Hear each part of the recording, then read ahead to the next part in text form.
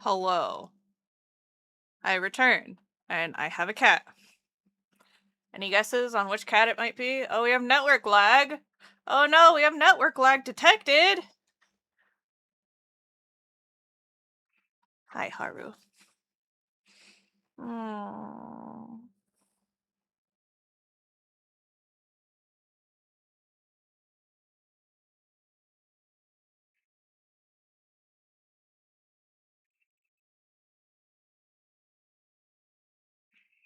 Okay, I think we're recovered. Are we recovered? Is Twitch gonna listen to me and be like, "Oh yes, they noticed everything is fine. Surely I won't have to think about anything else." Oh God. Okay. Well, ma'am. Surely. Surely. Hi, Zaku! Hi, Zaku! Zaku, Zaku, Zaku, Zaku time! Zaku, Zaku time! Hi, Zaku. Hello, wow, wow, wow, wow, wow, wow, wow, wow, wow, wow, wow, wow.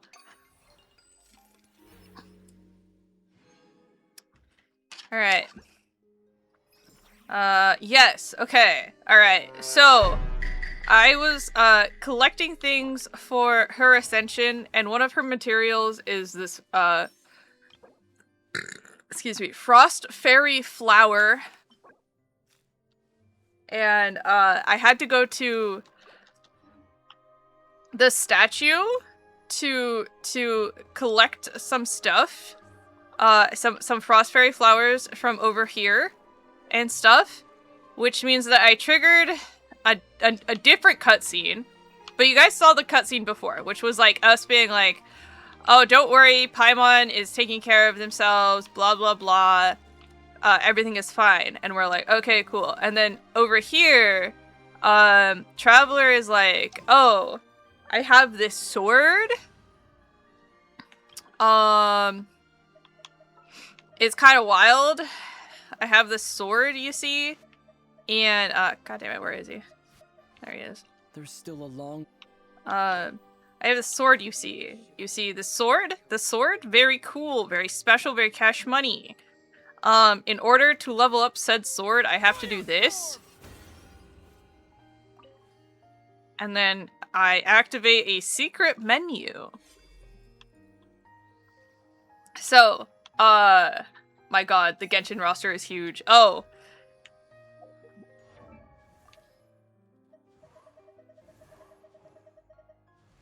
You mean this Genshin roster?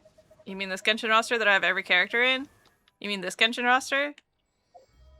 You know what's really funny is we can see how many people I have friendship with now.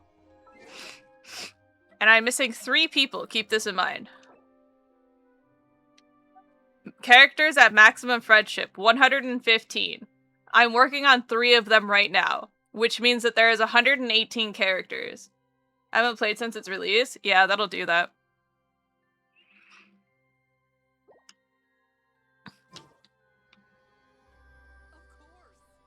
How do I get maximum friendship?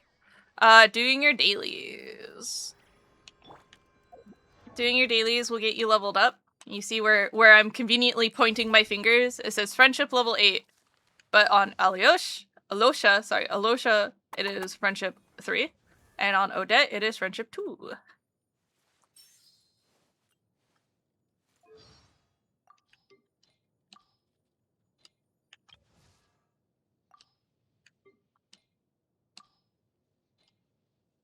Look at his asymmetric pout he has. He's got a little asymmetric pout, and he has freckles. Come here.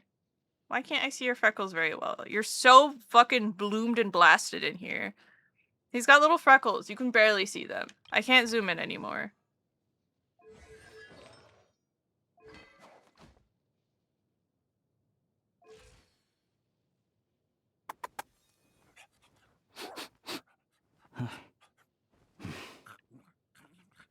He's got a good pupper though, who sits funny.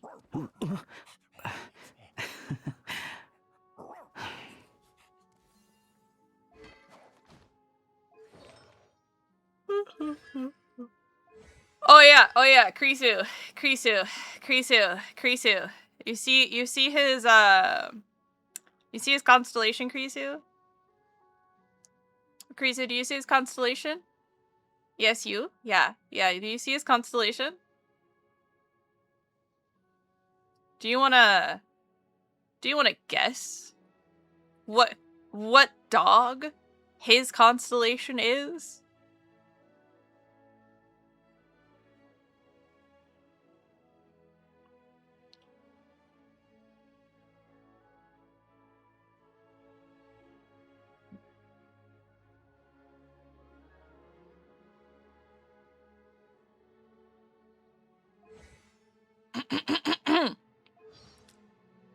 Constellation Canis Borzoides.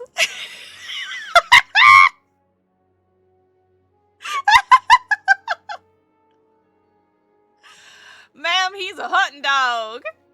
Ma'am, he's a hunting dog.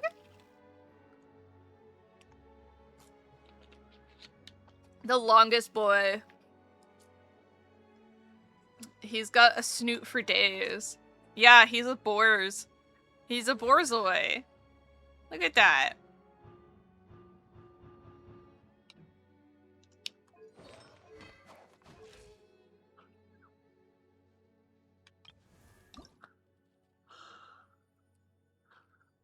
Excuse me. Oh my goodness. Constellation not drawn unnervingly long enough. It's true. They drew it too conservatively, honestly. In my humble opinion, they drew the borzoi way too words conservatively. Wild. Oh my god, wait, they're both birthdays in February. Hers is 2/20 and his is 2/9. Dude, they're pincering. They're getting closer and closer to my birthday. Every day they're straight closer to God.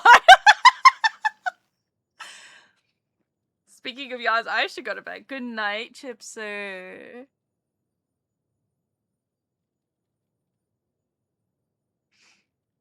Okay. I wonder if everyone's gonna be like in the winter birthdays here. That would be really funny to me, actually.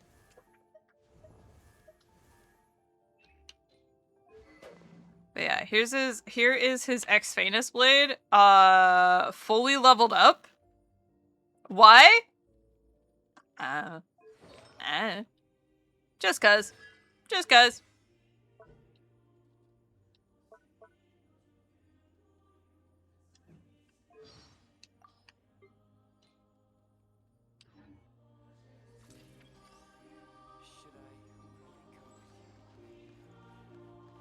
Okay. Anyways.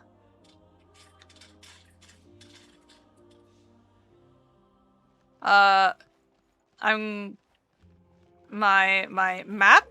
map is 69% nice, and 84% nice, and 78% nice. We 100% in White Birch Snowgrave when we were there on stream. We did that. I 100%ed Volkodlok Tundra recently. Mostly for the Huntsman's Cabin thing. Sure. Maybe we go to the this area.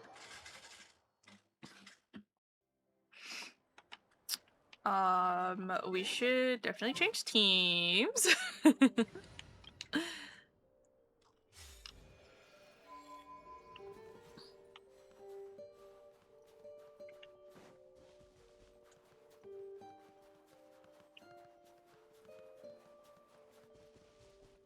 Oh, there's another fishing spot up here.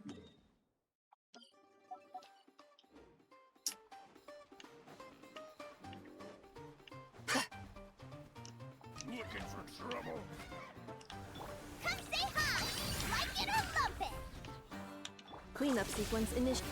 Wayne, be cleansed.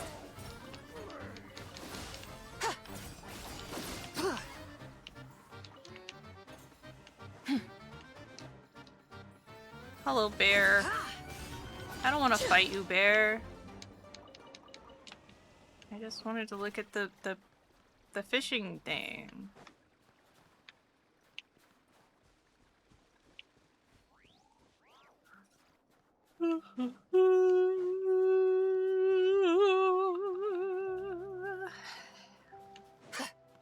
Okay.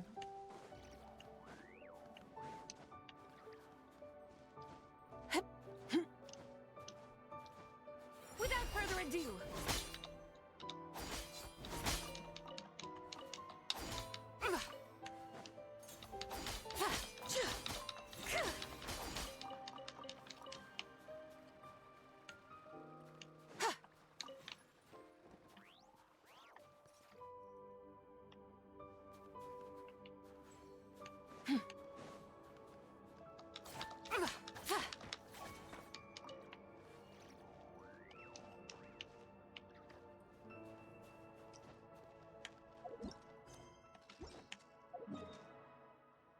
Oh yeah, okay.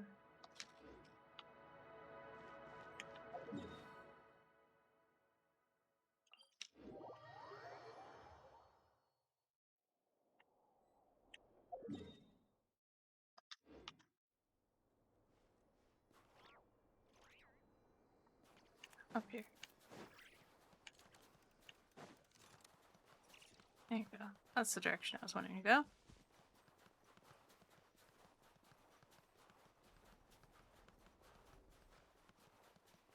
Hi, Dustin! Wait, did I get rated? Did I miss that completely?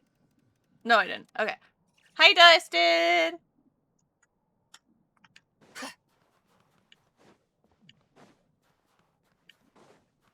Yes, this blue's my favorite of the challenges. Show me what you Oh, yeah. Who goes We did investigate this area already.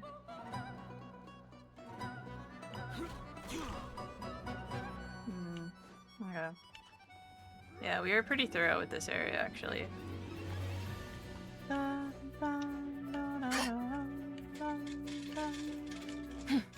Hello! I didn't know you played Genshin? What do you mean? What do you mean? That's like a personality trait of mine at this point. Unfortunate. But also kind of true.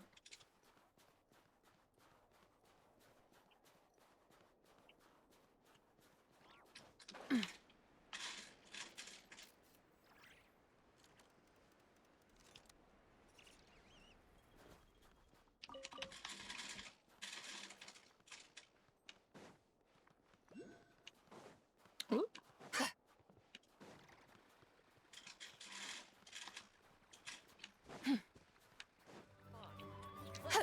Oh, hi. Some fairies.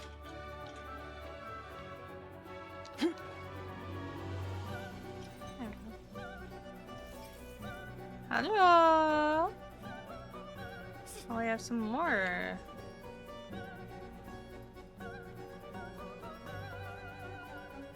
Ooh, have I been over here at all, actually?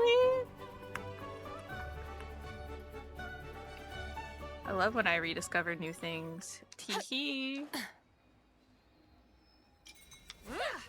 Big mistake. Don't, Lumi.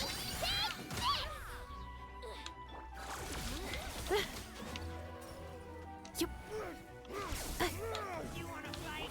Surge. A moonlit night for all. Be cleansed.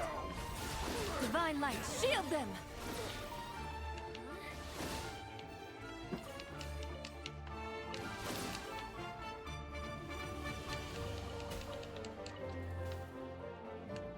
Well, hi. Defensive mode engaged. Coming in hot.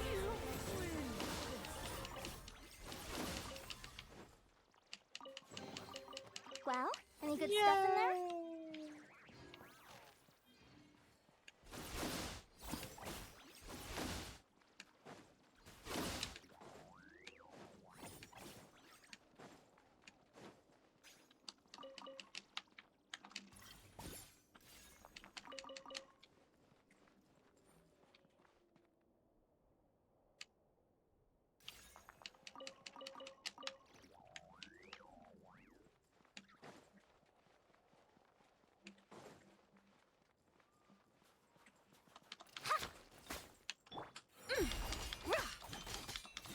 Is this rainbow orb?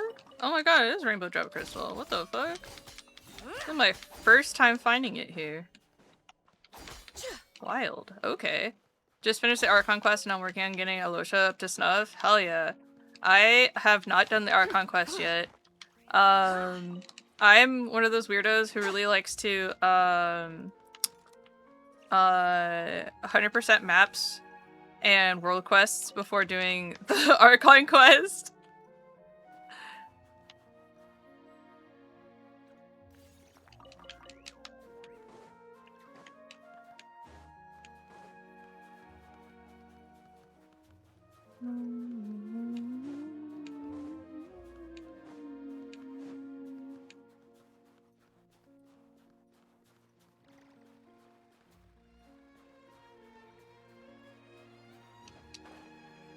Ooh, we have a Jack Frost to do. I was trying to do some of that too, but the sheer cold kept killing me, so I was like, I'll just finish the main story then explore. That's funny. I got I would say that you're able to do a whole lot once you get past the opening parts of it. So like where you get the device and stuff. And then after that, you're basically free to explore. Cause like I went in hoping that I could just like walk myself to Snezhnograd, and they're like, no, you don't do that. And I was like, oh, okay. Got it. Won't do that. Got it. What's up, guys? Toodles. No. I'm just chilling. I'm just chilling. You don't wanna fight this. You don't wanna fight this. Ooh. You sure you can't walk your way over? I mean, considering where you come from in order to get here, you can walk your way to Snezhnaya, yes, but Snezhnograd, no. No, you cannot. Claiming forsaken possessions. In so much that you are railroaded into the first part of the quest line, where you receive your first parts, so that the cold does not kill you.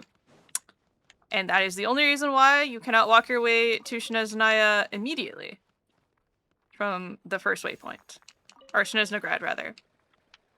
At least it's not as cold as on the moon.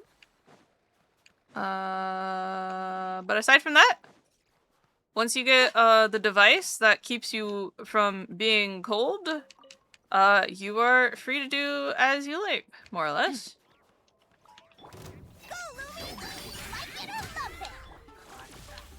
Surge, a new moon rises.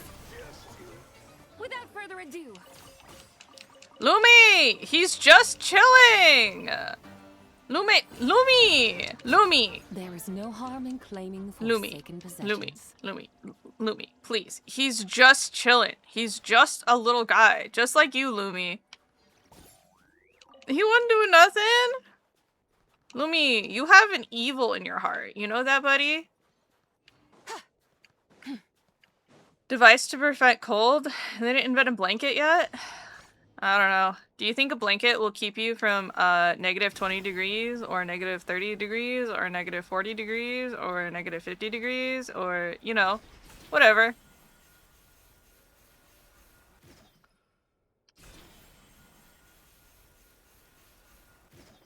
Devious ill creature.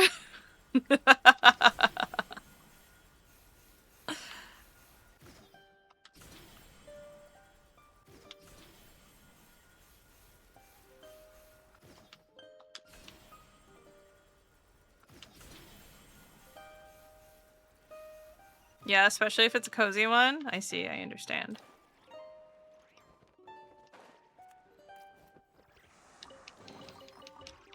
A gift from the heavens. I shall gladly accept it.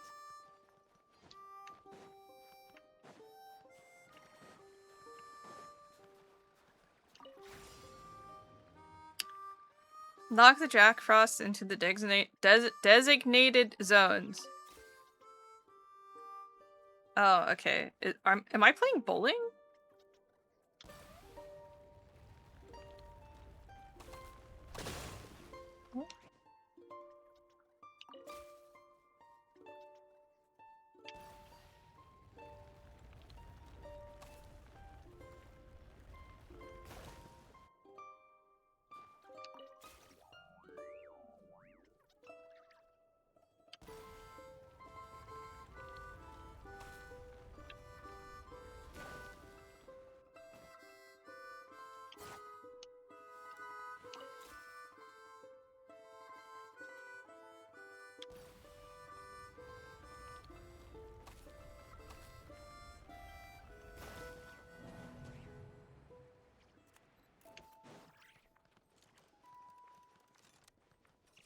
Alright, alright.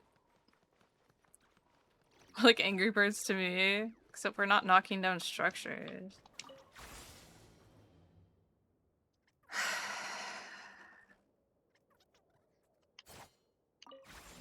No, god damn it.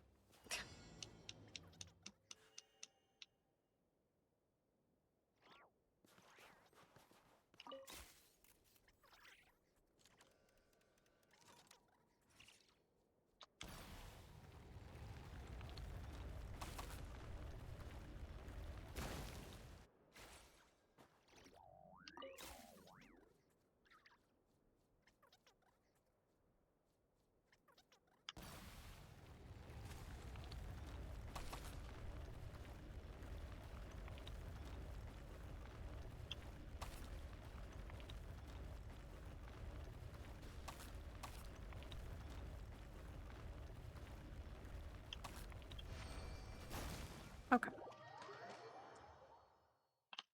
Yippee! There is no harm in claiming forsaken possessions. Alright, we did that one. Yippee! Yippee! Yippee! Yip! Yip! Yippee! Yippee! Yippee!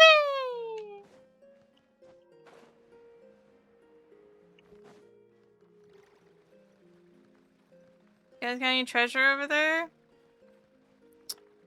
don't see anything. What about inside the coach? No, you guys are just hanging out for no reason. Alright. Do as you will. Carry on, carry on. Oh, excuse me. Oh,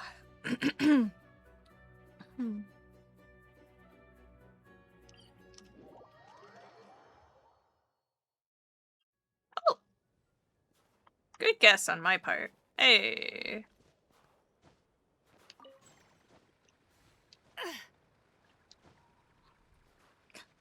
Not me being like, I feel like I haven't been here yet. I feel it in my bones. I have not yet been here.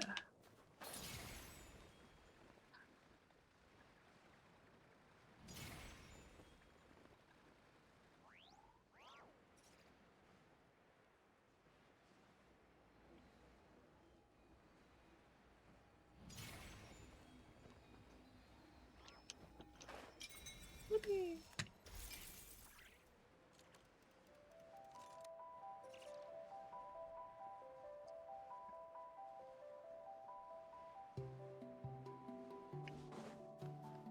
Oh, what? Oh. So, Lumi, cleanup sequence initiated. Wait.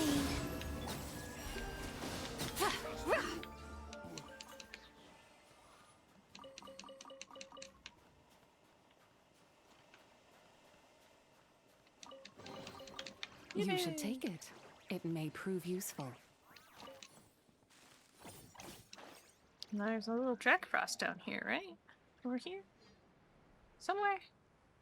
Where did I see him? Over here. There he is. Let's go find him.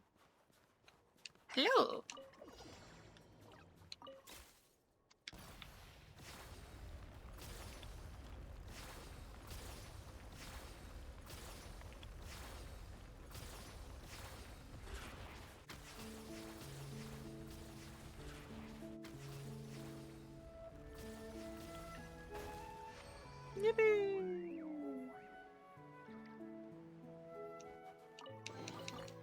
There is no harm in claiming Oh, that's climbing towards Flame Feather Valley. Ooh, interesting. Okay. forsaken possessions. Good to know, good to know.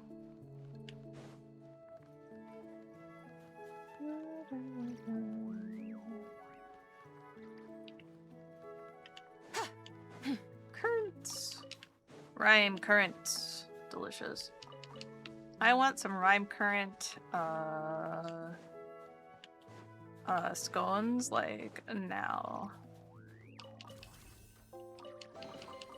There is no harm in claiming forsaken possessions.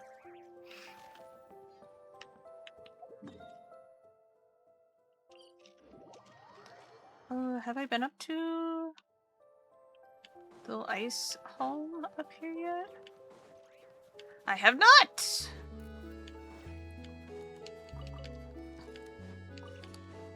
Huh. Jack Frost is worried about. Huh? Your kids don't want to come out, but you want them to come out? So you want to knock them all out of the house? Okay. Looks like the door's shut though.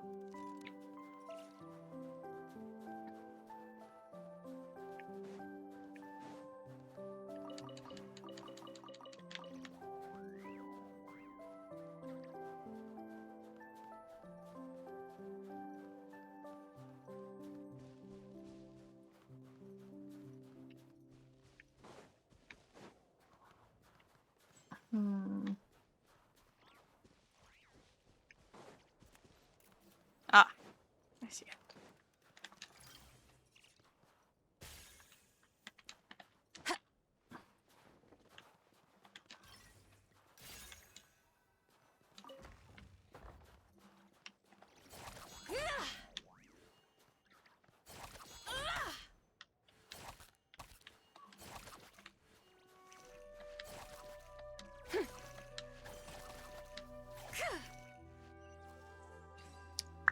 Yahoo! Yahoo! Guess that's taken care of.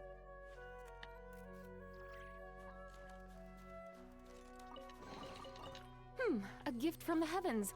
I shall gladly accept it. Wait,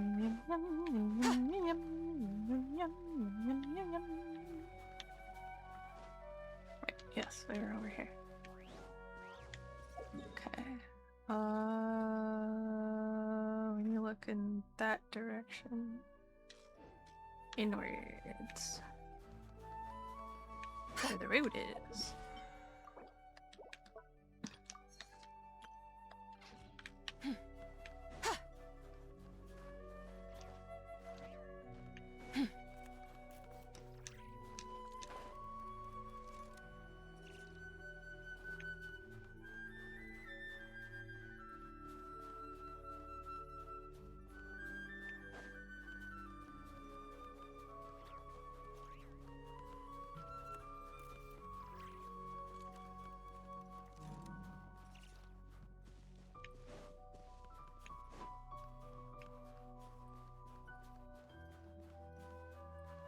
Oh, hi.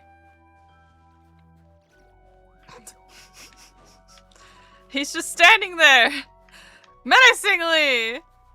Oh, is he watching on jealously? Oh, goodness. Uh-oh. Uh-oh. Has there perhaps been some sort of quarrel? Or a spat, even? Ooh.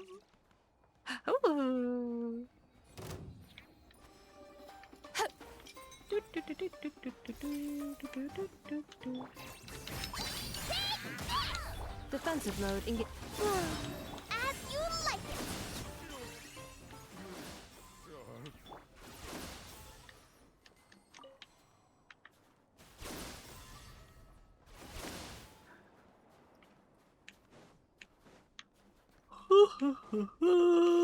Try to see if there's any hidden chests over here.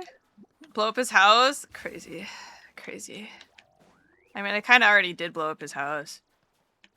House of Hesperides is in ruins, or something. Something like that. I'm sure there's going to be some sort of fallout from that.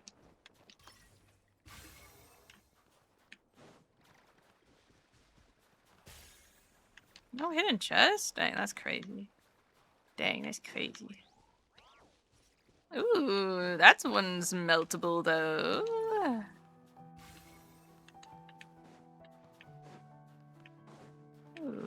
Ooh, this is that's a suspicious piece of glass. Yes, it is.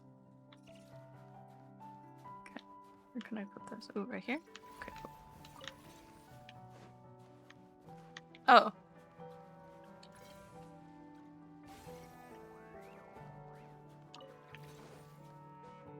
Never mind then. I thought it was a melty ice. It's not a melty ice. It's just a regular ass ice. I keep wanting to call it alpha ice and not like prime ice. Like I know I know what the difference is, but it still baffles me that my brain goes, yes, yes. The primitive type of ice, the most amazing types of ice, and then my brain goes, yes, the alpha ice.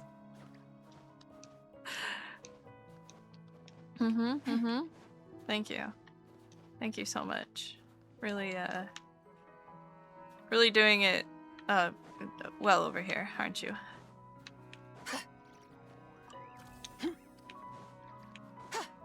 Alright, let's see.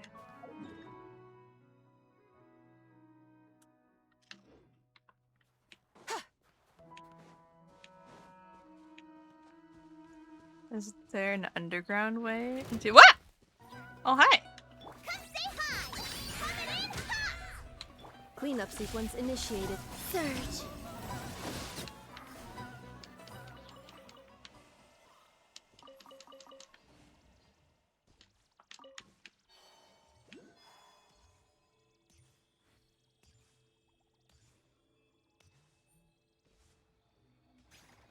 Ready to taste my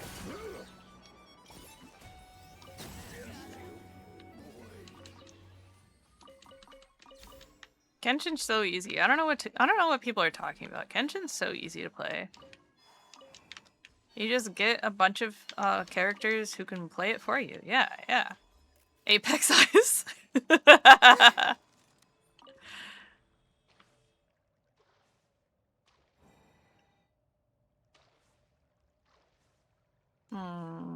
This doesn't feel like it's gonna be used for story time later. Not at all. Not at all.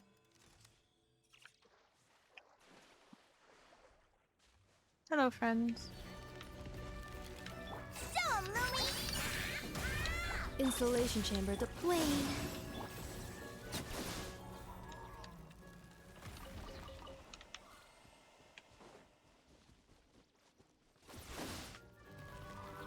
Yeah?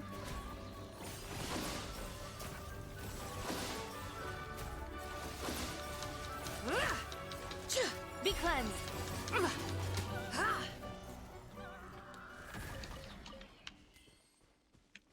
Okay.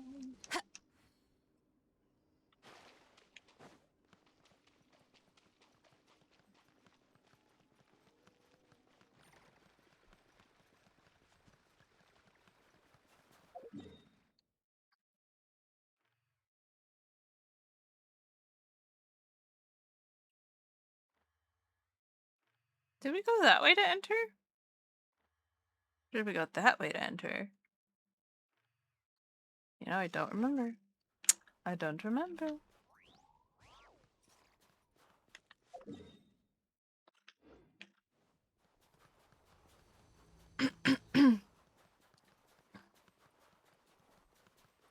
Things I don't remember. That. Things I do remember. Wanderer's 5 billion names.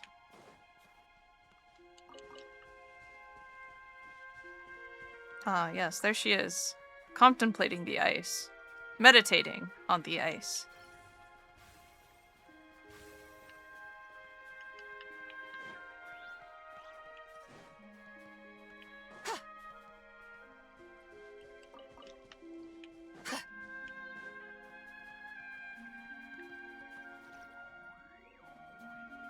Take a sip of water for each 5-star Chase has. Oops, you have to go to the restroom now.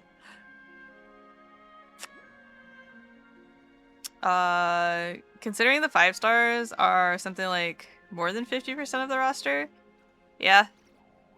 Yeah, you would.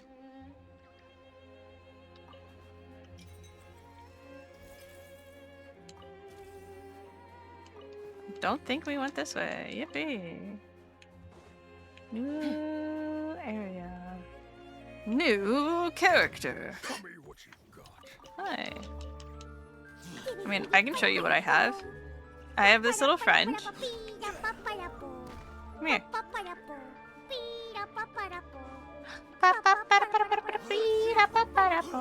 Okay, I want you guys close together.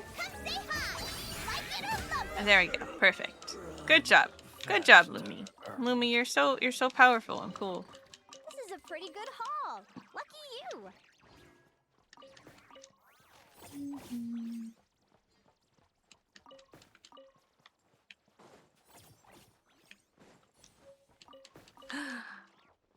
Stroganina?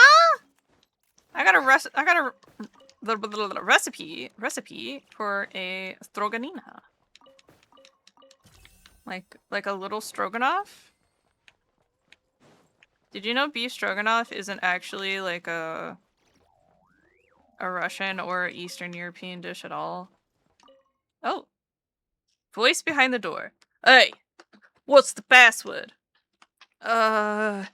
Firewater? What nonsense are you talking about? No unauthorized personnel allowed. Sweet madame? What nonsense are you talking about? No unauthorized personnel allowed.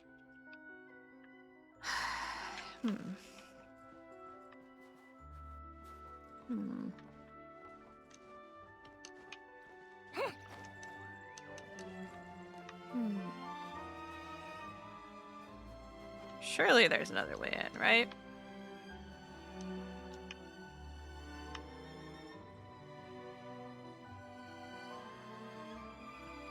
I don't need no stinking passwords. I'm the traveler. You ain't never heard of me?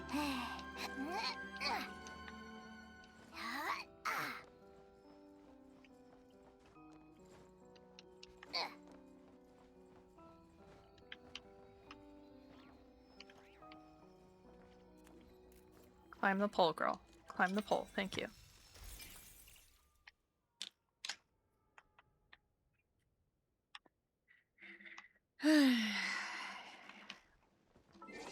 Alright, let's claim our password's password. Yeah, classic. Classic.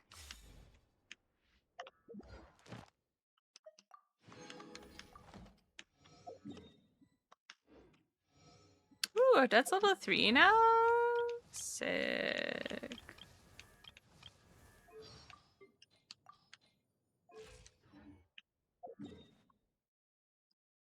Okay, so we can't enter that way. So we got to go this way.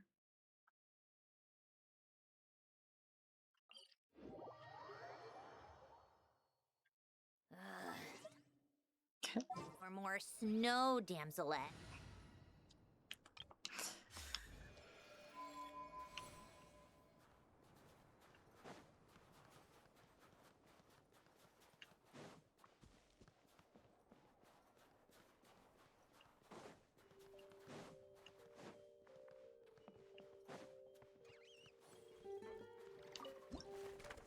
Oh yes.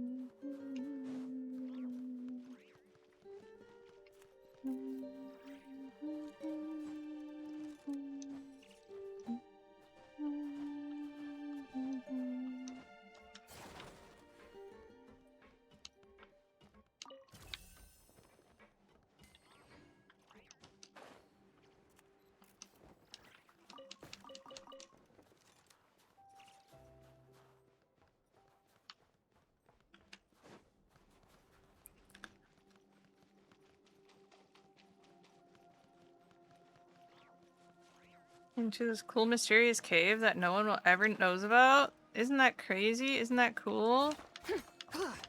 Aren't you guys excited to see what's behind this cool cave?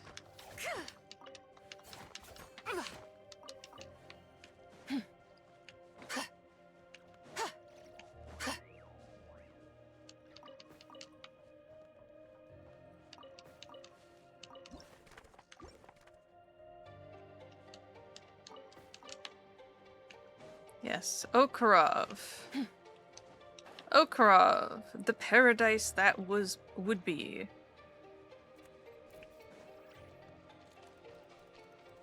Look at it. Gorgeous, isn't it?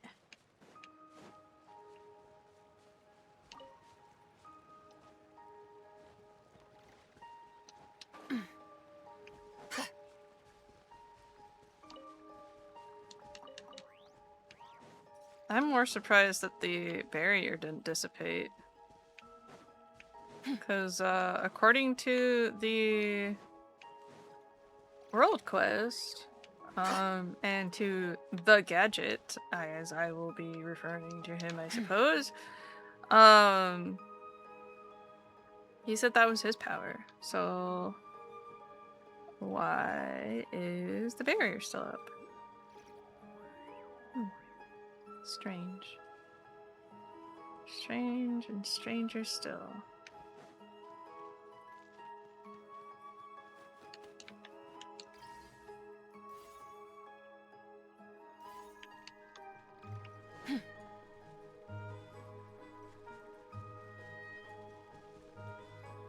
Oh, this is where it is. All right, we found the other one.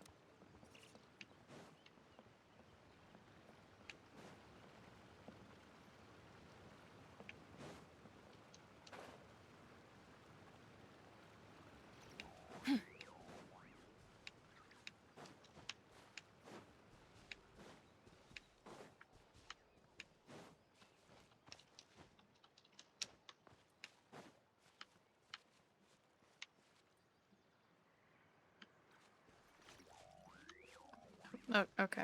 I guess I'm not allowed up there. Oh, oh, oh, oh, oh, oh.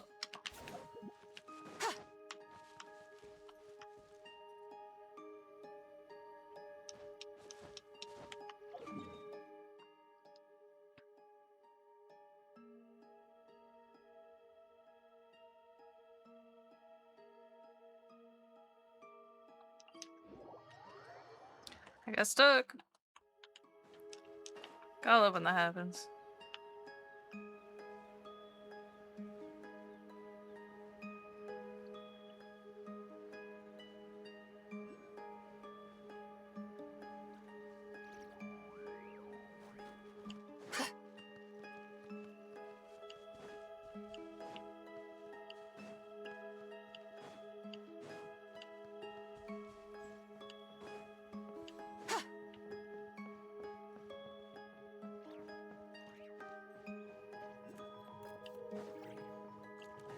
Okay, I see one of the little bats I'm supposed to get.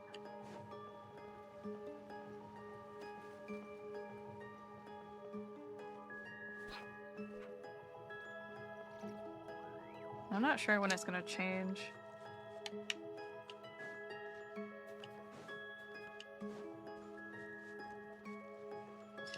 Beats! It's 7 p.m.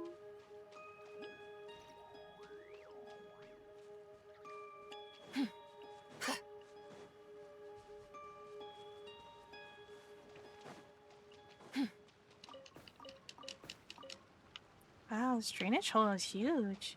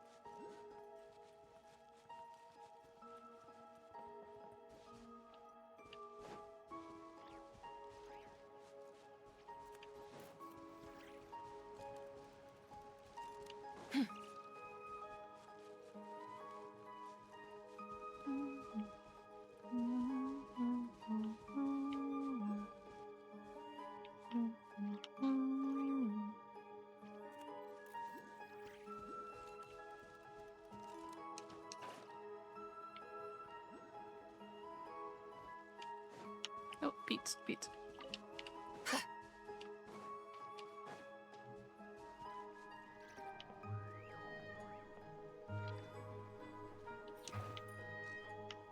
Oh, yes. Right. We fall into the hole. That's when we switch over.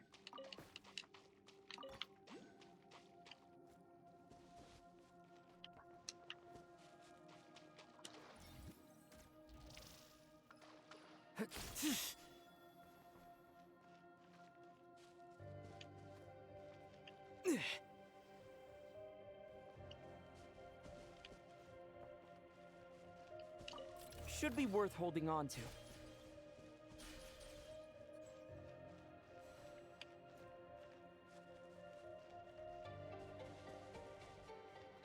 Ugh.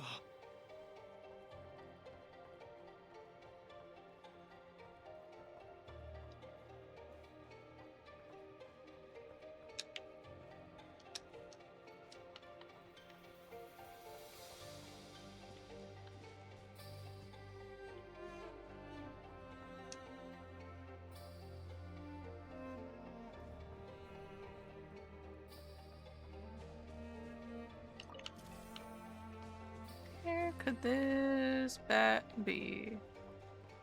We're looking like for a purple hanging thing. Aha.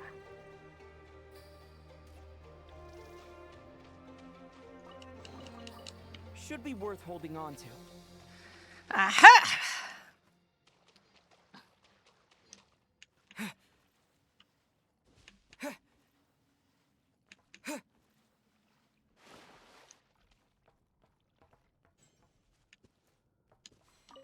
Now these will come in handy.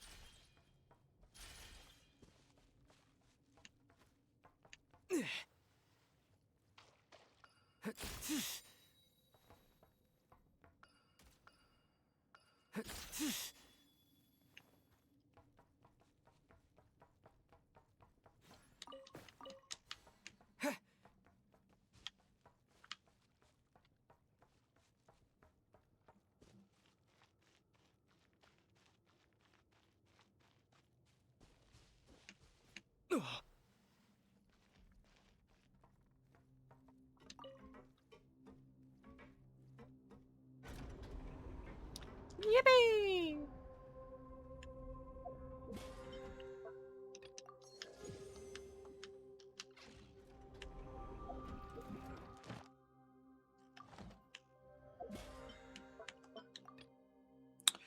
Ooh. Ooh.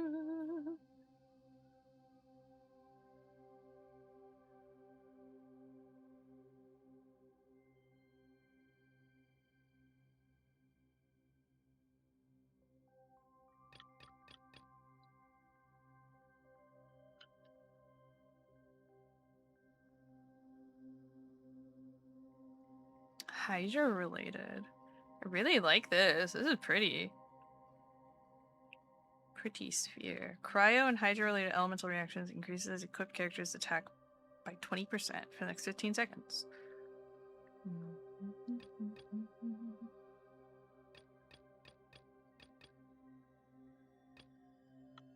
Ooh, Jade Vista. Candle woven from night. For every party member other than the equipped character who is of the same elemental type as the equipper, the equipping character's elemental mastery is increased by 64. Who is not of the same elemental type as the equipper, the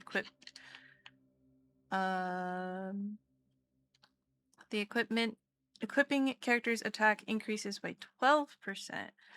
The two effects described above can stack up to 3 times in total with elemental mastery buff applied first.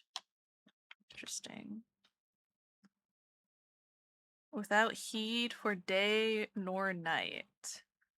Using the elemental skill grants the equipping character laws of the board, which increases their attack by 20 and their elemental mastery by 100. This effect lasts 6 seconds and can trigger every 12 seconds. Does not stack. The duration of this effect will only be extended by 6 seconds if the equipping character hits an opponent with a charged attack while it is active. The effect can be extended for a max of 6 seconds this way. Forged by the Golden Melody. Every 10 seconds, the equipping character plays harmonic movement, corresponding types boost. Stellar Glimmer reactions. Okay.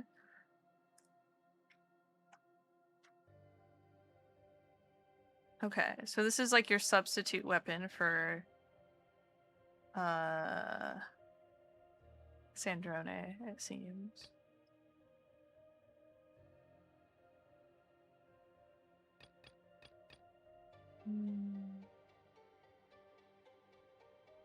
Frost Breath is pretty. We'll take Frost Breath. Why not?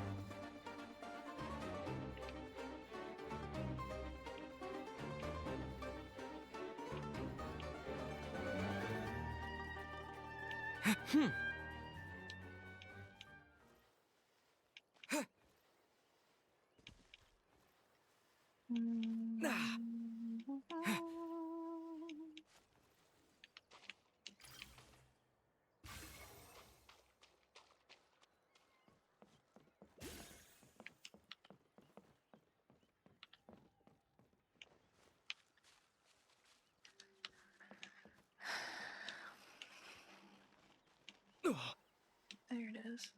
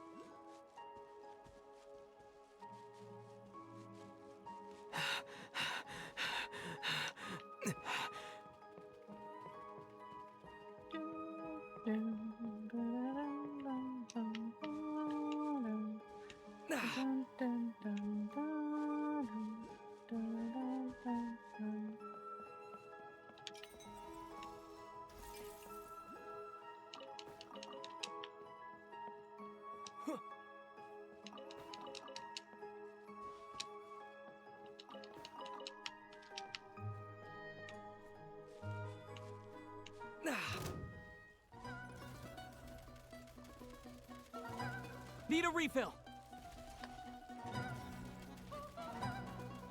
Only hurls rocks from afar. Is what it's called. The lonely. Pretty good The haul. lonesome? Only hurls rocks from afar. Wild. There we go. Ah.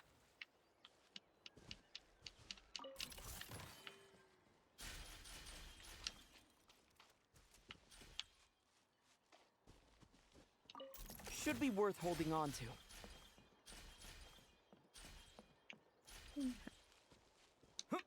I think that was the last one I needed from here, right?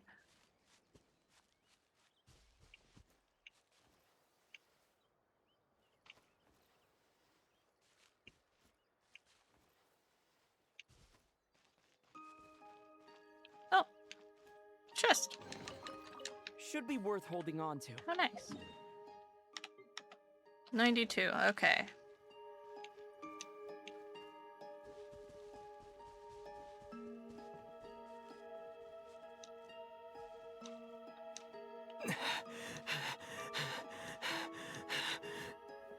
Nice.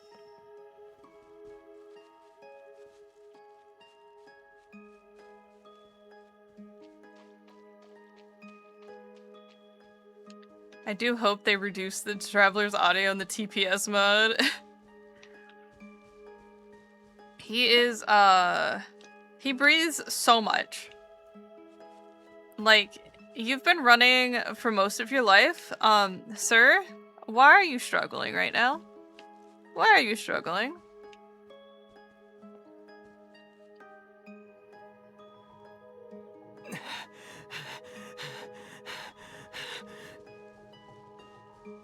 Like, are we pushing you too hard? Maybe.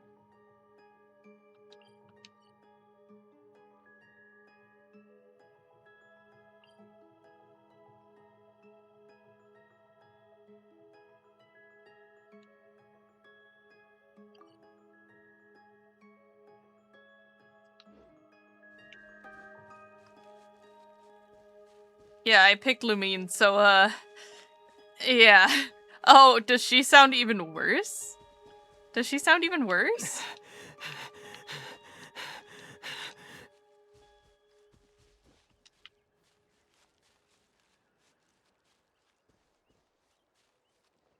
I can imagine she may sound even worse.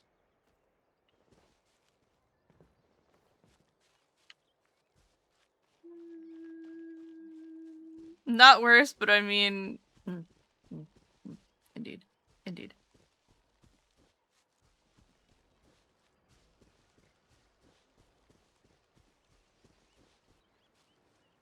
Ooh, there's another chest on there.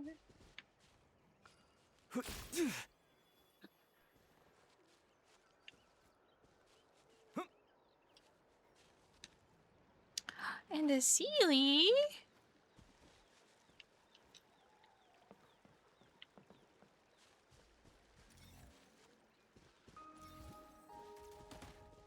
Oh, he's still standing there. Okay.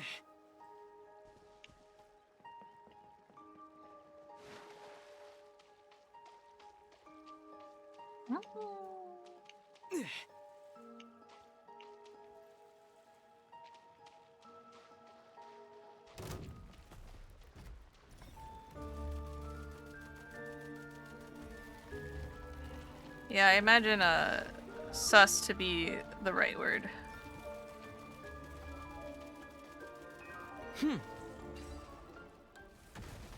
Yay!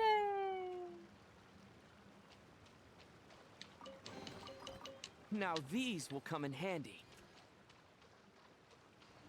Alright, now we just need to find the last one. Pretty good haul. And I think this area will be 100%ed.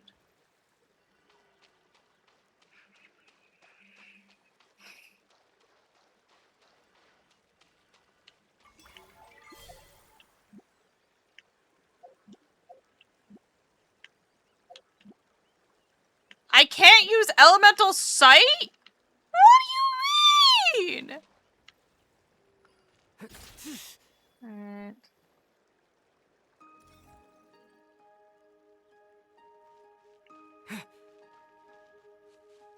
Thoughts, thoughts, thoughts, thoughts, thoughts.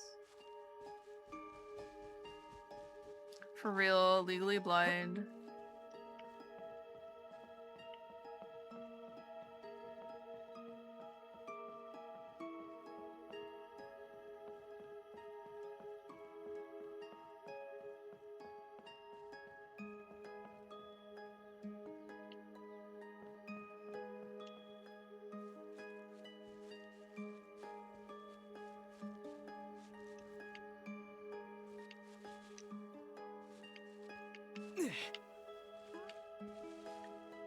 Really doesn't want me climbing that roof, huh?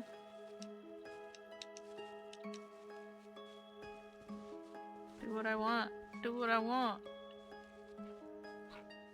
Oh! I see a hole. There it is.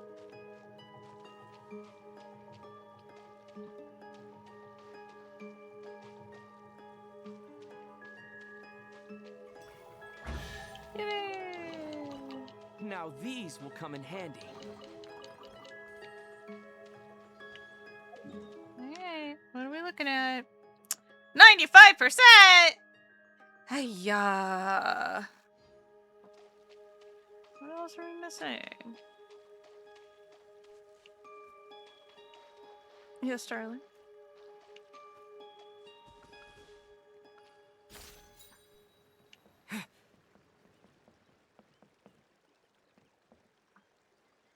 Oh, I see. I was just thinking about how I wanted rice and beans, so.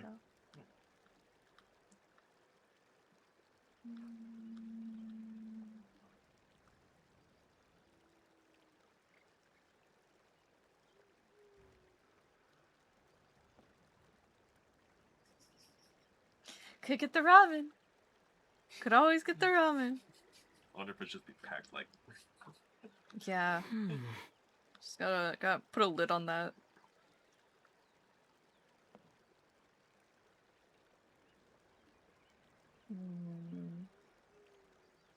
Would you want some consomme if I got some consomme?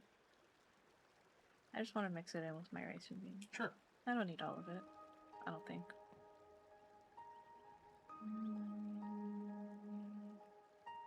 Pretty much just go for tacos. Okay.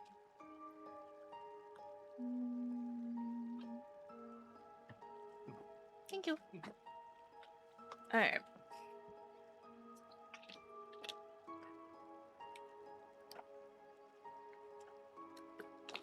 Okay.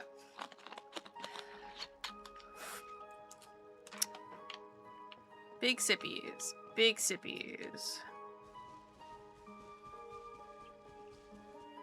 Alright. Surely I'm missing something. Yeah? Surely I'm just missing something. Surely I'm just blind. Correct? Correct. Surely I am just blind.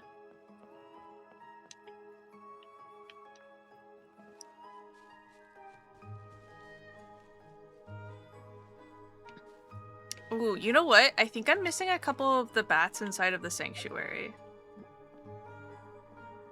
Perhaps that is what I'm doing? What I'm missing? Is that what I'm missing? Perhaps?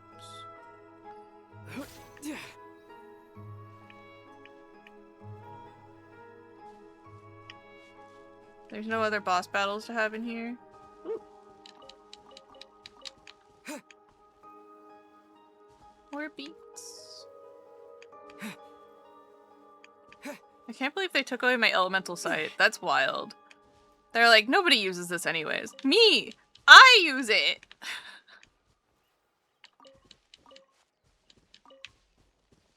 Rude. Nice.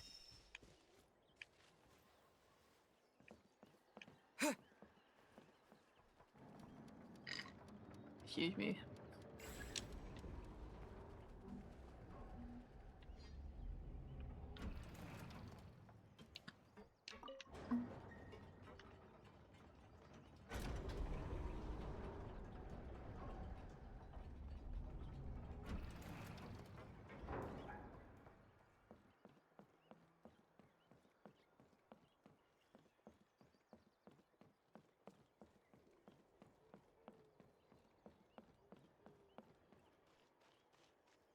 No. Shelik, watch. Elemental sight. Cannot use. Since the Shadow Realm prevents elemental energy from existing, you can't use elemental sight. I guess so. Like, I get that. But also, my elemental sight.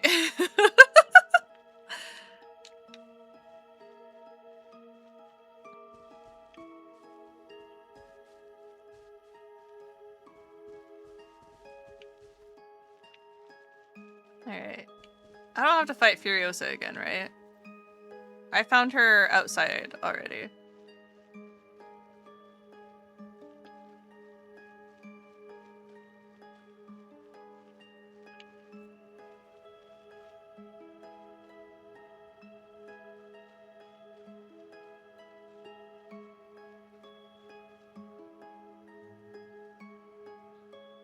Is there anything down there except for flowers and ferns and stuff?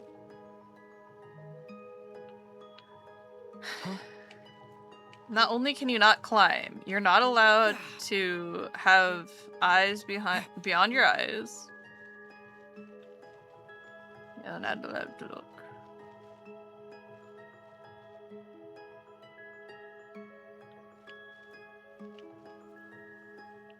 Okay, let's go.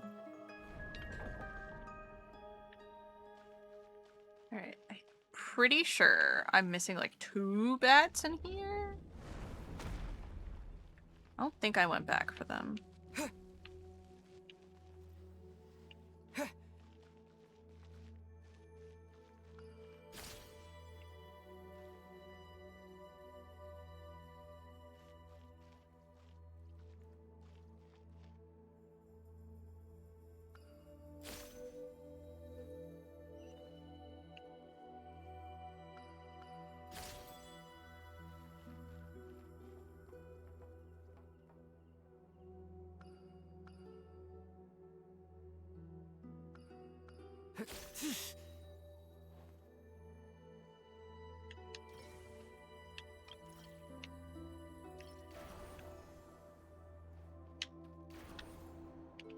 Oh god, oh god, oh god, ow.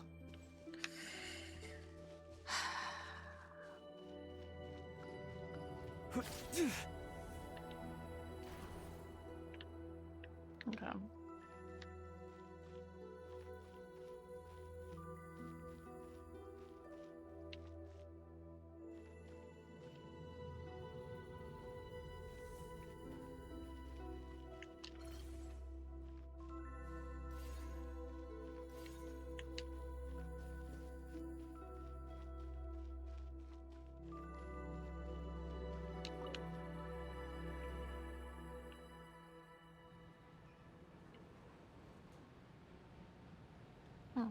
I haven't heard any go off. Hi, Phil.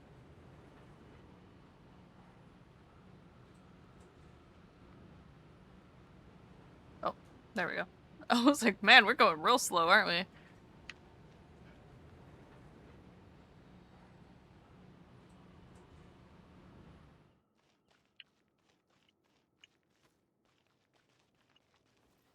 Any more bats in here?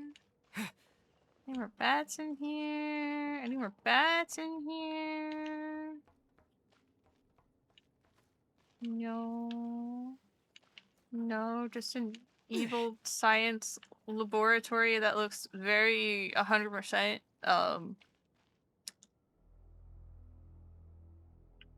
yeah.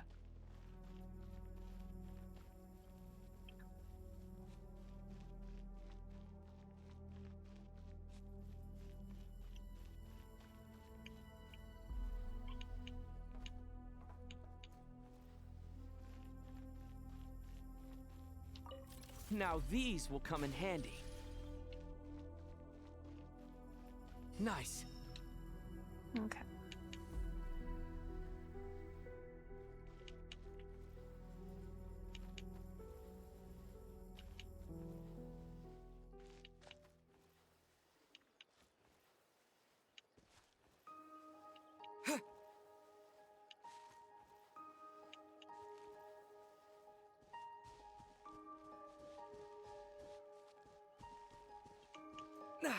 No? Nothing else? Did I really get this area done? Am I just missing a bunch of little tiny things and maybe an Oculus or something?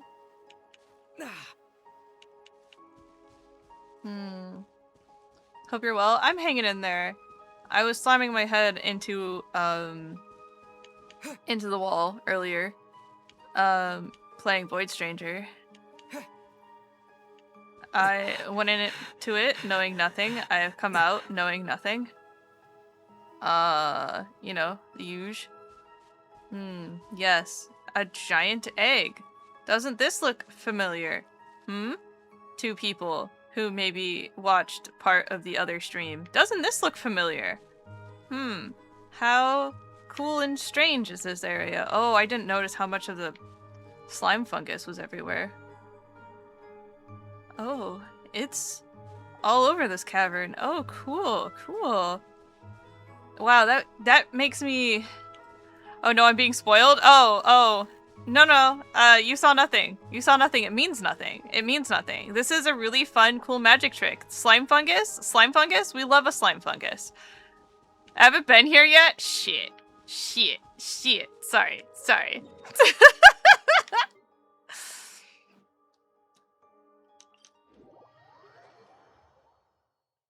Alright. Well, neither have I. I don't know what you're talking about. We didn't go anywhere cool. Not at all. Where's our...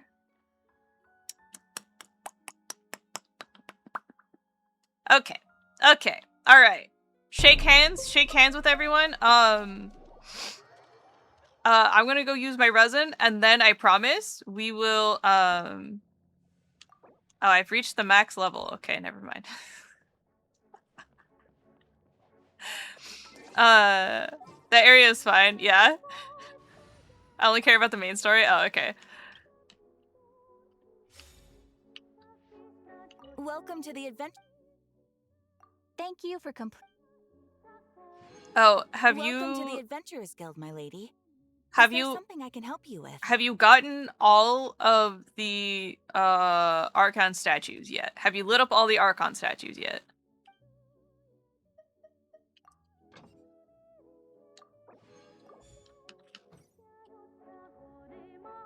Welcome to the Adventurers Only Guild. one remaining? Which one is that? Is it the one in the upper left Farewell, my corner? Or lady. upper right corner? And thank you for supporting the Adventurers Guild. Shaped like a big dog? Okay, cool. I'm glad I asked. Yeah. Don't look up there. We're gonna go like over here a little bit. You're not gonna look at it. Don't look at it. No one's looking at it. There. I'm in Snezhnograd again. Yippee. People stare. No stare.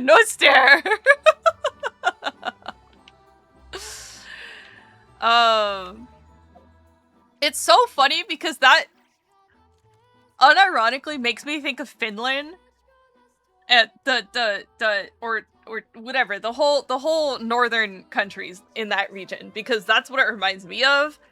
Just a giant flaccid thingamajig. Anyways.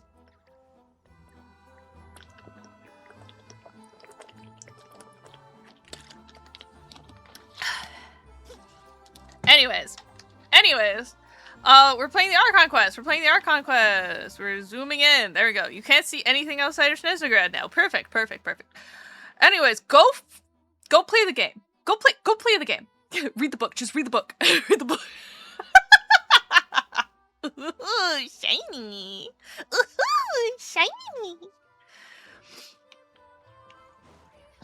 Yeah, I'll pull a Klee on your ass. I will. Ooh, shiny. Oh, it's starting to rain. It's a good thing all my new bombs are waterproof. Hello there. How can I help? I'm looking for Alosha. Ah, sure thing. Give me a second. I'll go fetch him for you.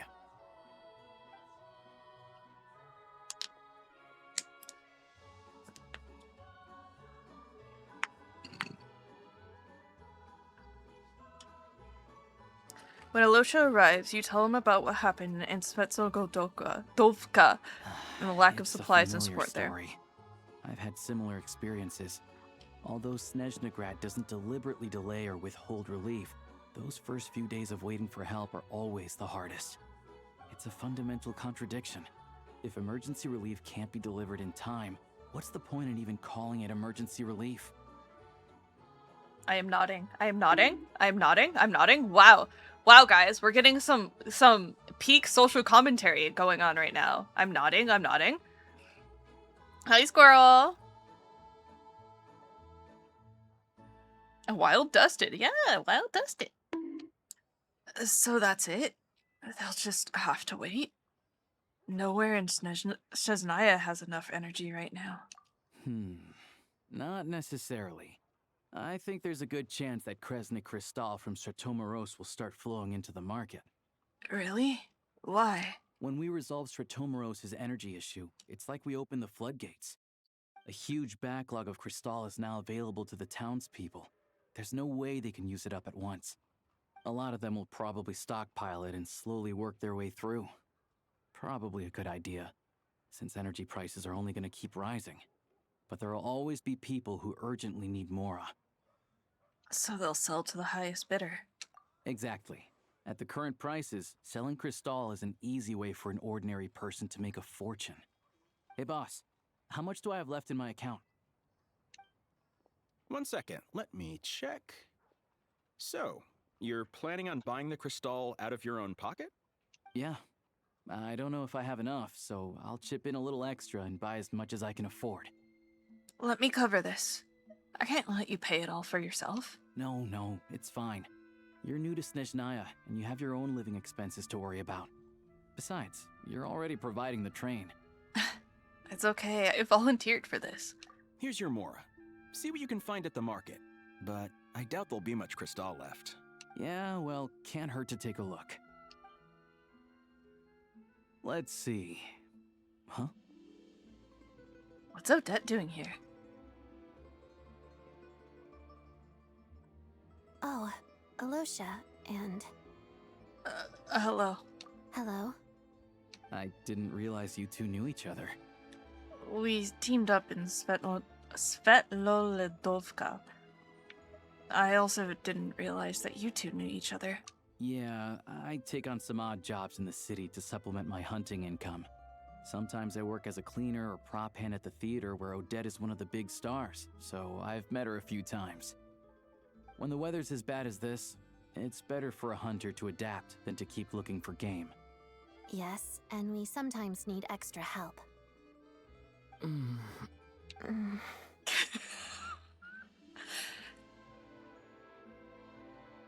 Wait, why is the atmosphere so awkward?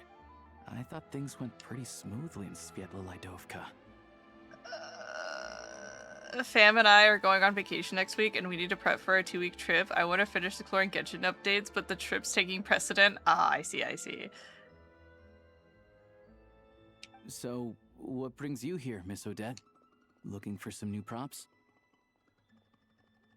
Reminder. Her mentor was Senora. And, we all remember how Senora met her untimely demise, right? So,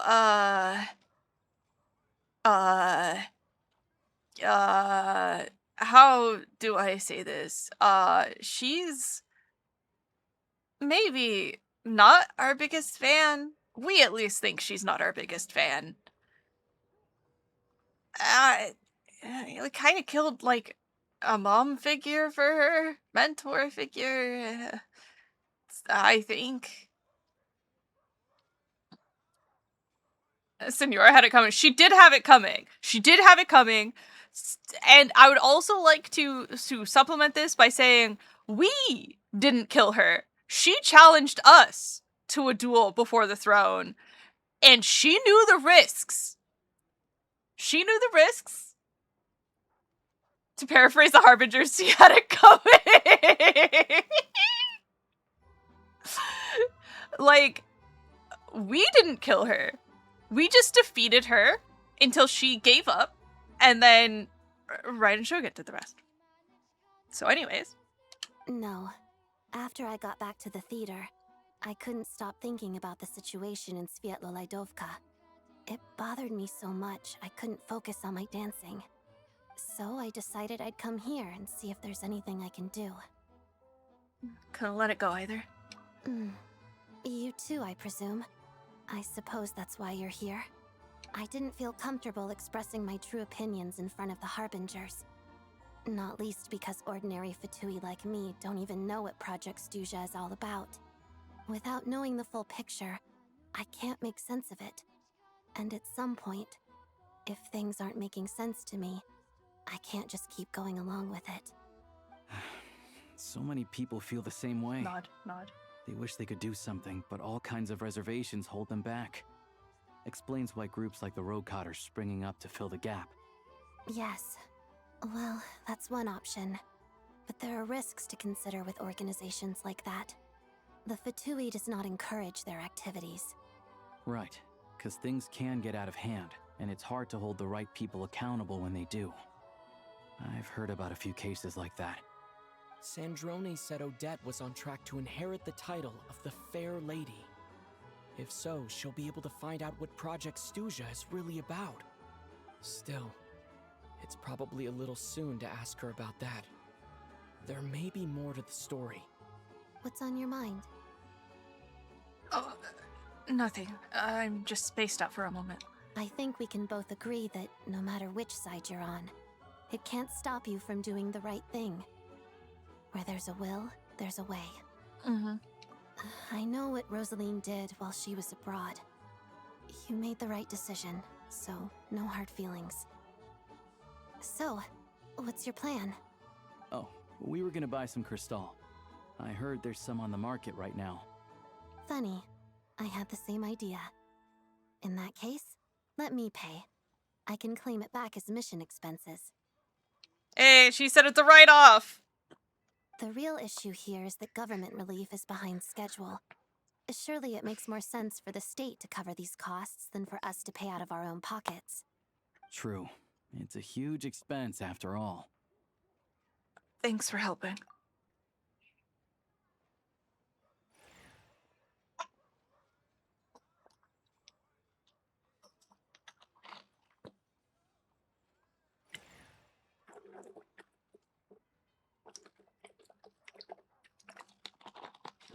Let me see. I'll take it all, please. And I'll be needing a receipt. Right. Choose mission budget under the expense category, but be sure to specify emergency rescue operation in the description. Otherwise, the normal reimbursement limit will apply. Let's book this train. Regulations say that if we need to transport Kresnik Crystal during Project Stuja, extra carriages can be added 1 hour before departure. Taking care of business. Let's go, girly pop. And her That should do tutu it. nonetheless. The train will be escorted to its destination by Fatui guards. QQ! Hi! This is my first time seeing you handle Fatui affairs, Miss Odette. It seems you're as skilled an officer as you are a dancer. You flatter me. It's only because I've been doing both my whole life.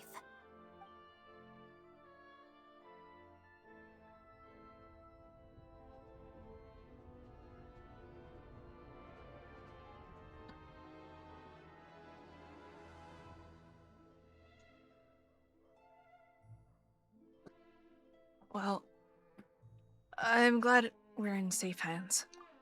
Anyway, I bet you've been non-stop today, am I right? Any idea how Paimon's doing? I've had my hands full, but I'm gonna go back to check on her now. What's wrong? Who's Paimon? His travel buddy. Hasn't been feeling well. She caught a cold right after they got to Snezhnaya. Sounds like she's important to you. I can't believe you've been dealing with this on top of everything you've been doing to help the people of Snezhnaya. I couldn't just turn a blind eye to their suffering. Paimon wouldn't want me to either. I've got nothing going on right now, so I'll join you. I want to see how she's doing. May I come too? I have some candy that someone gave me back in Svietlolaidovka. Plus, I know a little bit about relieving cold symptoms. Sure, she'll appreciate the company, and she'll definitely enjoy the candy. All right then. Yippee! I still party! don't know what the deal is between these two, but at least the tension seems to have vanished. A good sign, hopefully.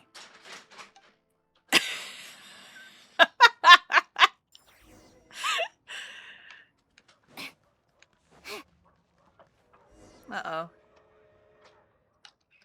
You're over the line, Veslov. This isn't your business. Get out of my way. Luchkin territory, Luchkin rules. We'll have to be the ones managing this. Have you forgotten the rules we follow? It's there, black and white. No harm to families, no abuse of women and children. Or do you Ismailovs not remember that nowadays? And you're gonna be the one that stops us then. Did something happen? Looks like two groups have gotten into a disagreement. One more time, Veslov. One more time, I'll tell you. Keep your nose out of this. The old sire also says debts are to be repaid. Always. Please. Just give us a few days. Just a few more days. We've already taken Papa to the lumberyard to pay back the debt, and Mama can't work due to injury. And it's just Grandma and me at home. I don't mean not to pay. Grandma and I were selling dolls to help with Papa's debt. Soon, very soon, we can make $7 a day. We just need 4. No, it's 3 more days, please. 3 more days, and we can pay back what we owe for this month. 3 days, huh? That's the last guy told us. And guess what? We caught him the same night in underground gambling dens. No one who owes a debt overthinks how they got there in the first place, huh? Let me tell you something, girl. You break trust, you find yourself slipping down the slope to becoming trashy here. But you were the ones who came early. Hey! What do you think you're doing, bullying a little girl like that? No coercing kids. This doesn't look like your average debt collecting gig. And what did you two grow out of, huh? First Luchkins, and now some blonde ally of justice. And a villa kid. A villa kid? That's a first one. That's a first one. That's a first one. If I knew this job was gonna be tiring, I'd have swapped with the booger Lori. Enough. Your bloody debtors are always repeating the same old sob story. I'm done listening to your drivel. You really want to stick your neck out for this lass? Don't you forget the shape we beat you into last time. But if that's what you want, you know the rules. Draw your sword. Even if I get beaten, I won't. Why don't you just let me take it from here? Am I allowed to draw my sword as well? Wait, you don't got to. Oh, don't worry. Leave it to Chase. No one picks on little girls and is worth worrying about. Pfft, idiots. Don't you know what's good for them? The rules were made to settle disputes between gangs. But if someone wants to play proxy, I don't see why not. Alright then, Blondie, bring it. Let's see if you can back those words up. Any rules I should take note of? Both sides will use weapons in their hands and nothing else. The old sire himself taught us to focus on our strength. Victor or defeat will be decided by our swords and the courage to wield them. I see. In that case, I've got this. Huh! You've got more stones than Vlaslov. If nothing else, well then, let's do this. Alright. Mean Streets of the Despicable. World Quest. Ah! Show me what you got.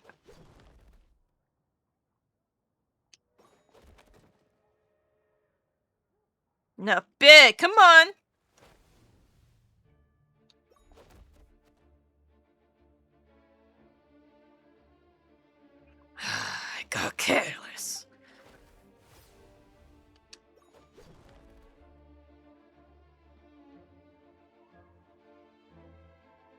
pretty good. You're fast.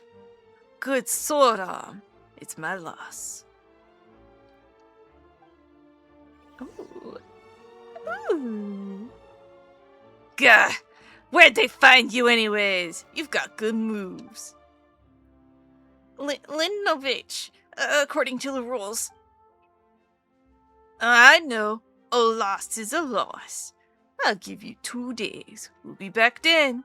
And if you think you can escape, girl, you got another thing coming. It's okay, Marfa. It'll be alright, I promise. Alright. Thank you for the help, you two. If you hadn't stepped in, I'm not sure I could have gotten out of that one in one piece. I'm Vislav, and I'm with the Lechkins. What are yours? Paimon's Paimon, and this is Chase. I'm Marfa. Thank you so much. Oh, it was alright. Also, who was that guy? You know, the Linda something guy? He's Papa's creditor. Papa owes a ton of money because of his gambling habit. He even took him away. Yeah, they're with the Ismailovs. And the Ismailovs are one of the gangs of Snezhnaya. They're the biggest, but they're also one of the most rotten lots. Their leader, the young sire, has been making some real moves lately. The gang's appetite for Mora has gone up in leaps and bounds. They've even started harassing women and kids for money. Utterly infuriating! I almost forgot to introduce myself. Greetings. I'm Sofia Pavlova Zaitseva, a fae for the Lechkin. I stand for justice. You're as skilled as the legends say, Chase. I see I'm famous around these parts. The Outland Traveler. We've all heard something or another about you now. Well, the Ismailovs have been targeting more people like Marfa, and people who have come to us Lechkins for help, but their numbers are in the endless stream. We carry righteousness in our hearts, but righteousness will not pay our debts. Well, indeed, justice is rarely worth much, Mora. It's fine.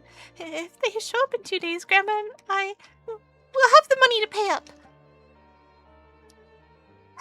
This time for sure, but what about next time? The interest on the Mora borrowing compounds, and you can barely pay the interest as is. Whoa.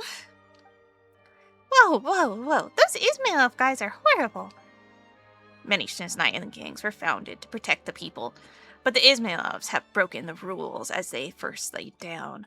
They become blood-sucking insects perched on the bodies of citizenry. It's just a shame that we lack the strength to challenge them. If not, I'm sure we would have put a stop to their abuses. Come on, Chase. These guys are beyond awful. Let's help. Bunny. Banui. I don't know. This seems like quite the pickle. Well, I can do that. Your swordsmanship is first rate, as is your courage. With your help, our chances of stopping the Ismailovs have increased. But don't worry, we won't ask you to help for nothing. We have our rules, and they say that those who help us will not leave empty-handed. So, we'll be helping out and getting paid for it. Exactly. Alright, in this case, please come with me. I suspect our leader will have some words with you. Your leader, huh? Yes. I have a feeling Mr. Zmei will be very happy to see you. The Fae once ruled Snezhnaya, and most of our gang are also Fae, but since the Tsaritsa took the throne, humans have been held higher in her favor. Mr. Zmei, being human, has an easier time communicating with those in power than we do. I'll bet he's mulling over what to do in Ismailovs as we speak. Anyway, come with me! Okay. Burn the storehouses and the stables, huh?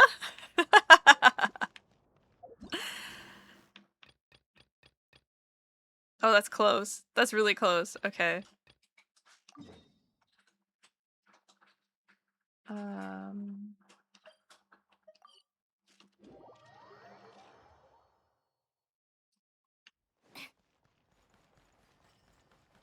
We'll continue that after our conquest because as we know, gotta do our conquest time. Our conquest time. Our conquest time, guys. Our conquest time. Oh. Can I have a bowl for everything, darling?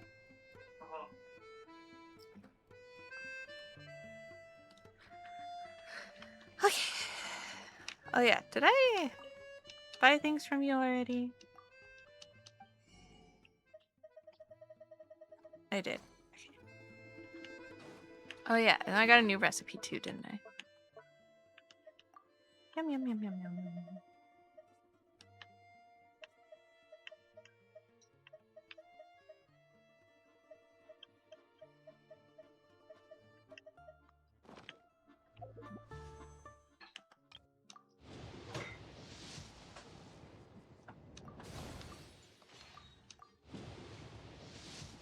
Get bigger bowl. That might fit everything, yeah. Thank you. Otherwise, there's only the big bowls. Fair enough. Boop. My rice and beans. Go ahead and use the ramen bowl. I'm already dumping.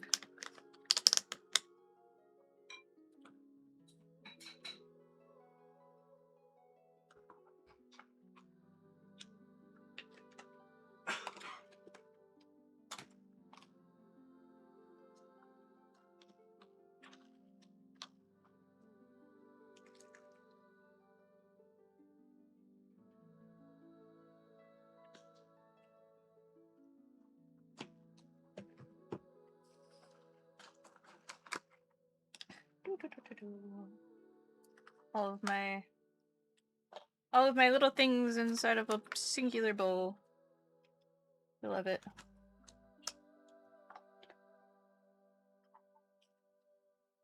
Alright.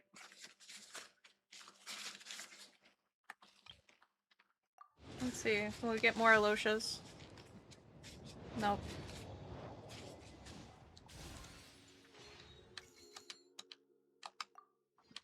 How about now? Will we get more Aloshas? Ooh! Ooh! That's not an Alosha! Where's my puppy boy?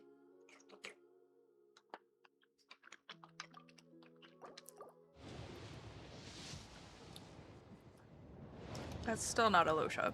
Excuse me.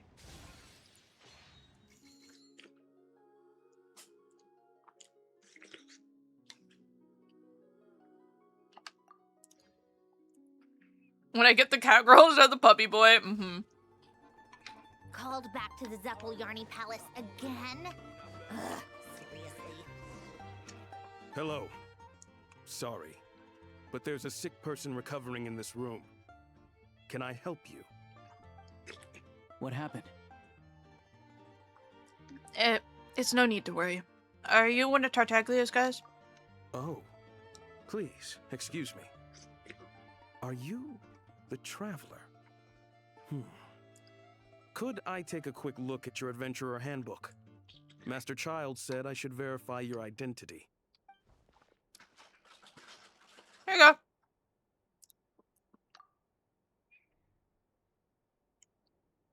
Ah, it's really you. Sorry for the inconvenience. We're under strict orders from Master Child to keep this room well guarded. Master At the same Child. time, we can't Master interfere Child. with Podvoye Restaurant's business. That would only seem all the more suspicious and draw unwanted attention to this room. Besides myself, a few of my colleagues are stationed in and around the restaurant, in plain clothes, of course. Rest assured. I didn't expect such a high standard of protection. Well, Master Child handpicked us for this special assignment. We're not about to let anything go wrong. Anyway, I won't keep you any longer. Please, head inside. Woohoo!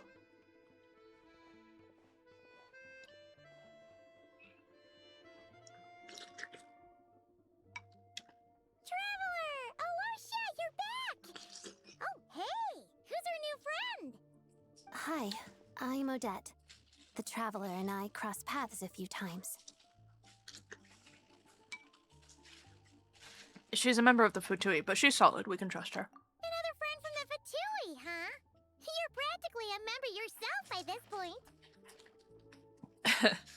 How are you feeling? Paimon's definitely on the mend. We should be back to our usual travels in a few days' time. Seems like that doctor was right. It's just... Paimon's limbs are still feeling a little chilly. I have just the thing. Hmm. Whoa! What's this? Is that a flame inside an ice cube? Wait, is this real ice? How's it not melting? And how does the fire keep on burning? All keen observations. You're right. This is called core ignis. Whenever I've caught a cold in the past, I found I recover much more quickly if I place this by my bed. You're welcome to borrow it. Awesome! Wow! It's so nice and warm! Oh, it's like magic. Your name was Odette, right? How did you two meet again? Looks like she's in pretty good spirits. That's a relief. Any progress with your investigation yet?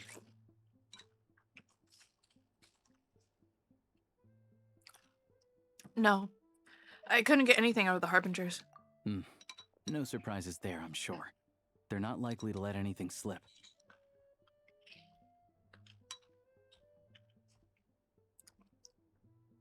I need to try a different approach. I wanted to look into this Rokot organization. The Rokot, huh? They might not know what's really going on. Do you know how I can contact them? Let me think. Members of the Rokot keep their true identities hidden, but I think there might be someone I can introduce you to. Leave it with me.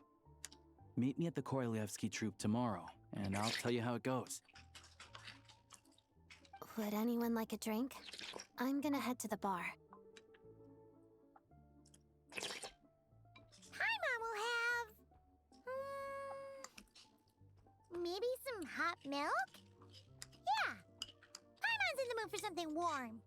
Enough with the secret chat, you two. Let's catch up properly in a minute.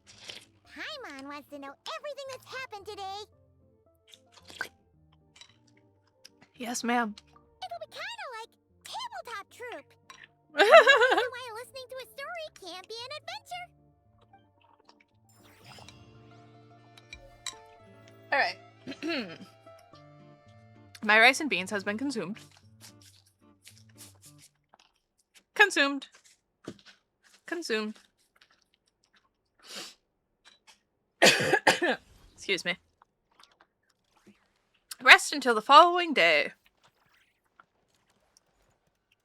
I was hoping she was hugging the bottle still. I thought that was gonna be really cute.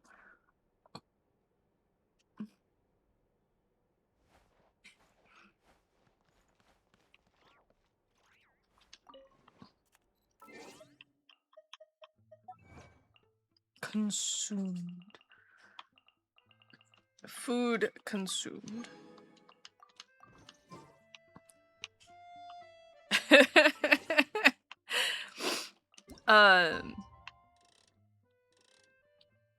At Offkai, or at Fanime too, I kept making the joke of, Ross and beans. Yeah. I kept making the joke that I was like Dark Souls text. Food consumed. Friends made. The boss is gonna give Paimon a copy of the latest newspaper to read. That should keep Paimon entertained.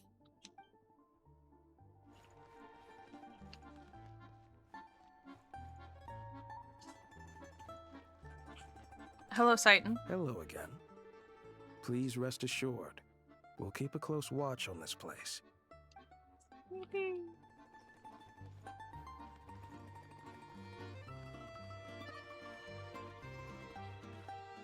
Here's this guy just fucking downing vodka.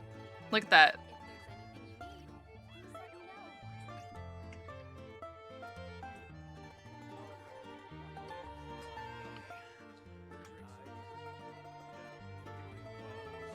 I like music. In fact, I've taught myself to play many different instruments. You don't believe me? Find me a piano, and I'll show you a thing or two. If there's anything you need. Look at them all sipping that fire water. Oh damn, he's just sipping it out. He's just chugging it outside of the bottle. Bruh. Back in my day, I could down 3 bottles of fire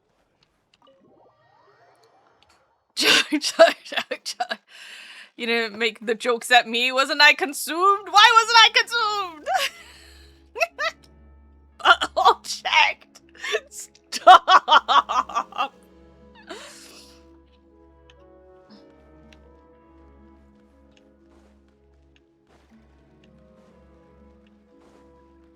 Oh, hi, Vanya.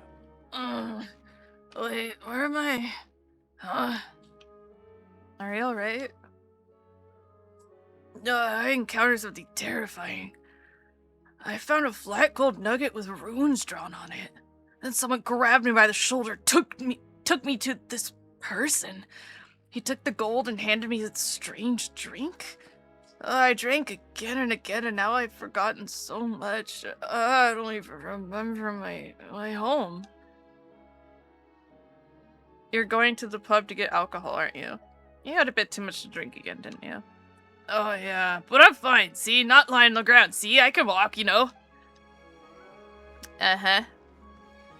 Uh-huh. Yeah. I know what you mean, buddy.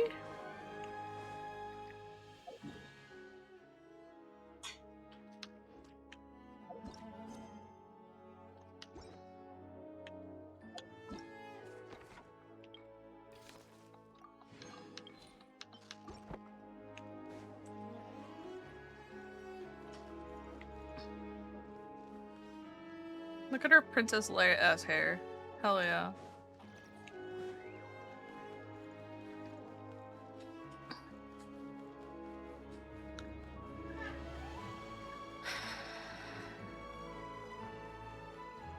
Timothy. Hello, Timothy.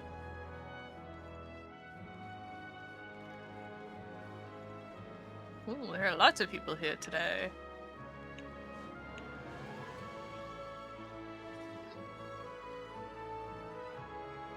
Ah, you made it.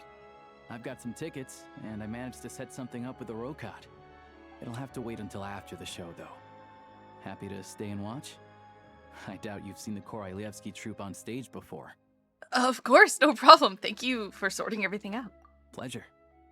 Here, this is the way in.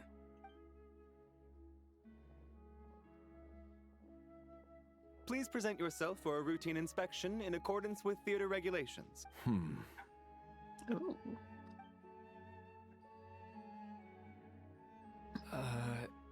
Is that guy with the Fatui? Looks like he's waiting for something. Who's this Fire Emblem-ass character? All done. Thank you for your cooperation. Please proceed through to the theater.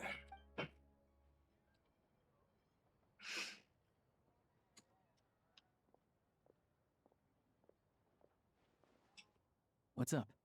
Everything okay? I wasn't expecting such a strict security here. Snezhnaya's business and political leaders are always passing through here, so it makes sense that security's tight. Still, it's a little unusual to see the Fatui's Armory Palace guard here. You saw him, right? The guy right at the back. Strong, silent type. His name's Valeri. He's part of the Special Assignments Battalion, but I only ever see him here for one thing. To look for a guy named Mitya. Mitya? Who's that? Supposedly a researcher, though he never seems to put much time in at the office. The theater is one of his favorite places to hang out when he's playing hooky from work. But that's not for us to worry about. Let's go. The show's about to start.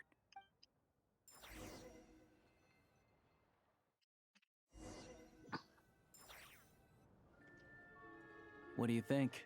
Pretty impressive, huh?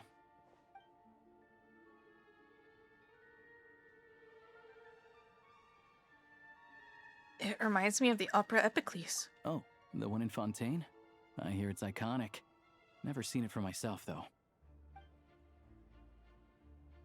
Here we are, just in time. Sorry, coming through. Excuse us. If you're gonna show up late, keep your mouth shut. What's his problem? Whatever. No point arguing with people like that. Look, there she is. That's who I'm introducing you to later. She's the lead singer of the troupe, Vodyanitsa.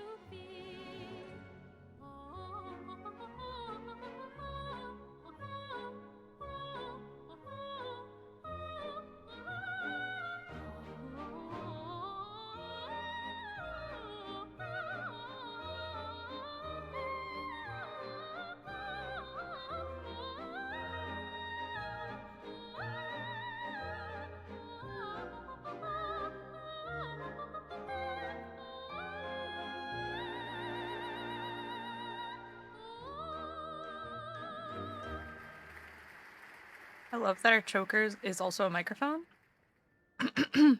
This leads directly to the green room. They're expecting us. Vodyanitsa will be waiting for us there.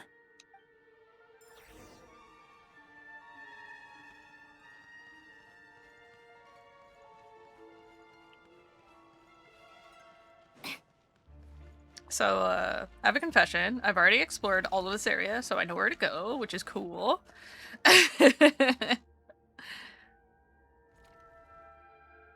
Hey there. Excuse me. Can you believe it? I am so mad right now. Come in. Oh, it's you two. Just leave the doors open, why don't you? God. Close the doors! Have some etiquette! I wasn't expecting to see you here. Huh? You know each other? Oh, wait. Is this who you were telling me about? The one you met yesterday and couldn't stop thinking about? Oh, I never said that. her animations are so fucking cute! Yes, you did. Why are you denying it? It was right before I went on that rant about the moody factory owner. Oh, I remember it so clearly. Might I ask what brings you two here? Oh, I just brought him here to see the show. And when it finished, he was full of praise for Vodyanitsa's performance. So I thought I'd try my luck, see if we could get the chance to chat for a bit. Maybe get an autograph? You work here. You of all people ought to know that's against the rules. Oh, what's the big deal? Come on, don't be shy. I can give you an autograph. You can take a picture too if you want.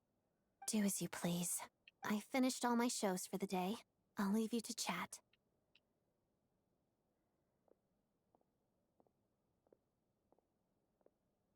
I wasn't making that stuff up, you know. Odette's just too proud to admit it. She thinks very highly of you, and so do I. You did the right thing in Svietloladovka. We're good. Odette's out of earshot. I'll lock the door. What? Confidentiality, of course. The Rokat is very strict on that. Whoa, Alosha! Not out loud! Not with an outsider here! Relax, I've taken care of it. Look at this.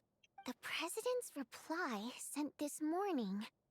Wait, so he's been approved to join? As in me? You told me last night that you wanted to get intel from the Rokat. Unfortunately, Rokat intel is only available to members. But ever since you set foot in Snezhnaya, we've been working together. I've seen the way you work, your character, and your motives. Everything about you is perfectly in alignment with what we're trying to achieve in the Rokat. So I figured I might as well cut to the chase. I wrote a letter to the president explaining your situation, including just the right amount of detail. His approval came very quickly. Of course, it's still your decision whether you want to join or not. We'll respect your choice. So that means you and Vodyanista, you're both members? Well, assuming Odette was telling the truth and she didn't misjudge you, I guess we don't need to worry about you blowing our cover. Still, you gave me a real fright. I didn't know that's why you came looking for me. So, that stuff you said about admiring my performance, was that just because Odette was here? Did you actually mean it? No, I meant every word. I loved your singing. Now you're talking. That's what I like to hear. Anyway, let me give you a quick rundown of how things work. Like I said, the Rokot is a covert organization, and we hide our identities. Members typically don't meet in person or even know each other's identities. This helps us maintain a high level of independence and secrecy. Because of this, members are basically free to decide their methods without constraints, so long as the outcome of any activity doesn't violate the organization's principles. After all, we don't have any ostensible contact with each other. This way, if anything goes wrong, no one else will be implicated. Beyond the freedom to choose how you operate, it's also your choice whether to act at all. We have plenty of members who have yet to take any action. In short, joining the Rokot in and of itself won't place any restrictions on your activity in Snezhnaya. There's a code of conduct you can read if it interests you. But basically, as long as you don't plan on using your anonymity to go around doing evil, you'll be fine. I tried reading it 5 or 6 times. Never made it all the way through. Even the most lackluster script makes for more interesting reading. Sounds good to me. I'm in. Great. Then I'll go grab an official application form. Be right back.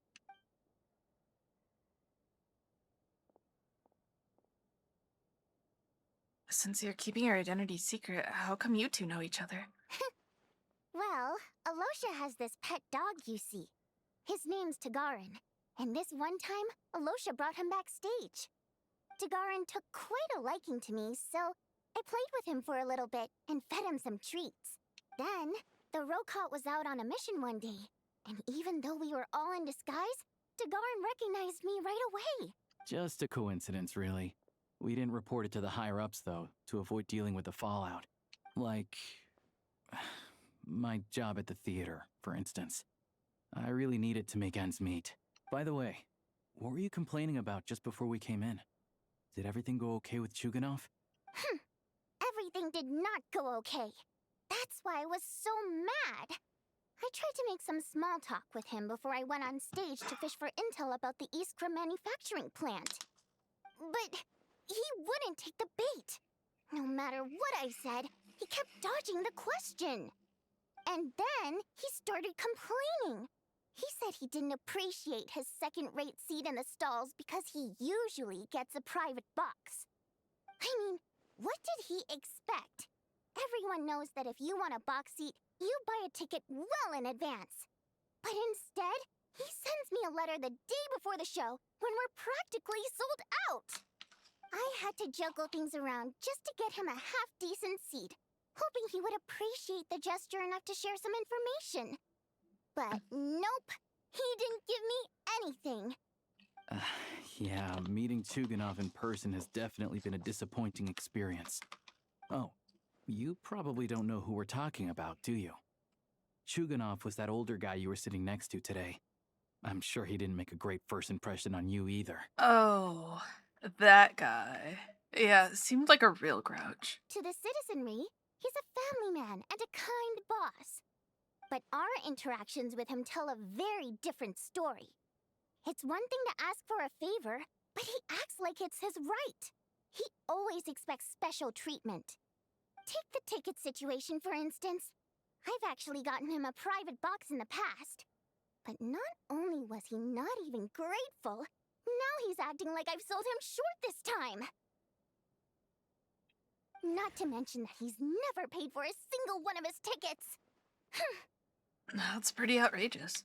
And another thing, if he's such a big family man, why doesn't he bring his wife and daughter to see the show once in a while? I've never seen them here, not even once. Calm down, Vodyanitsa. If you won't do it the easy way, we'll have to try the hard way. But first things first. Here's your application form. Go ahead and fill it out.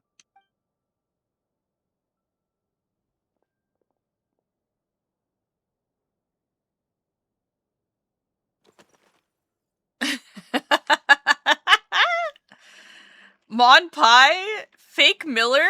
Fake Miller?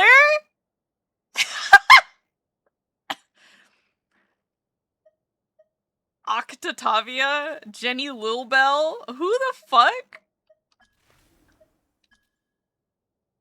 Human Fae, Dodoko, Pillipillin Idol, Janitor Bot, Primagem. Go Dodoko. Codename. Chest Mimic. The 12th? Seamount Abyss. King Jabberfries, Lord of the Seven Calamities. Oh, I like Wayfarer. That's fun. It's like Traveler, but different, you know. I oppose Project Stuja. I want to ordinary people.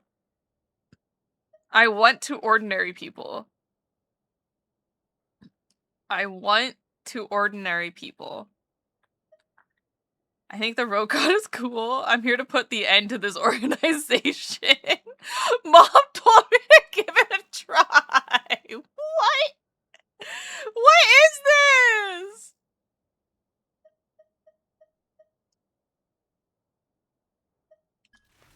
I want to ordinary people. What does this imply? What does this imply? I want to ordinary people. Like, I want to help ordinary people? Except they ran out of words?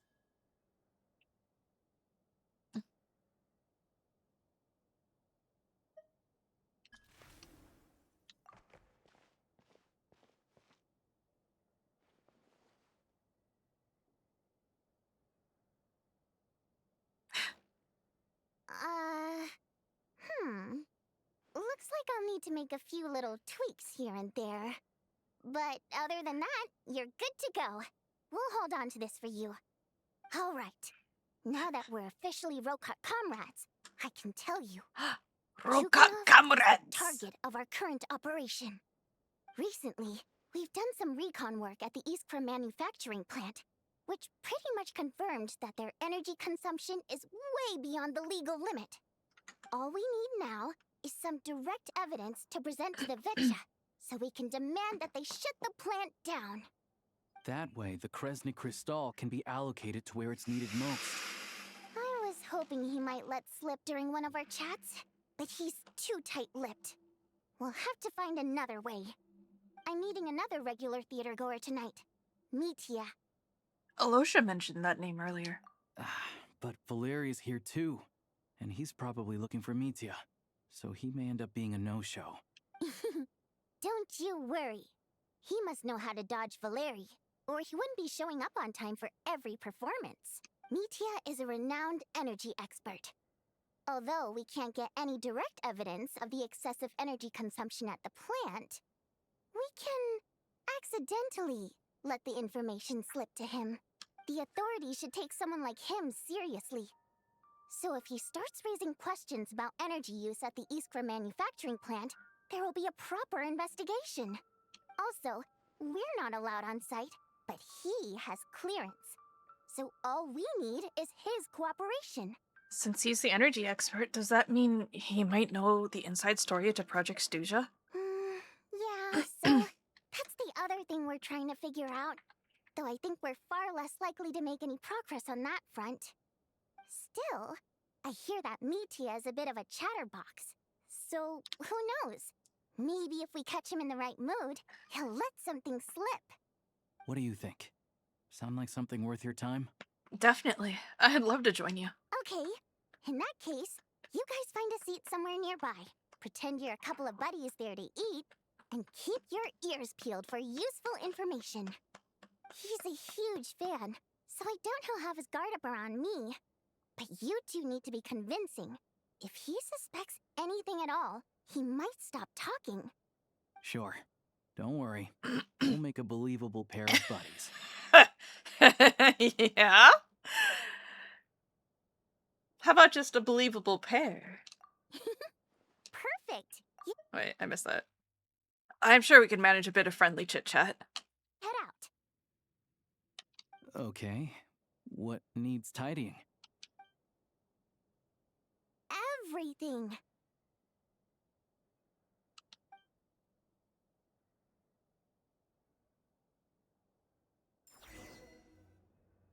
The Howling Gate.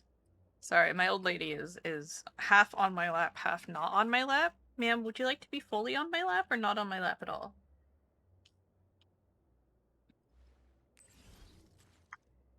Yeah. Do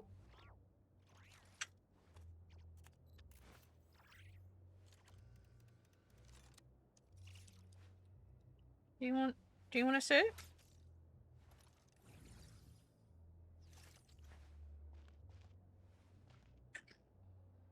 Okay.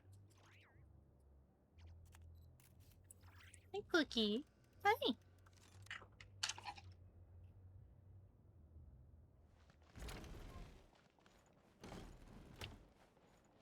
Go to the Podvorier restaurant. Oh, wrong way. Let me out, let me out, let me out!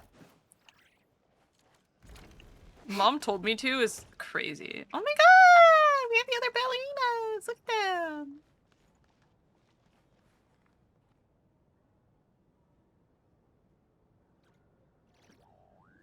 I love how they definitely look motion captured. This time I have a full 10 lines.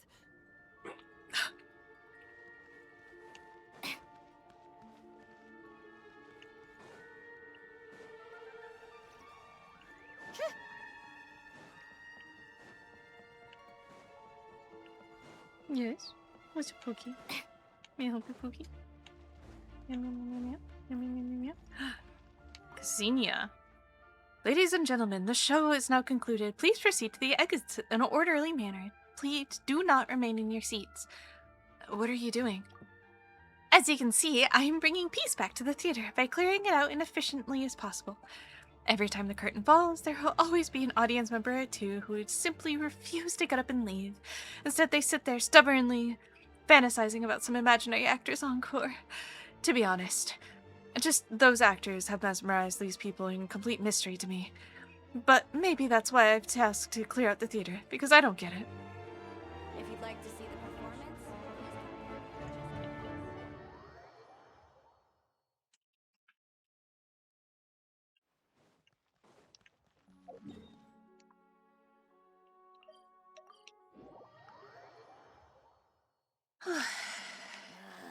Time for more snow, damselettes. Yep. Good night, Whooper. Sleep good. We come here often, so we shouldn't stand out. Let's sit here. Now, it's up to Vodyanica. Let's see how the conversation goes.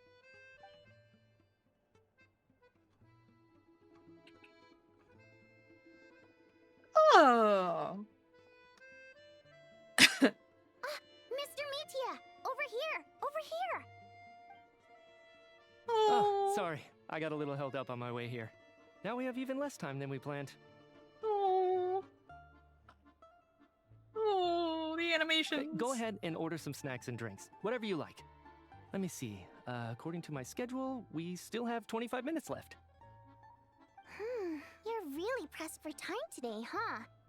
I was imagining this would be a leisurely chat. If you'd prefer, we can always reschedule for another afternoon when you have more time. No need. Getting to meet the lead singer is a very precious opportunity for me. I'm not about to pass it up. I've already had to decline your invitation several times because our schedules rarely align. If I don't grab this chance while it's here, who knows when the next one will come around? Well, it's very kind of you to make time just for me. What's going on with the scarf? It's like it's alive. I'm not too sure, to be honest. But Snezhnaya's full of weird and wonderful things like that, so people tend not to bat an eye. I'm sure the same will go for the Eye of Grey and Paimon. That'll make getting around easier. The reason I invited you out for tea and a chat today was to get some feedback from a true fan of the theater. Well, I genuinely have nothing bad to say. No matter how many times I hear you sing, it never gets old. It always seems fresh and new somehow. Maybe it's because the more times I listen, the more details I notice. Or maybe you simply improve with every performance, delivering it better each time.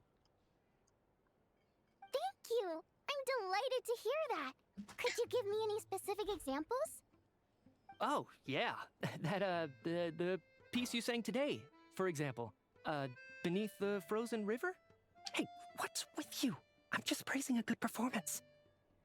I always used to find that such a bleak and lonely song. But the more you listen, the more you realize that it's not as cold and nihilistic as it appears. When you really dig down into it, there's a certain level where you're surprised by the emergence of hope. Wow, I'm impressed. I didn't expect you to pick up on that. Actually, I only tried out that angle after talking with a composer. Still, Beneath the Frozen River wasn't on today's program. Oh, really? But it's a classic. You sing it every time.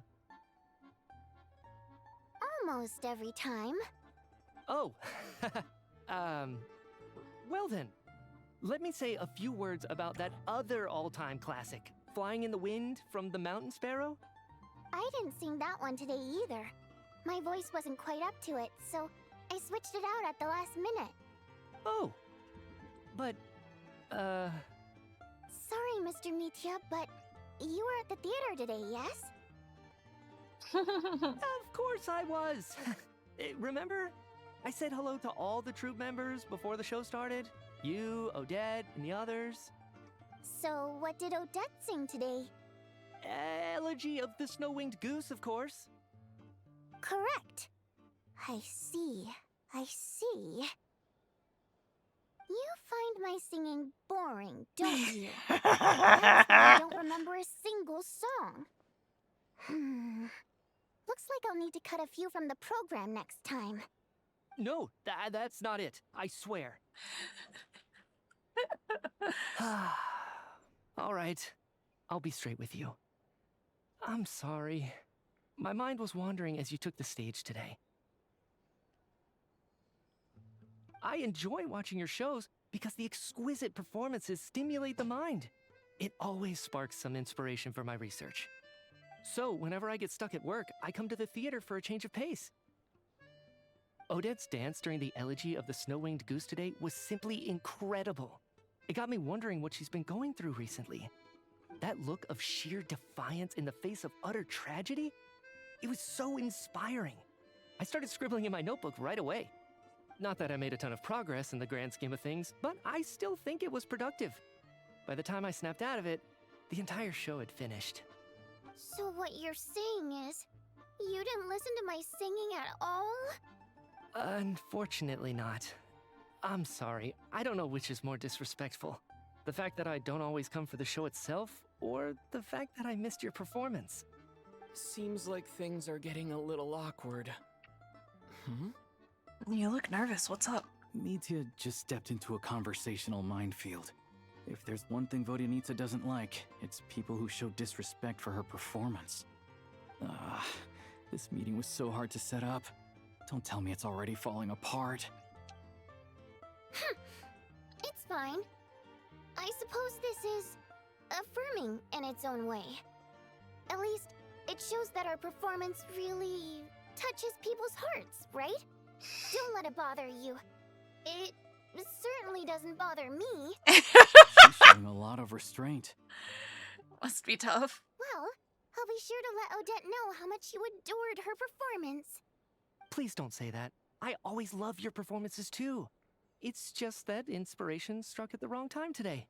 I'm usually all ears. I know, I can tell.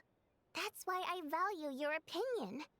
I'm sure some people can't stand it when others praise their coworkers right to their face, but not me. No, sir. Fair enough.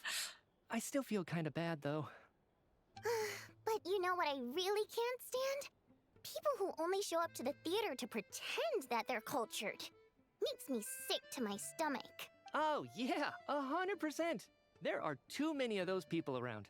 By the time they're walking out the door, they've forgotten all about the show. What's wrong? You look furious. I don't know if you've heard about the boss of the Iskra manufacturing plant. He isn't even a theater investor, but he always demands the same privileges as actual investors. Box tickets only, premium drinks, even the right to request specific songs. Well played, Vodyanitsa. Seems like she's harnessing her rage to steer the conversation back on track. Now that you mention it, I've interacted with that guy before. I gotta say, everyone holds him up as an example of a benevolent businessman, but I don't know. I don't see it. I don't know. I don't see Couldn't it. care less about what's happening on stage. He's just there to flaunt his social status. I hate that I have to prepare programs for guys like that. What's the big deal with that factory he runs anyway? I asked around a bit and heard some pretty shocking stories. Sounds like he's just another greedy capitalist.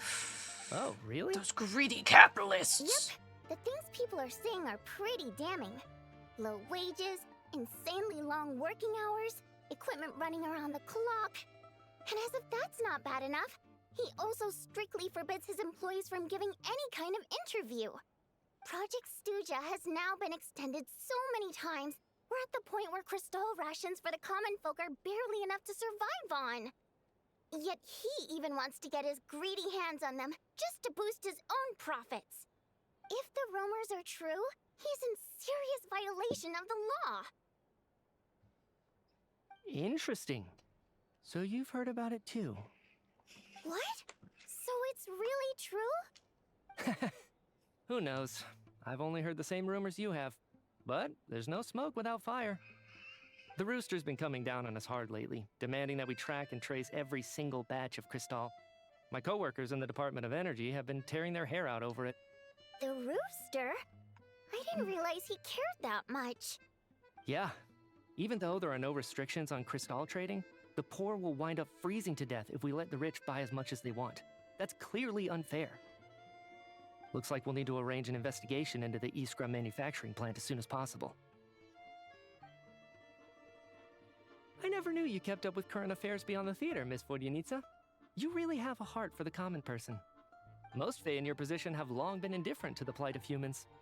Well, those of us who choose to live in human cities are naturally going to pay attention to any significant upheaval. Isn't the Rooster a Fae himself? I'm just surprised to learn that even someone with as much experience as him is getting so stressed out over Project Stuja. What is the end goal of this project anyway? This is it. I'm sure Mitya can sense on some level that she's fishing for information.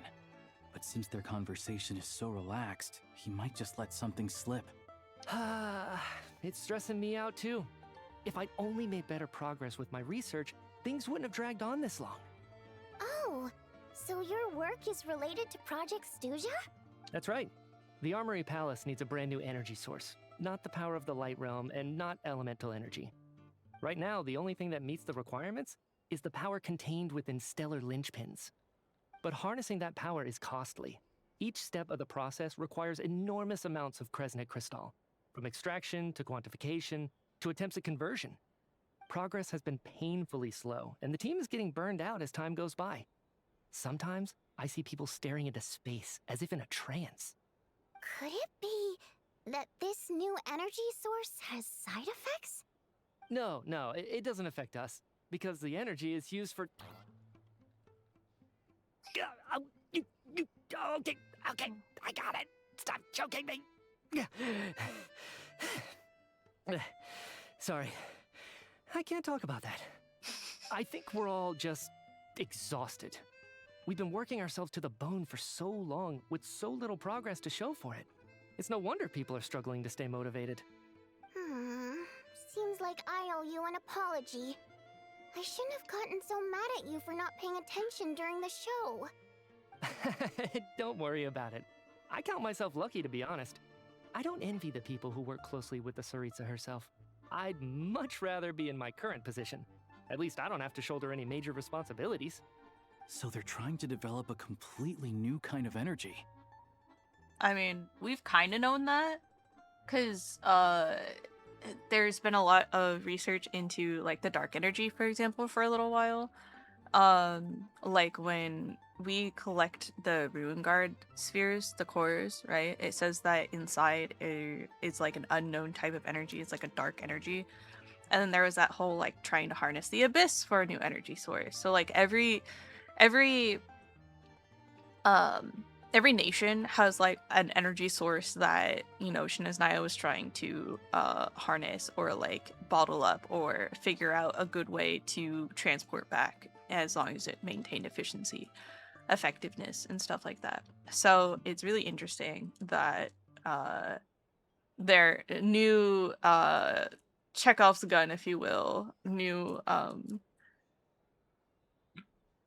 the ruin core just have water and a turbine in them. Oh yeah, definitely. That's why they're relics of Conria and are over 600 years old and they still work.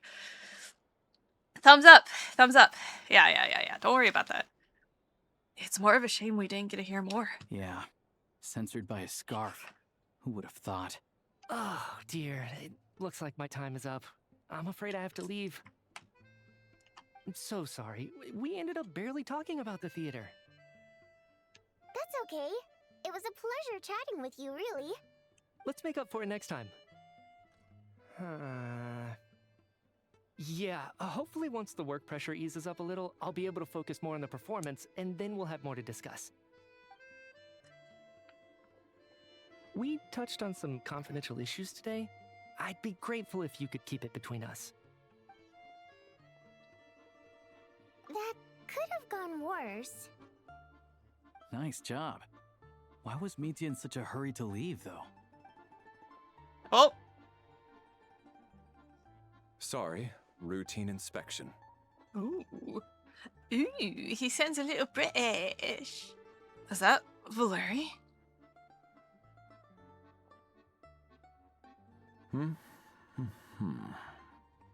Okay, let's go.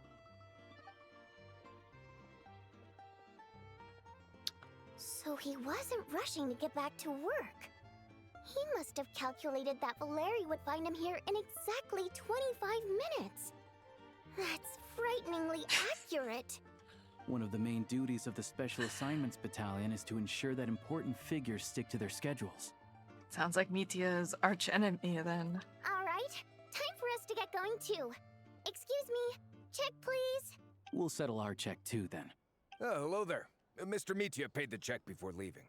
He also asked me to pass on a message. He said it was an honor to share his tea break with Miss Vodyanitsa and her two friends. He knew. All along? This raises a lot of questions. Did he deliberately mention the new energy source so that we'd overhear it? Maybe his work isn't confidential after all. Maybe the key here is the purpose of this new energy. I guess that's the next thing to look into.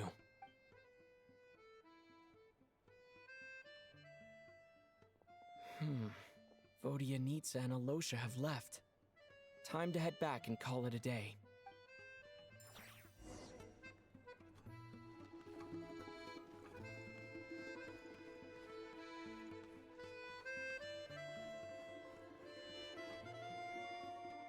You're back! Here pretty early today. How are you feeling? Paimon was just gonna mention that. After she woke up today, Paimon felt like her temperature was completely back to normal. But her strength still hasn't returned. Still, there's some good news. Paimon thinks she might have figured out the source of the problem. It's like there's some kind of mysterious power affecting Paimon. Paimon's never felt this way before during any of her travels. She only started feeling this way since we arrived in Snezhnaya. Some kind of mysterious power, you say? That's right. The Armory Palace needs a brand new energy source. Could that have something to do with this? What is it? You're making that face again. You know, the one you get whenever you have a light bulb moment? Let me tell you what we found out today.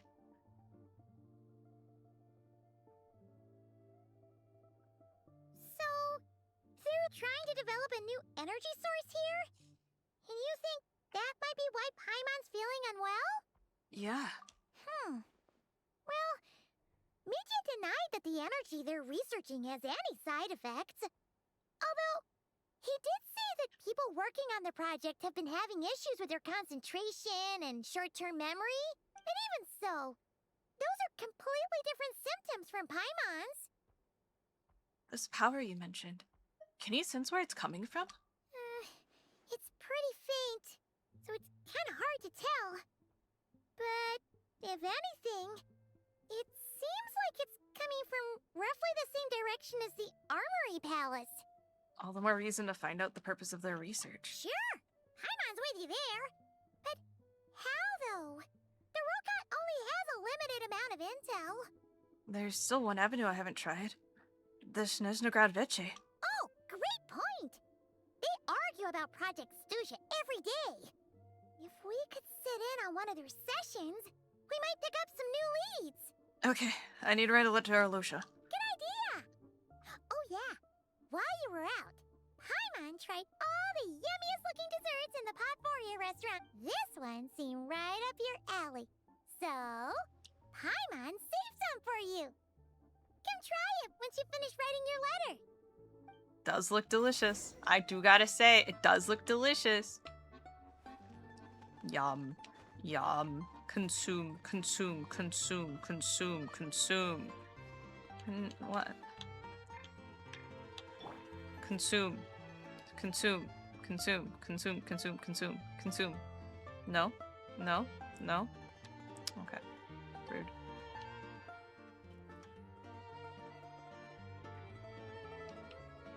Just one foot on the cake. And BD. Okay.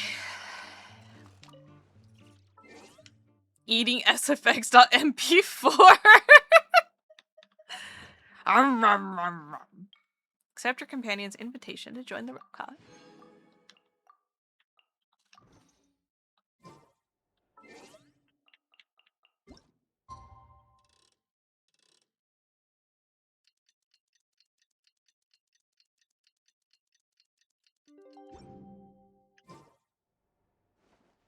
Oh, 2 days later. Shit. Sorry, I gotta be sitting in this chair for so much longer.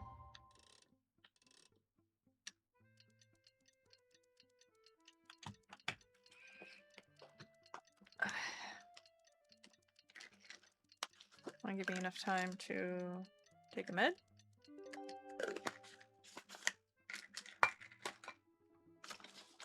Drink some bottle tea. Arlosha replied. He says that we won't be able to speak at the Vecha, but he can arrange for us to attend as visitors. Time to get ready. Then head to the Snezhnograd Vecha. Alright, we're in our finest dress. Paimon's reading newspaper. Paimon's been working on the crossword puzzle in the newspaper. It's actually pretty fun. Oh, shoot. Paimon forgot the next word. Oh, she had it a moment ago. Think, Paimon, think. I'm dying. That's really cute.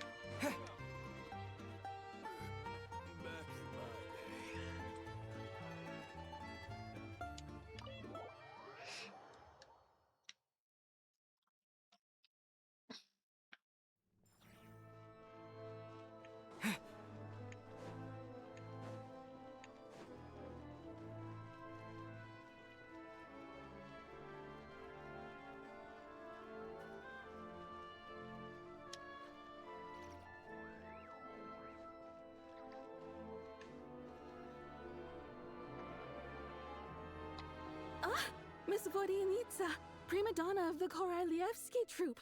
What a surprise meeting you here. Will you be sitting in on a session of the Vecha?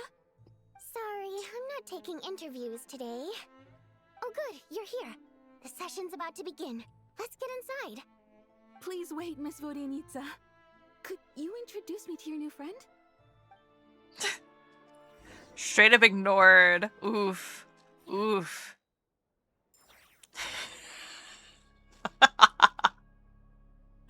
Shortly after you've taken your seat, the meeting of the Snezhnograd Veche officially begins. Discussion on whether to extend Project Stuja are saved until the end. The rooster, Puccinella, shares various energy-related statistics. The dull and lifeless room suddenly becomes very animated.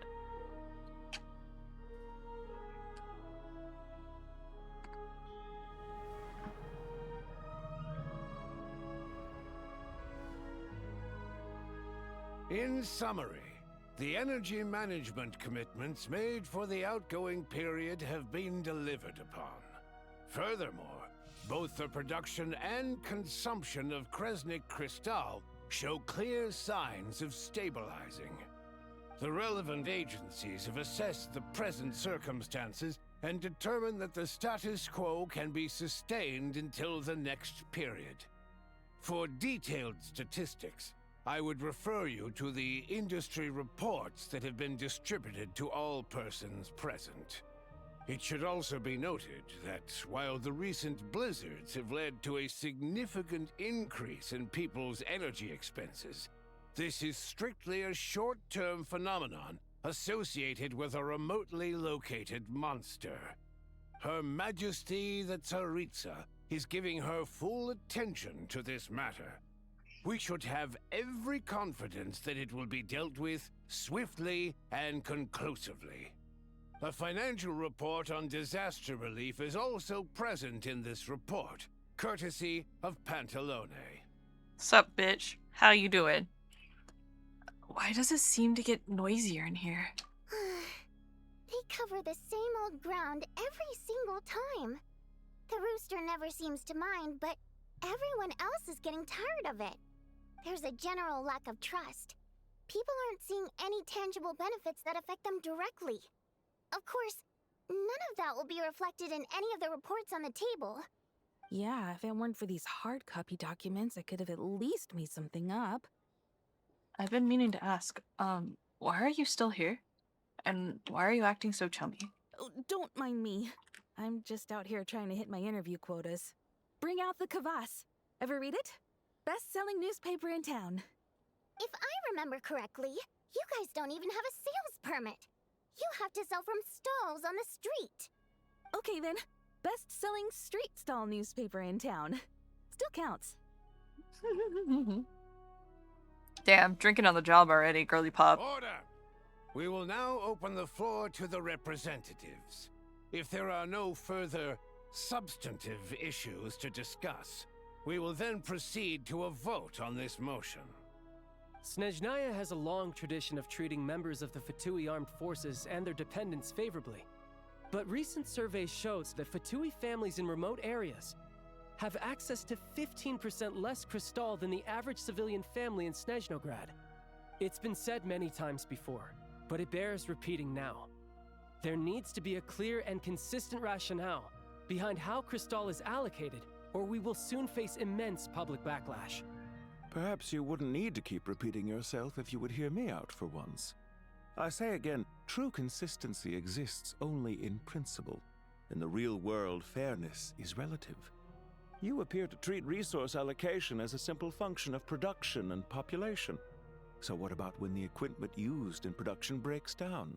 Have you factored that into your equation? And do you even know how long it's been since Snezhnaya last conducted a census? If I knew the answers to questions like that, I'm sure I'd be a very wealthy man. And I doubt I'd be going by child. I'd like to bring the focus back to the specific issue I raised. Or do you wish to deny that favorable treatment for Fatui dependents is our long-standing policy? It's easy to be a critic when there's no accountability. That seems to be a running theme in the anti-Project Stuja cohort. Defeat the ringleader and all other problems will magically resolve themselves. That's what they seem to think. But in case you aren't aware, not one jot in my report would change whether Project Stuja continues or not. So you have no intention whatsoever of finding a solution to this problem? On the contrary, I'm the only one here who ever brings solutions. Child opened by speaking up for the armed forces. Regraders struck back with style and a war of words ensued. Our reporter was live on the scene to get the audience's reaction as it all unfolded. Who do you support? I think Child raised some issues that need addressing. I think Regrader's rebuttal makes sense. The people have spoken! Child received raucous applause from the crowd as he pushed Regrader onto his back foot with a relentless barrage of questions. Now you see why they don't have a sales permit. However this reporter wants to spin things, I haven't forgotten that Tartaglia was representing the Northland Bank when we first met in Liyue. So surely their relationship can't always have been this strained. You two are getting off topic. Let's focus on what the data is saying. Mr. Pantalone, may I speak on your behalf? Oh, please do. I'm more than happy to save my breath. Crystal distribution policy undergoes modifications with each new period. The ultimate goal being to find the most reasonable method of allocation, which I believe is what Mr. Tartaglia also seeks. But I fear many may have been misled on this topic by extremist activists. To clarify, Project Stuja is not the root cause of the problem. It is merely a framework for resource distribution. The most recent reports all point to Snezhnaya's resilience and adaptability during this period of fine-tuning, and give clear indications that a distribution framework is improving with each iteration. To make drastic adjustments without first considering the risks would likely do more harm than good. It would be a waste of the hard-won experience we've gained to date. Renowned scholar of finance, Arapov spoke up to clarify the fiscal logic, clearly alluding to social organizations like the Rokot in his words. With the notorious Lelek still active to this day, should the Rokot be held responsible? No, there is someone else to blame. Where did you get the Rokot from? And who was the Lelek? She's just rephrasing what Mr. Pantalone said. The Rokot are the critics he accuses of taking no responsibility for their actions. As for Lelek, you won't have heard of him yet. He's currently the most famous member of the Rokot. Well, more like infamous. Ending Project Stuja has become an obsession for him. Unlike the more decent ones among us, he believes that votes in the Vetcha are all that matter. Among us, So she whether says? it's threats, Girl, shut up. coercion, or bribery, he'll use whatever means necessary to get people to change their vote. Wow. There's more to the Rokot than I thought. And since we're already on the subject, what do you think of Lelek's methods? Are you for or against? It's hard to say. I suspect there's more to his story. Well, whatever the story is, his actions benefit us all. We stand with Lelek. At least someone here wants to take this discussion seriously. I've been considering that issue myself. What you really need is more precise regional data, right? I think it would be easiest to let the Fatui handle it, since they're already in charge of Crystal shipments anyway. We may as well get them to collect some data while they're at it. Whatever you need, you can ask the Fatui to look into it for you. In terms of supervision, I think the Druzhna would be a good fit. I had hoped to discuss this with Miss Vesna, but sadly, she's not present. I will be happy to take a note of your suggestions and present them to Commander Vesna for a decision upon her return. The Commander has always taken a keen interest in Project Stuja. However, given the Druzhna's demanding workload, I'm afraid it may prove difficult for them to provide any practical support. Let us refrain from jumping to conclusions until a concrete and actionable plan is in place. My apologies, Lord Rooster. There are numerous issues to address here, including manpower, time sensitivity, and reporting lines. Nevertheless, I support drafting a proposal. Follow the usual procedure, and it can be raised as a new motion for all parties to evaluate at the appropriate time. In that case, I'd like to share one thought before the proposal is drafted. The issue of time sensitivity was raised just now, which I presume relates to the official reports. In fact, the Energy Commission already collects regular statistics on each urban center and its surrounding area. Would these be of any use? That's a good idea. I read every issue of Sviet Lolaidovka's report, and although my focus is mostly on the section about equipment operation, the energy consumption statistics also yield a lot of insights. Be that as it may, does no one see an issue with using local data to determine Crystal quotas? In the long term, it seems like a very risky solution. Not if they are used purely for reference. So long as we have the report from the Northland Bank's headquarters to corroborate it, no one will be able to fool me. Very well, then. It appears that this arrangement is acceptable to all parties. All right. Yeah, All right. Sounds good to me. The members reached a provisional consensus on the issue of improving treatment for Fatui soldiers.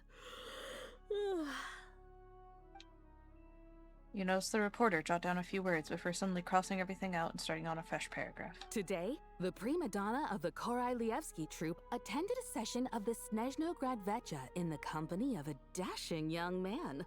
The question on all our minds is, what is the true nature of their relationship? Write anything like that again, and I'm revoking your permission to interview the troupe. Got it? The remaining discussion covers everything from energy to healthcare, technology, and industry. All parties take the opportunity to express their stance on Project Stuja.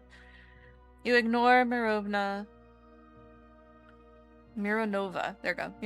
as she carries on writing her sensationalist report, but after a little while she starts to feel that reading the news from her might actually be more interesting than what's going on here in person. Now then, if there are no further contributions from those present, we shall proceed to the final vote.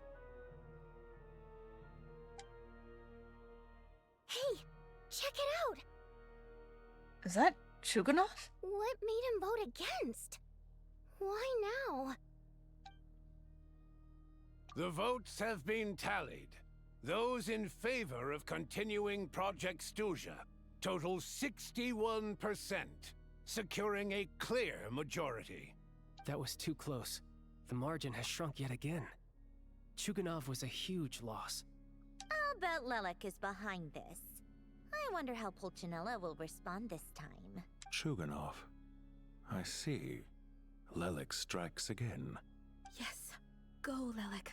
Once Project Stuja is defeated, our unwavering support at Bring Out the Kvass will finally pay off when we make our comeback. I can taste our victory already! In accordance with the result of this vote, Project Stuja will remain in effect until the next Vecha period. Finally, may I remind us all... Look at him, petting his mustache. Ooh, I love it. We debate only for the greater glory and solidarity of our nation. May the aurora shine ever on, and the tundra always stand firm.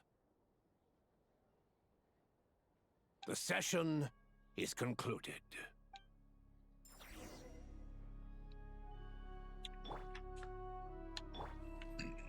Oh, excuse me. Hey, girly pop, what's up? I have to say, I really wasn't expecting Chuganov to vote against Project Stuja. Why? What's so strange about that? Well, in principle, Snezhnaya's business and political elites ought to be the ones least likely to oppose it. As we heard, Project Stuja is basically just a resource distribution framework that requires everyone to cut back during the winter. Oh, Speedalado, thank you so much for the biddies. But even if the policy got cancelled, the Tsaritsa's energy needs wouldn't suddenly go down. The extra demand from the public would have to be filled from somewhere. So logically, the factories would have to take the hit. This explains a lot. I got a letter from Mr. Mitya just before today's session. He said he's confirmed that there are issues around overtime and excessive energy consumption at the Iskra manufacturing plant. In a situation like this, once the Rooster receives the report, he'll order the factory to halt production and submit to an investigation before issuing a penalty. But that's a week-long process, and thus didn't make it onto the Vecha agenda this time. I don't think he suspects anything so far. Got it. So for him, it's a choice between reducing production and stopping entirely. Exactly. And as you know, he's a very selfish person. I was originally gonna try and flip him after he received notice of the official sanctions. My plan was to convince him that the whole thing was completely unfair. Rather than just sit back and take the hit while his factory stopped production, he'd be better off voting to end Project Stuja. At least that way, no one else would be able to make any money either, because all the factories would suddenly have more limited energy to work with. But now, he's already voted against it, which means someone must have used more forceful means to change his vote. Just like with everyone else who flipped. You mean Lelek? Yeah. No one knows knows why Lilac is so obsessed with ending Project Stuja, but by the looks of it, he's inching closer and closer to success. Lilac must have strong motivations, given how he'll stop at nothing to achieve his goal. Maybe he knows the full truth of Project Stuja. Maybe my next step should be to focus on him. Oh, right. What are your plans for the rest of the day? Shall we head out? Hey, comrade. I noticed you were here during the debate. I didn't take you for a political enthusiast. Greetings, Harbingers. I just happened to have some free time today, and my new friend here thought it might be fun to check out the Vetcha. Ah, Odette must have introduced you. Looks like you two are getting along pretty well. I'll leave you to catch up. I should head back to the troop. Sure. Break a leg and all that. And all that. Break a leg and all that. Thought it might be fun to check out the Vetcha, did you? Things are never that simple with you, Traveler. There's no way you're here for kicks and giggles. Tell me I'm wrong. Hi, squirrel. I will take my sippies. Thank you.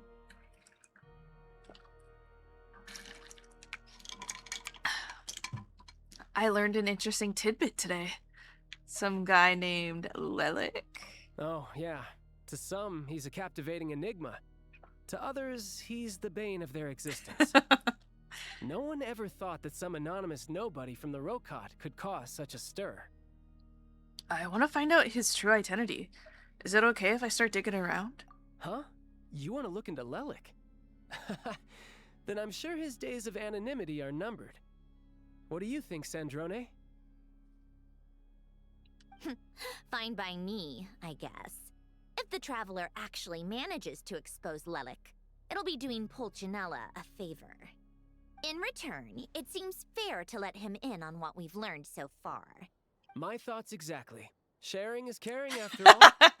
Head back to Glupov and grab the files on Lilac. It's easier to just pull the records than go through the rigmarole of getting the Traveler a visitor's permit. As you command, child, sir. In that case, since we're going to be waiting anyway, I'll have someone brew a pot of black tea. Tea.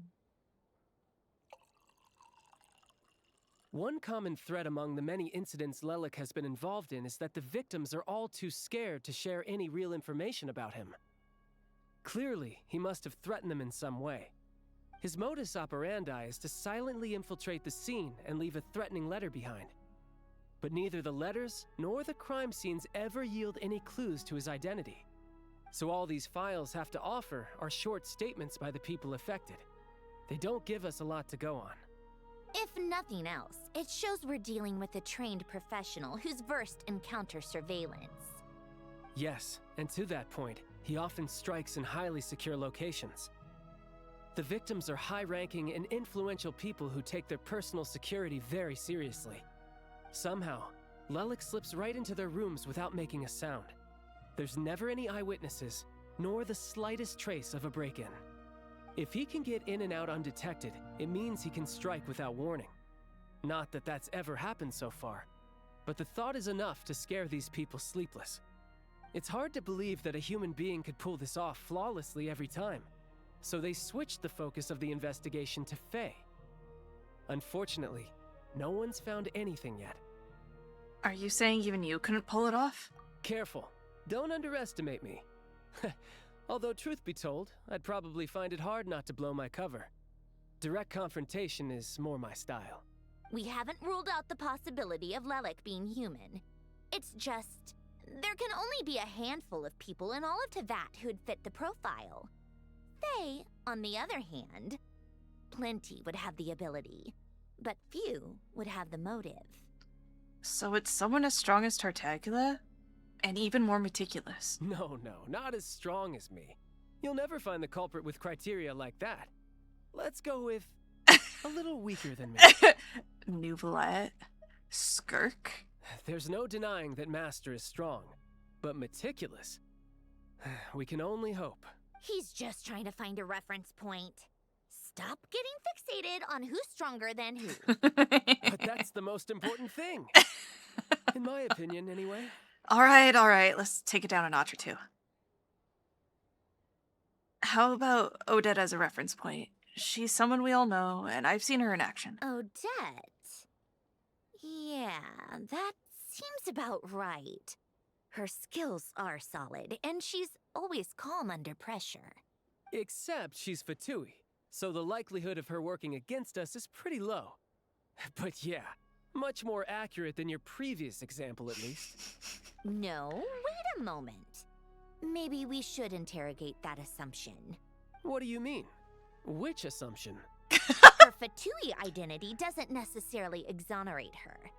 And when you think about it, the Rokot would be precisely what she needs to conceal her identity.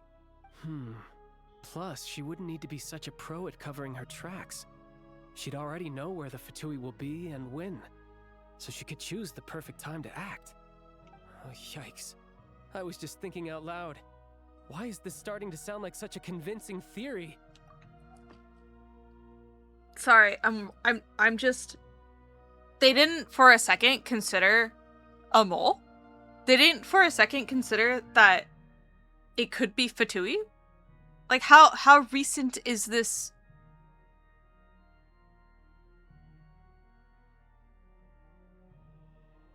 Okay, so I'm rubbing my forehead. I am perhaps giving a little bit of a benefit of a doubt. Anyways, Odette definitely felt like she would be part of the Rokot, considering. But if she inherits Senora, I don't know, that's interesting. Anyways. Still, what reason could Odette possibly have for trying to call off Project Stuja? Arlecchino would be the best person to ask. She knows Odette best. Unfortunately, she isn't back yet. Arlecchino? Rosaline used to open up to her in private about her struggles with Odette. As I'm sure you can imagine, Arlecchino is quite a lot better with children than Rosaline was. She gave her some tips on how to handle the situation, and Rosaline managed to reach a settlement with Odette before leaving. So I suppose there were at least no lifelong regrets left behind. Beyond that, I don't know the details about that side of things. But I do know that Odette definitely has a motive to hold a grudge against Project Stuja. The reason being, her father passed away during the early stages of the project. That was back before it had been named Project Stuja, when things were still being worked out. But in essence, it's remained the same ever since. Huh. The more you know. Rosaline was always so self-centered. I never understood why she started paying so much attention to Odette. Oh, even you didn't know about this? Is that such a surprise? If you cast your mind back, you may remember that Rosaline and I weren't exactly close. We had tea together a few times, but that was about it. Odette's past is no secret. Her father was a Fatus, and her mother was a very famous ballerina. On the surface, it looks like she followed right in her parents' footsteps. But the truth is quite a different story. After her father passed away on a mission, her mother was overcome with grief. She broke her leg during a performance and could never dance again. Odette was only interested in ballet at the time, but this tragedy left the family with both breadwinners gone. They could barely make ends meet. Per Capitano's policy, family members of Fatui who died in the line of duty had to be appropriately accommodated and provided with adequate assistance. So, regardless of how Rosaline may have felt about it, it fell to her to resolve the issue of Odette's family's livelihood. In the end, the solution they agreed upon was to have Odette join the Fatui. Right, because the alternative would have been a one-off compensation payment, I guess. In that sense, joining up was definitely the better option. Still, she must have had mixed feelings about it, right? If she doesn't even like the Fatui... It's just a theory. A possibility. But as a motive for Odette to become Lelik, it holds up. That said, I have no idea where Odette's head is at right now, or what her conflict with Rosaline was about. Plenty of people were on bad terms with Rosaline. I have no intention of trying to figure it all out. So Senora actually wanted to mend her relationship with Odette? Yes. But there's not much point in discussing that now. Yeah, back to Lelik. Since our investigations so far have turned up next to nothing, we've got nothing to lose by trying a new angle. Funnily enough, Tonya and I had actually made plans to go to the theater tomorrow to watch Odette's rehearsal. Unfortunately, thanks to this Lelik situation, I'll be stuck working overtime again. Which means you can go in my place. No point wasting the ticket. Plus, you'll get to meet Tonya. What's the rehearsal for?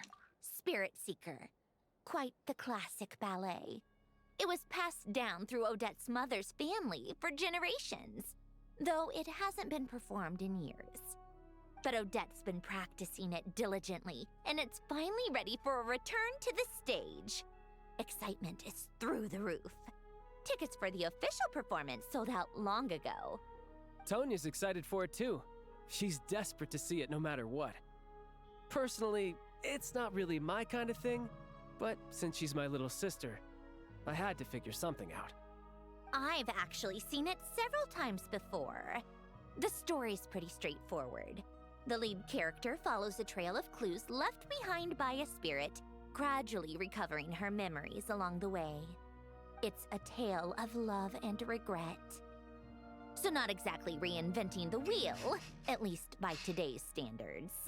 I see. But when that classic melody kicks in and the lead character begins to dance, it always gets me. It really is beautiful. No. Not an easy dance to do justice to, though. I know it's always been Odette's dream to perform this piece, but I'm not sure she's really ready. In that case, I think that even if she is Lelik, we should wait until her performance is over before we respond. I'll let you take it from here, comrade. How kind. Collecting thoughts, manifesting thinking power.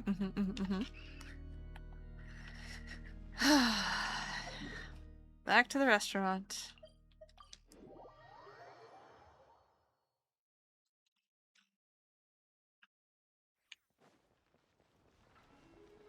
Ooh.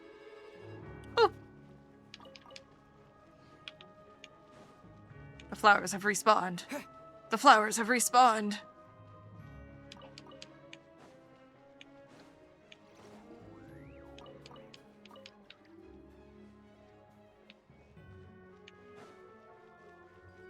Back to the lab. No, wait, wrong stringer. Might as well be back to the lab at this point. Back to the lab, parentheses, dog, question mark? Back to the lab, parentheses, Paimon? Sounds like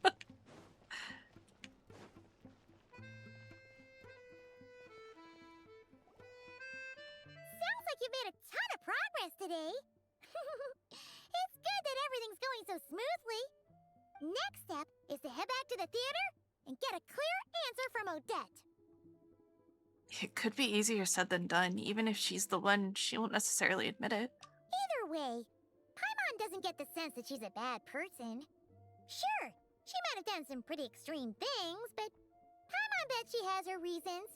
Maybe this is going too far, but like, with everything she's managed to do so far, wouldn't it make more sense in theory to be even more, you know, heavy-handed? Why leave a letter when she could, well, we know there are plenty of other ways to keep people in line, right? The point is, she could have gone further, but she didn't. So, if it is her, she's got some principles at least. I want to believe in her too. Yeah! Well, all you can do is follow the facts wherever they lead. How are you feeling today? No change, really. But that thing Paimon told you about yesterday? Paimon feels like she can sense it more clearly now.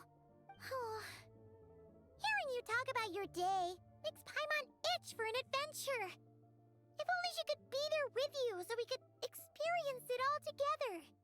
Yeah, I wish you could be there too. I'm not used to adventuring alone. But don't worry, we'll get to the bottom of this. Guess it's just one of those things. Never mind.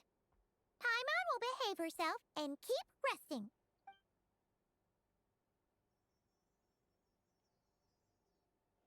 If Odette is Lelik, she may well have inside information on Project Stuja.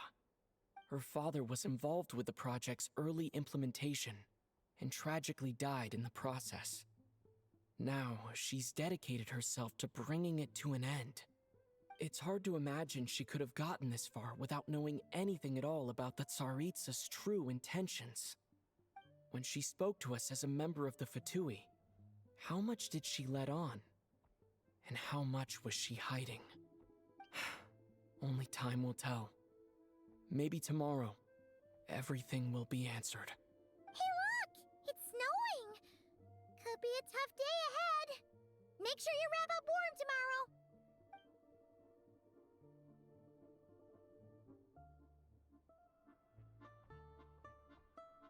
tomorrow. It's snowing.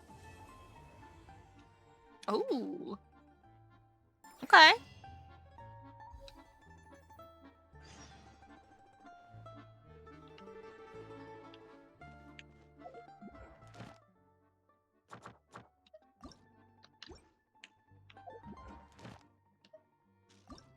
Oh my god, stop that. Up. There we go. Realsies. Wraith's Nocturne. Okay.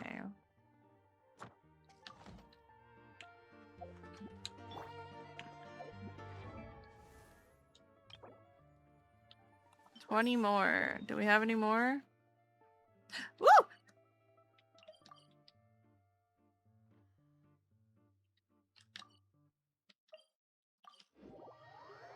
Woo! Woo!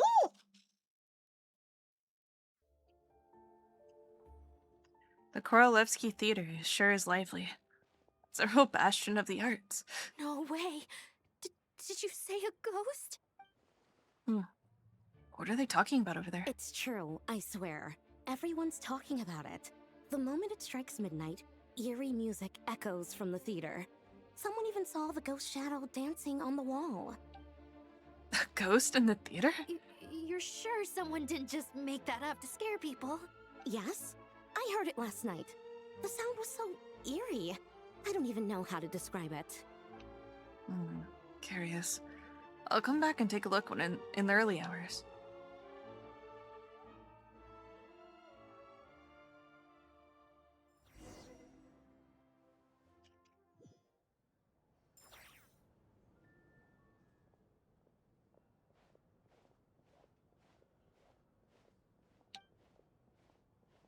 I have to say, with all the lights extinguished, the theater really does feel eerie. Is it because it's so empty?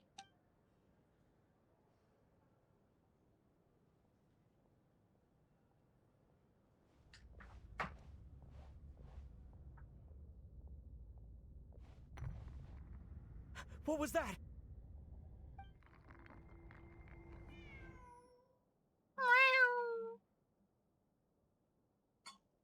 Huh? It was just the wind. Did someone leave a window open? Is that really the sound of the piano? Why does it sound so unsettling?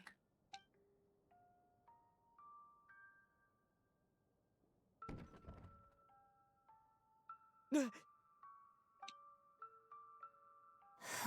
there? A voice? Where is it coming from? Traveler? Odette? Yes? What were you expecting? A ghost? So you heard the rumors? I have. The eerie music and the dancing ghost.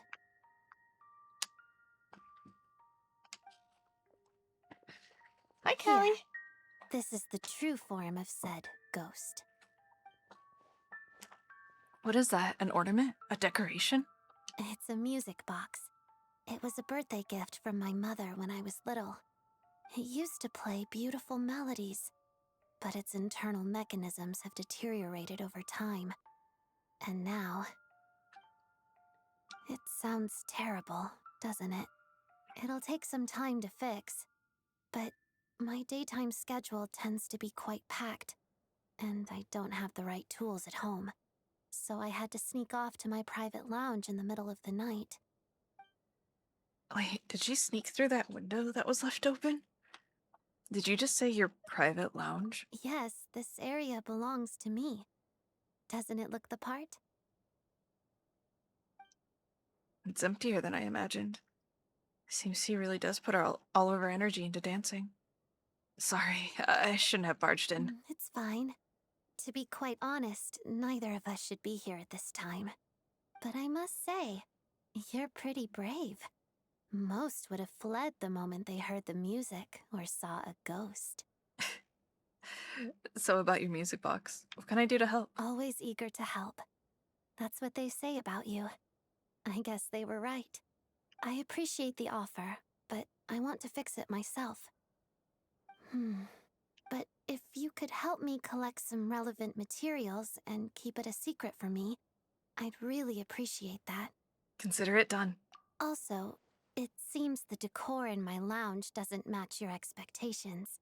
Okay. If you want to redecorate it to your liking, you're most welcome. Think of it as a reward for keeping my secret. A reward? Did you not want one? Vodyanitsa said fans would do anything for a peek behind the scenes. Oh, that said, could you hold off until the music box is fixed? Your redecoration project, I mean. Why? It scares people away. Makes it much more peaceful around here. After that, Odette spends quite some time doing stuff.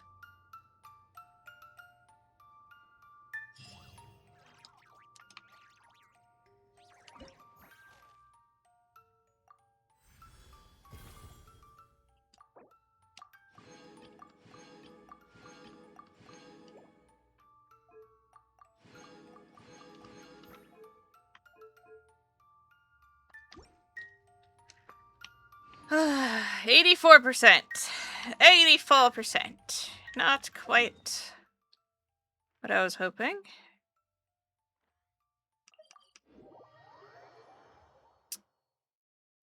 Close, but no cigar. Oh, but that does mean I have a thing. Yeah, I have a thing. And that I can also use this thing, yeah? Hell yeah.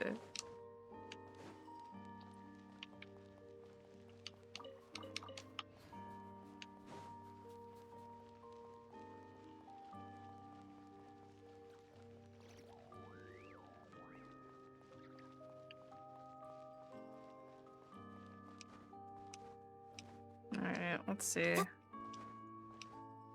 What do you got? Alright, Rodian. As long as you are careful, focused, and feel it with all your heart, you'll know exactly where it is. The witch's grand prize is buried deep beneath those snowdrifts. I want to get that grand prize too. Alright. As the witch's representative, I am here to offer you guidance. Of course, you'll only be considered close to the grand prize if the snow pile you select is located in one of the four adjacent directions. Up, down, left, or right. Relevant to the grand prize. That said, keep in mind that you only get 5 tries to win the grand prize. The Jack Frost sets up the area with great intensity. Okay. Let's start here.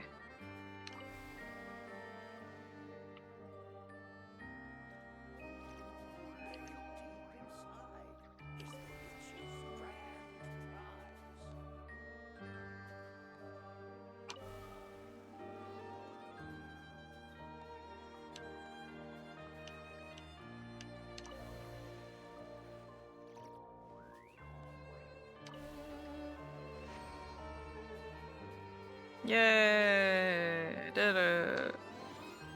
Hard work pays off.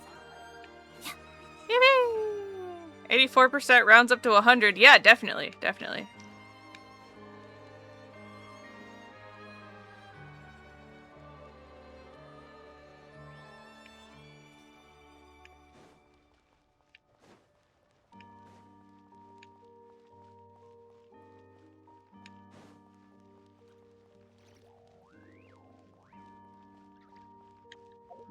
Where are we going?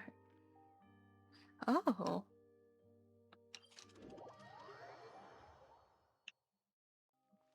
Inside the glue cog, huh?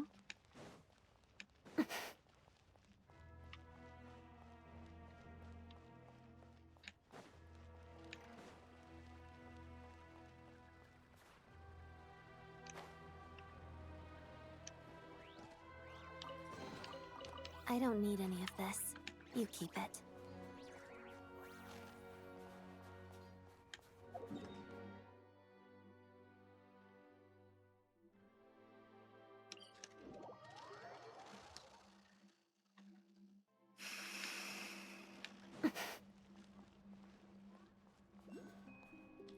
How did I miss that?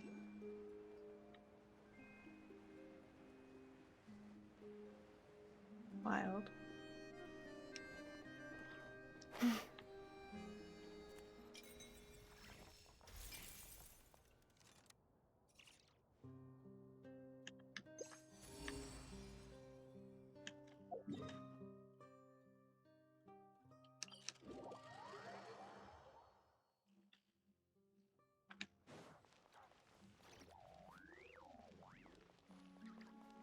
Off we go. To get us to 90%. Yes, yes, 90%.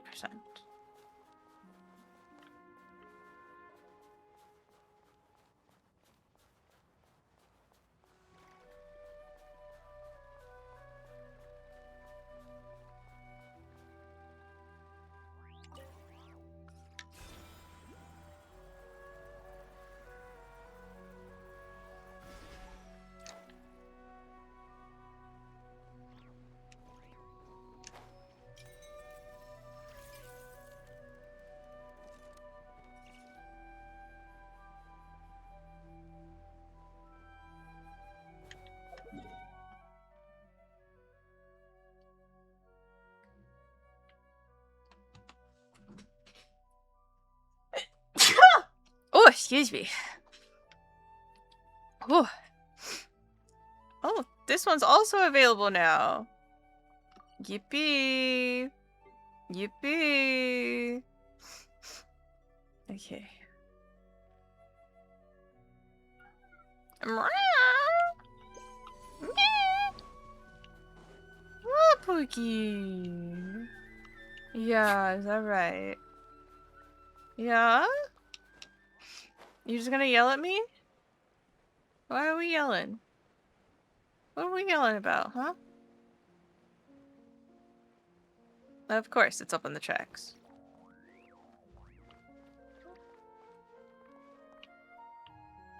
Okay.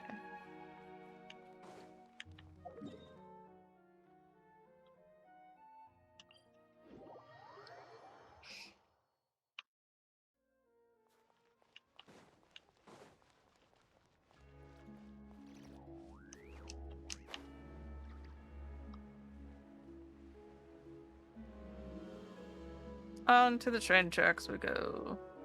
This will surely not result in a train running me over. No, no. That would be silly.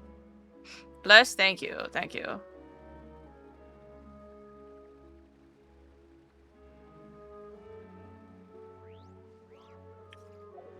This is the right one, right? Yeah, okay.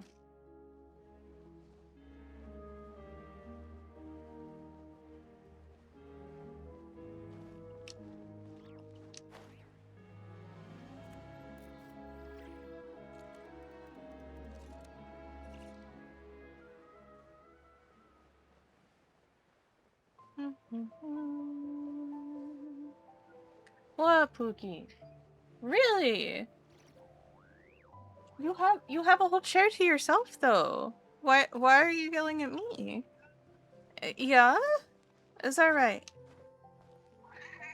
Really? Really? What about Papa? Can you go talk to Papa about this? Is there nothing he can do for you? No? Absolutely nothing?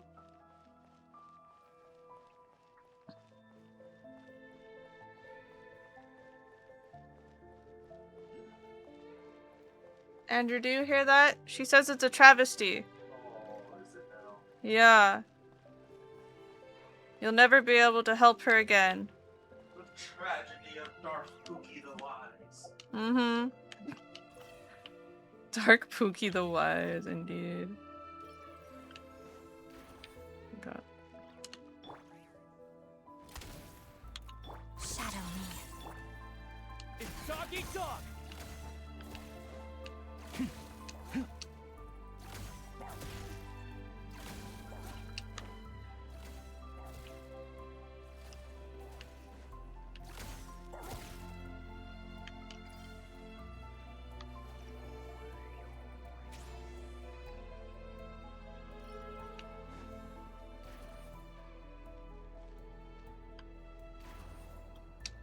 Nope. See, it's like, hey, you can put the stellar reacts down, but like, can you really though? Can you really? Bullseye! Because I can't really make one by itself.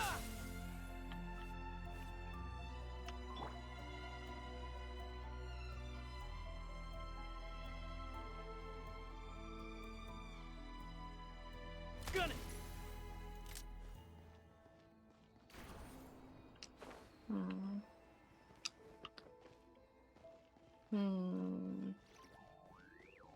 Alright, we'll just have to do our usual tactic of Venti plus Jungly because, you know, obviously there can be nothing better than that ever created. But really quick, bathroom break. Everybody do a bathroom break. Everybody do a bathroom break. Y'all ready for a bathroom break? I'm ready for a bathroom break. BRB, guys. BRB to a bathroom break. Boo-doo, boo-doo. Boop.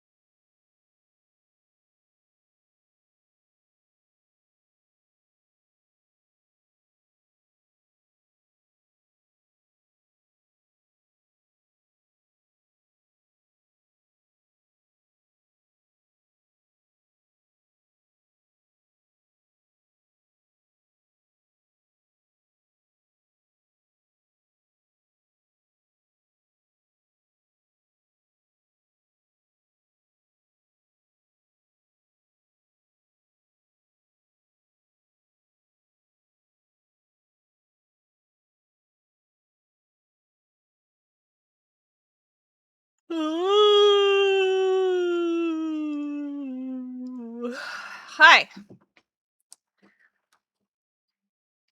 I return. And I brought more Wawa. Oh, excuse me.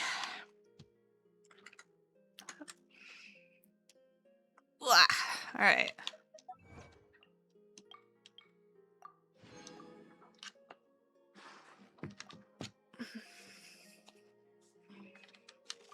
Okay. Maybe there's a nearby time trial?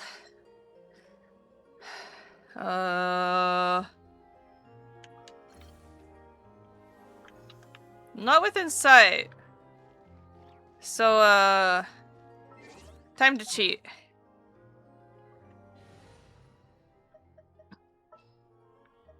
Where are we gonna explore today? Whatever you need. A walk would be. Shut up, old man.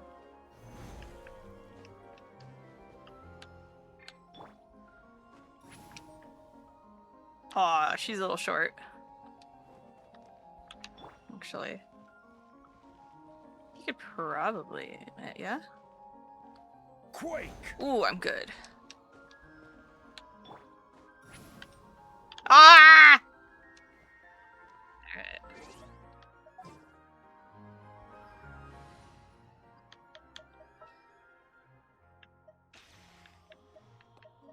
Ready for a rehearsal?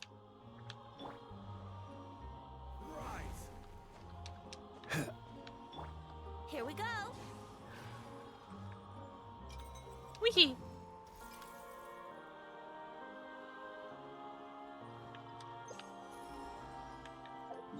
Oh, no Oculus or anything over there anymore. Hmm?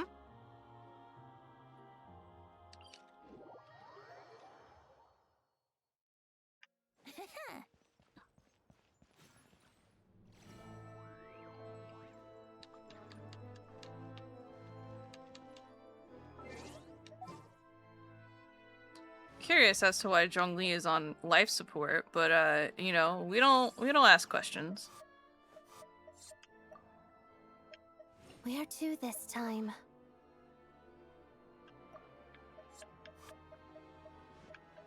There's still a long...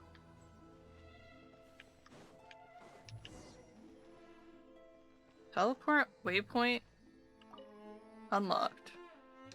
Cause he old, cause he unk? Oh yeah. Statue's blessing. There we go. I think everyone is healed now.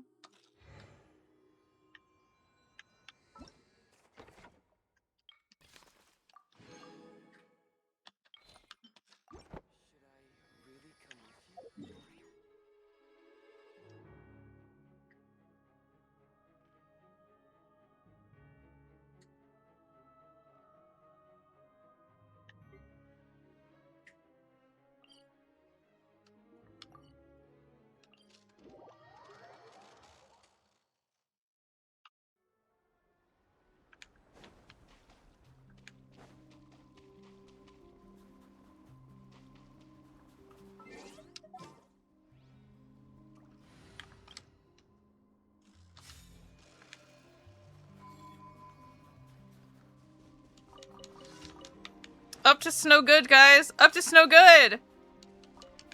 Also, have you noticed that these blink? Oh god. Aminos!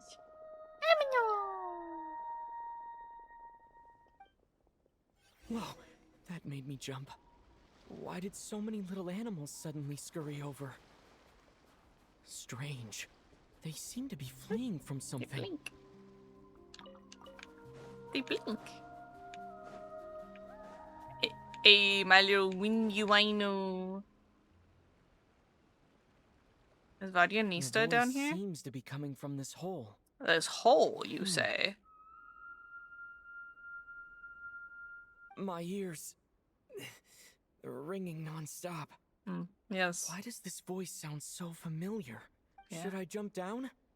Who knows what sort of trouble could be waiting? Hello? Come out of there! No response. This sudden silence is even more unsettling. But what exactly is down there? Well, there might be trouble, but there could also be treasure. Might as well take a look. If I encounter any danger, I'll make a quick exit. You sure do know how to. As you carefully climb down the ice wall, you lose your grip at last. Just my luck.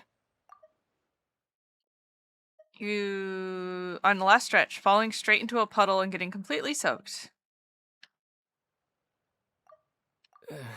Just my luck. But looks like there's still a path ahead. Where am I?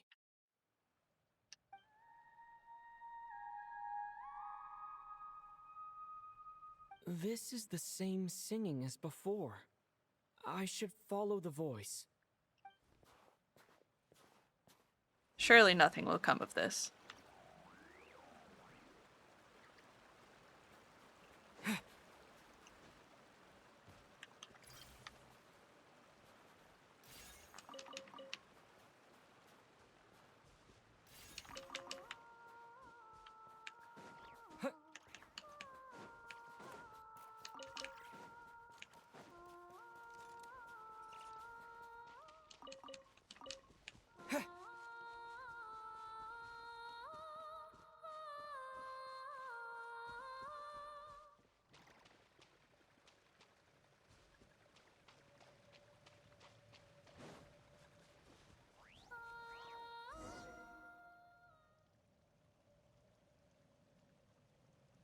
A huge shell. Strange. Did that song just now come from inside? Could it be a fae? Hold on. Speaking of singing fae, could it be Vodyanitsa? Hello? Anyone here? Still no response. Well, if there are mushroom gods in this world, there might as well be seashell fae. I should check it out.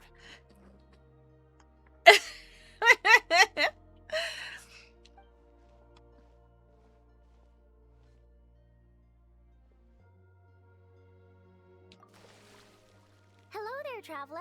There she is! Ah! Vodyanitsa! That sounds so surprised. Who else were you expecting? A lost little Snegoroshka? A Vila who took a wrong turn? A domovoy stranded in the middle of nowhere? Sorry. Why would they have to be lost?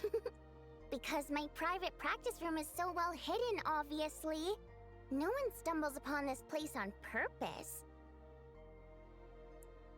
True, and even if someone got lost, most wouldn't dare jump down into a cavern. Oh, that. Yeah, I originally planned to channel some water over there and completely seal it off. But I asked a bunch of engineers, and they all said blowing up the cave's rock wall could cause landslides, avalanches, surface cracks, all kinds of bad things. Anyway, it'd be a huge pain. Plus, if the cave's original structure was destroyed, its acoustics would be ruined too, and then I wouldn't even be able to use it for practice. So, I gave up. And anyway, it's just like you said. Not many people would dare to jump down from up there. So, this is really just your practice singing? I'm not answering that question, because you haven't answered mine. Who else were you expecting to see here?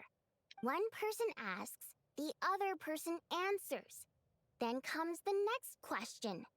That's how polite conversation should go. Alright. I thought it might be a shellfae. A shellfae? You mean the oyster sprites that protect children who fall in the water? The ones from the fairy tales? Fae like that don't exist in Snezhnaya. The only fae associated with pearls are us water nymphs. After all, legend has it that if we cry out of true sorrow, our tears will turn into pearls. Want me to cry for you right now? I could do it.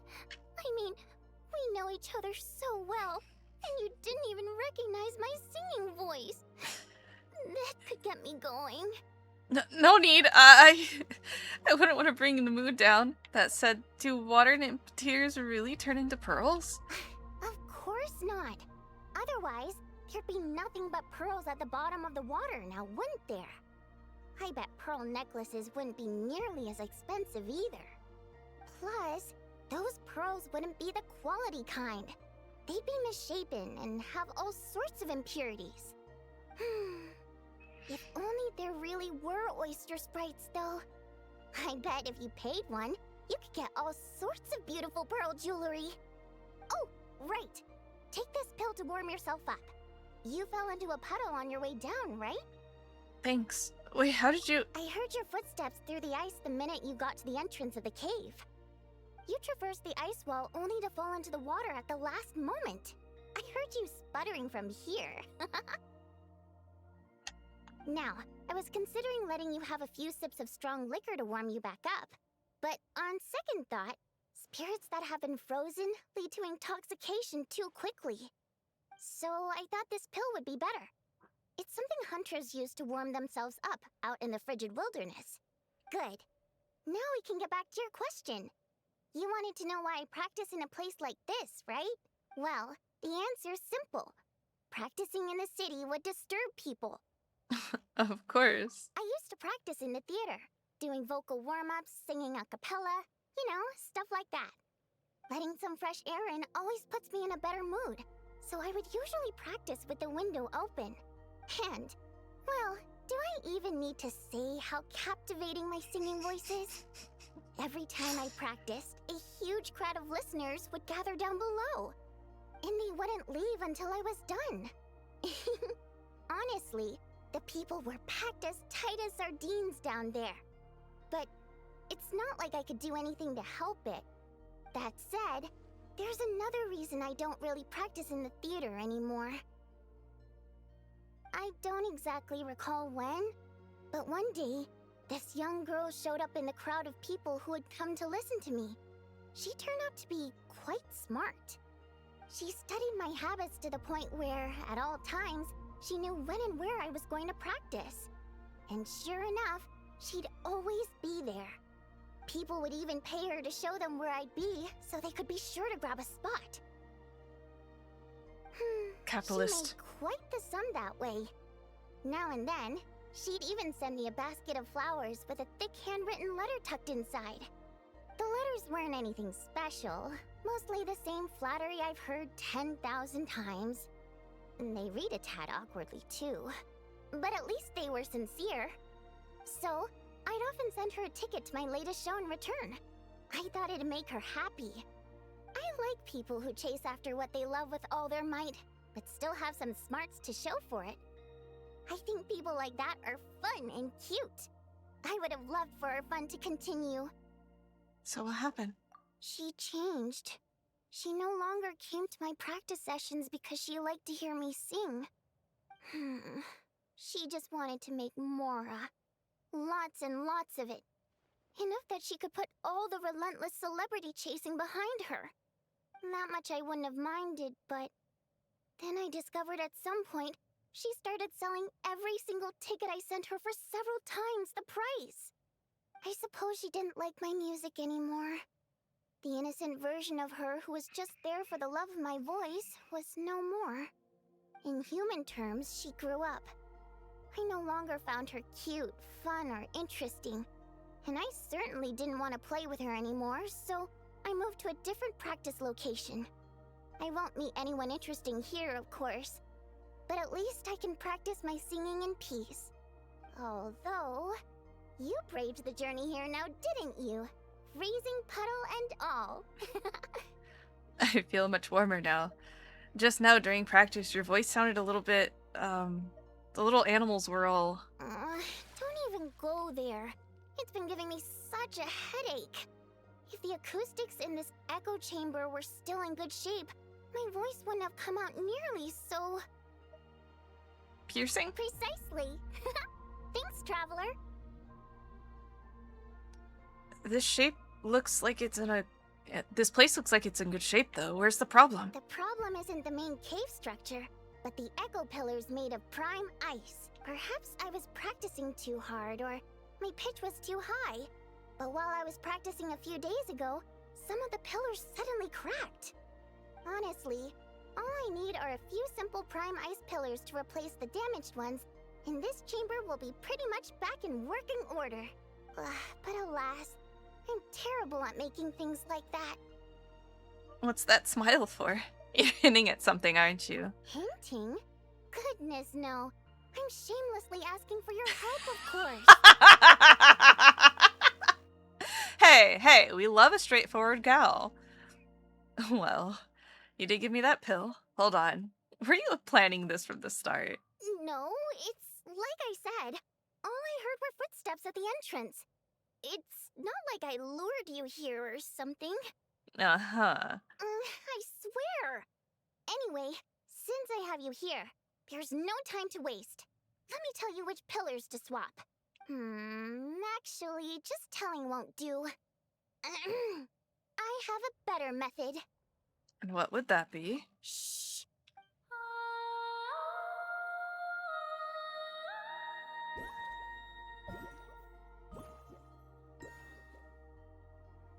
There we go. See those brightly illuminated prime ice pillars? Those are the broken ones. Wow, Prime Ice really is something else. Wow, your voice really is something saying. else. Otherwise, I wouldn't be nearly so invested in all this. Anyway, I'm counting on you, Traveler. If you forget which prime ice pillars are broken, just come back and I'll show you again.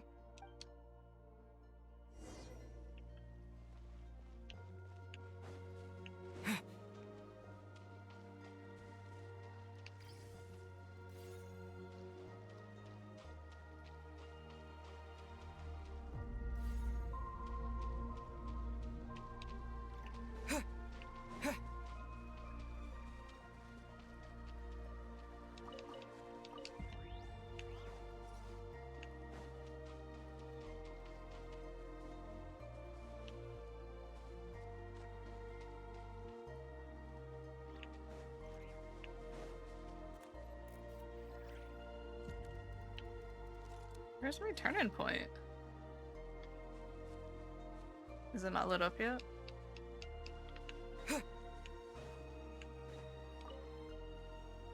Oh, did you forget?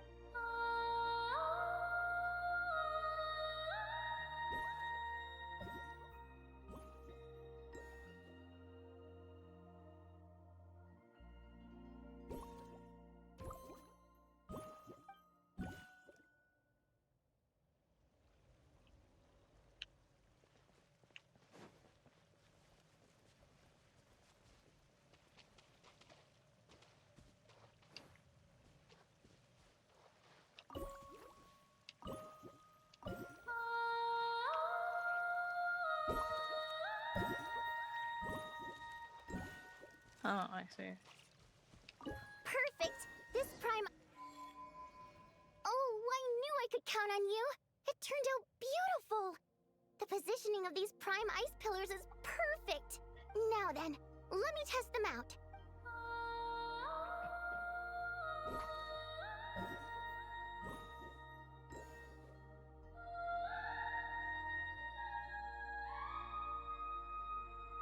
Huh, they give off a soft glow now. That's right!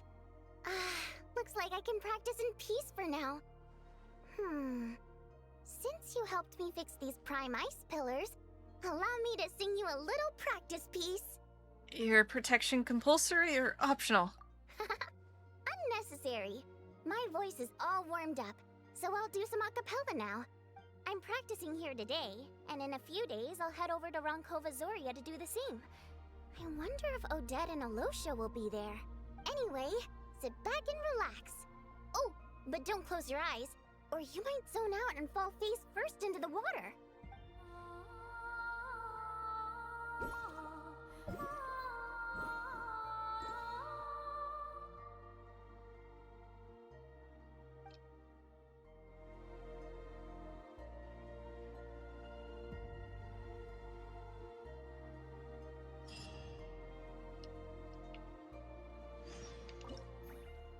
Look at her!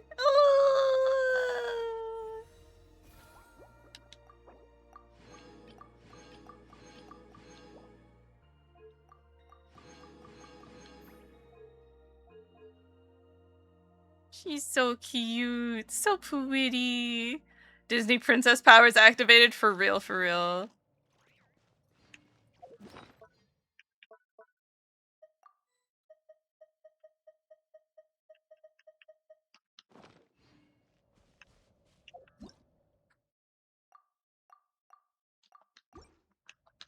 At least it's not as cold as on the moon. Okay.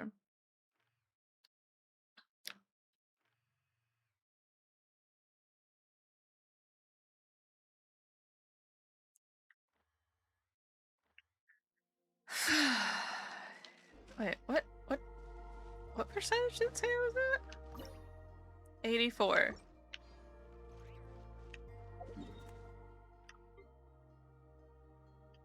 Alright, let's...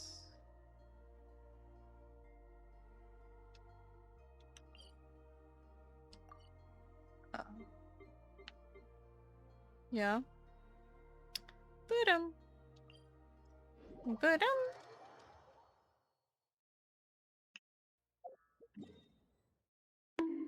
Hi. Hi.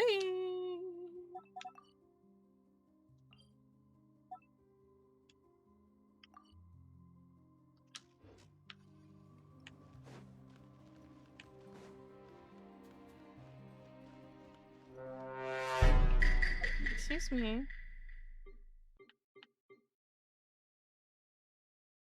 I said navigate. Also, why is that showing the clouds layer up there? That is random. Anyways.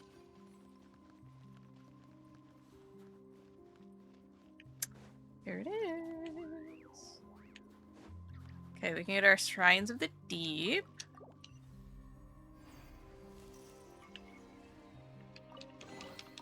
There is no harm in claiming the Forsaken possessions.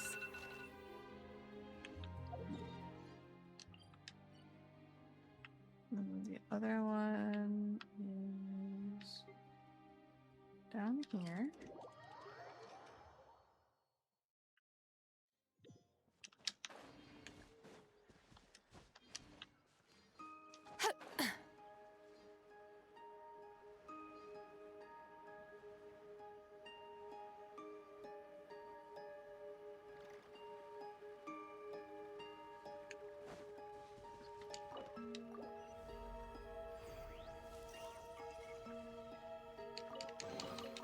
You should take it.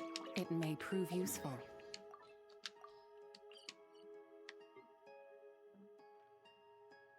Alright, Flame Feather Valley is 100%! Yippee!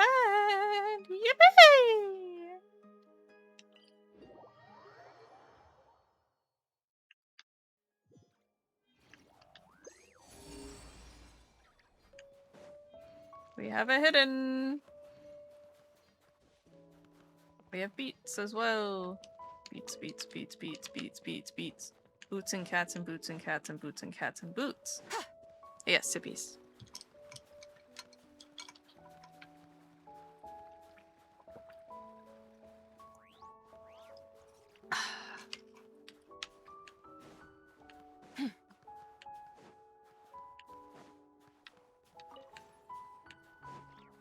Oh, there's a Sealy.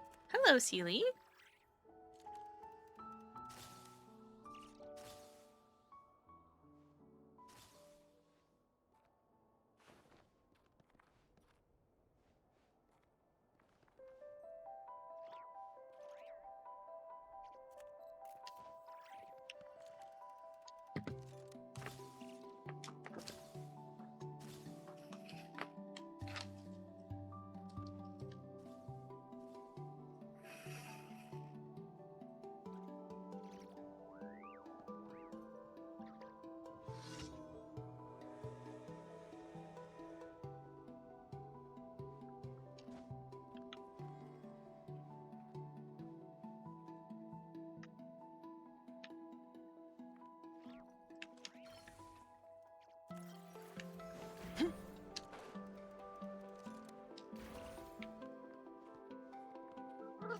Oh, hi.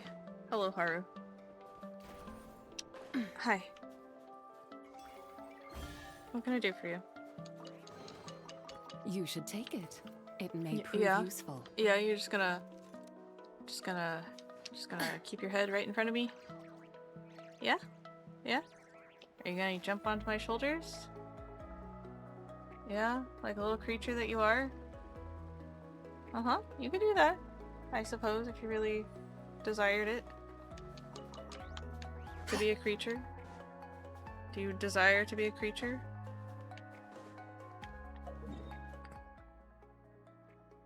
Okay. Is it on the train tracks again? No. No, it's not that far. Okay.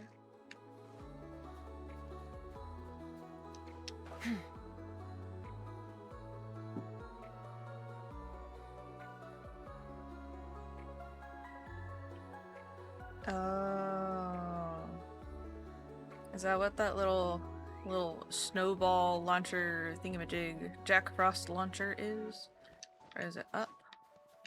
Is it up even further? Oh no, it's up there. Okay.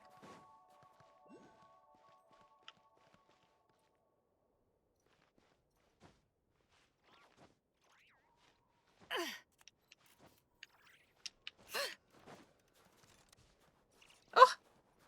Oh! Oh! Woof! Woof! Woof!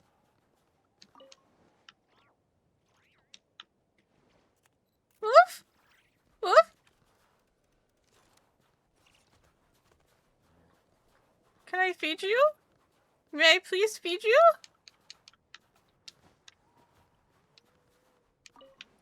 What a good boy! What a good baby!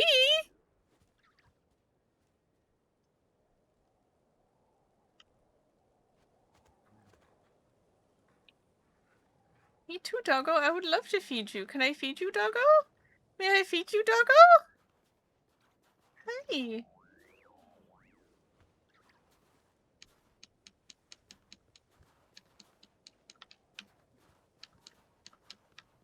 Okay. Okay.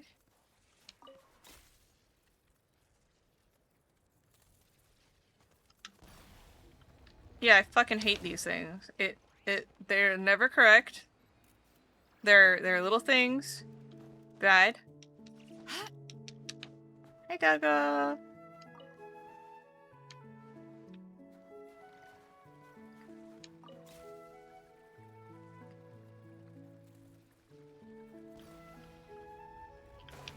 Alright. Closer. Closer.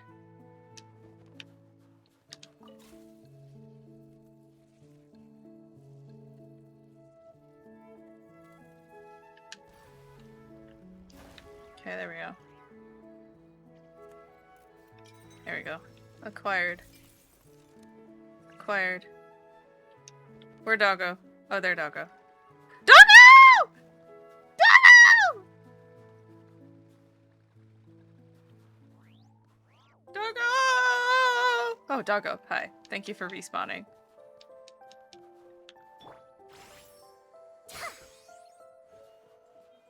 I acquired a doggo. Fear not, doggo will go to a good home. My home. No, not like this.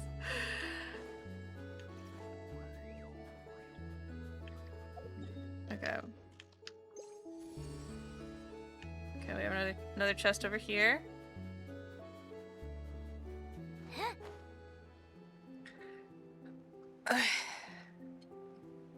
Oh yeah. You see these really cool snowmen? You see these really cool snowmen? Oh no, they're an enemy. Oh no, who could have foreseen this? Who could have seen this coming? Not I.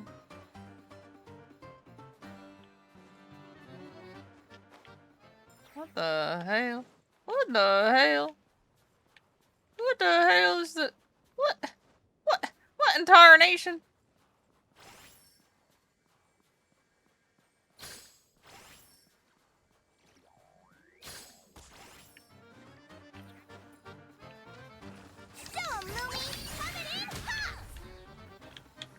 defensive mode, engage. Without further ado.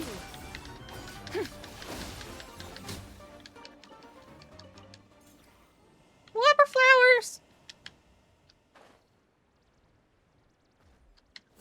What's up?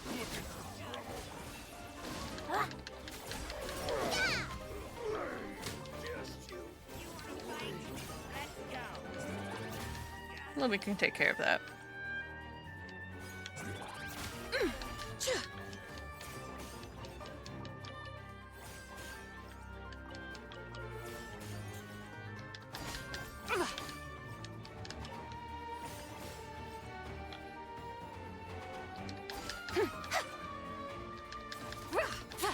Be cleansed.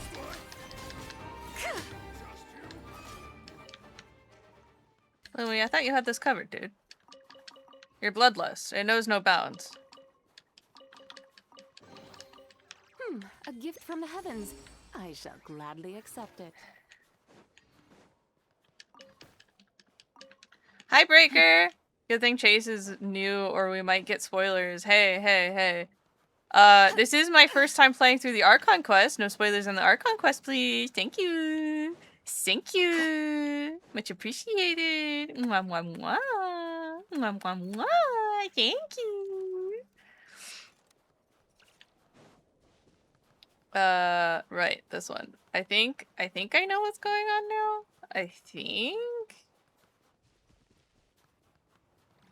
I remember finding this one and being very confused by it. But I think it's one of these. Or they shrink a little bit.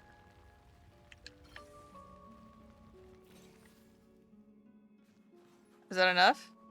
Is that enough? No? Okay.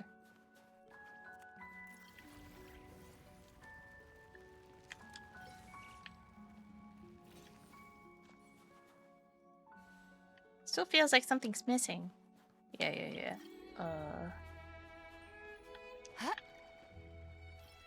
There you go. Yahoo! Yahoo! Yeah, we did it. A gift from the heavens.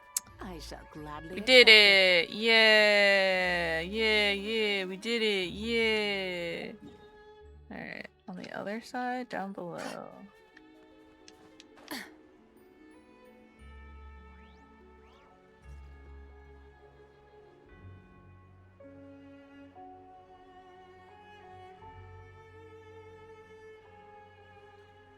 Is there a thing behind? Do you think there's something behind the waterfall, guys?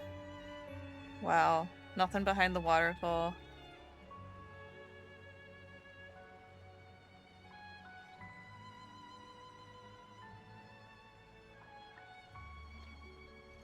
Nothing at all?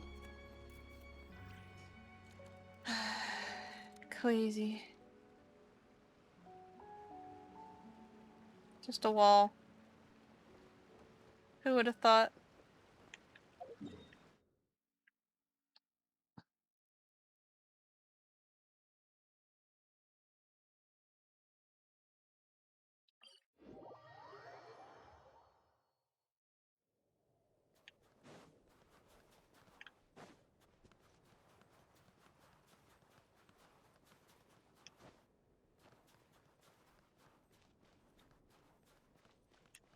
Oh my god, hi. Hello again.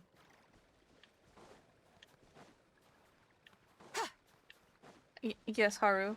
Can I help you? Kitty cat? Meow meow meow. Little mustachioed meow meow. Yeah? Oh, you're so cute. Oh! Hey. That's... Hi. Yeah? Hi. Yes? Would you like to be baby right now? Is that what I'm hearing? You want to be baby?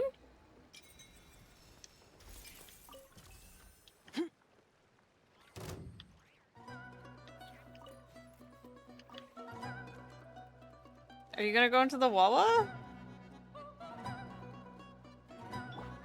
No?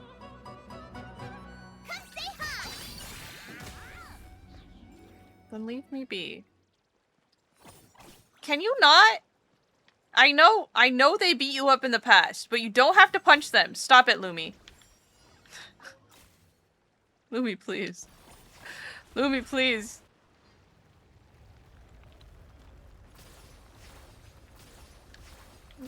Ooh.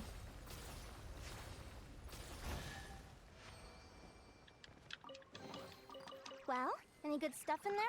Obliterated. What? What? Do you want to be baby? Would you like to be baby? Okay, give me a sec. Come here. Hi. Hi. Unsheath your claws. Or rather, sheath your claws.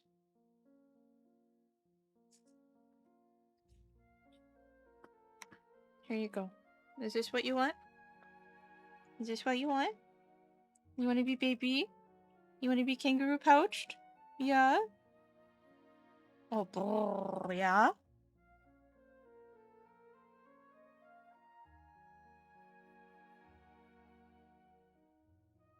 Mm-hmm. Yeah? Yeah? Biscuit factory time? Okay.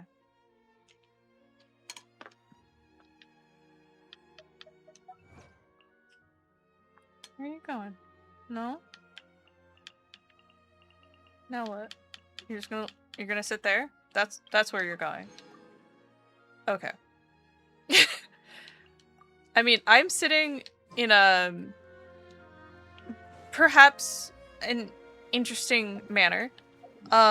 And he has chosen to maybe sit in the most interesting of places, i.e. perched on my leg that is jutted out from me sitting not quite cross-legged, but like my feet are together, therefore my legs are kind of splayed out, I guess, question mark.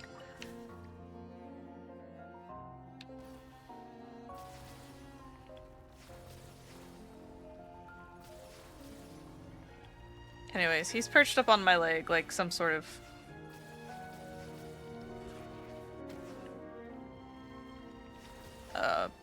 vulture, I guess? Eagle? Even?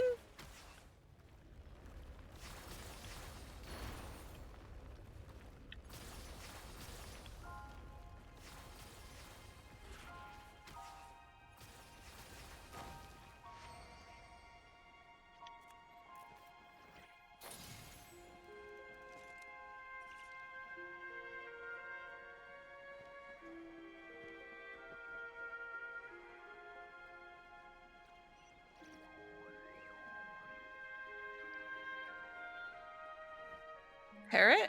Yeah. So shiny.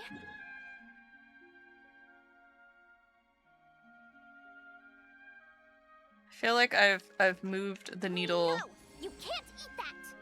so little. Oh, I see. I see it. I see it.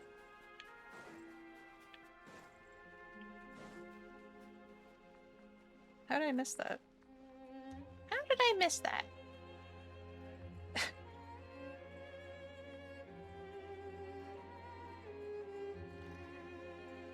I love my weird cats. They are so strange and full of personality, you know?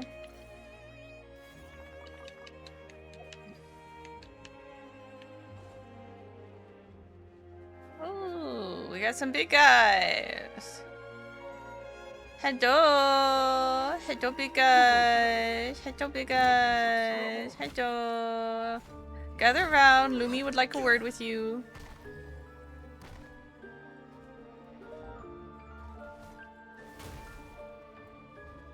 I know you move very slow.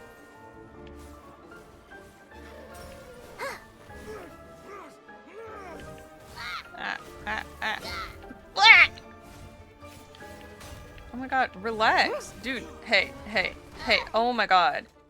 I'm just trying to kill you all at once. Come on, get over here. Wow, alright then. Wait, a moonlit night for all. Shine like a gemstone.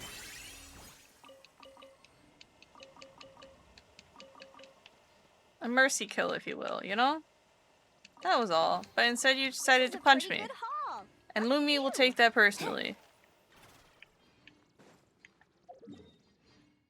You worded that weirdly, but I think I get the image. Okay, so like, so imagine, if you will, you're sitting with your feet together, therefore, like a butterfly stretch. Okay, you're seated like a butterfly stretch, okay? Whoa. Okay. You're seated like a butterfly stretch. Yeah? Yeah. Okay. And I have one leg kind of moved to the side slightly because comfy. Lumi can come help out. No need for the hammers. And he is seated on one of the legs sticking out. I'm also in my office chair, you know.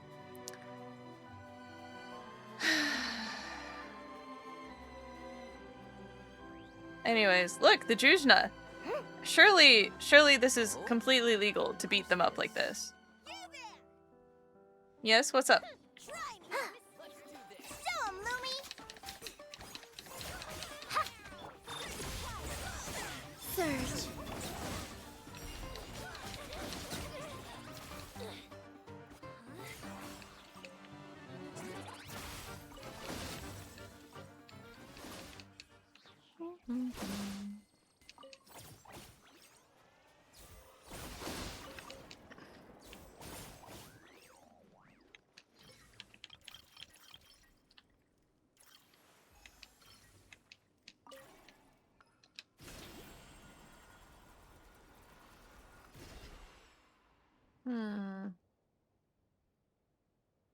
Okay.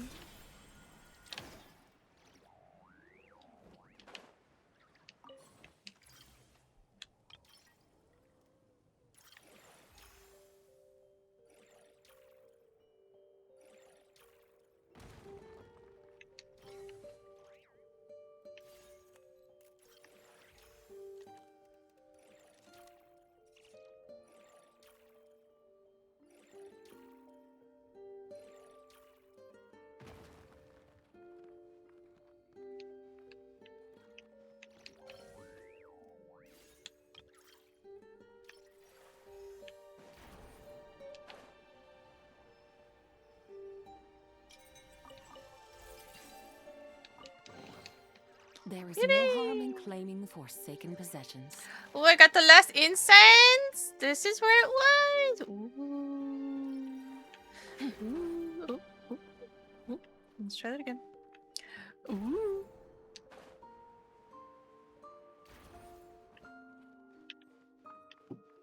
Ooh.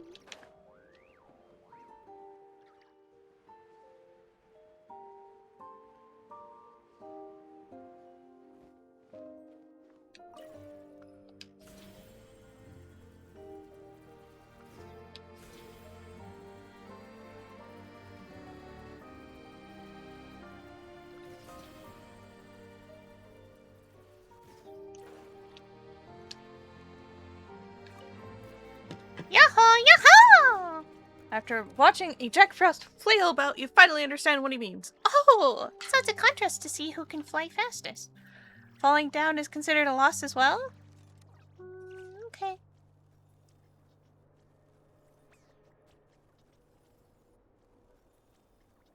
The Adeptus arts are most miraculous. But unless one first cultivates the mind before cultivating these arts, all their feats will be like the moon's reflection on water, shattering at the slightest touch.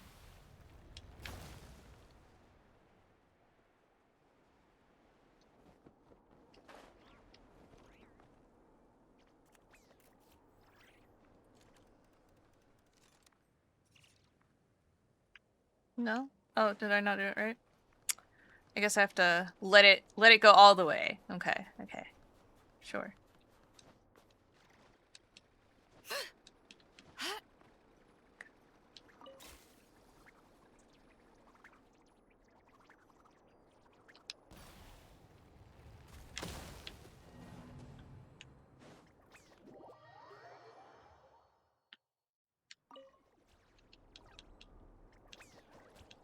Okay.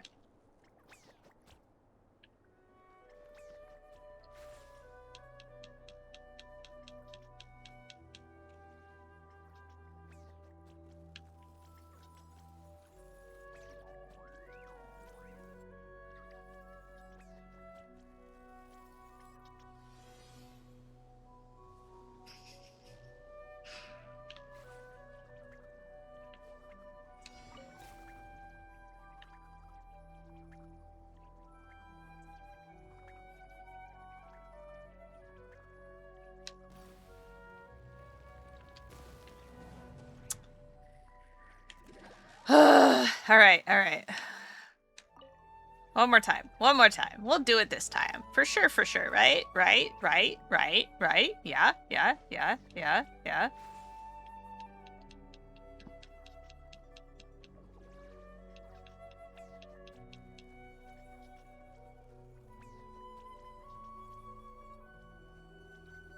Mathematics is the foundation of all things.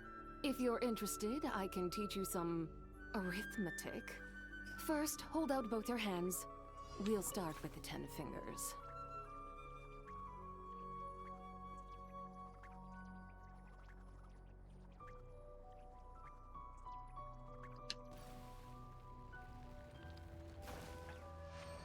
Alright, we did it. Oh god. Not gonna warp me back, are you? Oh, there we go. Alright.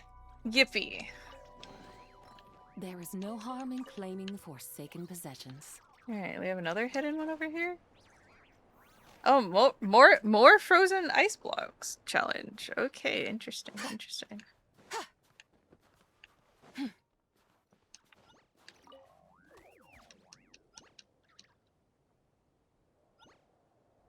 Paimon didn't know if Jack Frost could do that.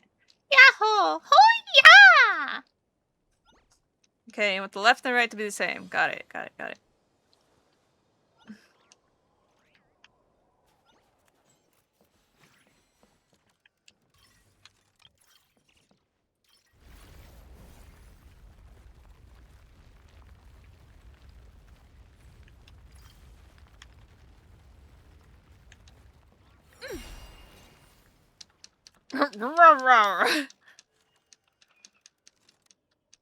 Mm-hmm.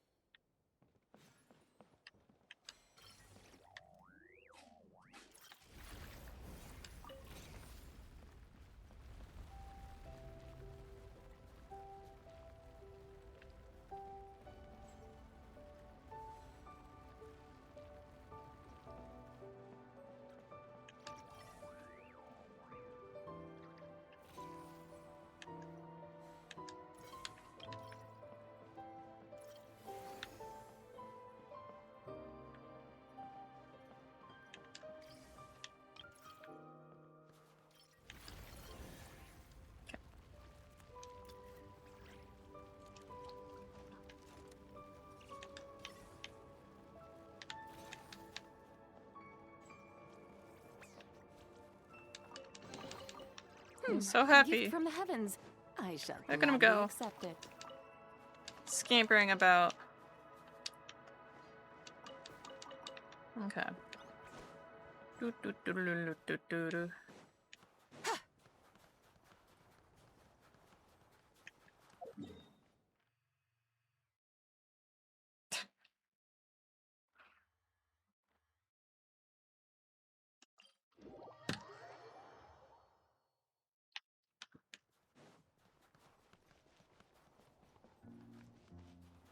I feel like this is very much not in that territory anymore, but hey, here we are. We've got the 3 compasses now, so it doesn't give us flying anything about what I want. It's like, oh, it's nearby? Cool. We'll do that. Sure, we'll do that.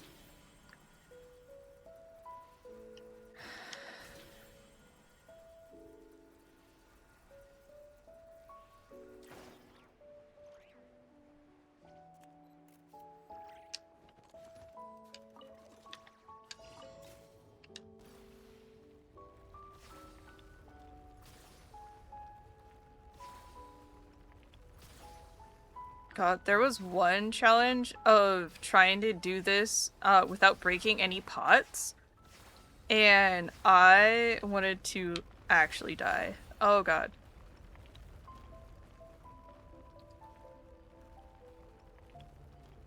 I want off course. Sure then.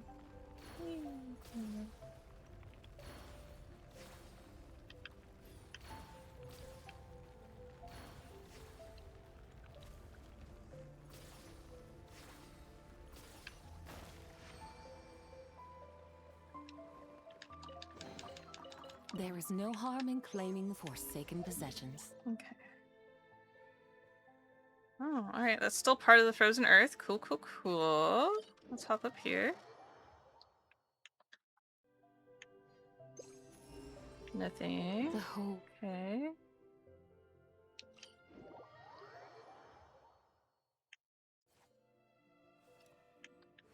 I can't use it in here. Interesting. Okay.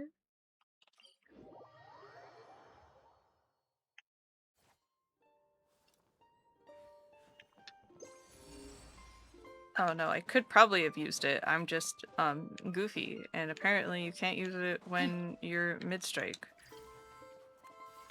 Because things like to load not as fast as my brain loads, which I guess is fair. One can only ask so much from a person.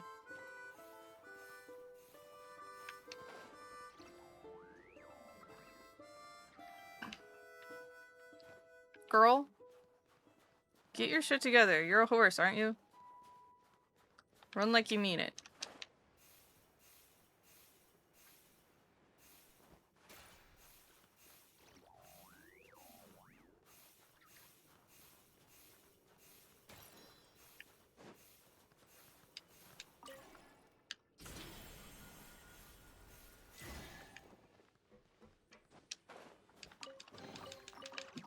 A gift from the heavens. I shall gladly accept it.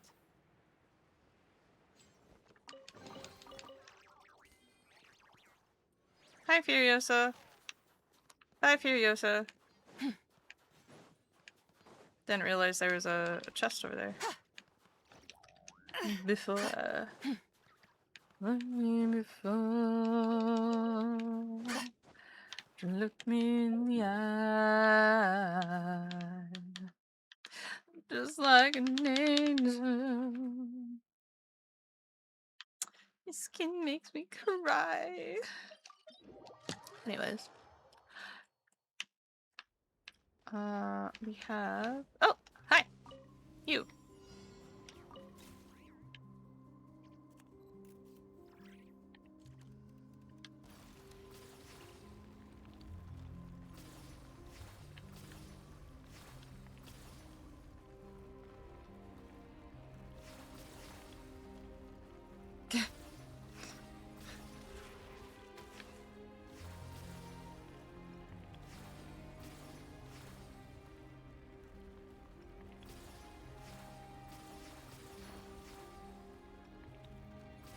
Dude, I'm a huge ball! Look at me!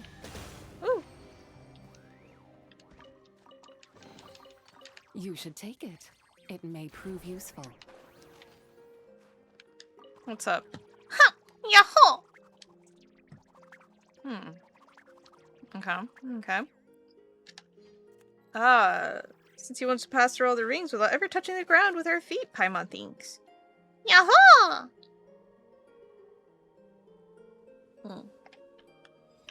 Right.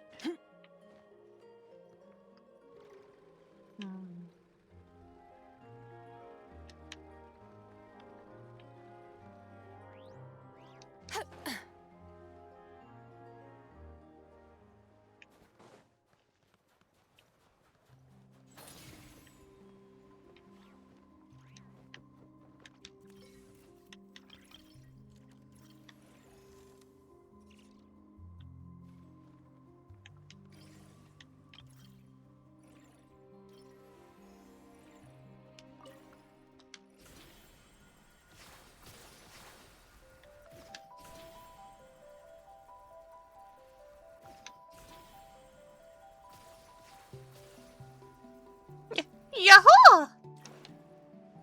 Looks like you got quite the shock. There is no harm in claiming forsaken possessions.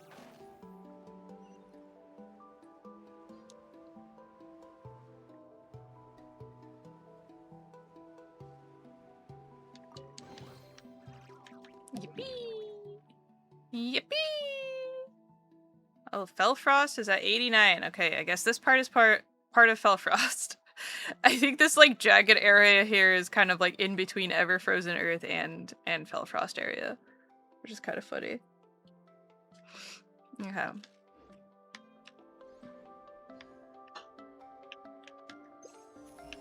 No treasure oculate anywhere nearby. Okay, let's go over here.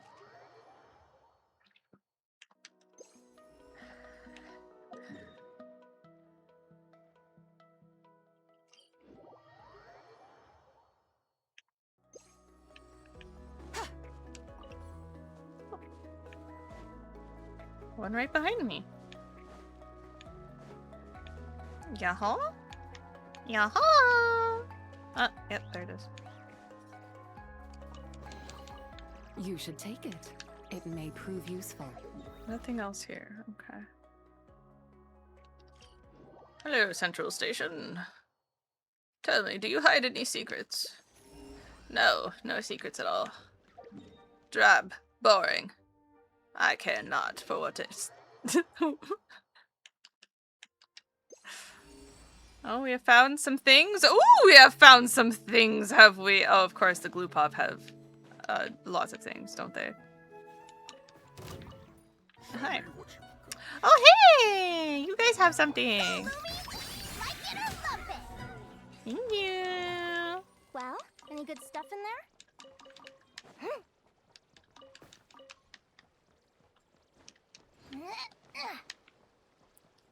When do I get to infiltrate the glue pop, huh? Huh? Tell me. I wish to know. Oh wait. I remember these guys are the bad guys. These are the bad guys. These are guys that I get to. Yeah, Ismailov. That's where they are. Oh my god, let me at him. Let me at him. Let me at him. I'm gonna punch him.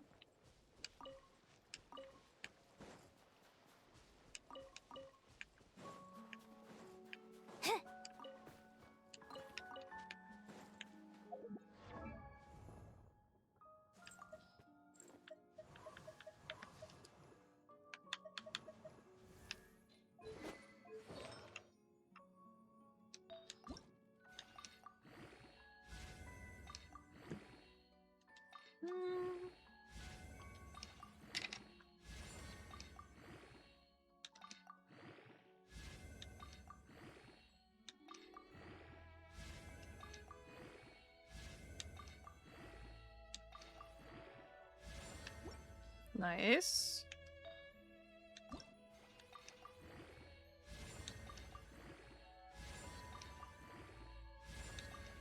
This flower's not so nice.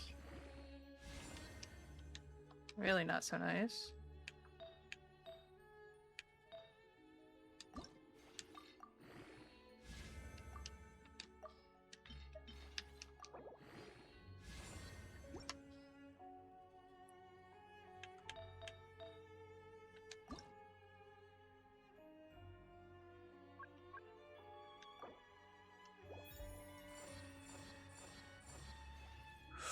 I'll take it. That's way better. Alright.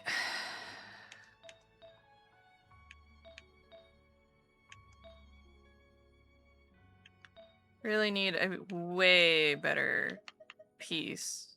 Sans. Way better one of those, but I'm sure we'll eventually come up with one, maybe.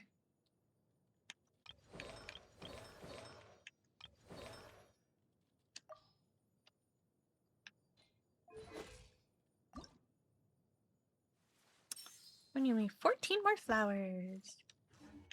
Do we have any more that we can collect? I think we collected them all.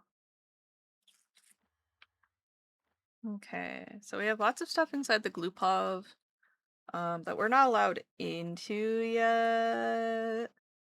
But that might also be the hideout of the mean guys. The mean guys, the Ismailovs. We need to beat up the Ismailovs. Yes, we do. Sanctuary of Grief. I assume that there's nothing here. Yeah, okay, I didn't think so.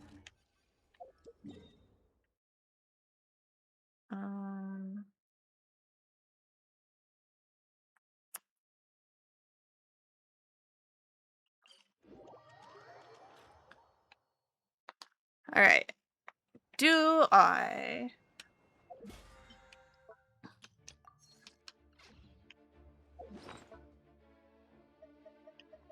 Ooh, we have enough. Ooh, we have enough.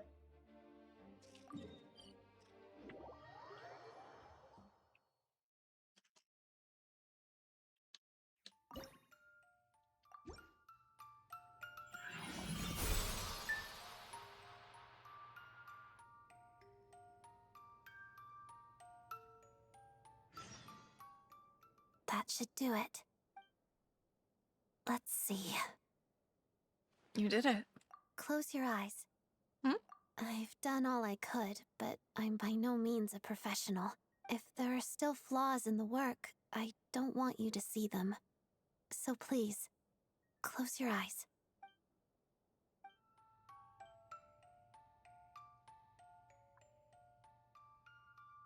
Seems like a success to me. Can I open my eyes now? Odette? Wait for Odette to reply. Sorry, I got a little emotional just now. You can open your eyes.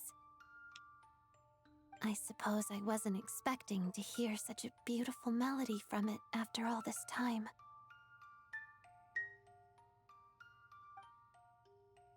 So she asked me to close her eyes earlier because she didn't want me to see her getting emotional. Do you want to talk about it? All right. If you can keep a secret. I mentioned earlier that this was a birthday present. In truth, it's also the last birthday present I received from my mother. It's complicated. After that birthday, our family started to struggle financially, and life got busier and busier. But most of all, my mother and I gradually drifted apart. She always said that my dancing lacked emotional warmth, but I kept myself closed off and refused to listen to her guidance. Now I realize how childish that was. So, when I found this music box in the attic, it felt like a symbol of happier times. But in a twist of irony, the melody it played was harsh and distorted. Almost like it was reminding me how much I've neglected it and my family all these years. And now, I can't help but wonder, if I can pluck a music box free from the grasp of time, might I be able to restore a relationship I wore away with my own hands? That's a hard question to answer, but it never hurts to try. I will. In fact, I plan on doing so tonight, but I should thank you first. While I originally had no intention of relying on help, the repairs only went so smoothly thanks to the materials you provided. Besides, you've decorated this place so very elegantly. It really suits my taste. Just a pity it won't scare off nosy theater goers anymore. I'll be sure to save you a ticket for my future shows.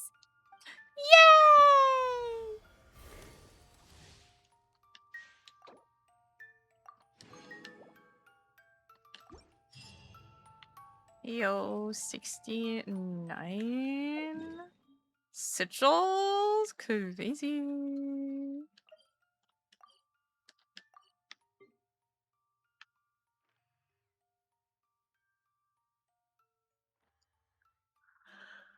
Oop, oop, oop, oop.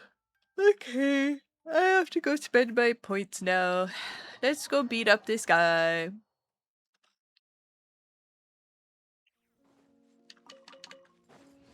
You guys ready to watch this weekly boss die quickly? It's a favorite pastime of mine, honestly.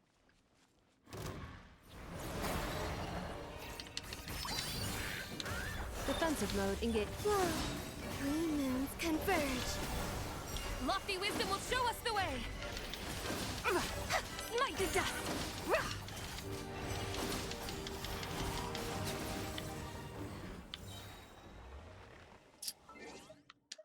Did I call it a weekly boss? I meant just like a regular boss. It wasn't a weekly boss.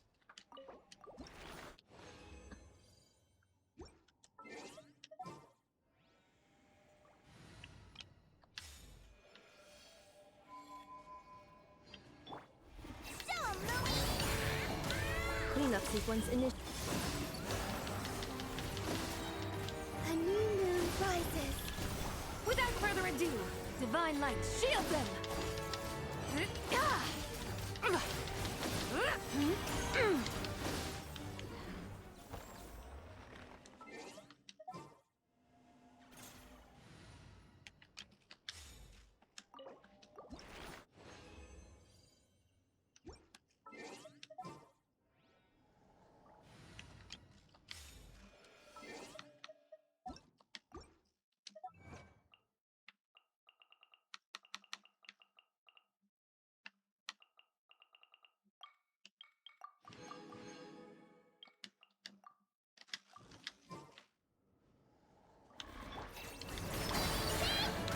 Insulation chamber deployed.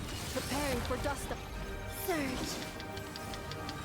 A moonlit night for all. Lofty wisdom will show us the way!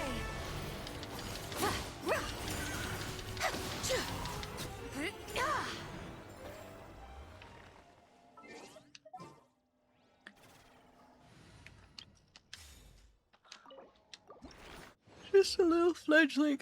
Just a sprout. Please just listen to your mother. I just want to keep you safe and sound. Cleanup sequence initiated. Flame.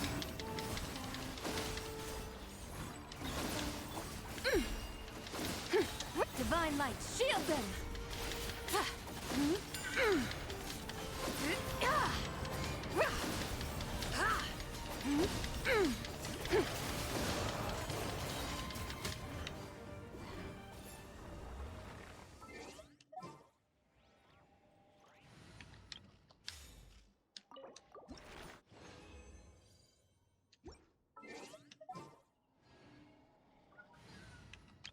Yes, Pookie.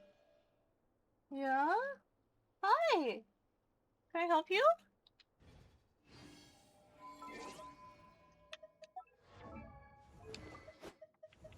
Yeah?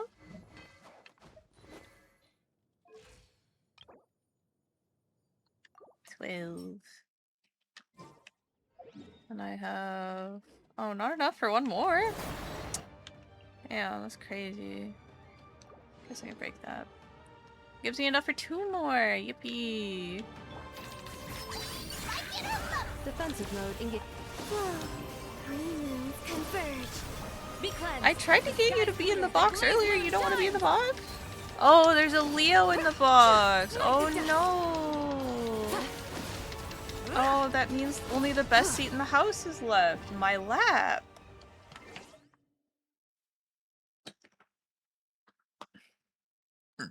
Come on. Come on. You gotta sit though. You gotta sit. You gonna sit? Okay.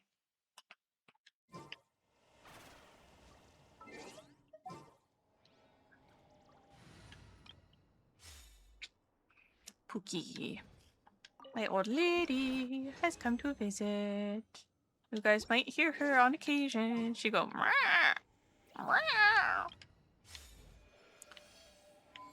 She indeed sounds like an old lady. Ooh, this will be the last one for the week. Weekly mission. Insulation chamber. Ooh, that was a low row for Lumi. Lumi! You tired, buddy? Divine light, shield them! How do not antagonize the old lady right now, please.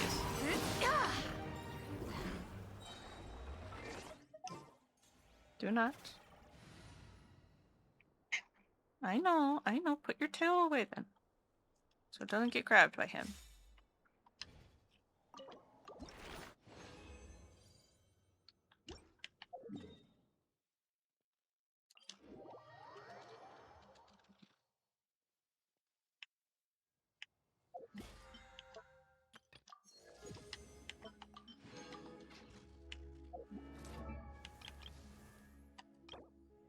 Ooh, just one more and 14 more of the flowers. Nice, nice, nice, nice. Nice, nice, nice, nice, nice. Very good, very good. Okay, okay. It's 10:48, so I should probably end here. Huh, Pookie? Mwah.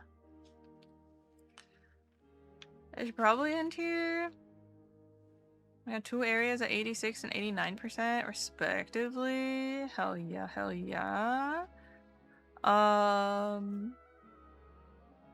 Did we turn in everything?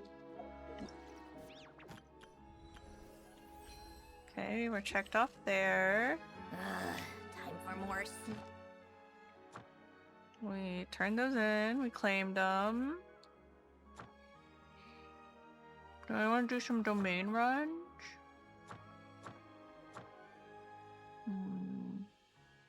Almost 2 AM for you. True. Yes, Pooh comes. Hi. Hi.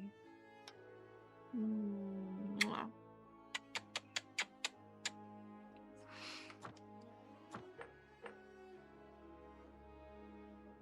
Ooh, you know what I can claim? No, damselette.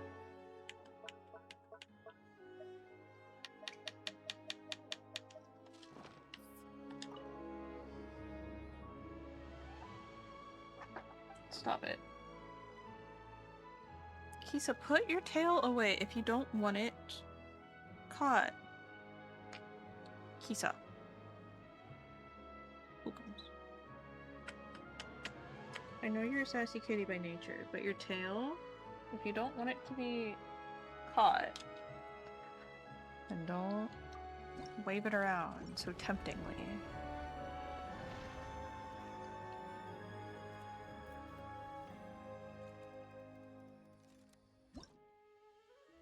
Okay. You've acquired 100 primogems. 500 cigarettes. I have not gotten his next.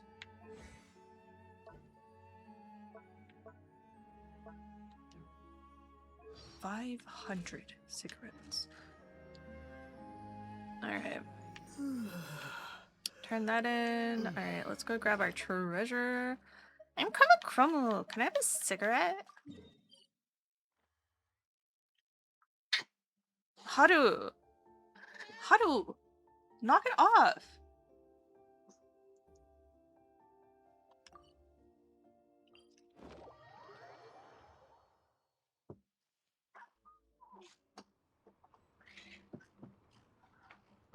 Haru! You butthead! Oh my god!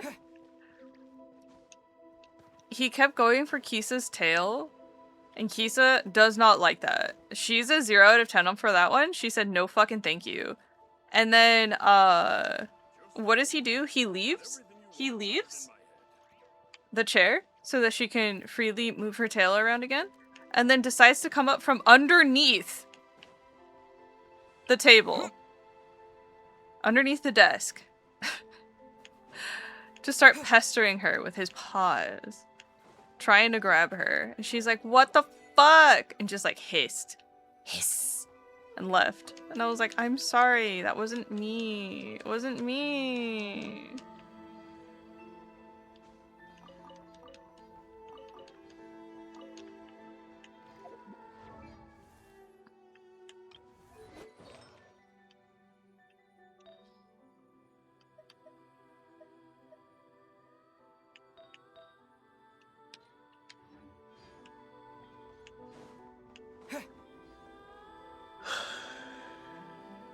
Anyways, look at the giant squid. No, there's a bunch of stuff here. Who could have predicted this?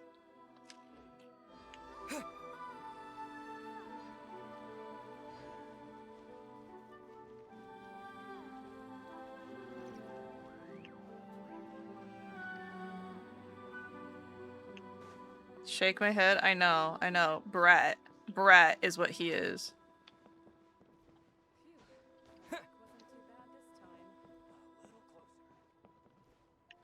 Are we surprised? No. Did we expect better from him? Yes.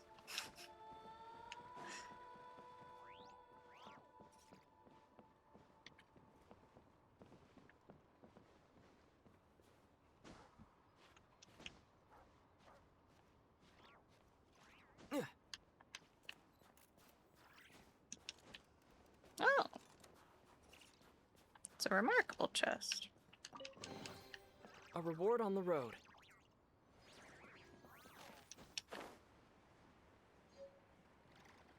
Large winch and axle crane. Wunderbar. Just what I needed. For my,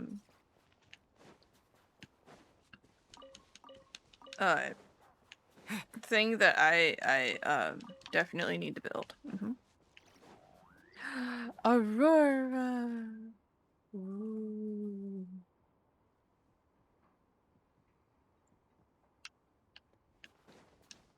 Another remarkable chest, just sitting up here. Is this an answer from this world? I watched new dog slowly but inevitably slide off the couch onto sister's dog sleeping underneath and said, I can see highest record ever is 30 seconds. How far can we go? Anyone want to top that? Huh. Oh yeah? Yeah? Ooh. Ooh. Ooh. Will no one step up? Come on, people of Morisbach. Morepesoc?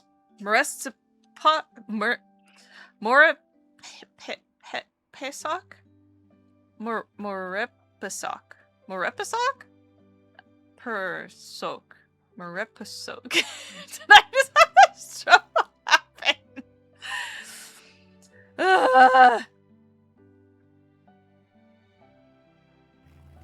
Snowball Dodge Arena. I see. Liko Vidova.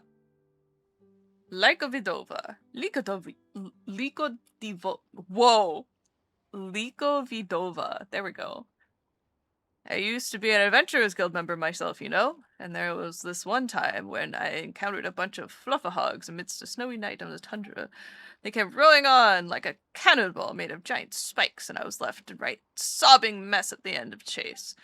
Having survived the ordeal, I committed myself to training harder and using snowballs during said training to simulate the impact of their charges. Once I succeeded, I would have the agility to humiliate them the next time we met. Hence the Snowball Dodge Arena. The rules are simple. Stand in the arena, try to avoid being hit by snowballs, and the longer you last, the greater the prize. What do you think? Alright, let's have it then. Oh, we just got rid of the fire drinkers?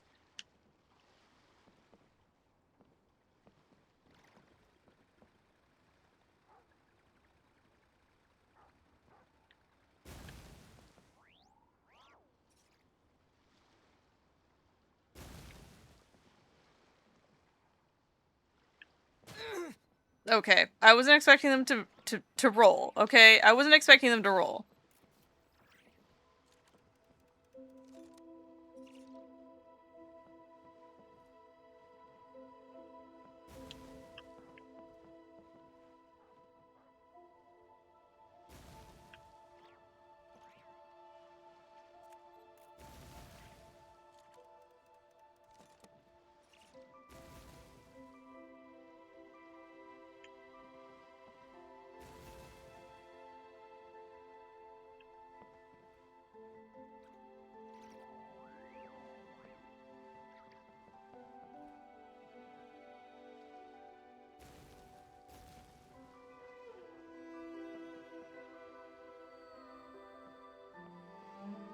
Oh, what the?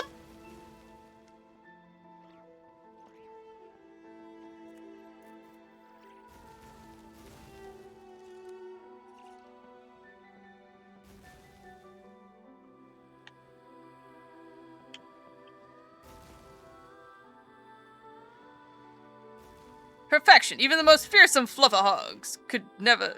You could... something. Yippee. Is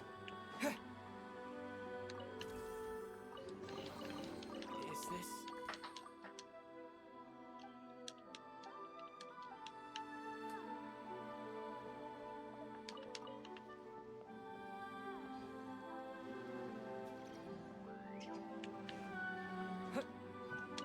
Another remarkable chest. Wow. Truly remarkable.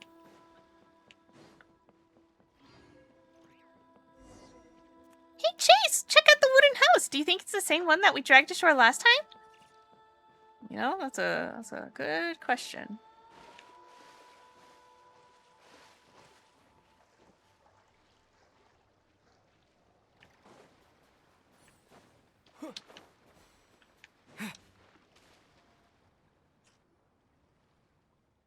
No, I hear footsteps. Traveler by the shore, please, if you would, halt a moment. Ah! It is the house again. If Paimon remembers right, it's some guy who hasn't come out in the hundreds of years, 300 years lives in here. That's how he introduced himself. Back then, anyway. I remember this voice. You saved me once before. Good travelers, it appears we met again. And as I thought, we met. Pardon the inconvenience, but I do indeed require assistance once more. What did we say? Oh, will you be needing our help again? Yes. Please find a way to drag this cabin near the material required to reinforce it. Reinforcement materials? What would those be? Do you see those wooden boxes scattered about the water? Those boxes contain various materials that I've gathered during the period of my wanderings. Yes, I have resolved to expand my habitat, my home on ice. Travelers on the shore, you once said that the gratitude should be expressed face to face, that discourtesy not be done. Ever since we last parted ways by the lake, I have contemplated this matter. Should I again need the aid of the travelers, how should I properly show them my thanks? To me, to set foot upon Snezhnaya soil is unthinkable. But should the shorebound travelers be willing to step upon my abode, then I should receive them in person and give them thanks. So this is the reason for the renovation? Indeed, traveler. I believe my home presently unfit for visitors. It is far too narrow and shabby, not hospitable enough by half. People would look upon it and think, huh, you've been forgotten in a mere inevitability. Why, this house would be evidence enough, the final symbol of the past kingdom, reduced to such ignominy. For the sake of what dignity remains to us, this expansion is necessary, lest others think that we decrepit spirits of yesteryear have lost a shred of decency. Alas, the wooden boxes have been, by my miscalculations, scattered in non-ideal locations. I cannot control the direction of my cabin, so I fear I must ask you to pull it up next to these boxes.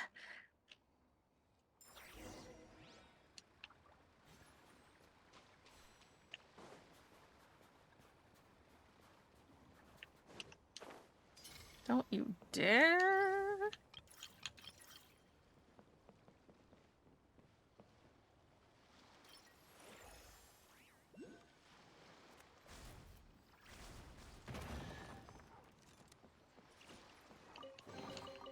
I'll keep this close.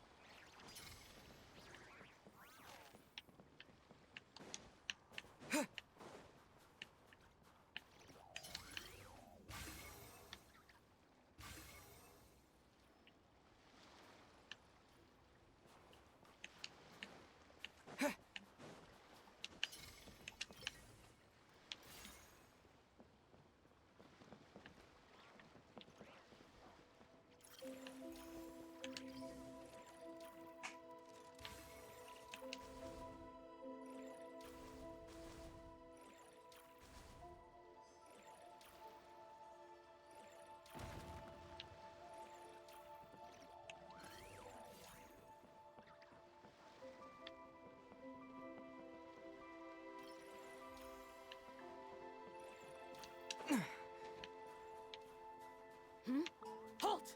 No, you don't see anything. I'm not here. One second. Let me get dressed really quick.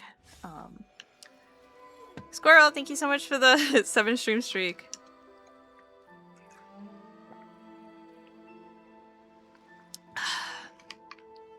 Thank you for the hydrate. I will hydrate or die straight, you know, as they say. Defensive mode, engage. Surge. Did they run from home too?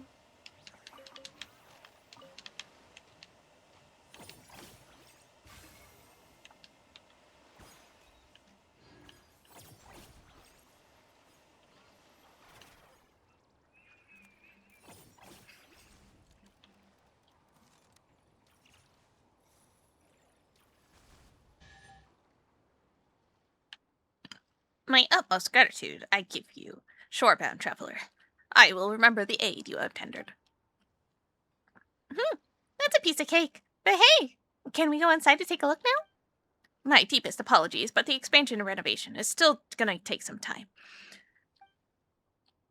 Once it is all finished, should our paths cross again, shorebound travelers, I would truly be honored to welcome you. Do we really think we'll come across paths again?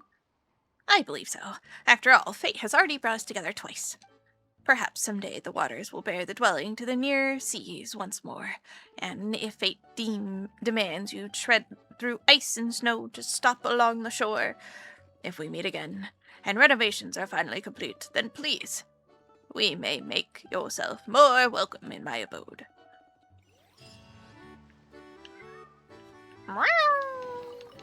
You keep them. We no longer need offerings.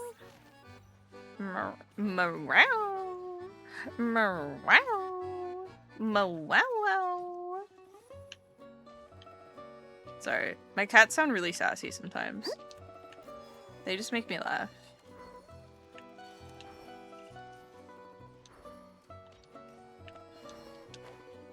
Hold on, let me clip that. I have the clip command now. The command clip.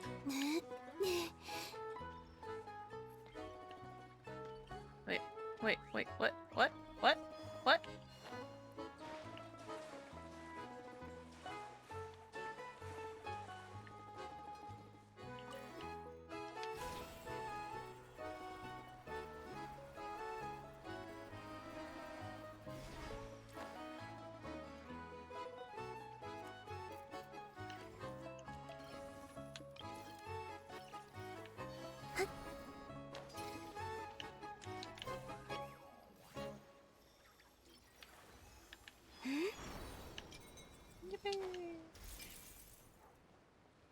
Okay, there's an activity to do. So much room for activities.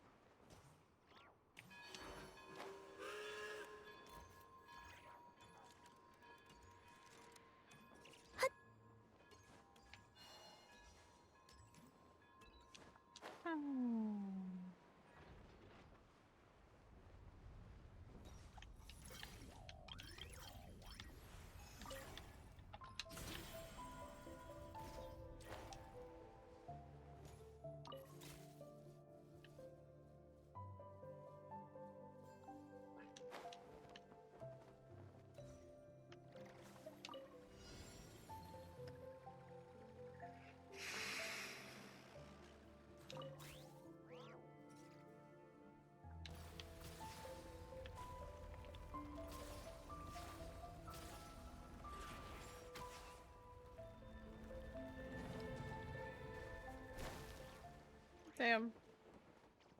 You just do me like that? That's crazy. The clip is perfect? Oh, yippee.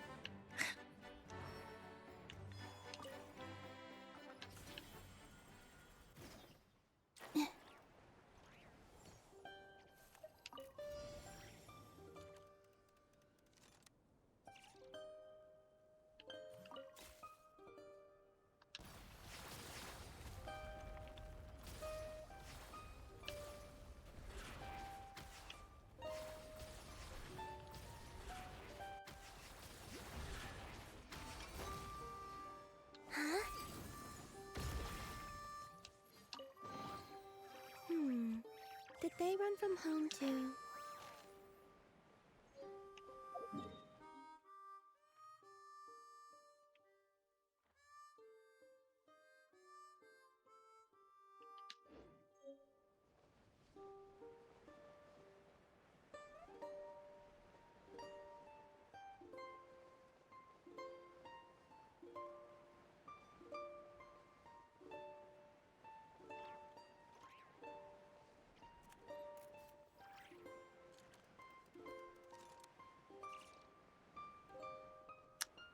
Let's see. What will run out first? My stamina?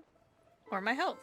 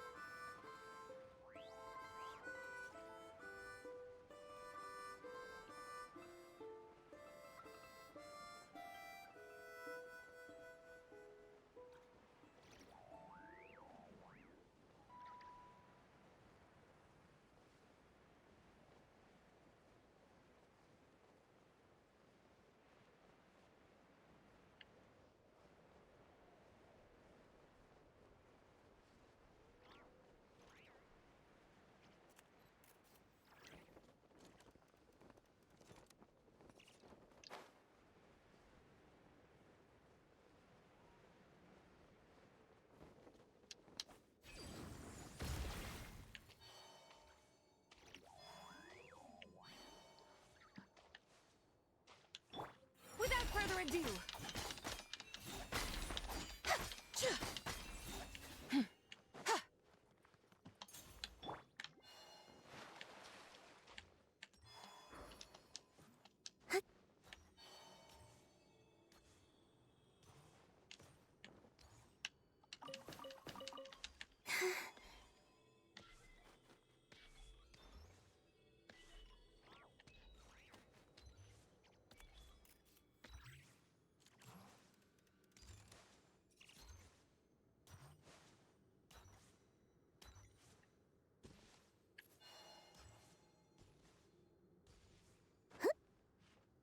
Am I climbing a tree to find out if there's an Oculus up here? Are we peeking? I think we're peeking, guys. Tree route?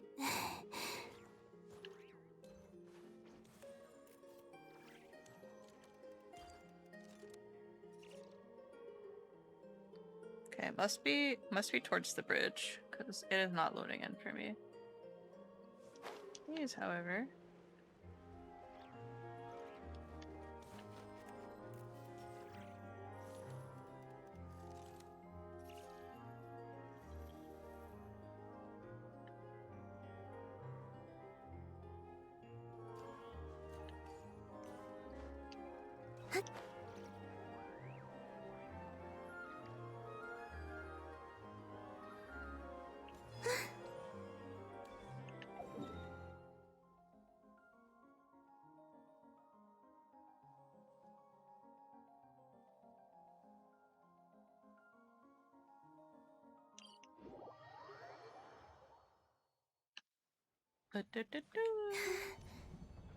Hello, train. Hello, dog named Fool. What the hell?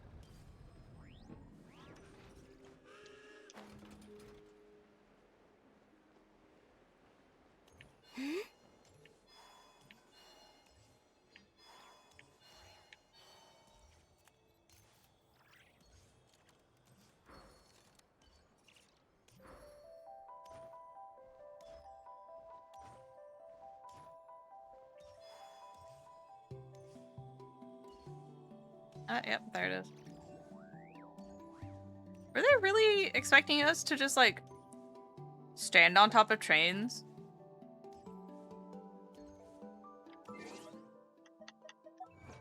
That's what it feels like.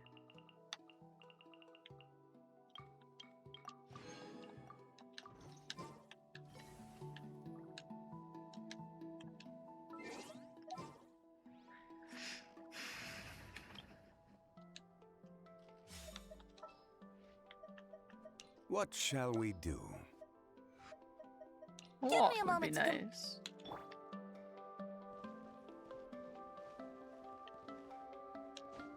Crumble! Yahoo! Oh, that was a little off.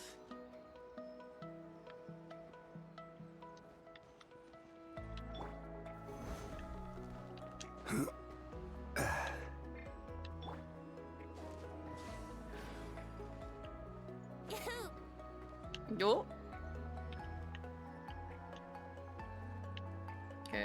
Still off a little. Let's try that again. Right! Let's play!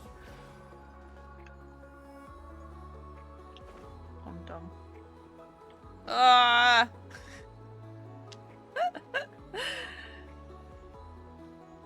I'm so good at this. Gather!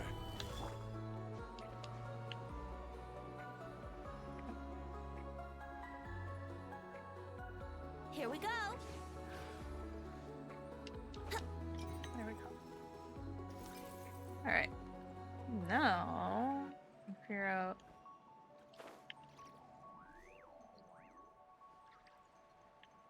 Oh, I see. That one is.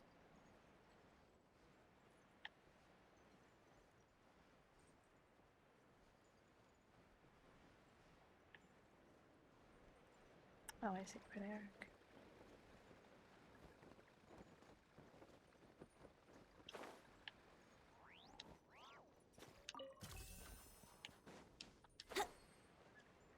A walk would be nice.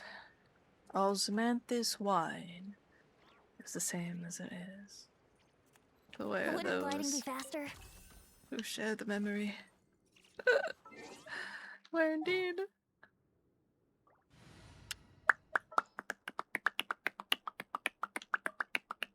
Where to this time? Wow, she's already tired of my shit. Let's world. go.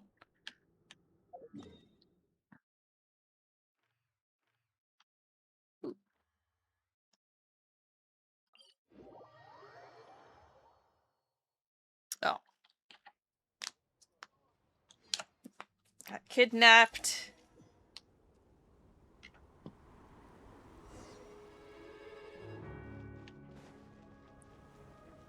Guess we're locked in.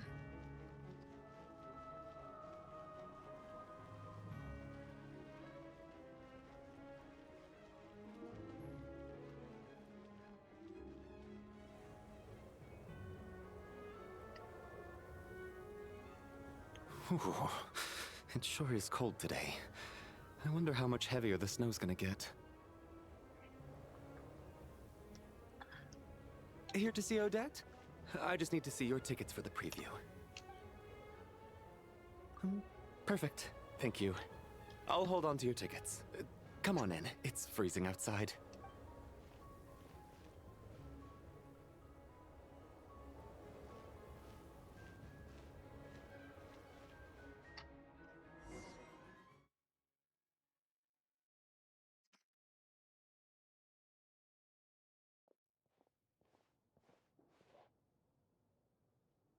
I think I'll leave the Lelic question until after the show's over. Then I'll go find Odette.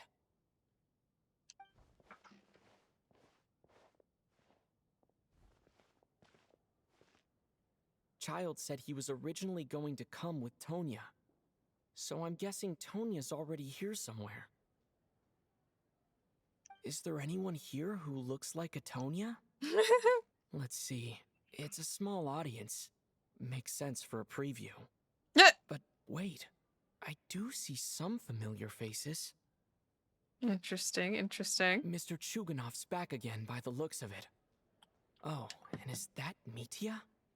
And that Fatui officer, Valeri. Guess he must be playing cat and mouse with Mitya again. Oh no, it looks like the show's starting and I still haven't found Tonya. Never mind. I'll just have to take a seat for now and see if I can catch her afterwards.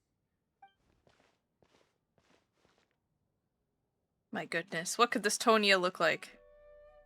Can't possibly look like anyone that we know.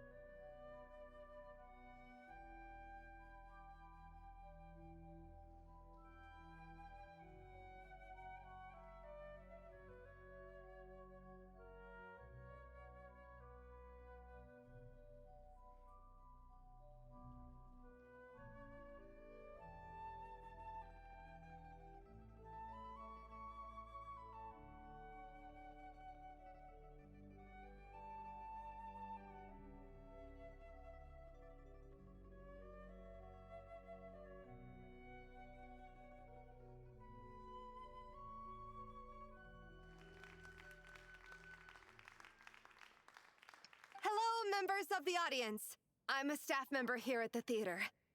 Today's performance was a very special one for us, as it marks the first attempt in a long time to revive the classic Snezhnayan ballet, Spirit Seeker. To commemorate this occasion, we would love to take a group photo of the cast, crew, and audience members present today. Could I kindly ask the audience to please come up onto the stage? There she is. Do you see her? Do you see Tonya? All right, everyone, huddle in a little more. There she is. Now, look at the camera. 1, 2, 3. Cute. Are you quite satisfied, Mr. Energy Scientist?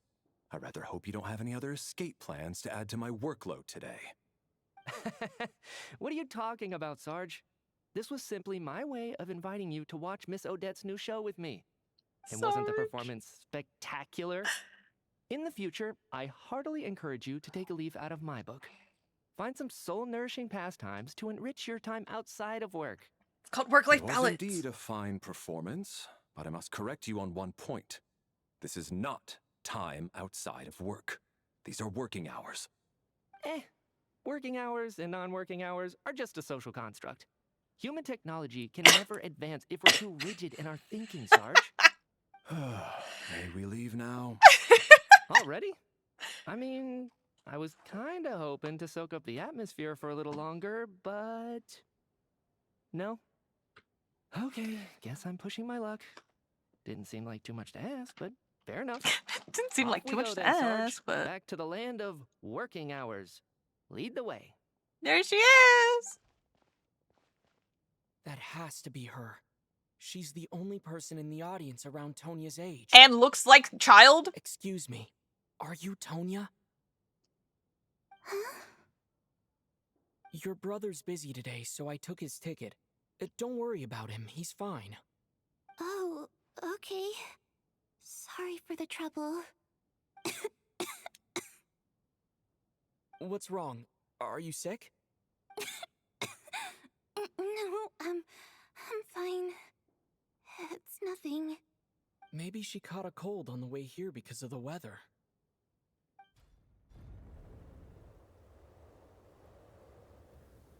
I haven't seen snow like this in a long, long time. It's most unusual. I know. It's completely white out there. You can barely see a thing. I've never seen such heavy snow in my life. Let's wait it out for now. You'd be lucky not to freeze to death in this weather, let alone find your way. Well, look at that. Maybe we shouldn't be in Convenient. such a rush to get back after all. What do you think? Let's wait and see.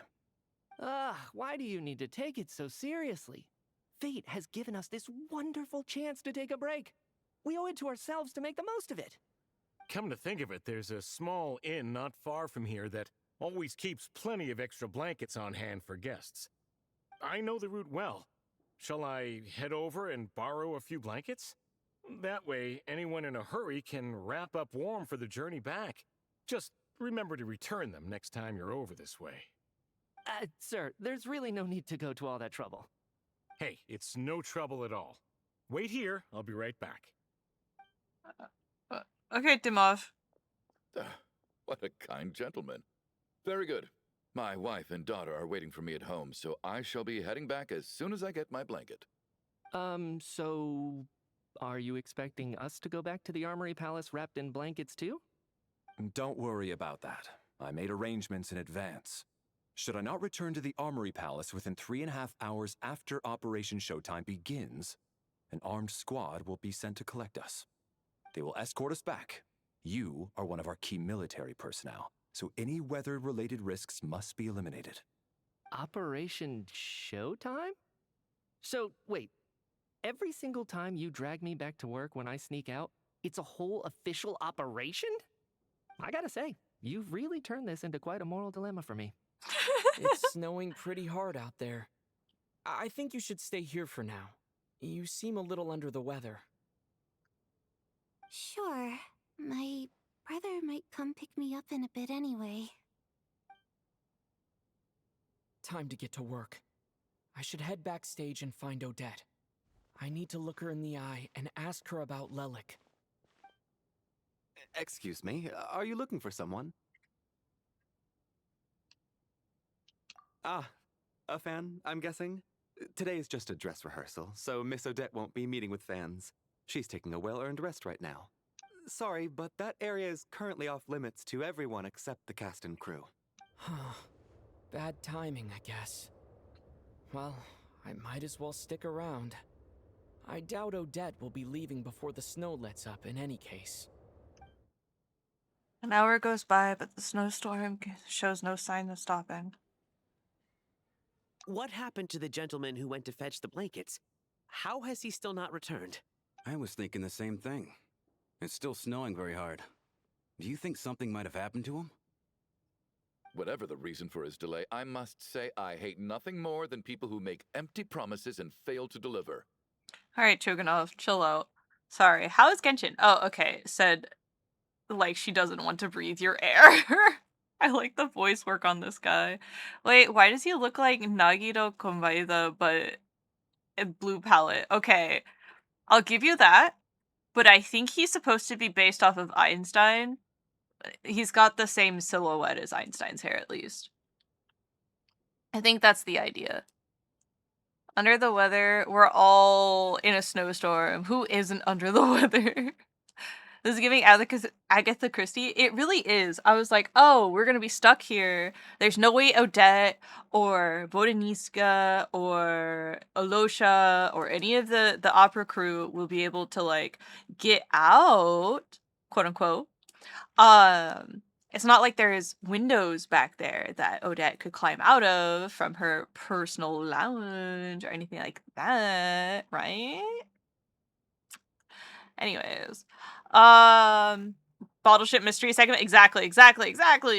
Oh no, there's no way for any of us to leave. Come here, we're all trapped. We know all the people here.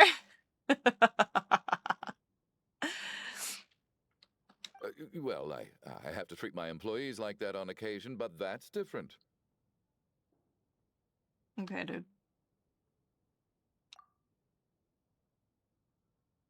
You seem anxious, Mr. Valeri. It's been nearly 4 hours since I left the armory. The army should have arrived to extract us by now. They know how much I despise tardiness and disrupted plans. There's simply no reason that they shouldn't have shown up by now, barring exceptional circumstances. Surely a snowstorm like this one counts as such. Few things in this world can stop the Snezhnayan army, Mr. Mitya. And a snowstorm is certainly not one of them. Why don't you go out and take a look? They might be right outside, waiting for your orders before they dare come in. An absurd hypothesis. I have no intention of leaving your side for even a moment until I have escorted you back to the Armory Palace. This doesn't look like an ordinary snowstorm to me. That guy who left earlier. It looked like he just vanished into thin air. Either that, or my eyes were playing tricks on me. Hey, no way. We're stuck in we're stuck. Oh no. Are we being fooled?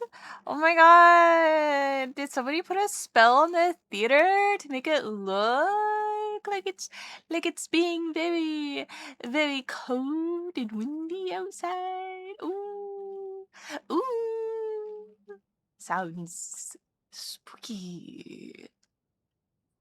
An absurd hypothesis, indeed. Crazy. I will take more sippies, thank you. Hello, Mr. Meow. Hi, Mongo. Hi. A man-eating snowstorm? Come on. Night hasn't even fallen yet. Spare us the ghost stories.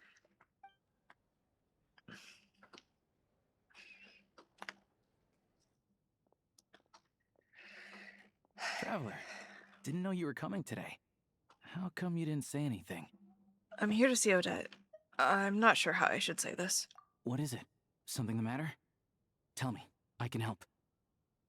Whoa. That's quite a snowstorm out there. I've been working backstage this whole time, so I didn't even notice. No wonder the audience hasn't left yet. Is weather like this rare, even in Snezhnaya? Yeah, snow like this. I'm sure I've seen it out in the wild before, but never in the city.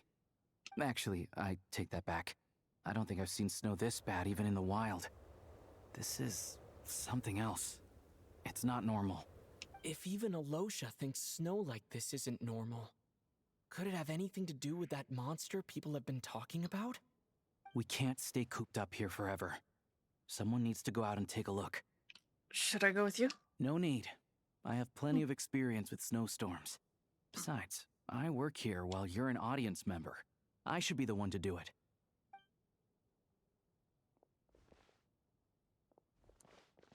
Everyone by the door. Careful not to let the snow soak into your shoes.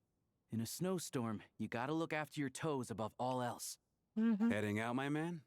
Be careful. I've been told the snowstorm eats people alive. Thanks for the advice. I am planning to be careful. I just want to take a quick look at the situation out there.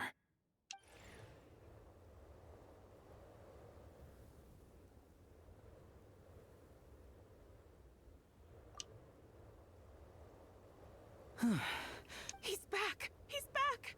How was it? What's going on out there? Did you see any soldiers patrolling the area? Something about this storm isn't right. There's no one out there. I didn't see a single soul. And something in the air gives me the creeps. This isn't your average snowstorm. I suspect it might be related to recent events in our nation. I strongly advise everyone to stay here until the snow dies down. Are you serious? So all of us are trapped here now? That sounds a little far-fetched to me. You want to go outside Good and night, see? Mungo. I, for one, am not risking my neck in that weather. This just turned from a minor delay into a major hassle. We can only hope that our friend who went to fetch the blankets just ditched us and went home. Is it really that bad? But my daughter, I won't be able to read her a bedtime story tonight. Bro, shut the fuck up. We know What you're are you all lying. still doing here? Whoa! It's snowing hard. The cast and crew from backstage are quickly brought up to date on the So situation. now we're stuck here? Oh, this is terrible. Luckily, it was just a dress rehearsal today, so there aren't too many people here. On the bright side, the theater's always well stocked with supplies. If the snow still doesn't let up as we get into the evening, you can spend the night here, everyone. At least, I assume that's all right? Odette? Fine by me.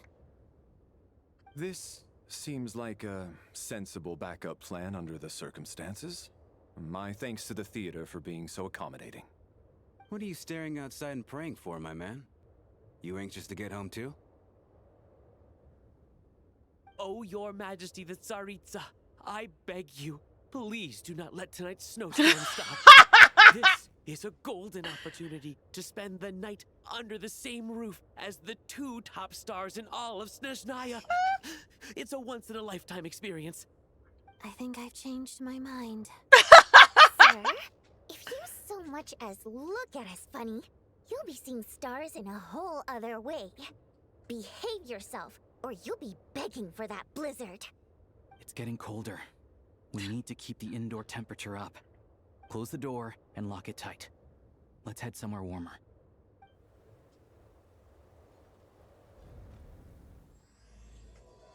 Wraith's Nocturne. Oh!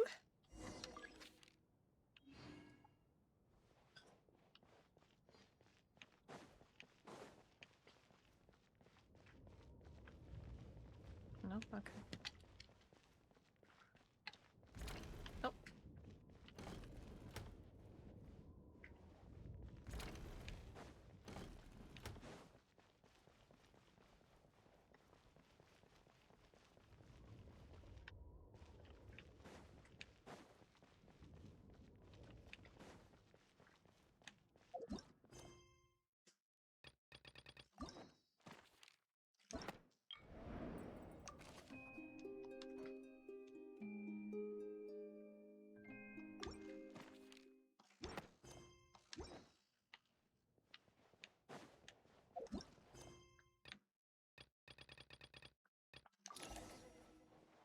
Jeez, okay.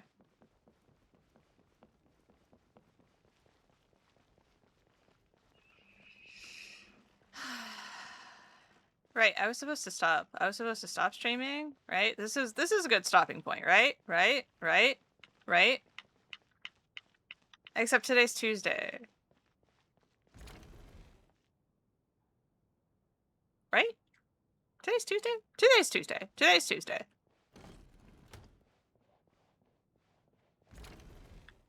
Vonia Nitsa's VA is the same as Makima CSM and Shisui from Apothecary Diaries? Oh shit!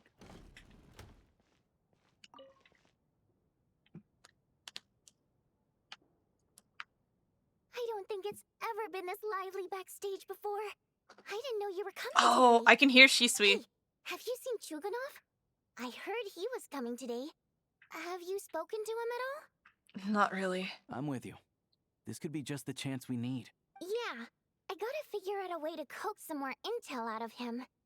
I want to know why he suddenly changed his stance on Project Stuja. What exactly happened before the most recent Vetcha vote? For the Rokad, or just out of personal interest? Shh! There are other people around. Don't say the R word. Y'all are terrible spies. Y'all are terrible spies. I have to say, even though today was a rehearsal and there were some hiccups along the way, Miss Odette's performance was one of the best I've ever seen, even compared to an actual show.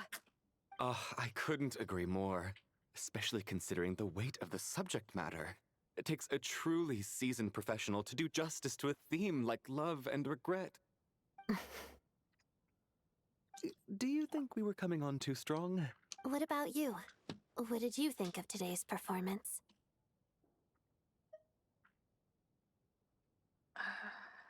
I think you could be more expressive? Huh. That's actually a more insightful critique than I was expecting. My mother would agree. She's always thought that was my biggest flaw. Maybe I need to work on making my facial expressions appear more natural. I'll make sure to save a ticket for you when the show's performance ready. This doesn't seem like the time or place to bring up the subject of Lelik. I need a chance to speak with her in private. So unfair. Talk about double standards. And now it looks like I've been... You know Mitya too? No, I don't. I just have a feeling that he might be dangerous.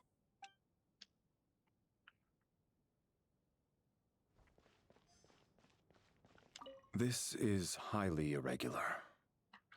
A delay of over an hour during an operation like this theoretically warrants a Harbinger-level response.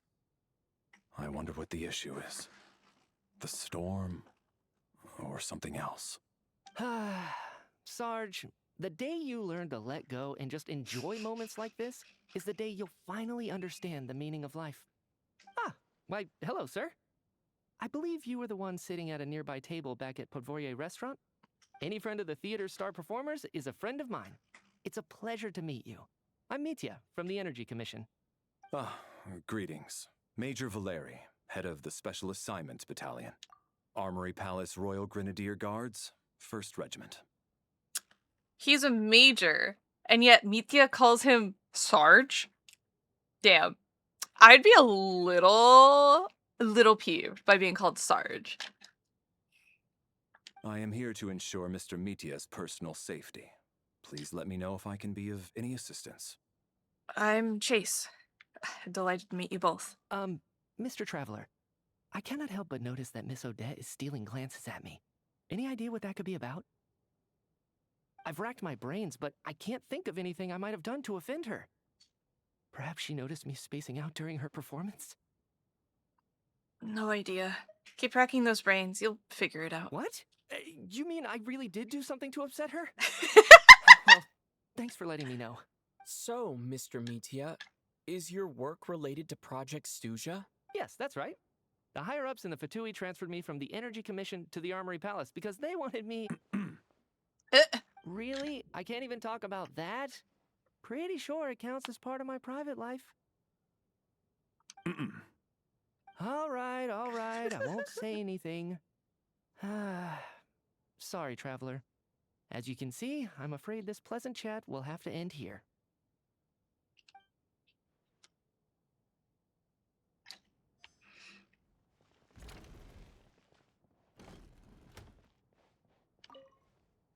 And then there's the aristocrats. Easiest of all to deal with. You don't need to use any force whatsoever. All you have to do is show them the rope you plan to tie them up with. Do you know why? I don't. Do tell. Because nothing horrifies them more than the thought of a cheap, coarse rope leaving creases on their precious million Mora coat. They'll do whatever you ask to avoid that fate. So he doesn't look like Tesla, though, is the thing. Doctor Strange, except sassy sentient cape wants to kill you a little sometimes. I see. So Mitya to me reads Einstein because of his little atom brooch along with his hair, right? His hair is very Einstein. I'm sure he's probably some sort of combined reference to both of them. Einstein in looks and other things and other ways, right?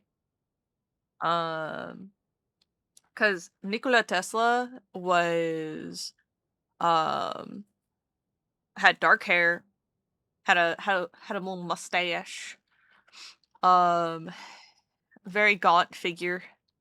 He struck a very, very slight figure, you know. Whereas Einstein was a lot more stout, big personality. Tesla struggled to talk to people, and like give speeches and stuff like that.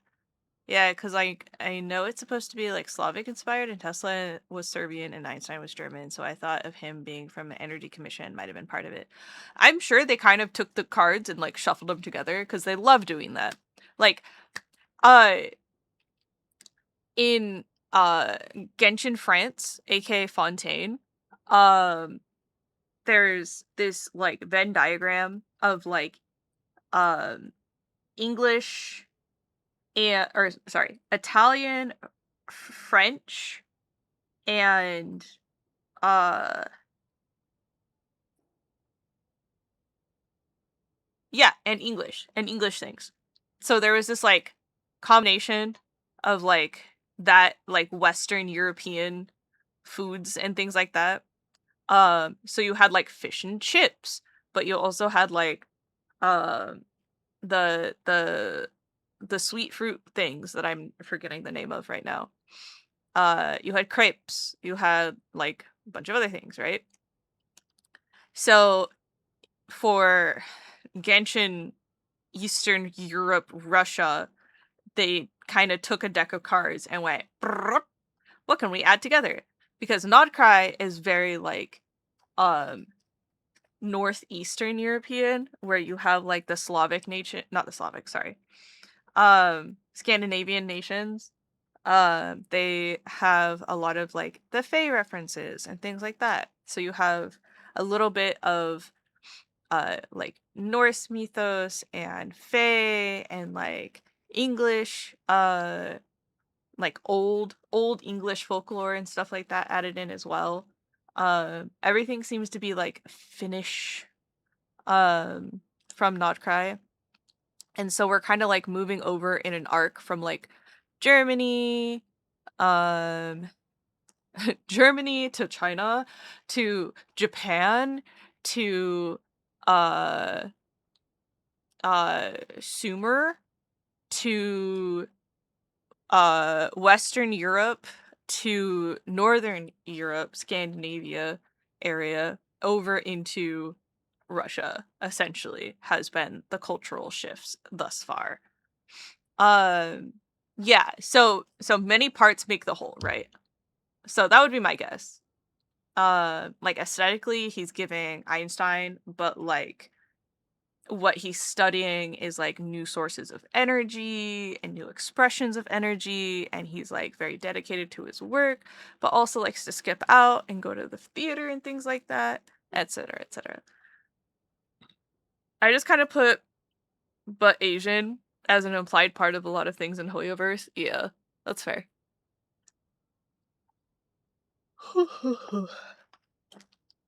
Because for, I would say everything except for the music, everything's going to be looked at through like a Chinese lens, right? Because they are Chinese developers. They're making this story, they're pulling all this information, lore, history, folklore, religious connotations. They're pulling all of these sources together, pulling them and kind of like merging everything together into this little thing. And so it's not that quote, but they're pulling everything together, right, into this lens of understanding through their own lens of understanding is what I mean. Because the way I'm going to interpret something for me is going to be very like American Christocentric, probably. Even if I have tried to fight my way out of that like pit, it's kind of what I've been socialized around, right? Um, and so for them, it's gonna be like this different type of lens that's gonna um contrast our understanding, right? Like how they're gonna interpret and express their ideas are gonna be different from how we, in general, interpret and express our ideas, right? Yippee! Breaking down media through cultural lenses. Woohoo! It's kind of fascinating thing to see how Hoyo treats historical references slash thematics and see how they convey stuff. It is very interesting. They have a love affair with like Gnosticism and stuff like that, which I really like. I like that they center a lot of their stories and universe around that. Oh. I was like, what's going on over there? And I was like, oh, Andrew's laughing at something. The TV. Um, but yeah. So I think it's very interesting. It's very different. Oh, excuse me. Sorry. Okay. Unexpected, but funny nonetheless. Tell me another one. Oh, look at that. I got myself a new listener. Hey there. Let me introduce myself. The name's Shram, and I'm a mercenary. The kind that gets paid to do odd jobs for rich folks. And I am Chuganov, an entrepreneur. If my name is unfamiliar to you, entrepreneur, you will no doubt have heard of my factory, the renowned Iskra manufacturing plant. So, I'm just remembering why Iskra gives me such a like ooh name. Okay, Iskra was the name of the newspaper that uh communist revolutionary, not Karl Marx. Who the fuck was it? He wrote the manifesto, but he did not. Lenin, thank you. Lenin ran Iskra, the newspaper, and was their like revolutionary idea dispenser newspaper thing that was supposed to be like the source of truth for all socialist revolutionary ideas and things like that. That's what it was. I was like, I hear Iskra and I go, why do I know Iskra? Why is Iskra vibrating with like historical meaning? Interesting that they're using it as like a name of a manufacturing plant and not like a news outlet. Unrelated, I don't know if you've ever played P3R, but Shram is Shinjiro's VA, and I instantly recognized his voice, LMAO. That's incredible. I love that. Oh my god. I'm Chase. Enjoy your conversation. Are you really that famous, Mr. Chuganov? How come I've never heard your name before? Excuse me? Is that a joke? Or are you being serious? Oh, I'll have to ask my rope later. He's probably tied up more entrepreneurs than I've ever heard of.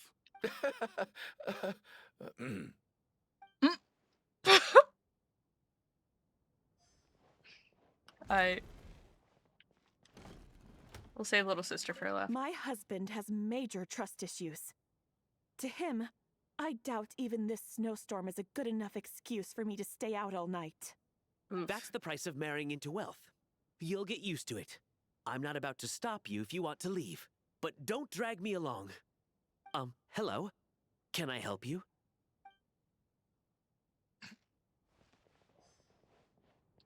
Hey, Tonya. How are you feeling, Tonya? I'm fine.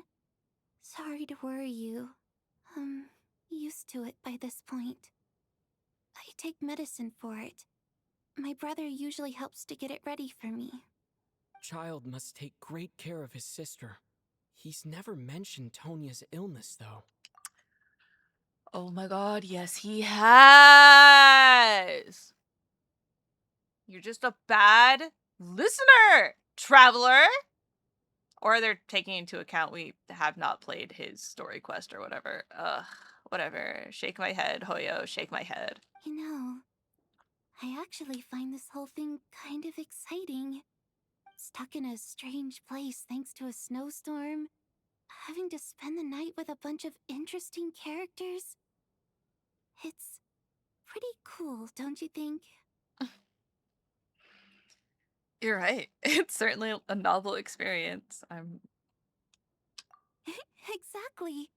It's like one of those stories where an ordinary school trip turns into a magical adventure.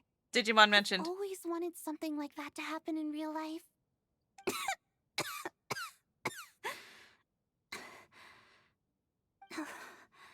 I'm fine, really.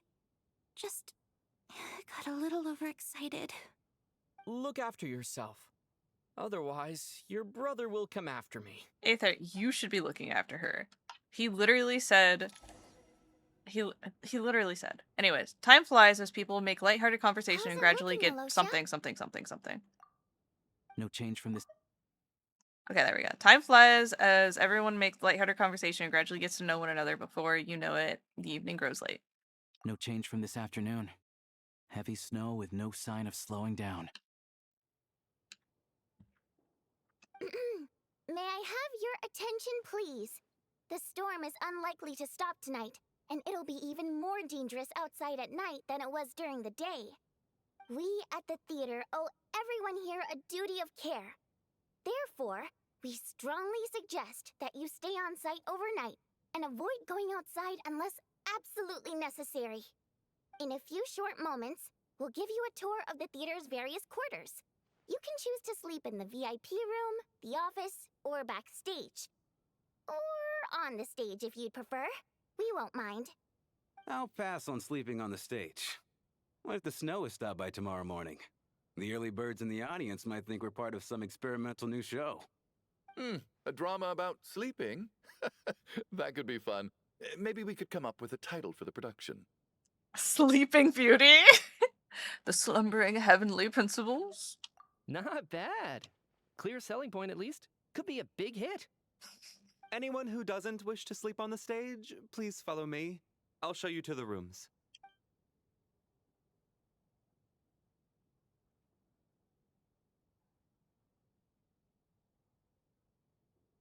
I guess I'll call it a night.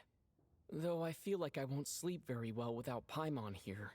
No. I'm sure she'll be worried that I haven't made it back yet. But as long as she looks out the window, she'll probably realize what's holding me up. I wonder if she's feeling any better yet. At least she hasn't been getting any worse. Still, I should try and get back first thing tomorrow morning.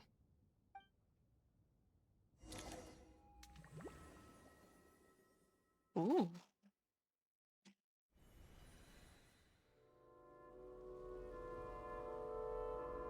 Ooh. More memories?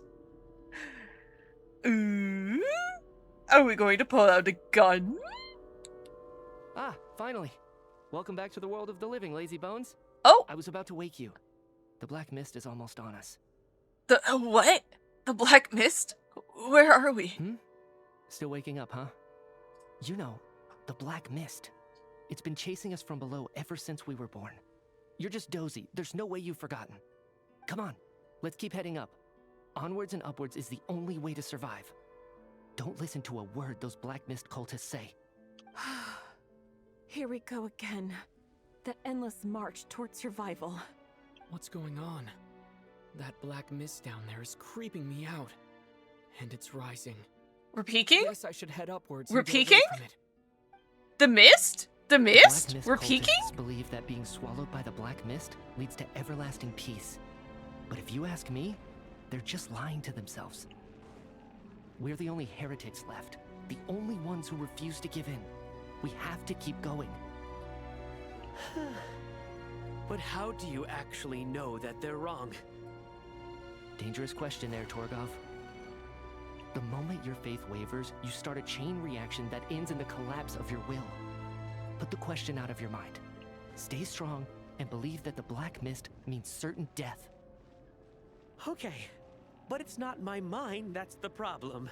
My body's about to give up on me. Come on, buddy. It's already starting to falter.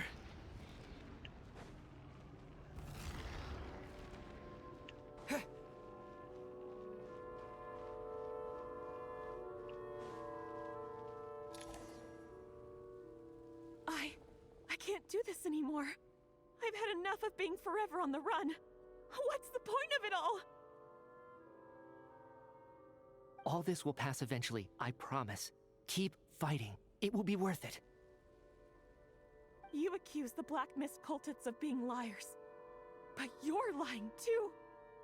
There is no end to this path. It keeps going up forever. There was never any hope to begin with. The cult of the Black Mist has poisoned your mind, Sobolova. Are you thinking of giving up as well? I am. I think I'll take my chances with the Black Mist over this perpetual torture. As much as I detest the Black Mist cultists, I'm just too weary. Then I bid you both farewell. Let me put my personal opinions aside for a moment and say, I hope that you both find peace within the Black Mist. Fate always appears so impossibly complicated. But at moments like this, its raw simplicity is laid bare. Their fate was sealed from the instant they entertained doubt. From then on, the outcome was both inevitable and irreversible. Let's go.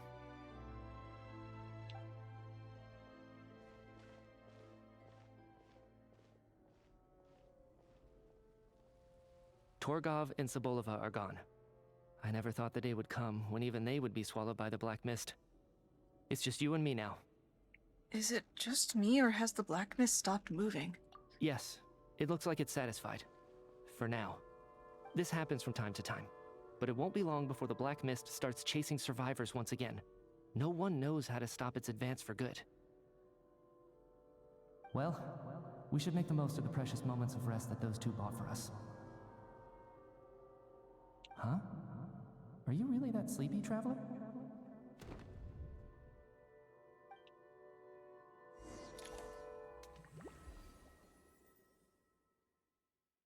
Oh.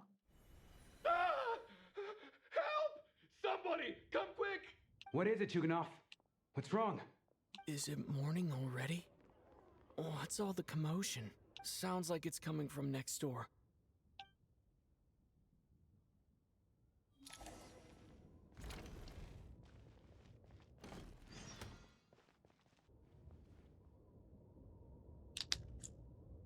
Are we gonna see charred, blackened bodies?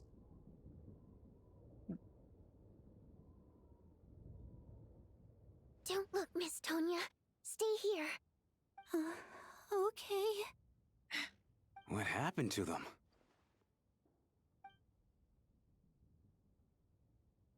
Okay. Okay. Two people are lying down in the room, completely still, as if they're still asleep.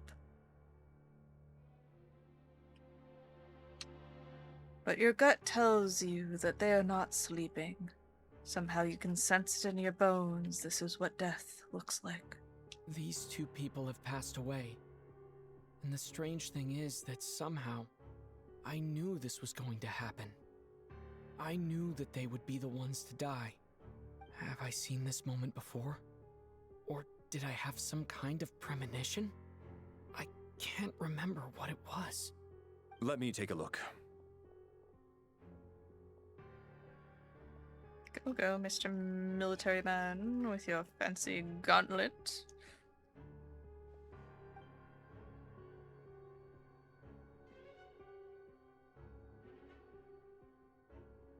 No vital signs in either of them. They're dead. The cause of death, however, remains unclear. No wounds on the bodies, no signs of a struggle, and no skin discoloration caused by the buildup of toxins. But just last night, they were chatting and joking away. This is so sudden. Could they have had pre-existing medical conditions? Even then, the odds of them both dying of sudden complications on the same night are extremely low. Sorry, Bovine, I looked up and I saw your murder most foul! Ain't no swallowing me, I'm too dumb to live and too stubborn to die. Am I right? Is it a closed circle murder mystery? Yeah! It's called a bottle ship. Or a closed room. Yeah, I sensed it from the moment that we had to close the doors and everyone was staying overnight. I was like, oh yeah, oh yeah. Everybody was like, I'm sensing Agatha Christie, and I was like, oh yeah, we're getting it. It's hard to believe that they died of natural causes, nor does this appear to be a suicide. Are you suggesting they were murdered? Who was the first to discover the bodies? It was me. But these deaths have nothing to do with me, officer. I got up early because I wanted to see if the snow had stopped. Then I noticed that the door to this room was open, and it looked like there was a man and woman inside. I just went over to see what was going on. I had no idea they were... I can corroborate this. I was doing my morning exercises near the stage. When I saw Mr. Chukanov heading this way, I followed him. I can also confirm that I didn't see a single person approach that room before him. The snowstorm was raging all night, and it's still going now. There's no way someone could have come in from outside, correct? You mean an intruder? No, not possible. I slept by the door last night as a precaution. There's no way I wouldn't have noticed if anyone had tried to open it. Everyone, split into pairs and search the theater for anyone in hiding, or any signs of suspicious activity. I'll follow up with a full search of my own shortly. Go. There is no time to waste. You pair up with Tonya. After the thorough search, you're satisfied that no one else is outside the group and is in the theater, and everything is exactly as it was left last night. La la la la. Nothing on your end either? Backstage is clear. No signs of suspicious activity. We checked the basement. Also clear. I don't think there's anywhere here that a living person could hide. I didn't find anything either. Are we certain that the theater doesn't have a back door? Or any tunnel or passageway wide enough for a person to fit through? No, there's nothing like that. If people were sneaking in through some secret tunnel to avoid buying a ticket, we'd have sealed it off ages ago. I also checked the windows. All of them are locked from the inside, and there's no sign of anyone entering or leaving. It sounds like we can safely rule out the intruder theory. If anyone came in during the night in this weather, there'd be no way for them to avoid leaving footprints or water stains. This can only mean one thing. It's like one of those murder mysteries you see in novels and plays, isn't it? The ones where the killer is one of us. Wow, Chuganov. Great deduction skills there. It's so on the nose! Okay, so, we did have that dream with Mitya about the black mist, right? And he's like, the black mist is gonna swallow us whole. The black mist is gonna swallow us whole. They lost their will! And I'm like, interesting. Okay, so the only throwawayable characters we have are, workout guy, mercenary, the two theater people. Everybody else is a main character. So, Vodanista is an opera singer. Odette is a ballet dancer. Alosha works at the theater but is also a huntsman and also our guide for Shneznaya, so he can't be the one. Mitya is the energy commissioner for, like, the government of Snezhnaya. And then this man over here is Major, I keep wanting to call him Velimir, but that's incorrect. It's like, Velirni?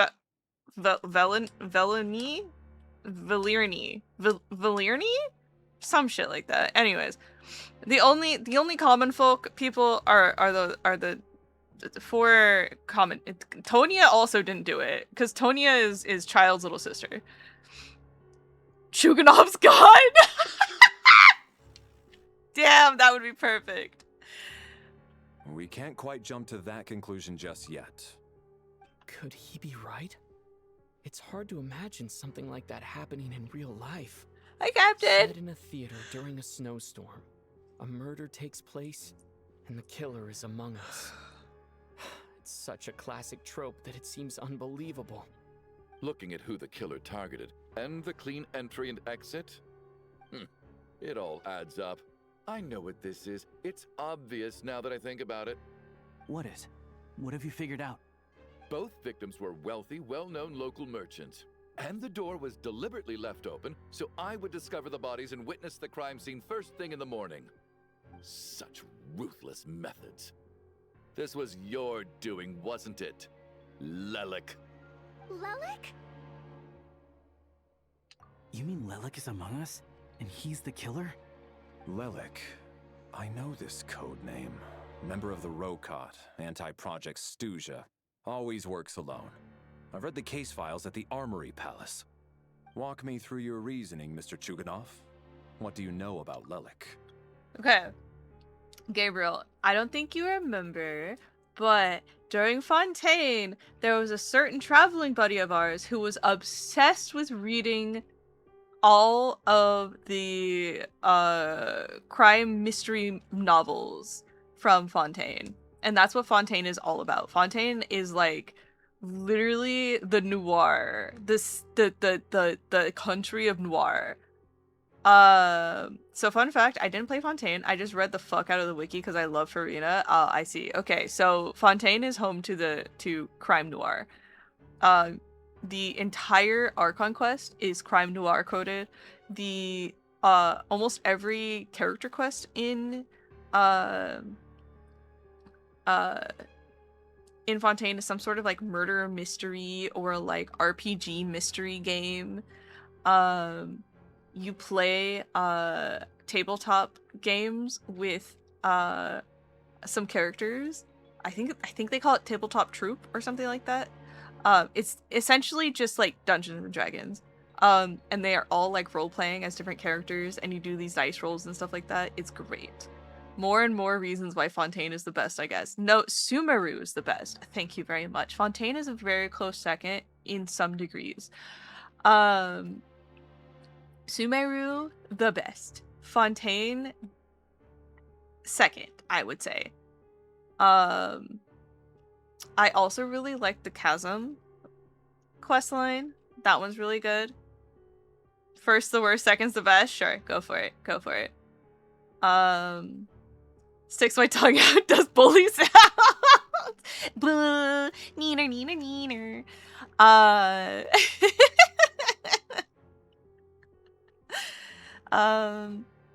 I would say my personal ranking would probably be Sumeru, Fontaine, Nodcry, Liyue Chasm, I'm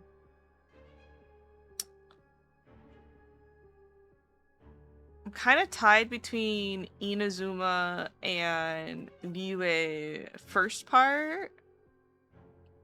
Only because Liyue first part kind of really captured my heart with the whole I'm going to crash my castle into the old dead resurrected god so that he's pinned to the bottom of the ocean again and then explode it like a fucking atom bomb. Like that really just like, oh my god, this game is gonna do that.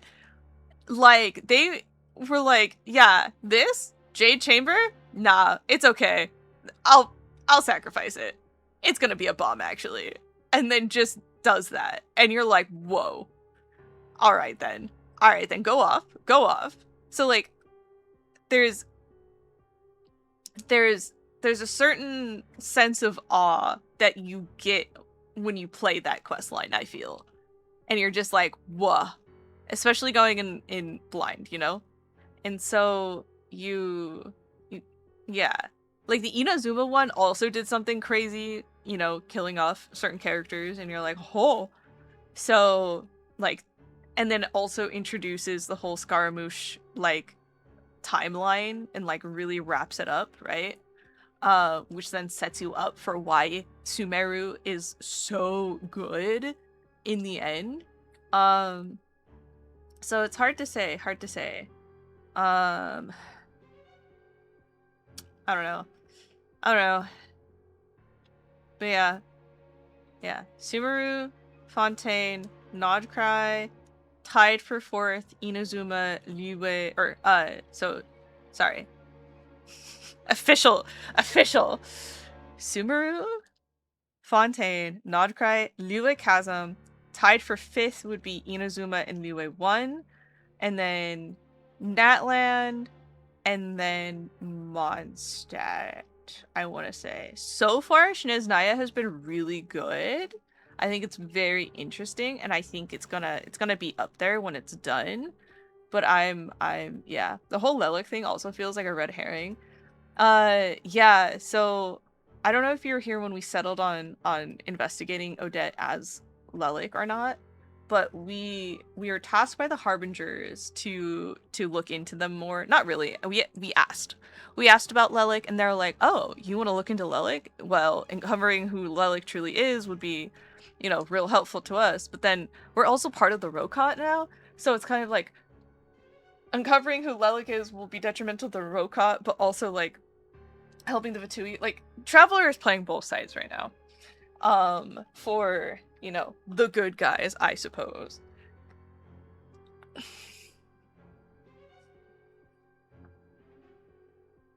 Who's this? Oh, it's Haru. Hi, Haru. Okay. Chuganov's gun is so funny, though. Thank you.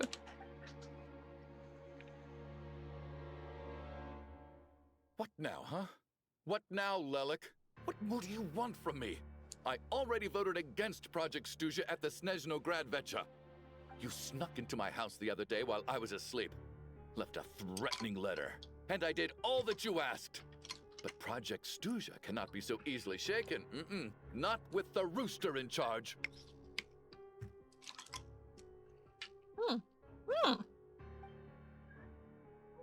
So he really was threatened by Lelik. That makes sense. The rooster? Yes, Gabriel. The rooster. So...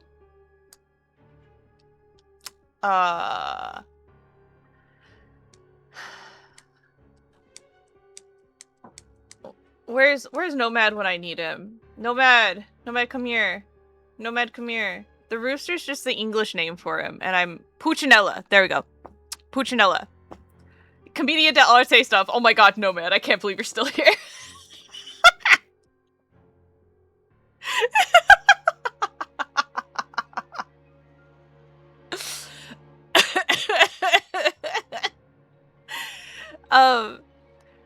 Puccinella is the Italian name for that architect. I heard Commedia. So Gabriel, the Harbingers are all modeled after the Commedia dell'arte archetypes. So we have La Signora, big heart, usually a love interest of sorts, but she's actually used as more of like a false mother figure in this game. And then we have like the knave, we have damselette, we have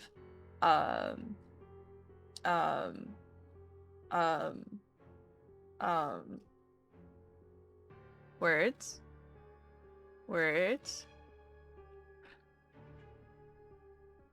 Oh yeah, Il Dottore, the doctor. The doctor? Dottore. There we go. Dottore. Il Dottore. Pantalone. Puccinella. Signore. The fucking jester. Marionette, thank you. I couldn't remember Marionette. Marionette, Damselet, aka Columbina. Child.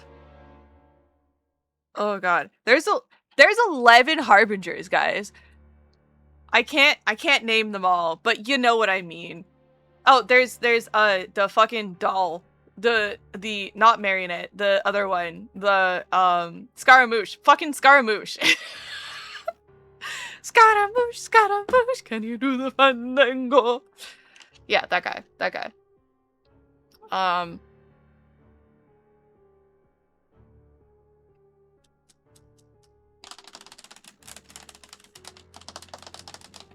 Thinky thonky thonks. Anyways, yeah, so there was a bunch of them, right? And Child is what, the 12th Harbinger or the 11th Harbinger or whatever. And so we met the Jester when we entered Snezhnaya. And then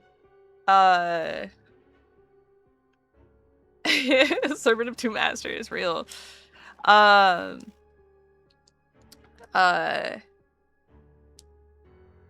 We met the Jester. We have not met Puccinella, but we have witnessed him in action now. We've met Pantalone. We don't like Pantalone. We killed the Doctor. We killed Signore.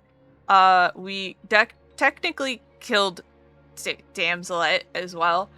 But now she's back and cooler than ever, so don't worry about that. And then,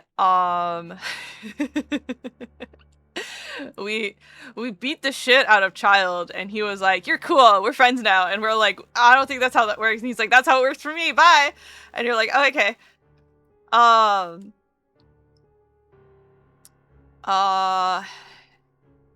The Jester's kind of fucking scary. He's kind of spooky. The Tsaritsa is also spooky, but we haven't seen her in game yet. I'm sure we will at some point. We gotta figure out this closed room mystery first. Mama, mama, mama, mama, mama, mama, mama, mama, mama,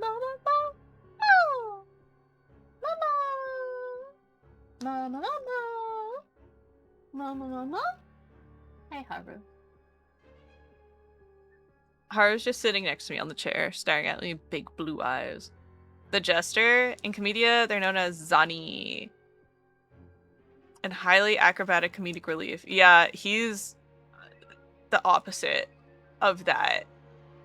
I forget what they call him.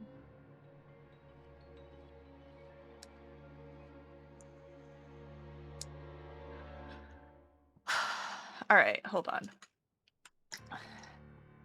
But yeah, when you said Puccinella, I knew what it was about. I just didn't recognize the... Piero! Thank you. They call him Piero. They call him Piero. Yeah, yeah. Brutish. And then it's gotta be Zani's counter. Brugella. Brugella. Okay. So he really was threatened by Lilac. That makes sense. And now you're resorting to murder to threaten me. Isn't that right? I knew it. The Rokot despises the rich. The lives of the wealthy are but refuse in your eyes.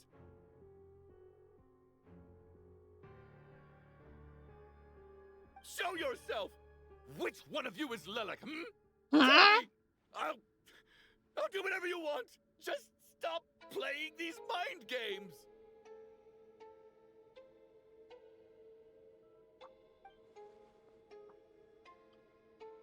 Was this really Lelek's doing? Would Odette really do something like this? If Odette really is Lelek, this seems out of character. But then again, how well do I really know her? I'm probably the only one here with a compelling theory about Lelek's true identity. But if I reveal it now, I'll be putting Odette in the line of fire. What should I do? Okay. As an aside, we have Can you? What are you pawing at? What are you pawing at? My medication? Why are you pawing at my medication, you weirdo? We have Sandrone, we have Mitia, and we have Odette that all have stellar linchpins. Stellar linchpins. Keep that in mind. I don't think it's likely that Lelik killed anyone.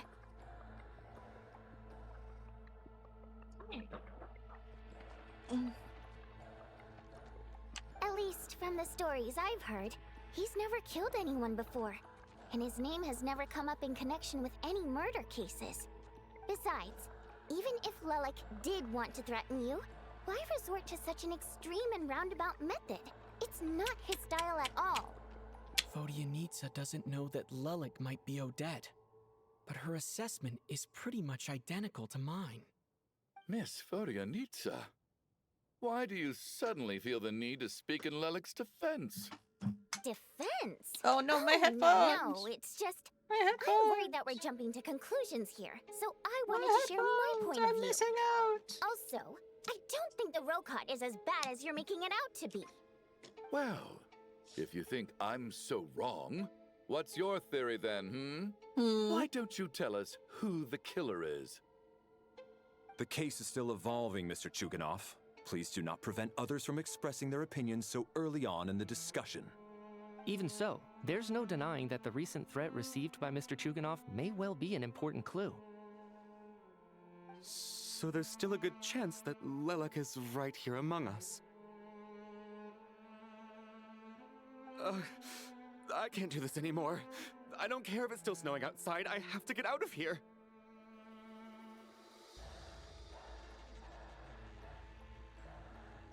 Yes. Whoa, take a beat. We all know it's far too dangerous out there. Even the soldiers couldn't get to us. Go out that door, and you might not live to tell the tale. And whoever this Lelik is, they're surely not going to murder anyone in broad daylight. Be sensible, my man. You're safer inside. As much as I regret having to say this, I'd like everyone to cooperate and refrain from exiting the premises until further notice. Because as things stand, every one of us is now a suspect. Unless anyone has further information to share, let's adjourn for now. Feel free to keep searching for clues, but make sure you don't go off alone. It may be crossing over into the comically irresponsible that I'm up this late, excited to see where this goes, but I'll have to catch it in reruns. It's okay! Take a beat, theater slang. Ha ha ha ha ha.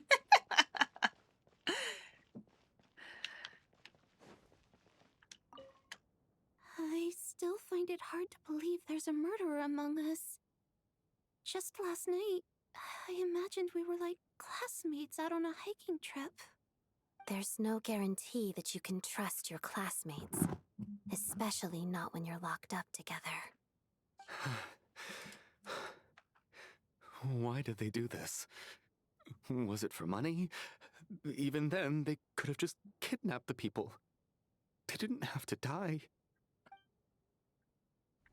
I like that Valeri is the classic soap officer archetype. Yeah, thanks for streamer, of course! Have a good night, eat good. You're right, that was my bad. It was a knee-jerk reaction. I didn't think it through. Luckily, no one suspected my identity. Oh, phew. It's just you. I thought someone was eavesdropping. Since Vodyanitsa and I were on the same page earlier, I think I should share my thoughts with the Rokot members first.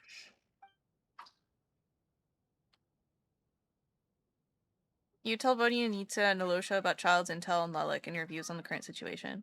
Whoa. Are you serious? I don't know if this counts as gossip, but it's definitely on track to be the juiciest this whole year. Odette? Momo. Really? Odette? Oh god, how dumb does this make me look? Lelik has been right under my nose this whole time, and I didn't notice a thing. Actually, it's exactly what you'd expect. Sometimes, hiding in plain sight is the best strategy. And now that you mention it, the more I think about it, the more sense it seems to make. It all adds up. Good night, Savoya. Ma'am, this is a possibility. It has not been verified. What are we up to now? 1, 2, 3, 4. What are you counting? Odette's identities. She's my coworker, specifically a ballerina, and also a Fatous, a member of the Rokot. Now, Lelek. It must be so exhausting. I just want to give her a hug. I guess since I've always known her as a member of the Fatui, it never even crossed my mind that she could be involved with the Rokot, let alone be Lelek. I don't understand. If she's with the Fatui, what reason could she have for being so opposed to Project Stuja? Probably best if you ask her that in person. Well, since you waited until now to bring this up instead of announcing it to everyone earlier, does that mean we're all on the same page here? She doesn't seem like the type to kill innocent people. Yeah. Lelek may not follow orders from the Rokot leadership, but as far as I'm concerned, she's never crossed the line. If anything, her actions benefit the poor. We need to confront her face to face. Do you think she'd really admit to being Lelek? I don't know. We'll have to see how it goes. For now, we'll work on the assumption that she didn't kill anyone, and see how much she's willing to tell us.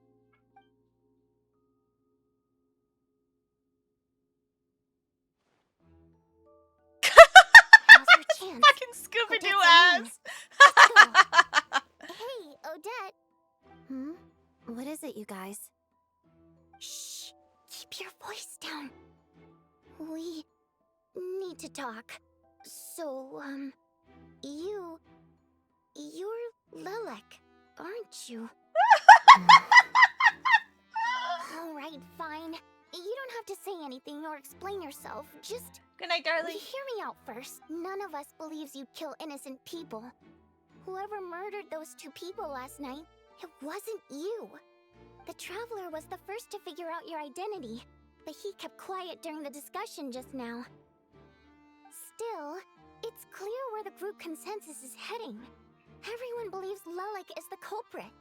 If your identity is exposed, you'll be in a really bad spot. We're your colleagues, and we know what kind of person you are. I don't want anything bad to happen to you. So, can you clue us in? Tell us everything. The more we know, the more easily we'll be able to cover for you. Alright. Yes, I'm Lelek. And no, I'm not the murderer. Oh my gosh, she just thanks, came out with but it. I don't need you to cover for me. Actually, I'm planning to reveal my identity. Huh? You're gonna reveal that you're Lelek? Here? That's right. I'll admit I was surprised at first when Chuganov guessed that I was here. It was just a lucky guess, but it caught me off guard. But after taking some time to assess the situation and confirm where everyone stands, I don't believe I have anything to worry about. Are you sure you don't need a second opinion? Given the circumstances... Mr. Valeri! What?! Valeria gets everyone to reconvene. Odette gets straight to the point and announces that she is Lelek. So... Odette is Lelek? Okay, so there is this thing in Nodcry where Reed Miller is an inherited title, and there are many Reed Millers, right? So it kind of seems like Reed Miller lives on forever, right? Like he just keeps going because every generation has a Reed Miller, and so there's just a continuous streak of like Reed Millers going on, right? What if there are many Leleks? Maybe she is only one of many Leleks. Maybe she's doing a double undercover shit. Oh my god. What if she wants to be specifically put into a arrest situation? Wait, no. Wait. Okay, hold on. Let's see how far this goes, actually. Hold on. I don't know what game you're playing, but you've got a lot of nerve. It's just one identity. So what if it's exposed? I can disappear and adopt a new identity anytime I please. I made my peace with this when I chose to become Lelik. But more importantly, I promise I am not the murderer, which means that someone else is. So, if anyone still insists that I did this, you'd best produce the evidence now. Lelik is not a Harbinger. No. The only Harbingers active right now are Puccinell, Pantalone, Damselette, Child, and Piero. Colombina's retired, Scaramouche erased himself, Signora's dead, Dottore's dead. That makes 11. Yeah? Did I name them all? Oh my god, go me. Yay! Maths. That might make 9. I don't know. I don't know how many there are. Scaramouche erased himself is so funny. Are all the Harbinger titles something you can inherit? Yes. It could also be a case of Spartacus go around doing stuff under their name. Yeah! That too. Otherwise, I suggest that you bite your tongue. Because if you really believe I killed 2 people without making a sound or leaving a trace, pointing fingers at me would surely only make you my next target. Is this really the truth, Miss Odette? That's confidence, all right. I believe you. A real no-nonsense attitude. I can see why Marionette said that she's on track to inherit the title of the Fair Lady. Okay, Are you La Senora. seriously buying this? Hey, officer! She just admitted to being Lelik. Aren't you going to do something about this? I do have one question, Miss Odette. Why have you chosen this moment to come forward and reveal your identity? If I didn't say anything, everyone would be focusing all their efforts on finding Lelik. And that is exactly what the real culprit wants. I don't want to be the scapegoat who lets the murderer get away with this crime. Despite all the accusations, she made the smart choice. A remarkable display of rational thinking under pressure. Clearly, Odette's talent extends far beyond the art of dance. She thought so far ahead. Ugh, why do I always feel like I'm one step behind her in everything? You've convinced me. Dealing with the murder case remains the top priority right now. Let's put the name Lelik and all related incidents aside until further notice. Nevertheless, the group still considers you the prime suspect. I assume you have no quarrel with that, Miss Odette? I understand. You're welcome to keep an eye on me around the clock. I have no objections. Mr. Chuganov? For my wife and daughter's sake, I'll let you off the hook for now. But don't think you're forgiven for breaking into my house and threatening me. Just wait till we get out of here, Lelik. We'll settle the score then. Good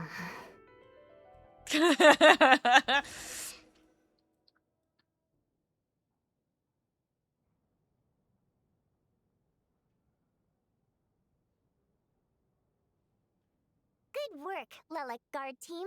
And Lelik, too. Here, have some hot water. Turns out Valeri knew about my exploits. So now I've been told I have to guard Lelik with him. Shouldn't you be facing my way if you're guarding me? At the moment, it looks more like you're my bodyguards. If the true culprit is indeed still at large, as you have claimed, we must keep our guard up against them also. Don't worry, Tonya. We'll get through this. Once the snow stops, the officials will step in. The investigation will get easier, and then we'll be safe. But once the snow stops, won't everyone just leave? You're gonna miss us, huh? Well, some of us work at the theater, so we'll still be here. I'll even give you a special backstage pass. Really, Miss Vodyanitsa?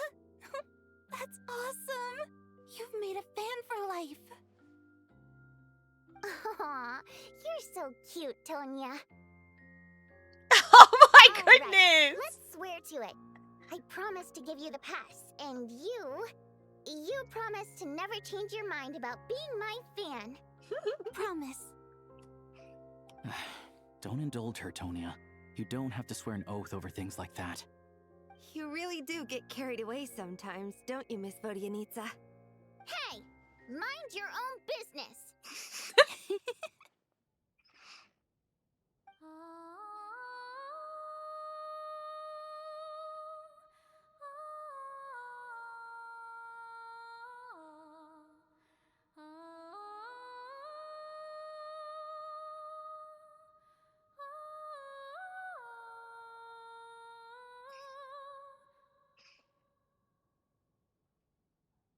Don't be nervous, Miss Water Imp.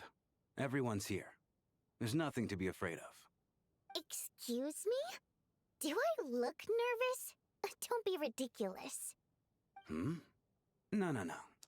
You sound nervous, lass. Oh. Wait, but how... Okay, plenty of people know that I'm a water imp, but still... How come you understand our primary mode of expression? Primary mode of expression. I've not come across that concept before. Do enlighten me, Vodyanitsa. Well, it's just... We water imps tend to communicate our emotions to each other by singing, rather than facial expressions. The emotions we convey through song take precedence over our facial expressions. So, we think of it as our primary mode of expression. I'm impressed, Shram. I didn't take you for a man of culture, but you're clearly rather learned. Adjust spectacles. Yes, I am a man of culture. Woman culture. It's not about being cultured or not. The thing is, this mode of expression can usually only be understood by other water imps. It's not a simple case of a song sounding happy or sad. And yet, you're clearly human, Mr. Shram. It's really not the big deal you're making it out to be. I think I just have a knack for it. Plus, I have a very close friend who's a water imp. A delightful lady. But keep that a secret. Anyway, we spent so much time together that before I knew it, I noticed I could understand her expressions. Oh, I guess that makes sense. Still, the fact that you have a water imp friend is even more surprising. I'd better watch what I'm singing when I'm around you from now on. Hey, what are you implying? You're not secretly insulting the audience in your songs, are you? Heavens, why would I do a thing like that? It's getting late. We should discuss our sleeping arrangements for tonight.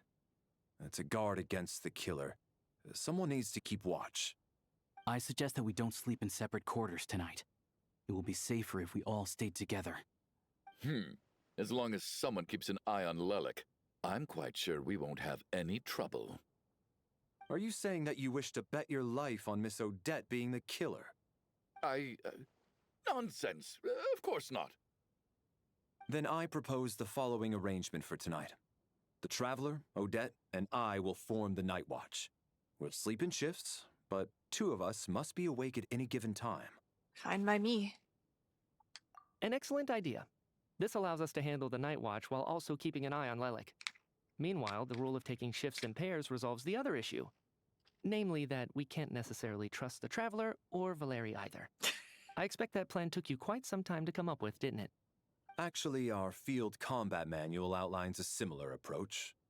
Although the scenario there involves guarding prisoners overnight during field operations. That being said, I must clarify that I harbor no disrespect towards you personally, Miss Odette.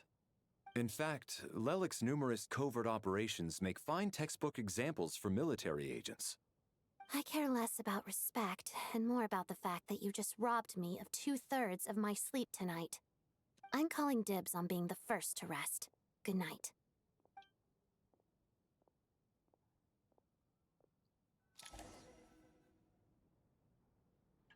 As night falls, you and Valeri take the first watch together. Everyone is sleeping on stage, making for a scene right out of an absurdist theater. Eventually, the time comes for the first shift change. It's almost time. We should wake Odette. How are you faring? I'm not sleepy. You go get some sleep. I'll go after you. Oh, not going to argue with that. I'll take a quick nap. If you start to feel sleepy, wake me up anytime. It's finally time for Odette and I to share the night watch. I should wake her up.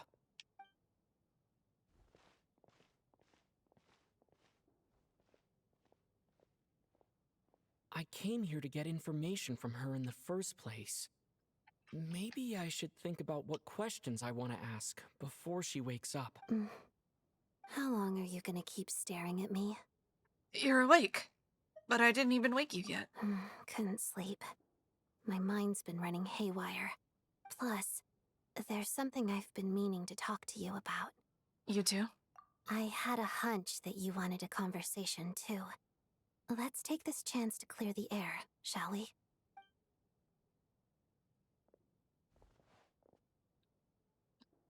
I just had a simple question for you, really. It's, Rosaline. In her final moments, did she have any last words or anything? Not her melody playing in the background! Okay. Not that I remember. It all happened so fast. I see. Well, that was all. I have no other questions. Do you miss her? No. She was utterly ruthless in pursuing her goals. That kind of person should be hard to miss. And yet, even though I never approved of her methods, and she was an abrasive person, the fact remains that I am indebted to her. I heard a little bit about it from Sandrone. Oh, she told you. I guess that makes sense. I think she and Rosaline were on pretty good terms. Still, she didn't know the full details. Yes. Rosaline wasn't the kind to gossip about this sort of thing. Not that it's any huge secret to me, though.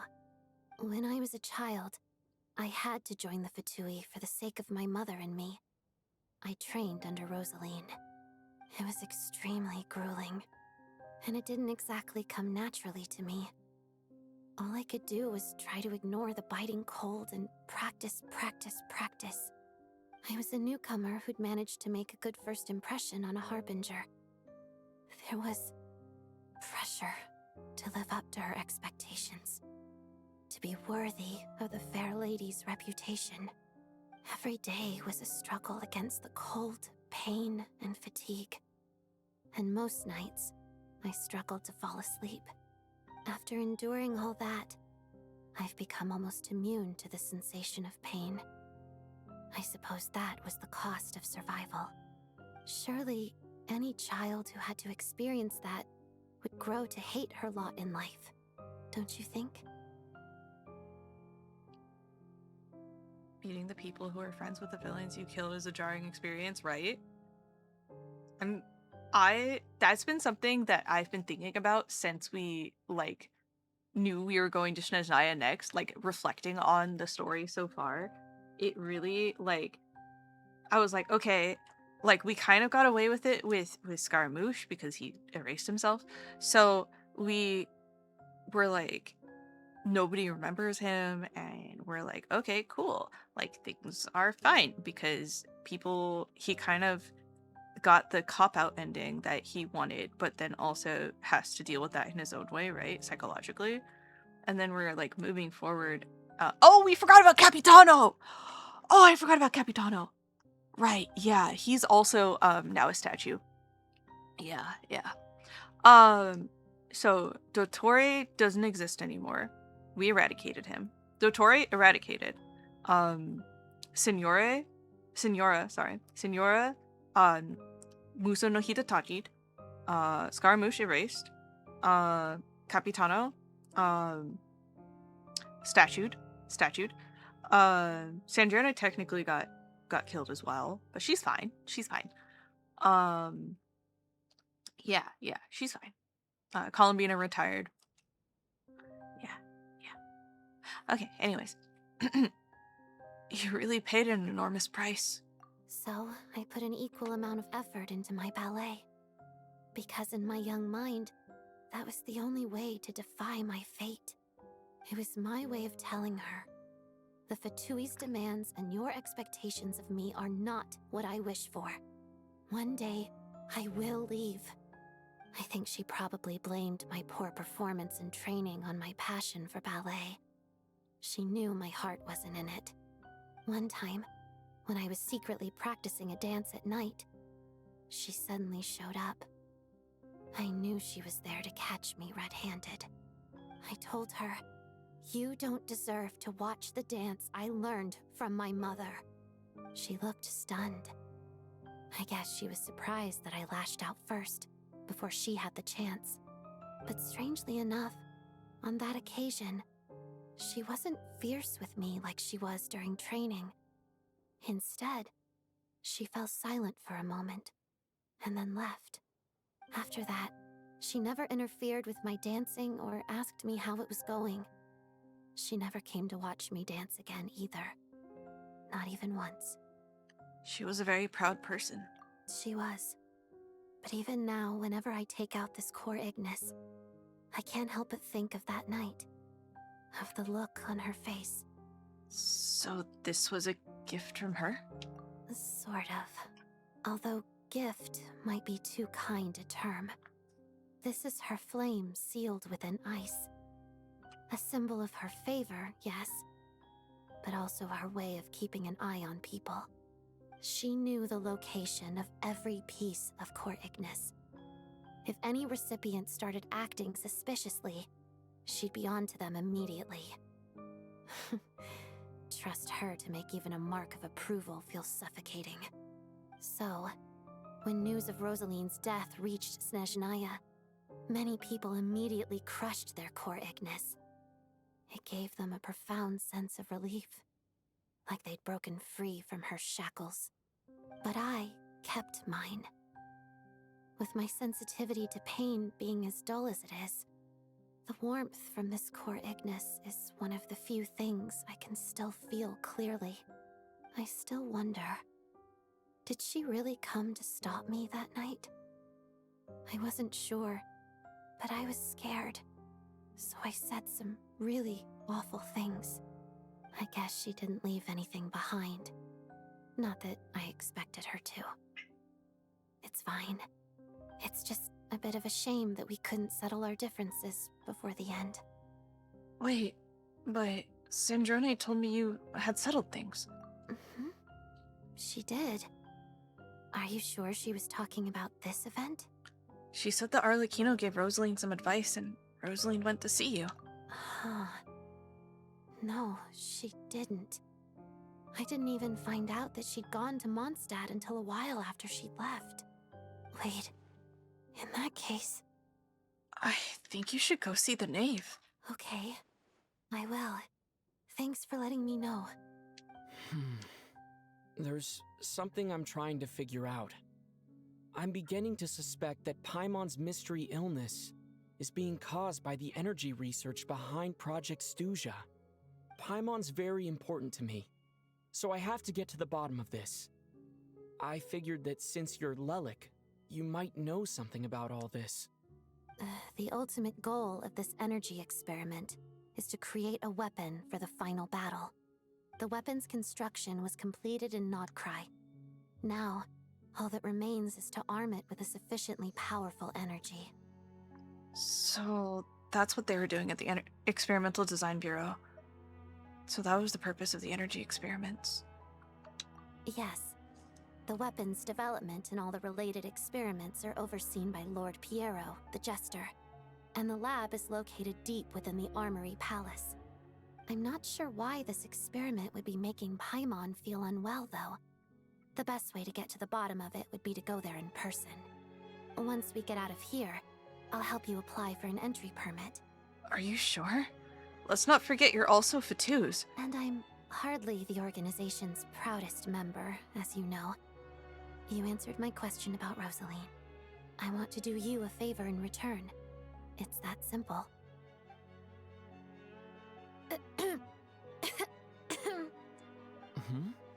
What's wrong? Are you not feeling well? You two seem to be hitting it off. Oh, you made me jump! Stay calm and just act normal. I thought you were sleeping. Of course I was. In the military, one learns to fall asleep quickly, even in the most inhospitable environments. It's vital to staying alert and energized. Okay, Why? you're giving Is 4-star something energy. wrong? Sorry, dude. No, nothing. Even if he was awake, he can't have overheard us, right? Well, thank you both for keeping watch. Traveler, I'll take over for now. It's your turn to get some sleep. Sure.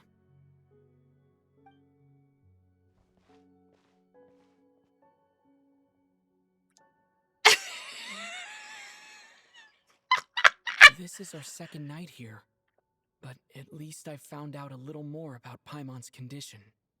I hope she's been sleeping well the past couple of days. Why do I feel like I'm being watched?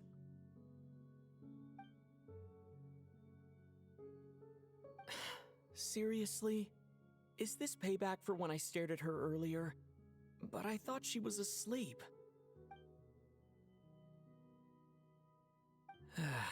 Never mind. I'd better try and get some sleep myself.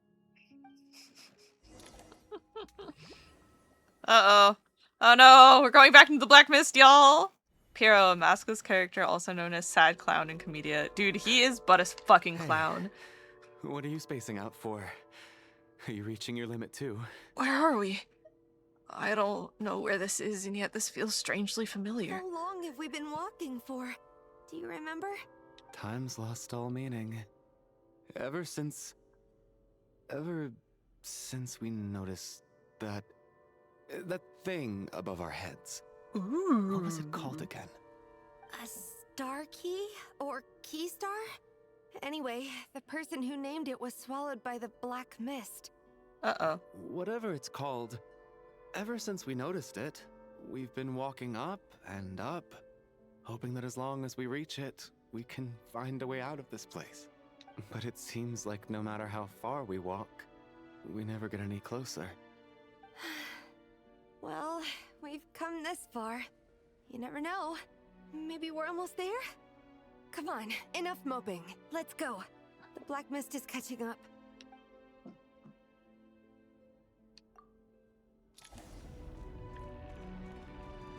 Oh, they've got weapons.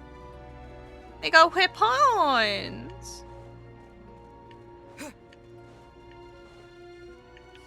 Monsters! Watch out! Not again! I've lost count of how many times we run into them. Be careful.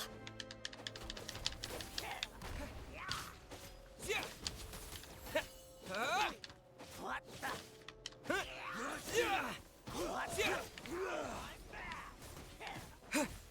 And Kate!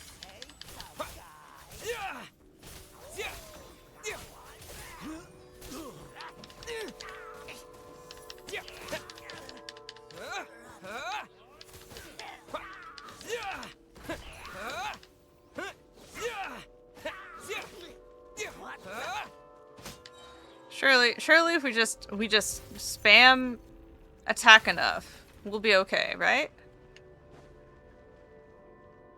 Come on. Come on. Oh, we got more. Here they come again! Get ready! Let's go!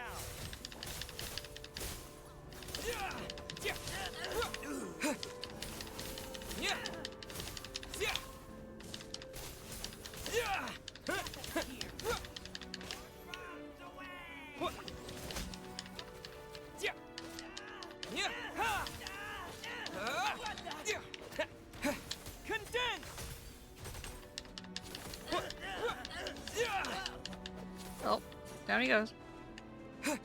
Alright. Ooh, the breaking glass is so cool.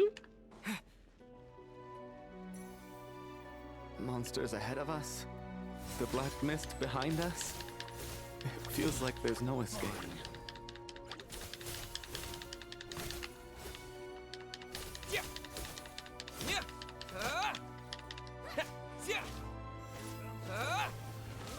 Oh. hi. Can we not?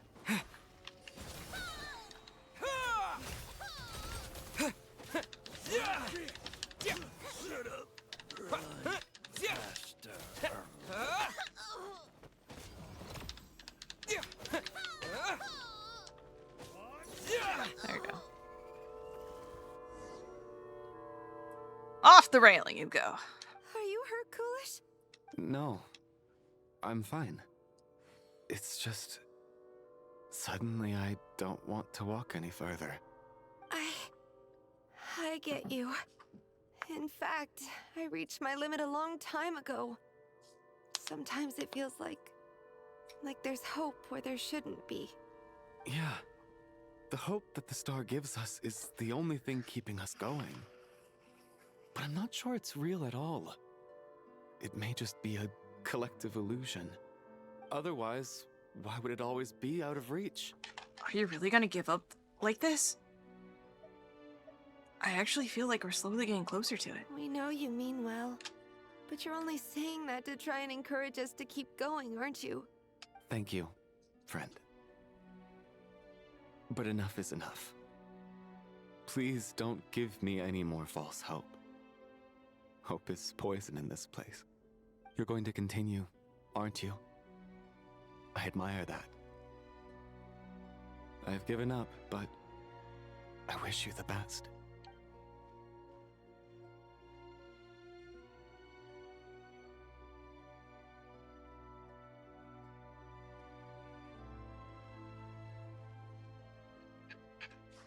Oh my god, did we get to it? It's not an illusion. We really are getting closer to the star. Odette. Congratulations.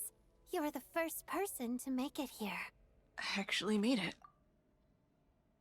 But how did she get here? The closer I get to the star, the more familiar it looks. I'm the star's envoy. The black mist has stopped rising. Its hunger is satisfied for now, having devoured your two companions. This is a good opportunity. I'll let you get some rest before we continue. Continue? Aren't we going to leave? Hmm? What do you mean, leave? The star represents the starting point. It's the waypoint for the beginning. Congratulations on reaching the starting point. Once you are ready, we will head out and walk upwards. I will be right by your side the whole way. After everything I went through to get here, this is just the start? Huh? What's wrong? Hey, don't give up before the journey's even begun. It's so funny how there's like established character cadence, and when they're out of that cadence, you're like, ooh, yeah, they're definitely like possessed. So something's going on here. Is that Vodyanitsa's voice? What happened? That crystal fucking evil. Please wake up! Okay. Theory. Theory. Theory. Theory. Theory. Theory. Theory.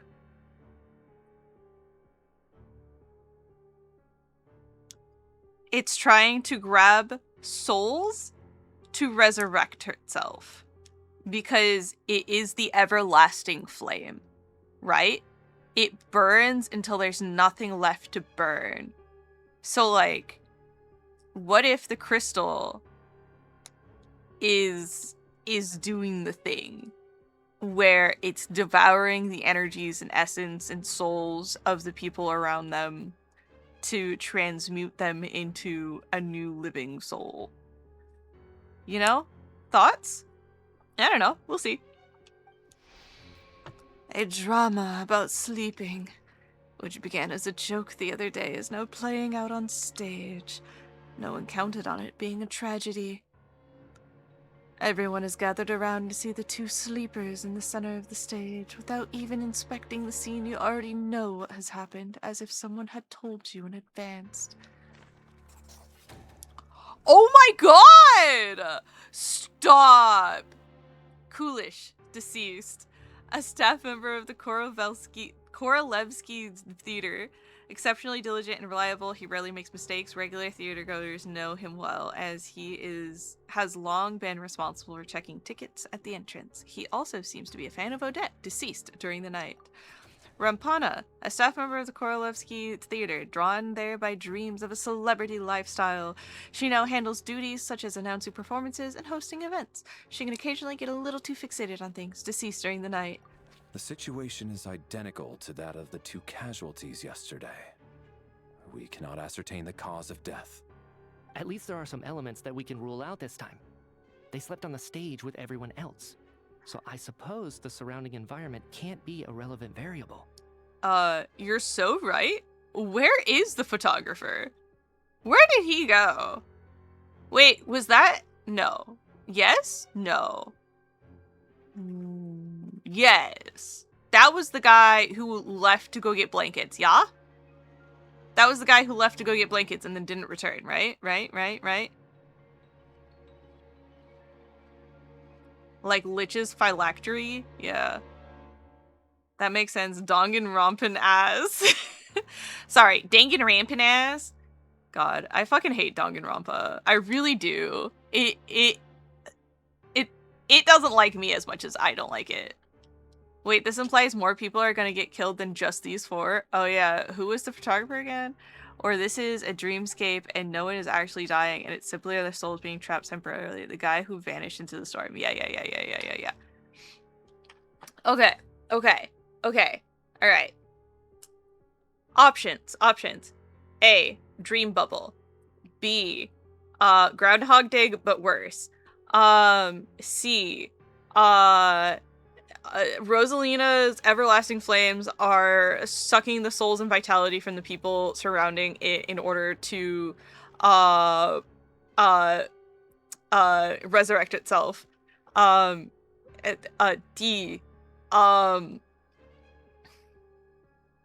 shit's haunted. What? The moon's haunted. The moon's haunted, guys.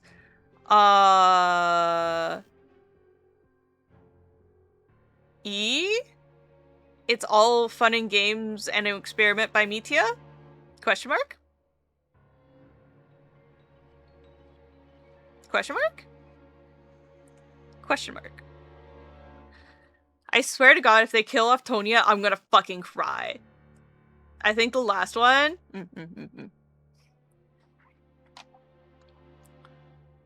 Wait.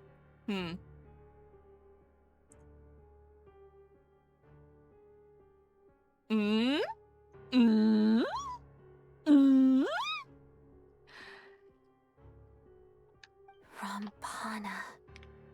Coolish. Weren't some of us keeping watch last night? 3 of us, in fact. How could you not notice something was wrong? I'm as confused as you are. Certainly nothing unusual happened on my watch. Likewise, and from what I've observed so far, both Miss Odette and the Traveler can be trusted. No incidents during my watch either. I have no reason to suspect Valerie or Odette either. To be honest, I didn't get a wink of sleep last night. I couldn't help but think I was the target, so I just laid there with my eyes closed. I heard the Traveler and Lelik chatting, but otherwise I don't recall hearing any commotion during the night. Me too. I didn't want to wake everyone up, so I was concentrating hard, trying not to cough. I hardly slept at all. If anything had happened, I'm sure I would have noticed. Then, what could possibly be causing this? Once was bad enough. I can't believe it happened again. I worked closely with Rampana and Coolish for so long. I never imagined that one day they'd...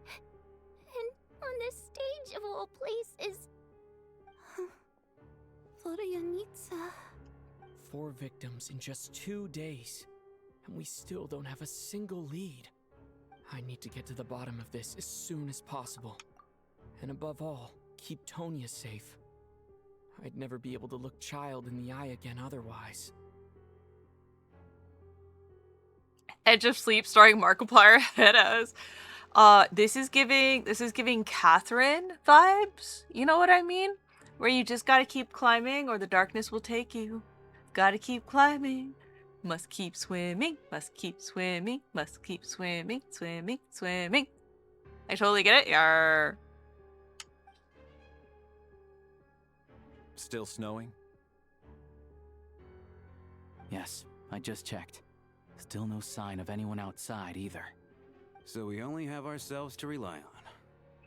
If you ask me, this killer can clearly strike whenever they please. The Night Watch was a useless endeavor from the start. Lelik must be an expert in poisoning. Clearly she used some poison that can't be detected on the corpse. Here we go again.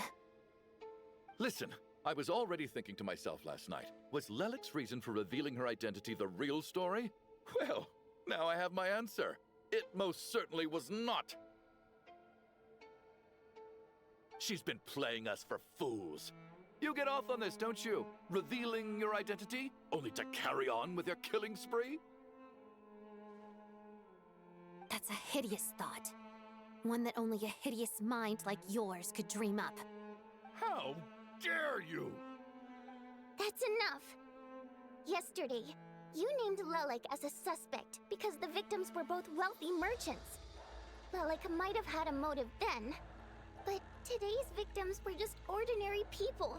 Not to mention that they were colleagues of Odette and mine. What reason would she have to murder them? Let me guess, just to scare you? Who knows? Maybe you don't know her as well as you think. I implore you all to ask yourselves, how many people are there really in this world that have what it takes to kill another person? Not many, I'd wager. Lelik is well known to be a ruthless operator. There's literally and now a she has military revealed her major identity. right there. How could it be any more obvious? Everything you've said so far is still just conjecture, which doesn't constitute a concrete lead.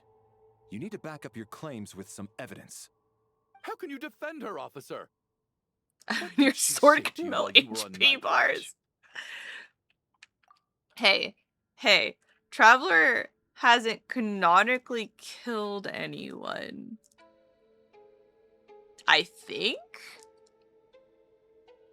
Wait, no. The doctor. Just kidding. We canonically killed that man. JK. Senora? No, we didn't kill her. The doctor, yeah. We eviscerated. Eradicated. We eradicated that man. Yeah, he's dead. Yeah, we killed that man. That man? Dead.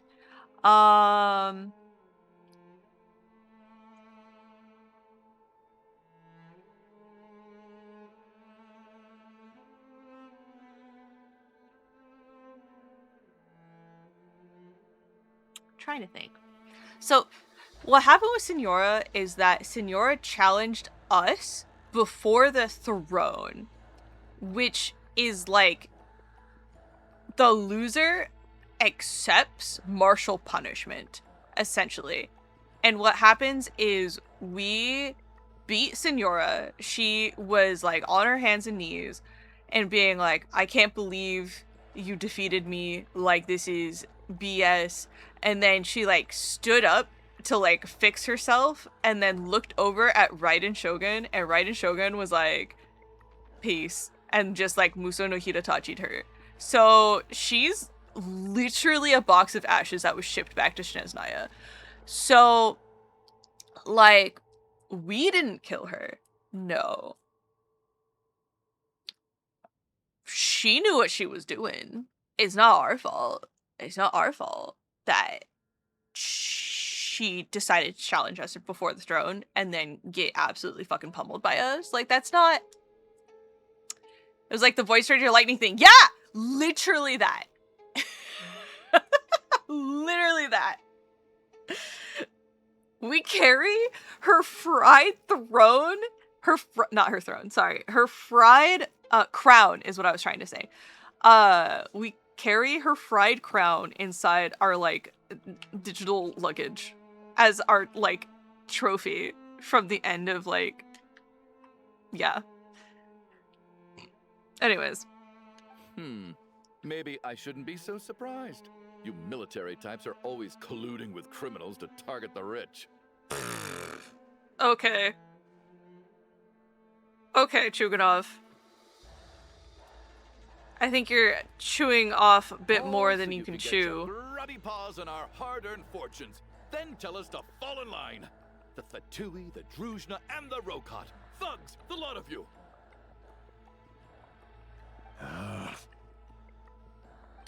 Don't you dare.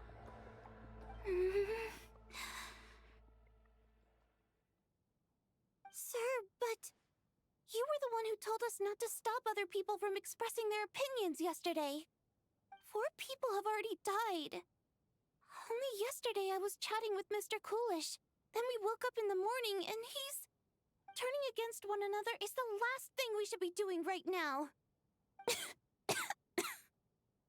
Little girl. Even if Mr. Chuganov is a puffed-up pig-headed windbag who doesn't have a clue what he's talking about, he's still one of the victims here, isn't he?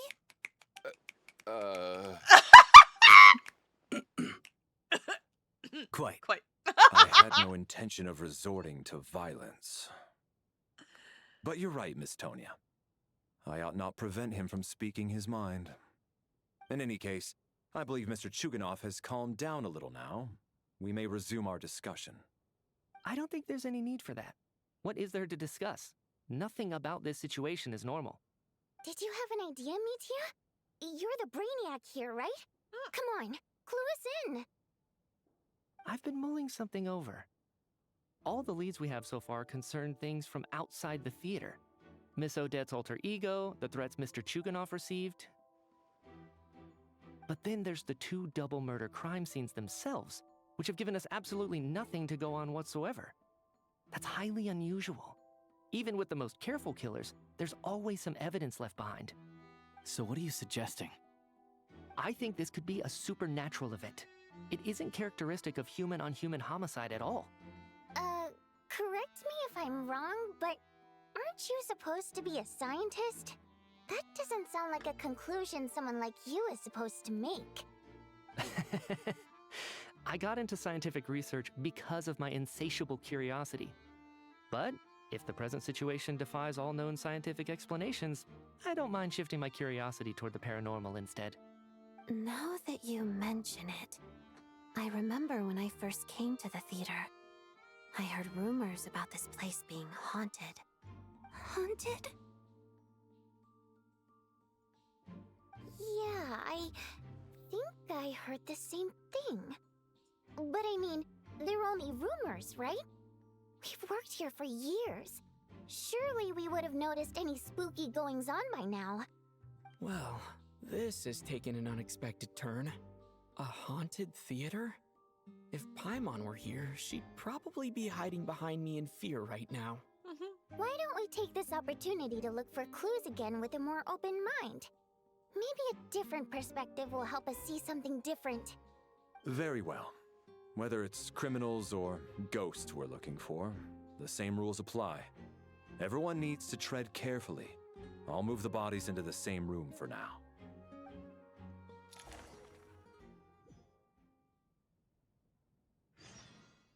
This makes me so sad. Ooh, wait, we can check everybody? Torgov, a wealthy businessman who made his fortune in the energy industry. With support from Northland Bank, his business grew larger and larger. At some point, however, it began to feel as though Northland Bank had become the only one truly calling the shots, deceased during the night. Soboleva, a wealthy businesswoman who began her career selling fashionable cold-weather clothing. Later, she married into a prominent family to expand her business. Nowadays, however, it seems like her business has instead been absorbed by that family. Oh, interesting. Thanks, Holmes. This is turning from Agatha Christie to Scooby-Doo for real. Mitya, an expert with the Energy Commission and a prominent figure in the military. He has an exceptional command of all manner of energy-related technologies. Though he can be rather talkative at times, his scarf more than makes up for it. Bonanitsia, the prima donna of the Korolepsky troupe, a mysterious Rusalka whose extraordinary singing has captivated countless audiences. A member of the Rokot, she cares deeply about the welfare of ordinary people. Valerie. Head of the Special Assignments Battalion, Armor Palace Royal Grenadier Guards, 1st Regiment. As a soldier, he places great importance on planning and timing. He is currently assigned to protect Mitya, an important figure within the military. Odette, the principal ballerina of the Korolevsky troupe, also a member of the Fatui and a candidate to become the next Harbinger, the Fair Lady. She is additionally suspected of having another identity, Lelik, who operates from the shadows. Chase! Me! The 4th Descender! A traveler from beyond the stars! Teehee!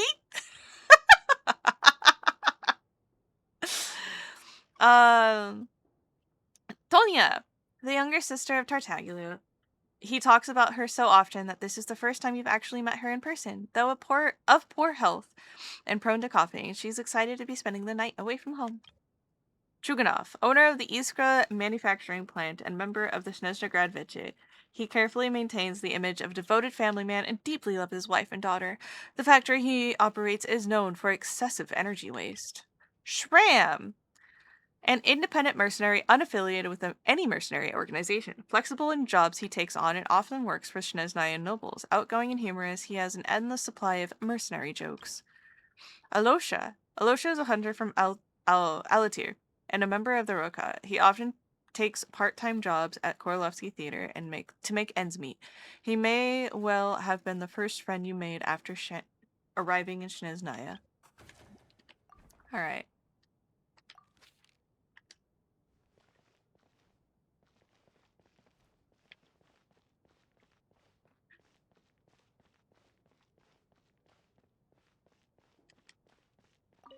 I need to think very hard about whether there's anything that ever needed hiding. After all these years, there must be some things even I've forgotten about.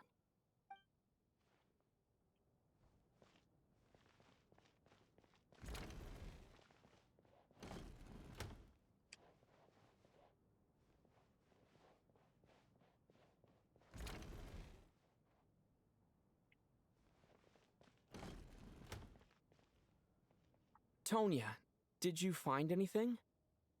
Not yet. Still looking. So... Are we supposed to be looking for something paranormal? I think I'd prefer teaming up with you than looking around on my own. This looks like somebody's notebook. Shall we read it together?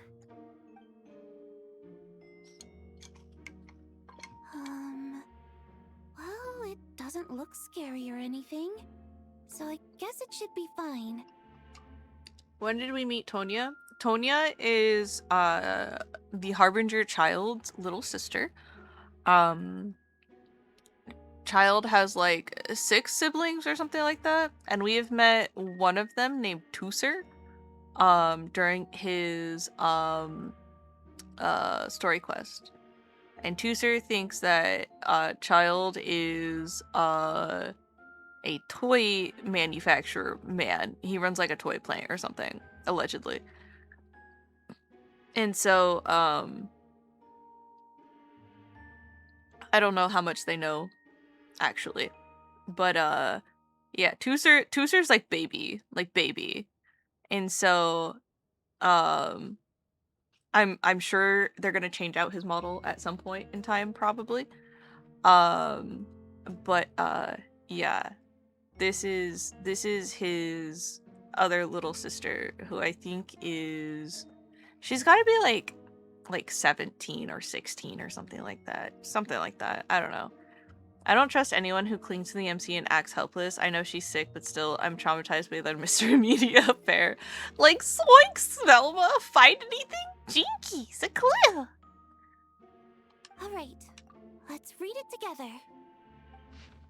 Alright. A letter in a diary. You once told me I would understand someday, but even now, I still don't. I don't believe anyone should be forced to abandon their homeland because of a change in power. She never considered the feelings of us water imp nobles. Every inch of this land reflects memories of my childhood. If I close my eyes, I can still hear everyone's songs echoing everywhere. I will not forgive those who drove us away, and I miss you very much, Mother.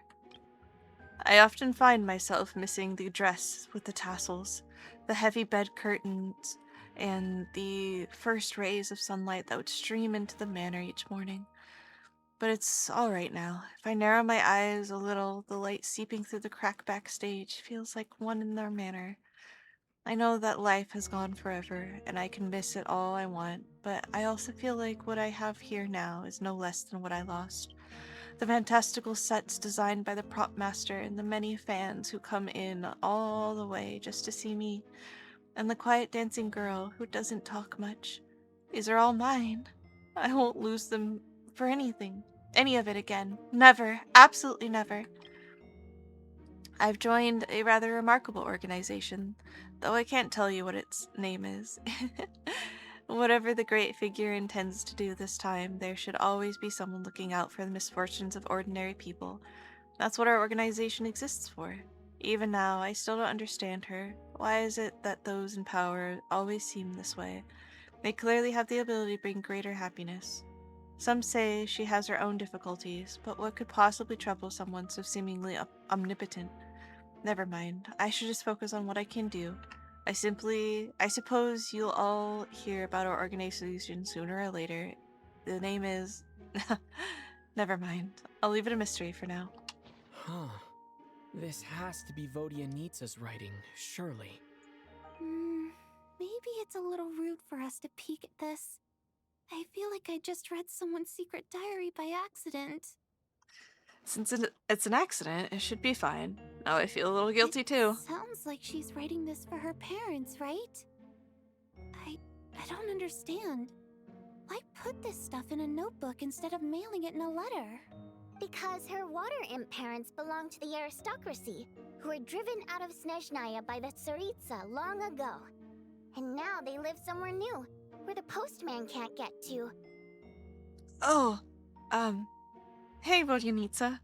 I can explain. We're sorry. It's fine. My fault for not storing it properly. I can't leave things lying around and expect them to get ignored when everyone's scouring the place for clues. All right, give me my notebook back. I'll take over the investigation in this room.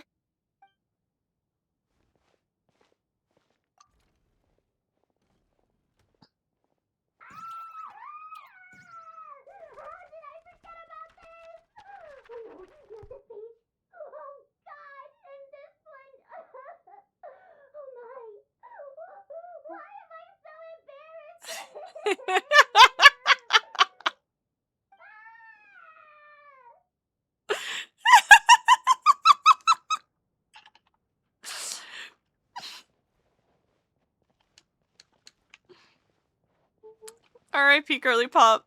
R.I.P.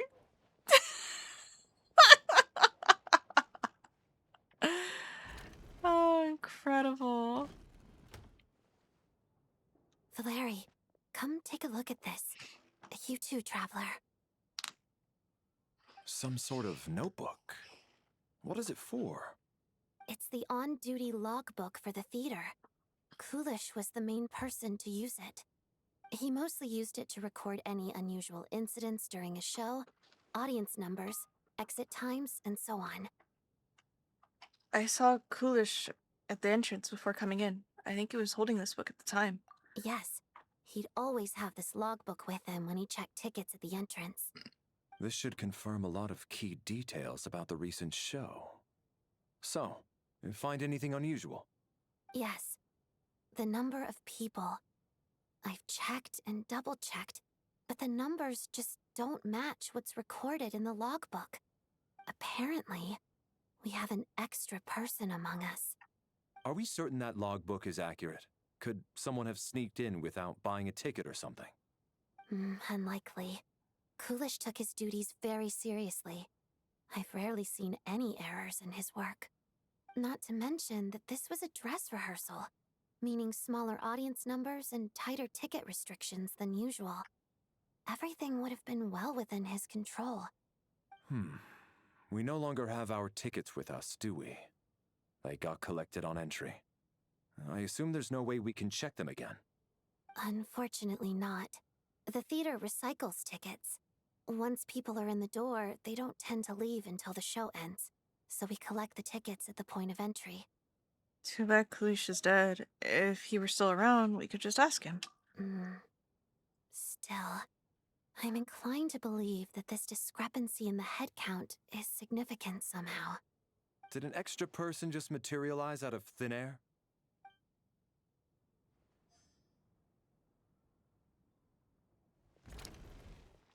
Our photographer? Question mark? And also the guy who left to go get the blankets and things. Was that the same person? Was that the same person? So, this is some another type shit.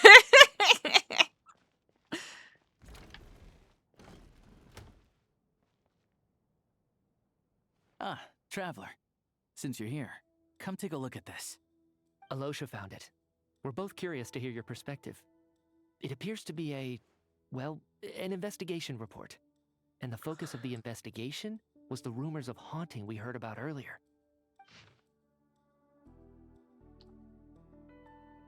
Yeah, she'll be fine. The comic relief dies second last, usually. This commission is clearly not as simple as the previous cases involving only, quote, folklore studies. It appears to be connected to something far more mysterious, an extinct civilization, the creations of ancient gods, or powers from beyond the world. The possibilities leave ample room for speculation. From now on, we should take this as a lesson. A simple surface does not imply that what lies beneath shares the same level of existence or nature. Ley lines themselves possess a powerful ability to either devour or guide souls. In most cases, once the soul and body of the deceased are separated, the soul is drawn directly into the ley lines, leaving no room for lingering existence. However, evidence shows that the connection between the theater area and the ley lines has been obstructed, though only partially, not completely severed.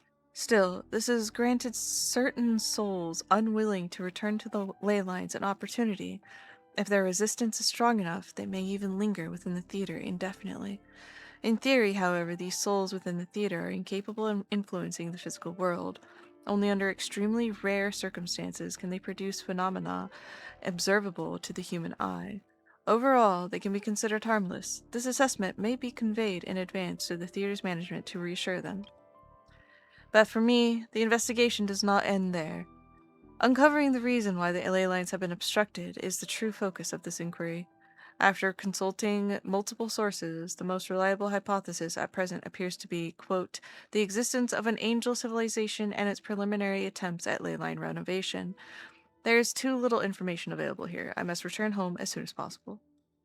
An investigation report, huh? Looks quite old. This person's name looks to be of Sumeru origin to me. Was the investigator from Sumeru? The theater manager must have hired an investigator once specifically to look into this issue. But it doesn't look like anyone ever looked at the report. Presumably, the manager wanted to know if the supposed haunting was dangerous while also being fearful of word getting out in case it affected the theater's business. Anyway, the bottom line is, the haunting is actually real after all. It's caused by an obstruction in the ley lines. Is there any chance this is the key to finally making some progress with the murder cases? Ley line problems are pretty unexceptional to me by this point. And while it certainly offers an explanation for the ghosts, it's hard to imagine what connection it could have to these two murder cases. Some of the language that appears at the very end of the report caught my eye. Angel civilization, ley line renovation? My area of research doesn't touch on any of that, so it's completely outside of my wheelhouse. Huh? A piece of paper just fell out from the report. It landed right by your feet. Let's see. Words on paper. Death is near? Oh, I just got goosebumps. It's pretty ominous no matter how you look at it. How unnerving. It was tucked inside the report, so it must be a note left by the author. Death is near. Good morning, Chipser. Is that supposed to be what's going on here? With us in the theater? But if so, how did the author foresee it? Could he predict the future somehow? Maybe things are more complicated than we thought. No, wait a second. If we take the report and the note at face value, they completely contradict one another. The report definitively concludes that the hauntings in the theater are harmless and cannot affect the real world. but the note seems to be warning of potential danger. The question is, what exactly does the note mean by death? Is it simply describing our situation? Is it referring to the victims? Or could it refer to the perpetrator? The various ways we could interpret this keyword lead in completely different directions. Let's pause our analysis here for now. I think we need more information.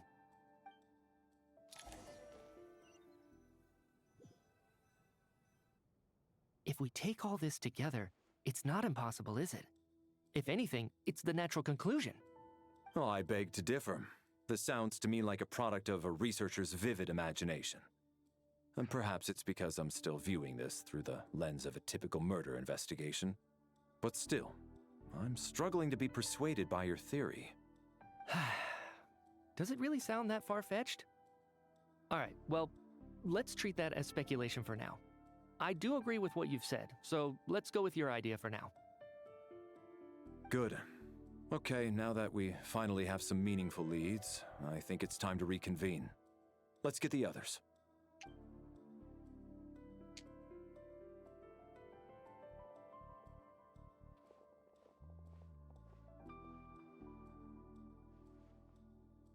So, that's about everything we've discovered so far. I'll share my theory first. Based on what we've learned from the logbook, I believe the extra person among us is most likely the killer. If the killer had simply bought a ticket, it would have greatly increased the risk of their identity being exposed. I expect he or she either hid in the theater ahead of time, or found a way to slip past the ticket inspection. They then blended in with the group and waited for an opportunity to strike. What about the note found in the investigation report? Any thoughts on how that fits in? The killer may have simply planted it there as some sort of sick joke. I've seen my fair share of psychopathic killers. They love playing cryptic mind games. So, it has nothing to do with the haunting of the theater after all. This theory makes sense to me. If we have an audience member unaccounted for, chances are they didn't come here to watch the show. Could it really be that simple? So, in other words, all we have to do is find out who got in here without a ticket, and all our problems will be solved? Then let me make one thing clear. All the theater staff should be well aware that I came here for the rehearsal legitimately, yes? There's no way I'm the one who didn't have a ticket. It's true. I hear you used every trick in the book to get a hold of that ticket, too. Everything short of throwing a temper tantrum and rolling around on the floor at the entrance. I most certainly did not degrade myself in such a way. Probably a stupid question, but I might as well ask. Did anyone here get in without having their ticket checked? Guess it was naive of me to expect them to just admit to it. Especially after the unprompted Lelic reveal. Once was already a miracle. Twice would be unfathomable. Most likely extra person who entered without a ticket.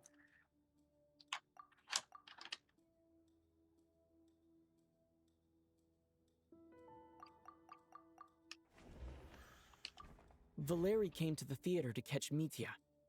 Those two should be able to vouch for one another, and their motives are clear.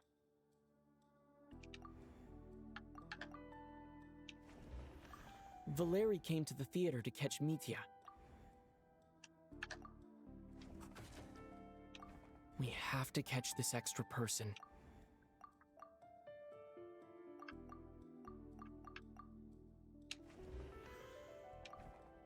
I don't believe any of us here knew Shram before all this. If no one can verify Shram's identity... Mr. Shram, did you really go through the ticket inspection to get in here? Huh? Me? Why am I being singled out, my friend? Do I seem that suspicious?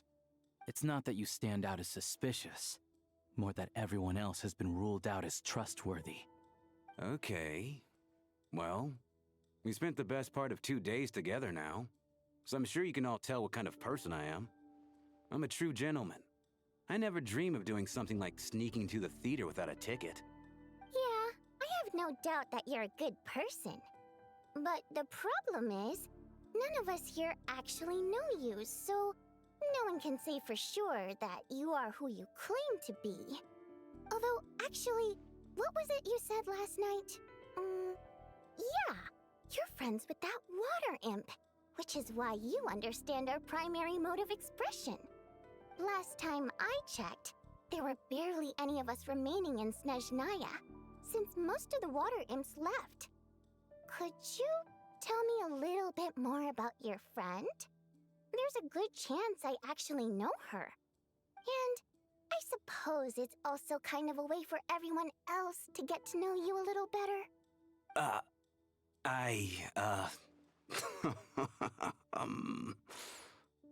Good grief. Are you blushing? Pull yourself together, man. Stop giggling like a teenage boy. It's revolting. It's revolting! Hey, revolting is a little strong. Alright, fine. I'll admit it. That water imp friend of mine, the truth is, we're dating. I was just the bodyguard hired by our family. But the stars must have aligned, because sparks began to fly between me and their daughter. Never in my wildest dreams did I think I'd get so lucky. We don't need details. Just get to the point. Odette, please! I'm just a little hesitant to reveal her name, that's all. You know how it is. These are delicate times. Even with me to protect her. If word gets out that she's dating a human, both the Fae and human factions will give her a hard time. Really? Wait, no. That can't be. Huh? Shram, what the devil are you talking about? Why is everyone looking at me like that? Surely you can understand where I'm coming from. Delicate times? Factions? Yes? You know, the Civil War? Last time I checked, the Fae and the humans were still at each other's throats.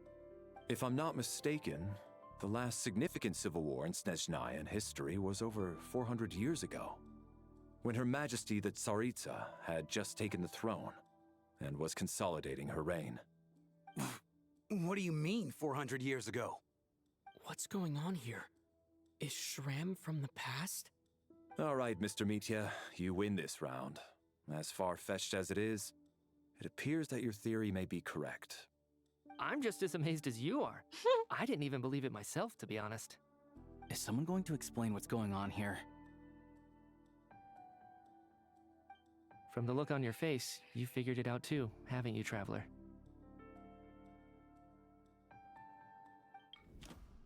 Time to stab this man. Time to stab this man. Watch him melt back into the ley lines.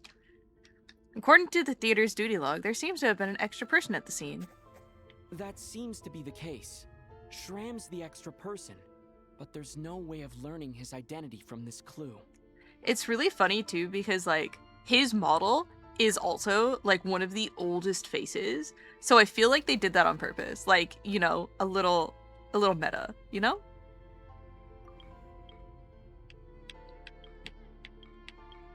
A letter Voyanitsa wrote to her family but never sent. Vodyanitsa's private letter touches upon the history of the Water Imp aristocracy's exile, but reveals nothing about Shram's identity. No, the truth lies within the clues we've already discovered. The theater's ley lines have been modified to block souls within its grounds from returning to them. Some souls can even wander this place forever.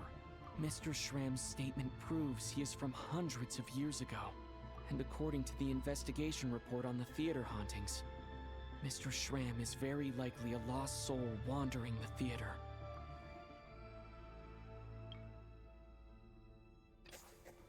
For some unknown reason, the soul that has been wandering the theater due to the ley line issues has joined our group and blended in. Yeah. That must be the immediate reason why the ticket count doesn't match the number of people present.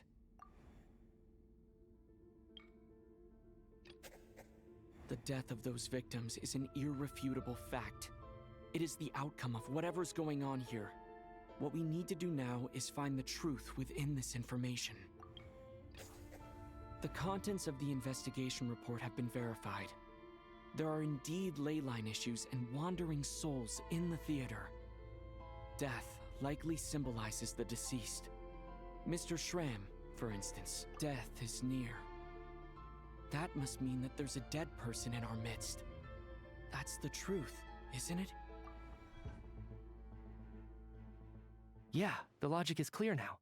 The investigation report said that there would be souls stuck wandering around the theater because the ley lines were cut off. Mr. Schramm must be one such soul who died in the theater a long time ago. In which case, that also makes him our extra person. So when the note said death is near, it must have been referring to death as in the deceased, people who died a long time ago. Someone who died a long time ago. In short, there's a dead person among us. The extra person we've been searching for is a ghost from the past. You mean I'm a ghost? No. Don't make jokes like that, my man. There must be some mistake. But even if I was dead, I know for a fact I didn't kill anyone these past 2 nights. Yeah. Even if all that's true, the report also said the souls inside the theater can't affect reality, right? They're harmless. Then what if the problem isn't the souls at all, but the ley lines themselves? The ley lines have a powerful ability to attract and devour souls. Let's say that the ley lines are like a black hole, constantly seeking to engulf souls. But the souls that don't want to return are trying to avoid being sucked in. Okay, reference to black hole. Reference to a black hole. Theory of relativity. Anyways. Huh. Why does this analogy sound so familiar? What happens when the black hole can't achieve its goal? I'm only speculating here, but what if it ended up swallowing innocent souls by mistake, or intentionally taking other souls to compensate? That could explain why we weren't able to determine a cause of death. If you're right, and their souls were devoured by the ley lines, it does make some sense. It does seem to explain a lot of the things we couldn't make sense of. Does that mean it's true? Except there's no concrete evidence. Mitya's relying on a lot of logical leaps. Still, it seems like the best explanation we have under the circumstances. All right, so how could Schramm not know that he's dead? Seems a little unlikely that he hasn't noticed anything unusual even after several days interacting with us. On the contrary, it's perfectly normal for a soul to wander the theater for centuries without questioning their existence or reason for being there. It's simply what's natural for them. Uh-oh. He's having a reckoning. You know what, Mr. Brainiac? I think you might actually be right after all. I'm trying to remember and... even though my head feels like it's going to explode, I think... it's all coming back to me.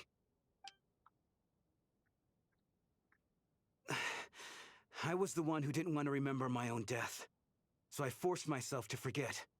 Well, I'm sure those are painful memories. My lady and I snuck out to go on a date one day. We bought tickets for the theater.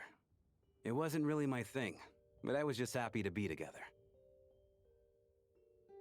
All of a sudden, a group of people burst into the theater, shouting for all the water imps to get out, performers and audience members included.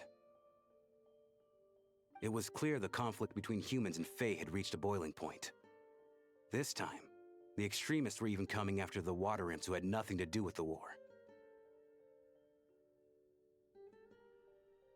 I thought I could pull one over on them, so I took off my jacket, draped it over my lady, and tried to sneak out amid the chaos. But I got caught. They started shouting, calling me a traitor to humanity. But I was going to do whatever it took to buy our chance to escape, no matter how many people stood in my way. I had to, both as their bodyguard and out of love. Hey, yo, let's go. It's all right, friend. You can stop there if you want. You don't need to dig all that up again. It's just... even now, I'm still struggling to accept the truth. How could I be dead? God damn it, Gabriel. So the real enemy all along was racism. You know, you're so right. I'm sorry, everyone. If I'd known I was a dead man walking, I wouldn't have dragged you down with me. If I'm the cause of all this death, then punish me however you see fit. But, Mr. Shroom... No. I refuse to be a burden. I know what I have to do. You said I've been wandering the theater for centuries, right?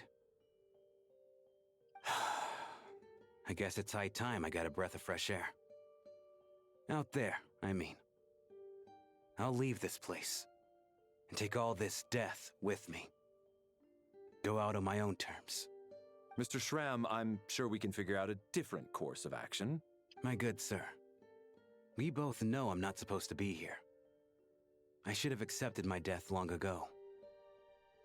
One way or another, this has to end. Unless you're saying this goes against another one of your military principles somehow. No, I'm speaking on a personal level this time. Oh, he has a heart. Let it go, man. Oh, wait. One last thing. Miss Wateramp. My lover. Her name was Letia. Letia Ozarova. Do you know what happened to her? Ozarova. Oh, Auntie Ozarova. That's what we all called her. I remember her as a very kind elder.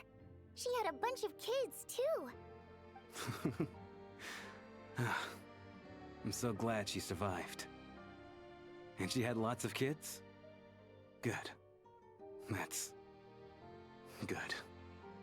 I could hardly expect her to stay single just because of what happened to me, right? As long as she went on to be happy, that's all that matters. Oh, I'm fine. Besides, I'm dead. My soul's been wandering around here for so long because I was worried about her. But now, I can go without regret. There's no need to see me off, my friends. I've enjoyed our time together over these past few days. Perhaps we'll meet again in the next life. I'm fine. I'm cool.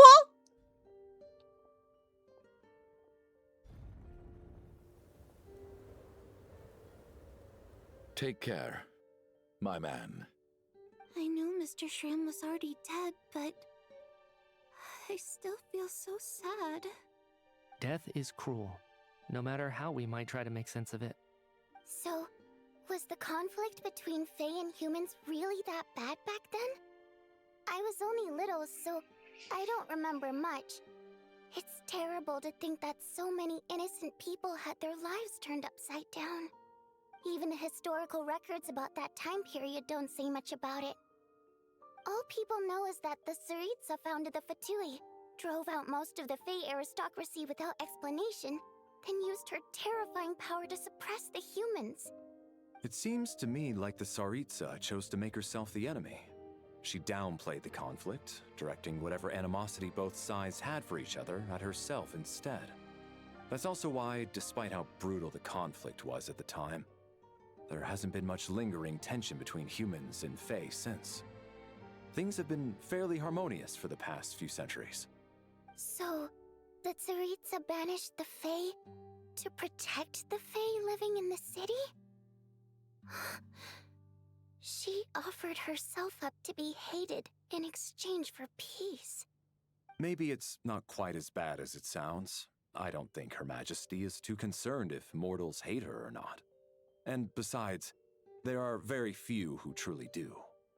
All this time, I had no idea. All right. If Mitia's theory is correct, then I think we can consider this matter settled. Let's all take a break.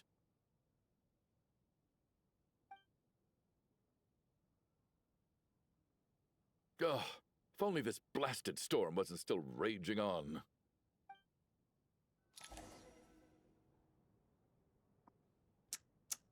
Is it? Return to your room for rest. Oh boy, I can't wait to climb more stairs, guys. Even though Shram was already deceased, his decision to walk into the snowstorm was still a sacrifice, and a very brave one. This is one of the few times I don't feel at all happy to have my theory proven true. Not much recorded. Not much recorded on a terrible event. That's an ominous sign. Yeah, it's a great sign. It's a wonderful sign, guys. To not know about a bunch of stuff that happened. Fuck you, Chugaroff. Hi, Alosha. You're cool.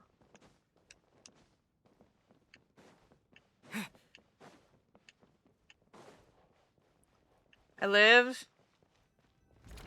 Good job. We're gonna go sit down and maybe... Looks like now we can just rest until the snowstorm stops. I still can't believe Shram turned out to be a ghost who'd been in the theater for hundreds of years. To think he was dead this whole time. What a strange turn of events. Oh no. Knock knock. Well, welcome back, Gabriel. Huh? Knock knock. You know the door isn't closed, right? You don't have to knock.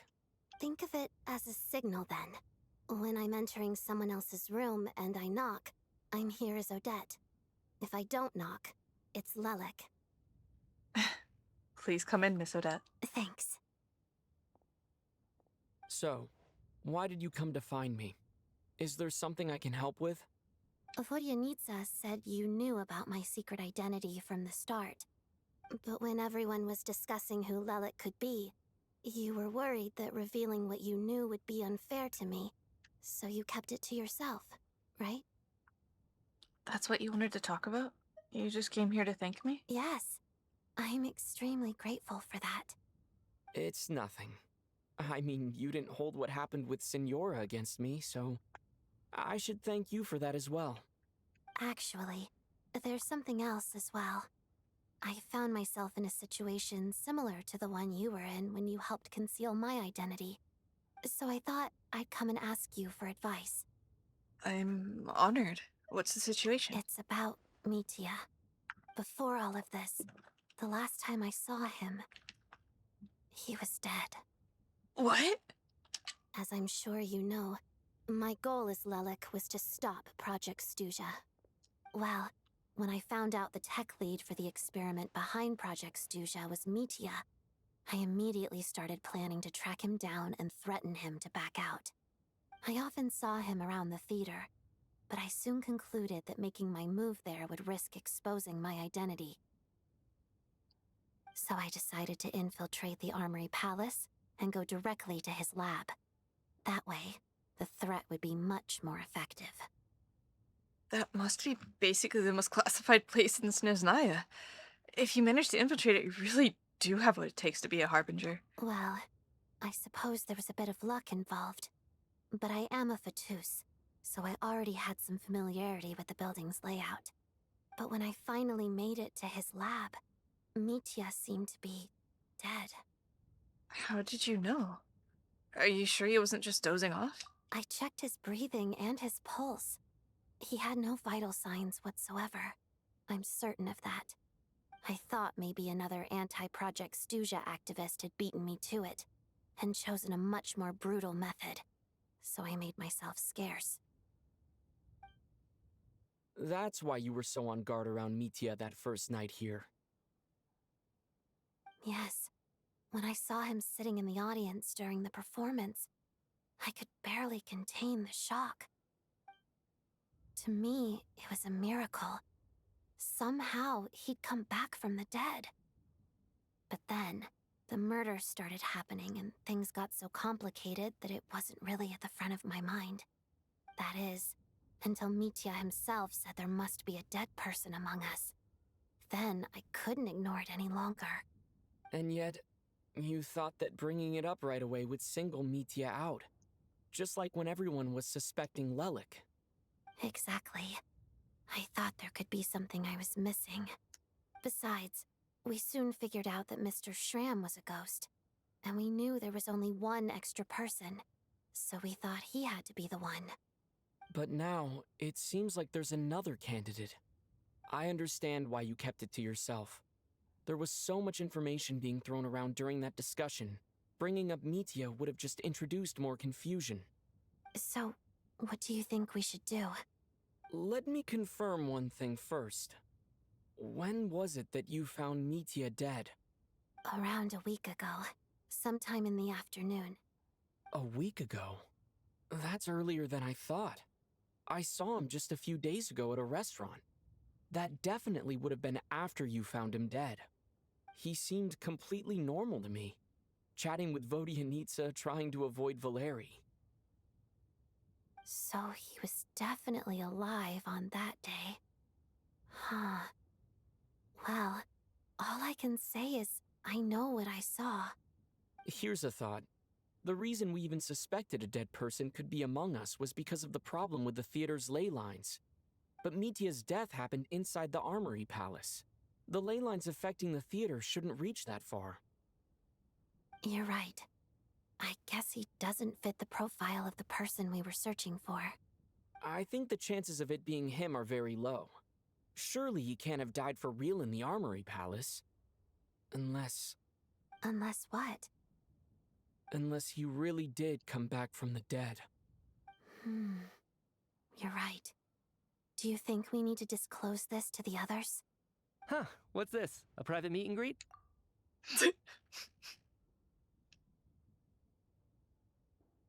What a time to pause.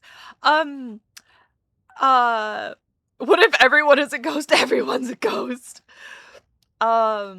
So I'm getting Dr. Frankenstein vibes from him now.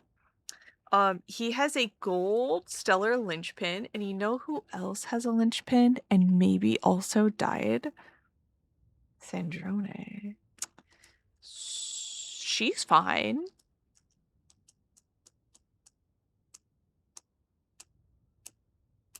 So, thoughts?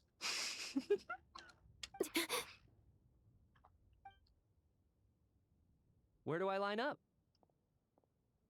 That's not what's going on here. Well, I was just making the rounds. Thought I'd try to lighten the mood a bit. Vodyanitsa's handing out food if you're hungry.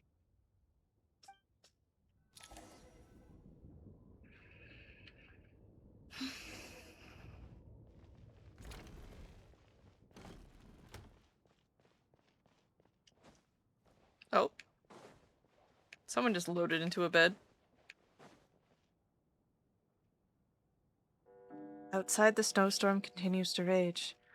And before you know it, What is night going falls on once with this more. storm? Could it be connected to that monster that just arrived in Snezhnaya? I almost hope it is. Her Majesty the Tsaritsa left to vanquish that beast herself. We just need to wait for her triumphant return. Do you think people still feel the cold after they die? I'm wondering about Shram. Oh, maybe we should have given him a coat before he went out there. Death itself is cold, isn't it? I'm sure the storm will embrace him. Well, I hope he has a safe journey. I'm going to miss him, I think. It's not like we can blame him for Rampana and Kulish's deaths. Thinking back on it, we barely made it out alive ourselves. Once we get out of here, how are we going to explain what happened to their families?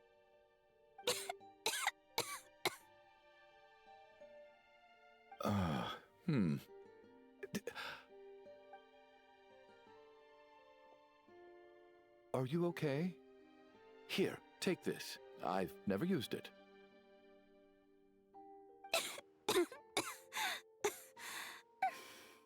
Thanks.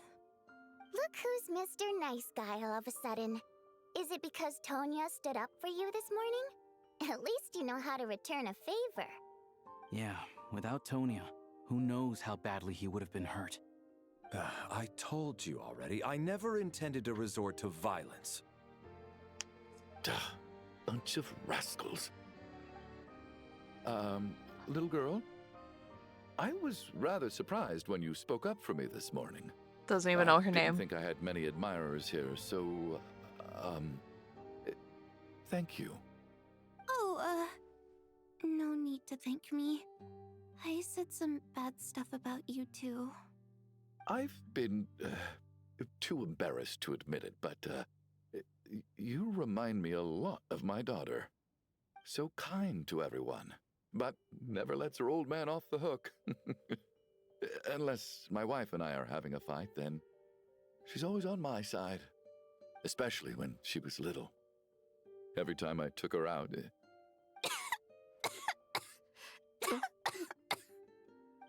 All right, easy now. How long have you had that cough, Tonya? I don't know. It's probably been a while. I'm fine. Are you taking anything for it? Yeah. I'll be fine once I see my brother.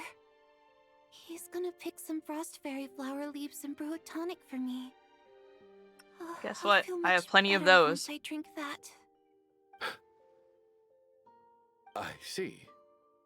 That's good to hear then. We should probably discuss arrangements for tonight. Now that the deceased has left our midst, there shouldn't be any more incidents. However, out of an abundance of caution, I'll keep watch. Shouldn't we take shifts? I can take one if needed. No need. I managed to get a nap in earlier, so I have plenty of energy right now.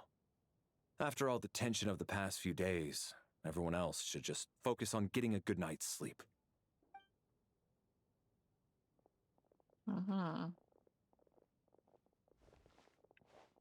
What a long day. This whole situation turned out to be way more complicated than I expected. But Valeri's right.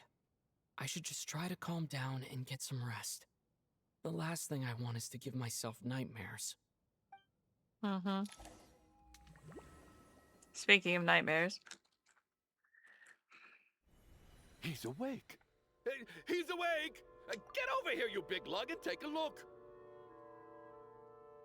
Okay, so you've got some theory crafting going on over there. There's a current theory in Snezhnaya that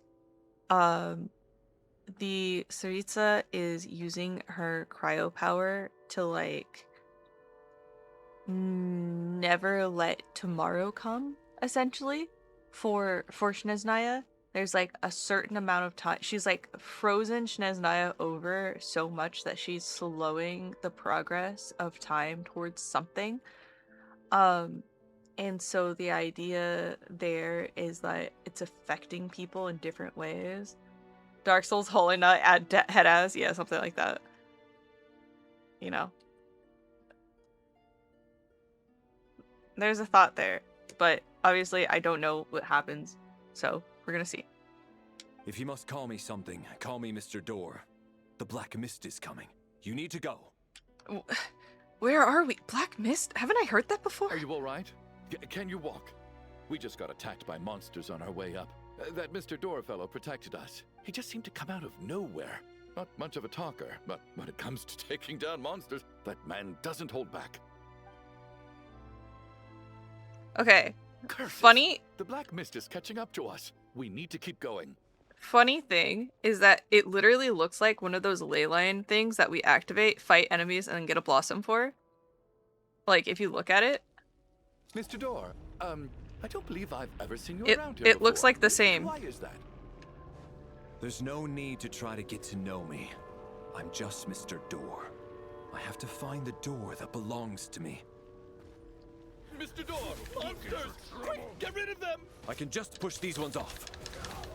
Oh, don't push me off. Thank me. This is where my duty lies.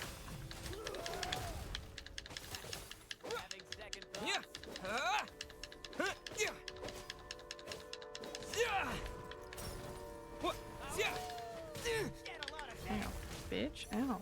Ow. Ow.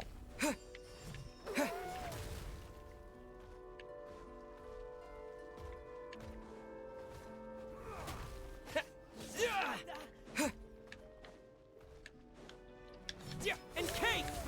Ow, bitch. Ow.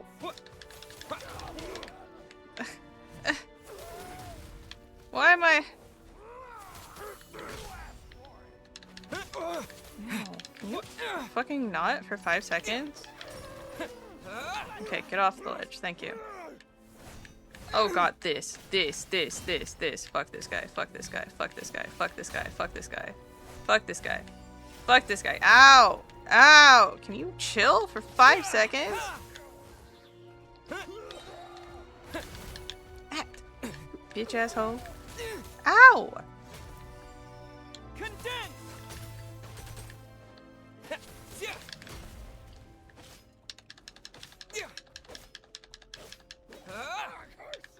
Okay. Cryostorm!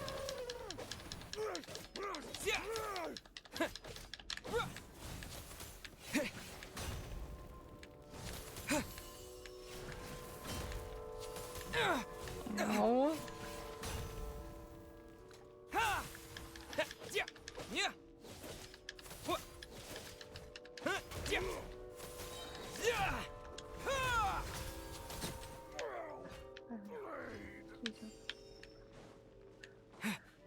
Up we go.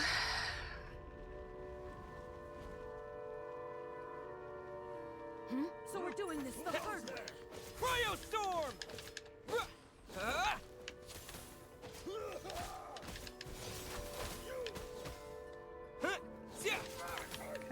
Get you off. Can you not?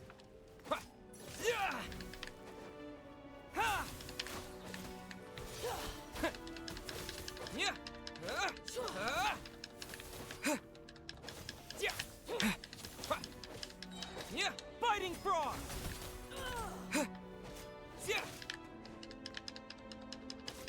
Encase!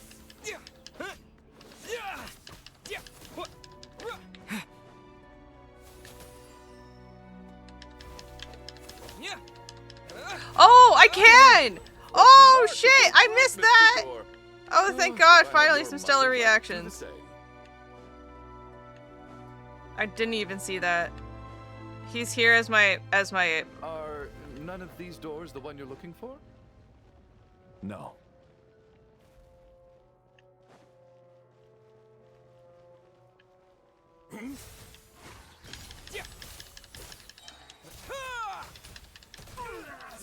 Come no closer.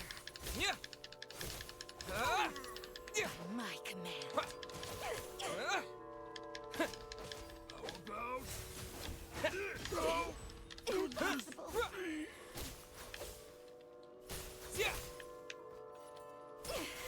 Impossible.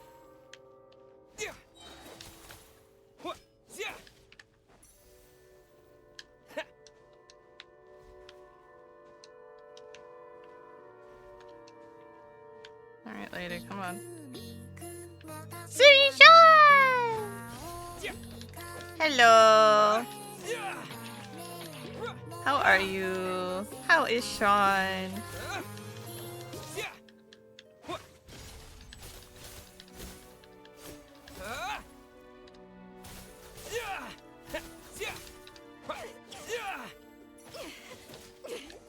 Impossible.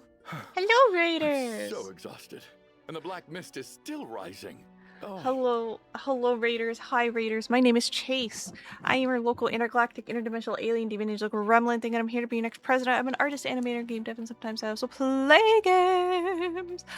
Oh no, we got ads. Yeah, we got ads.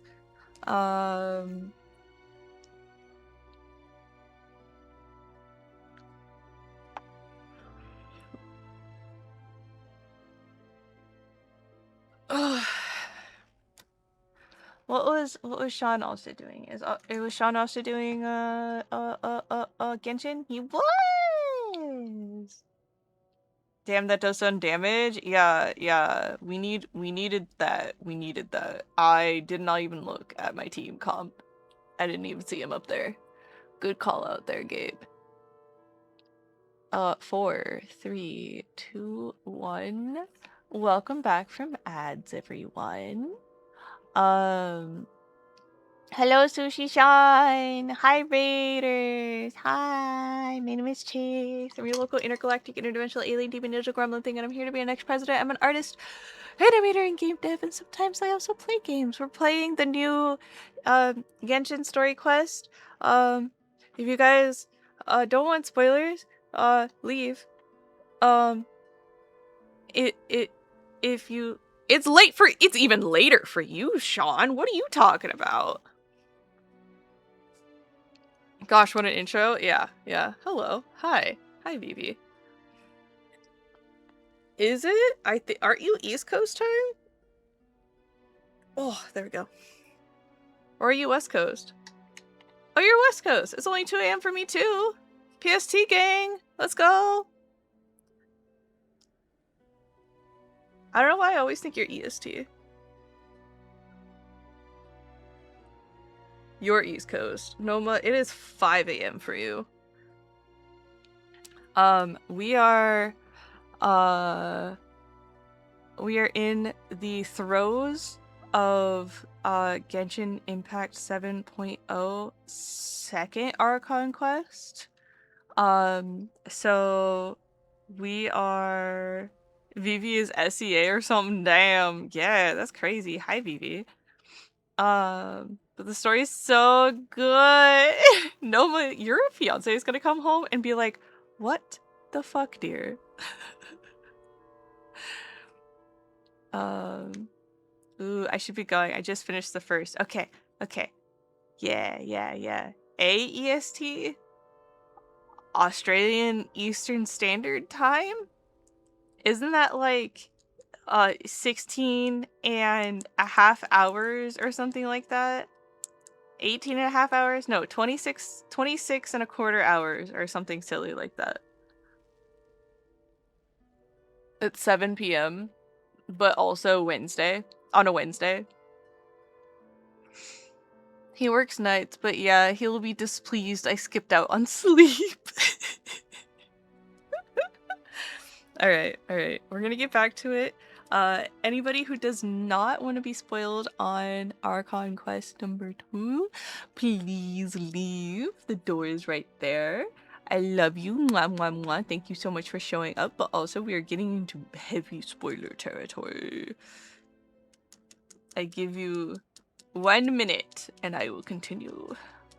Goodbye. Mwah, mwah, mwah. I was going to stop at 10 p.m. and then I got hooked in. I got hooked in to this quest line and I was like, if I come back and I'm still stuck in this goddamn theater, I am not gonna be happy. So I want to get out of the theater. As soon as we get out of the theater, I will be free from this game. Perhaps. You know what's even crazier is I started at noon with Void Stranger, and I was hitting my head against the wall so much that I was getting a headache. And then I went, that's crazy. Anyways, I'm gonna play some Genshin. As a treat. That was 8 hours ago. I'm back in this fucking staircase again!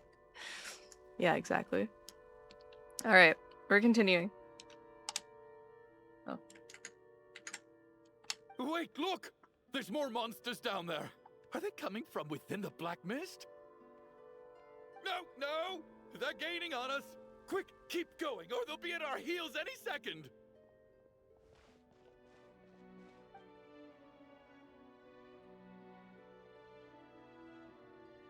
Mr. Door, what are you doing? We need to get out of here. They're coming!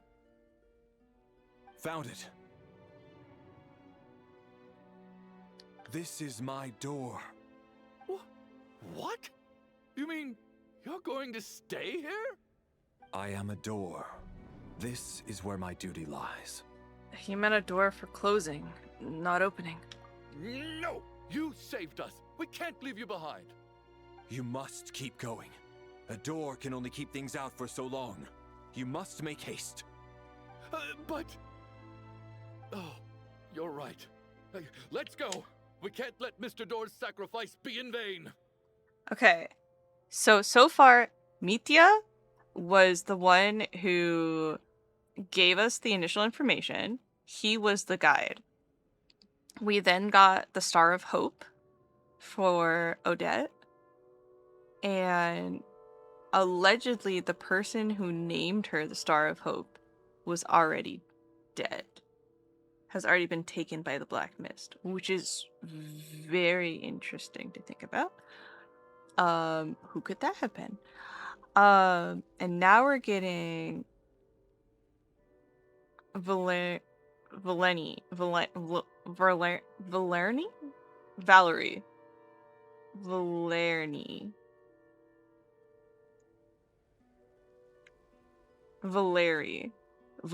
Why can't I get these letters straight in my goddamn head? Anyways, thanks dyslexia. Valeri. Oh, that's my comrade Valeri. Oh yeah, he's kind of like Valium sometimes. He's real good and sobering for the mind. I like talking to him. So now we have Valeri acting as our door. Interesting.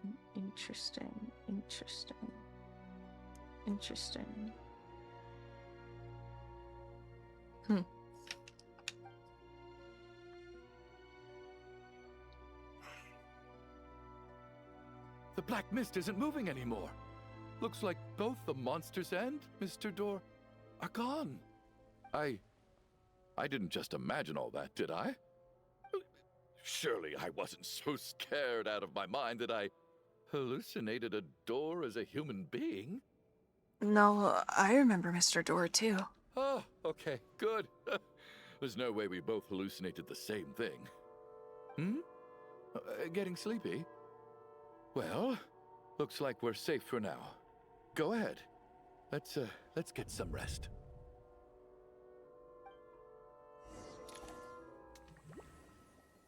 Hey guys, the main character looks like he's gonna be dead. Isn't that crazy? What time is it? Is it morning? I think I had a nightmare. I guess everyone's still asleep? These past 2 days have been exhausting. Valeri's keeping watch though, so he's probably the only one awake. Valeri? Uh-oh. We're gonna have our Catherine moment. Valeri! Oh, Valeri! He looks as calm and as composed as ever. Even now it seems as if there is no burden he couldn't shoulder. Yet around him, time seems to stand still, as if the gods in their mercy finally granted him a moment of respite. Wake up! Everyone needs to wake up!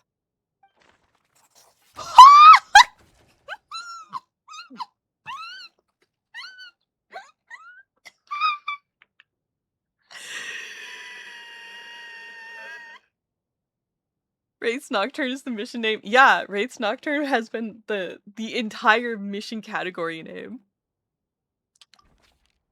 Just like the last 2 nights. No clear cause of death. I've been a real thorn in your side, haven't I, Mr. Valeri? Now you can rest in peace. Okay. How much is this a cop-out? Number 1.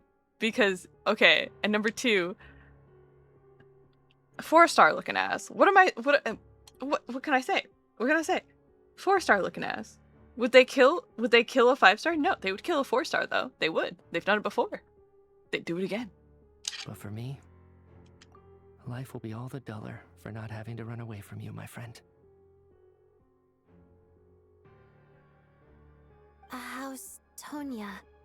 Is she okay? I just checked on her, and it doesn't seem like anything serious. She's just exhausted from the past couple of days, and she's still recovering from her illness. We should let her sleep a bit longer. That means Valeri was the only one who died last night. If Valeri was awake and keeping watch, it would have been impossible to kill him without waking everyone else up. That much is certain. This is so frustrating. Why has nothing changed since yesterday? I thought we already dealt with the dead person causing all this. Actually, one thing has changed. There's only one victim this time, not two. Does that mean...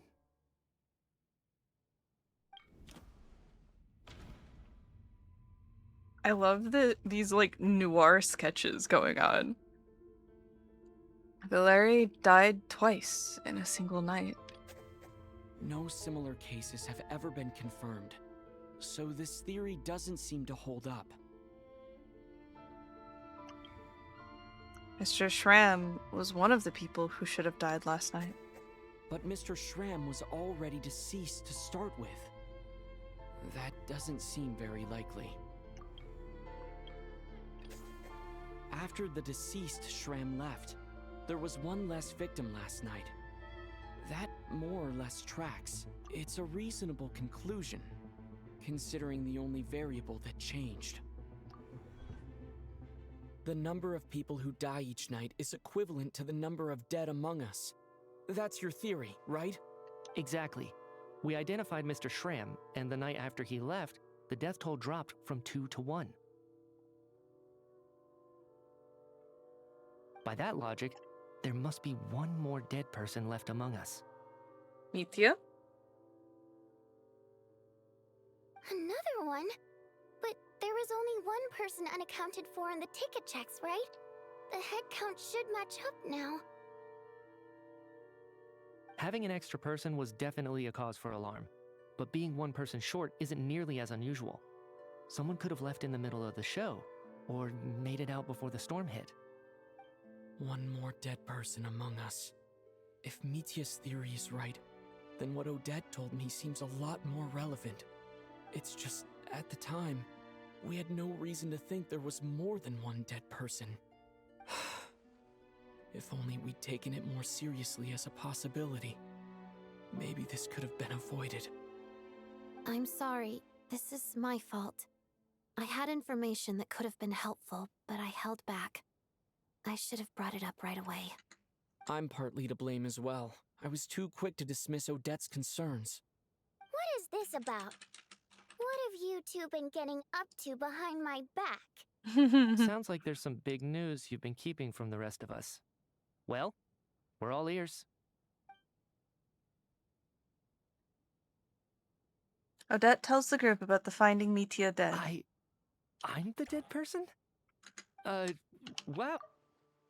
Odette tells the group about finding Mithya dead and your discussion yesterday. Wow. That's certainly news to me. Odette and I talked about it yesterday, but we thought it just wasn't possible, so we left it at that. Yeah, I don't blame you. If I'd been there, I probably would have reached the same conclusion. It just sounds too unbelievable. Let me just try and verify this. I just scoured my memories trying to think back to the afternoon Miss Odette mentioned. But I honestly have no recollection of dying. That's where I'm different than Mr. Schramm. Having seen Mr. Mithya a few days ago myself, I also find it hard to believe he could be the other dead person among us. Well, if it isn't Mithya, then who? Do we vote on it? If you don't mind me asking, Traveler, I believe you mentioned that you know Tonya's brother. Had you ever met her before all this? No, never. Wait, are you saying... Now just 1 minute. I know where this is going. You can't just randomly point a finger at anyone you want. You're in the hot seat, and all of a sudden you want to divert our suspicions onto somebody else? Trying to pick a fight, Mr. Chuganov? Whenever you open your mouth, all you do is attack people, and I've had enough of it. If you don't want to engage in a civil discussion, you can shut up. You little brat! Did Mithya ask about Tonya because he suspects her? I suppose I only identified her by age, and nothing else. Could that mean... I'm just saying, you're going around casting suspicion on people for no reason. How could Tonya be dead? I can vouch for her, if nothing else. I've seen her before. She's the sister of that Harbinger, isn't she? The one called Child. Oh, really? You're telling the truth? Since being here, I don't think I ever mentioned she was Child's sister specifically. Does Chuganov actually know her? If Chuganov can vouch for her, then it can't be Tonya either. In which case, it seems unlikely that there's another dead person among us at all. Miss Odette, could you go over that afternoon with me one more time, when you found me dead? No problem.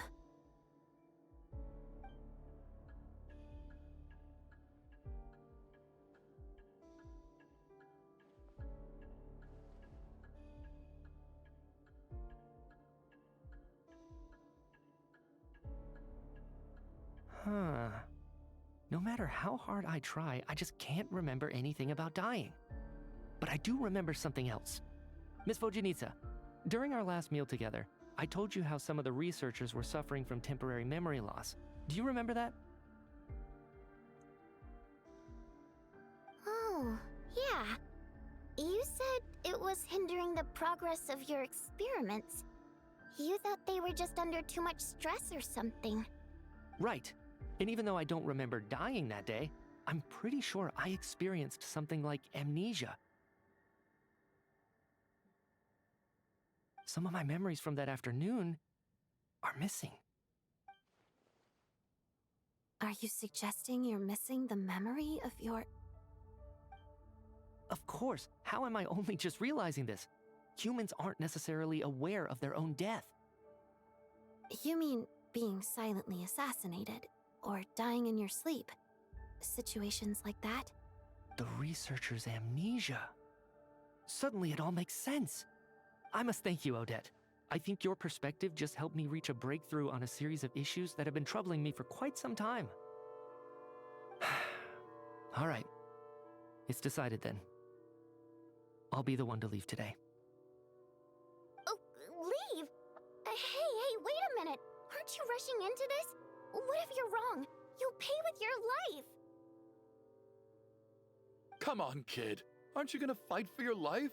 This seems like a rash decision. I have other reasons beyond what's been discussed. In fact, thinking back, I remember during Miss Odette's performance, while I was sitting in the audience stalls, a brilliant new idea for my research popped into my mind. But then, my train of thought suddenly cut off. I can't remember it now at all, and I didn't take any notes. I guess that must be another instance of temporary amnesia. No. Hold on. I see where you're going with this. You're suggesting that each instance of temporary amnesia is a death, right? There's a glaringly obvious flaw in that idea, no? How can one person die so many times? I believe Miss Odette's account. During the period where my memory is blank, I must have been either dead or in a similar state. All it would take is for the same thing to happen in the theater, and I would come under the effect of the ley lines in this vicinity. This increases the likelihood of me being the deceased, does it not? But...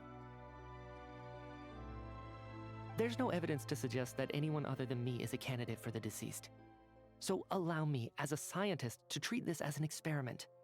Please relax, everyone. I don't think things are as bad as they may seem.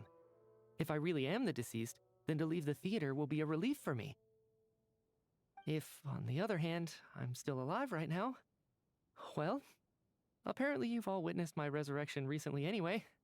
Who's to say I won't return from the dead again this time? Mitya's right. This is the only thing we can try right now. I think he's deliberately downplaying the gravity of the situation, though. He probably doesn't want to burden everyone. What is a scientist if not someone who gambles on experiment after experiment in an attempt to obtain the truth? All right, little doctor. Shut up. With this snowstorm, the ley line phenomenon, ghosts of the dead, and my amnesia, we've been paralyzed by not knowing and powerless to do anything about it. It's a terrible feeling. Yeah, I agree. But if I do get resurrected, you can be sure that I'll come back with the truth of all this. Just you wait.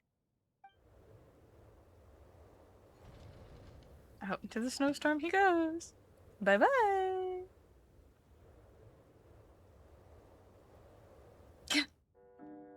As night falls, the theater is filled with heavy silence. More than half the group is gone since the first night here. beyond the loop. I'm side-eyeing my camera. I'm side-eyeing my camera. Oh, hey, it's 2 a.m., guys.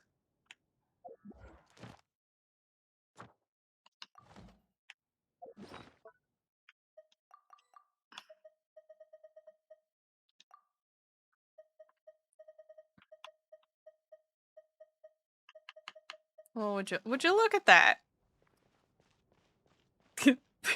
Not me being like Groundhog Day, but worse. Poor Mr. Mitya. I didn't even get to see him one last time. Maybe it's a good thing that you weren't there to see it. It was a hard thing to watch. I hate goodbyes. Why does it feel like everyone around me is slowly disappearing? Not just in here, I mean. In the outside world, too. Okay. For the class, suggestion. Remember in Sumeru when everyone's dream was centered on a single person? Do you think this is related to Tonia's fear of losing everyone? And so she is being extra channely? I don't remember because I wasn't there. Okay, Gabriel. Maybe it's the realization that, at the end of life, everyone has to face it alone. Come to think of it, the main reason we're still alive right now is pure luck. Each morning here, for every one of us, there's the chance that we might not wake up. You could take it a step further and say that the same is true outside, too. Who can never be 100% sure when they drift off to sleep that they'll open their eyes again in the morning?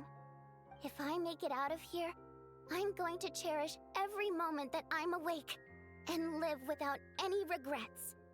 Without regrets. I feel like a strange sense of anxiety has been quietly growing inside me over the last 2 days. Yeah, I wonder why, buddy. Are you okay? You look really glum. If something's bugging you, let's talk about it. There's only a few of us left here now. After everything we've been through, what's the point in keeping things bottled up? I have a travel companion named Paimon. Alosha and Odette have met her before. She's been feeling unwell recently. You're worried about her, aren't you? That makes sense. We've been trapped in here for days. To be honest, I used to feel like I was just a spectator in this world, watching everything that happens from the sidelines. Maybe it's because I'm a descender. A descender? But with Paimon by my side, over time, I slowly felt my connection to this world growing stronger. She loves eating, sleeping, and having fun, but she's also a great guide. It's her authenticity that makes this whole world feel more real for me.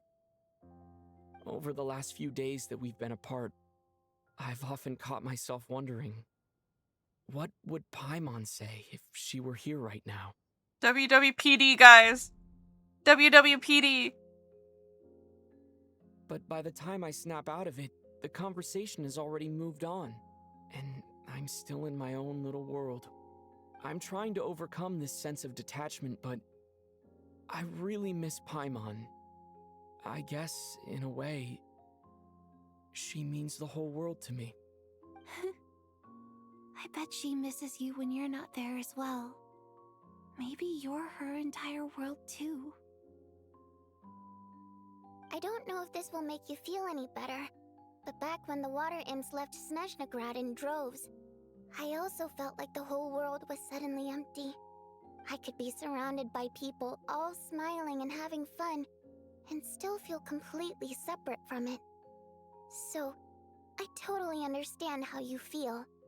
Later on, I started to think, maybe accepting the fact that our loved ones won't always be with us is something that takes a lifetime. All we can do is cherish their companionship from moment to moment. So, once we get out of here, you better hurry back to our side as fast as you can. You can't let your story end in regret. That's the trope I hate the most. Thank you. That's exactly what I needed to hear. But Vodyanitsa, if you hate goodbyes too, why didn't you leave with your people? That's just the choice I made. I used to regret it, but I don't anymore. Like I said before, singing is a water imp's primary mode of expression. It's how we convey our emotions.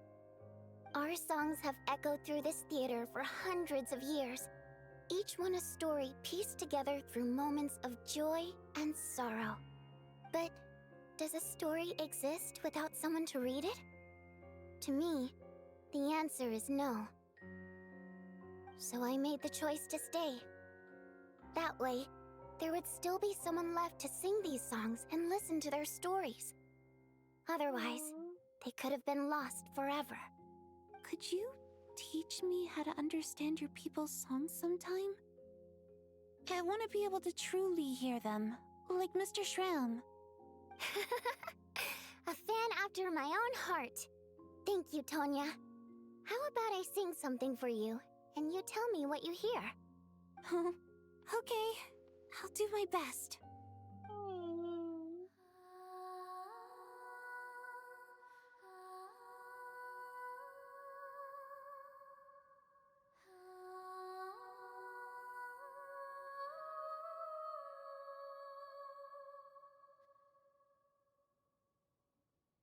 I've never heard that one before. I feel like I can hear a sense of longing somehow.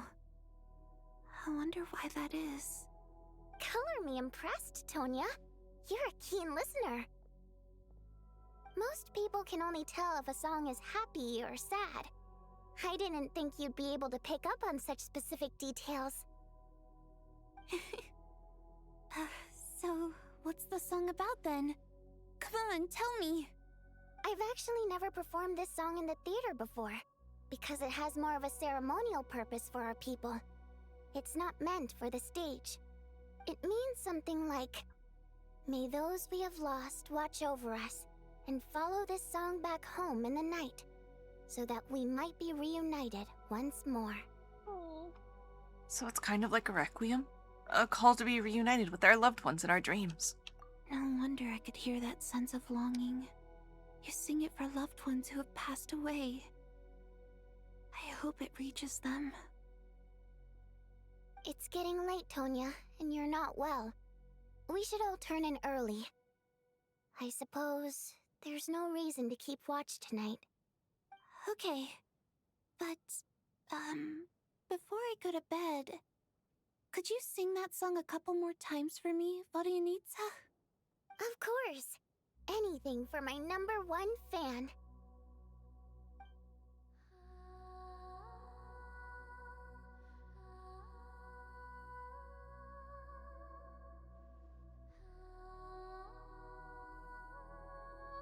I like that she summons her own wind fan in front of her anytime she sings.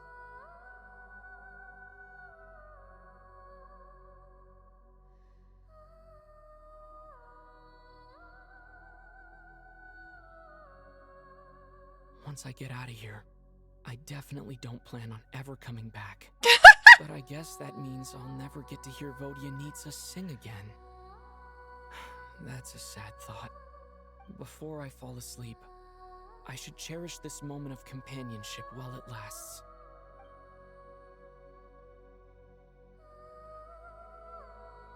Musicals killed my brother. Musicals killed my parents. Where am I? It's so dark in here, and I feel kind of dizzy. Oh no!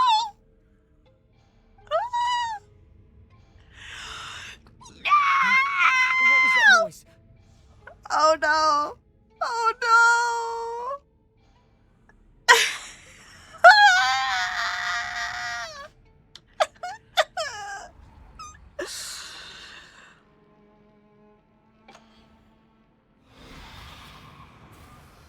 Oh my god. Return, O spirits. Fulfill your oath of protection.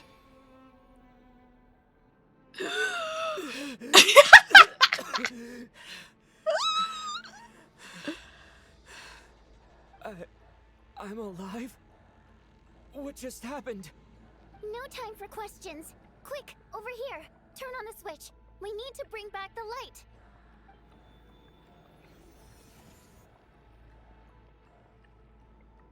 All right, we're safe. The spirit just now is called Night Prayer. The light subdues her, but she'll attack without a second thought in the dark. Is she a ghost? Sort of. I know it's hard, but you can't let this place go dark, or she'll kill you again. Did I really just die? She really just killed me? Yep. Luckily, I was here to resurrect you. Otherwise, that'd have been a real bummer. A bit more than a bummer, I'd say. A bummer! Wait, so you have the ability to resurrect people? Sure I do.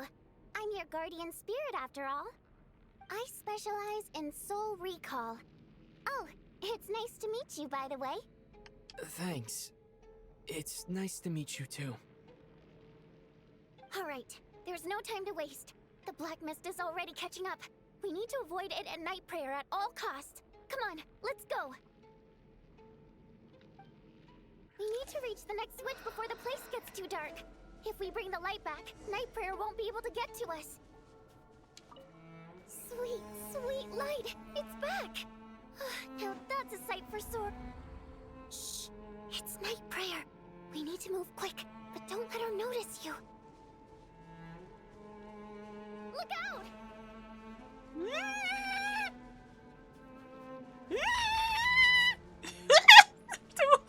Why did this become an actual horror game?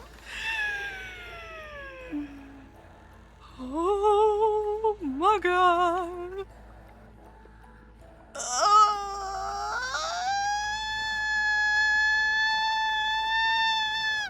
The next switch is over there.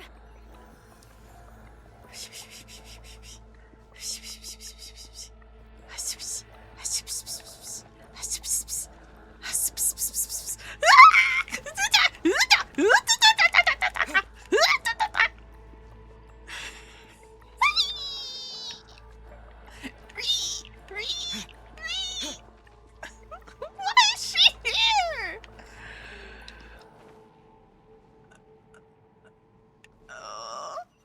And why is she suspiciously Tonya shaped? Why is she suspiciously Tonya shaped?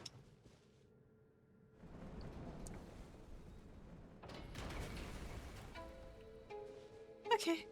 Okay, cool. Okay, cool. I told you Tonya was sus. Dude, I swear to God. I swear to God. I swear to God. I swear to God. Oh.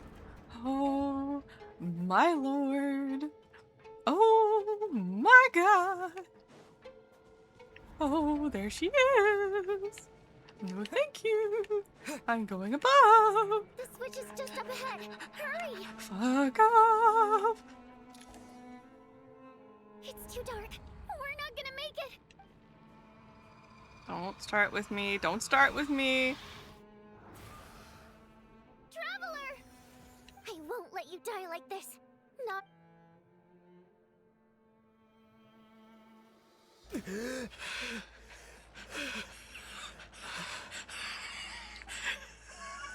Even though it's not permanent, dying is definitely not a pleasant experience. Great. You're back. Yeah, thanks to you. Time for you to get out of here. Quick, before the light runs out. What about you? You're not coming with me? I can't. I've already been used up. Used up? What do you mean? A guardian spirit's skills are finite. I can only resurrect someone so many times. I might not look any different, but my essence has been exhausted. Now, I will slowly start to fade away. I can go no further. The black mist is where I belong. It's okay. Why didn't you tell me sooner? Because it wouldn't have changed anything. That knowledge would have just burdened you. And a guardian spirit's role is to protect. But... Go. Now, before it's too late. I already hear Night Prayer approaching.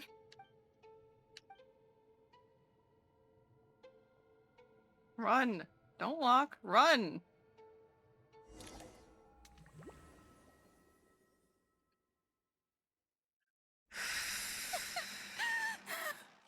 Vodyanitsa! How could this happen? Vodyanitsa!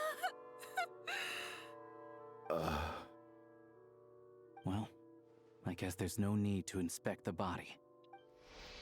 You're beginning to grow numb to the tragic deaths that await each morning. Before long, the lament of countless water imps seems to resound around the theater, full of deep affection and sorrow for Vodyanitsa. Their emotions begin to respond in kind, leaving a heavy feeling in your chest. This wasn't supposed to happen. You lied to us, didn't you, Chuganov? You've been lying from the start. Take a long, hard look at yourself before you go around accusing other people. I suspected you on day one, Lelik, and now look where we are. By some strange coincidence, you've never been targeted. You just happen to have survived this long? No, you should be the prime suspect. And you, little hunter, ever so content with staying on the sidelines. Yet, you were the one who stopped us from leaving from the start! Why are you trying to keep us here? Now you're just lashing out indiscriminately. That's either a sign of anxiety or a guilty conscience. Where was all this passion and bravado before? Decided to fight until the bitter end. Is that it? Is that a threat? Fine, bring it on. You think I'm afraid to die after all this? You want to kill me? Go ahead. I'd like to see you try. After all the trauma of the past few days, everyone's been pushed to the breaking point. Valeria and Mitya aren't here anymore. Someone else needs to step up and take charge. But first, I need to think this through. Considering everyone left, who's the most likely candidate for the deceased?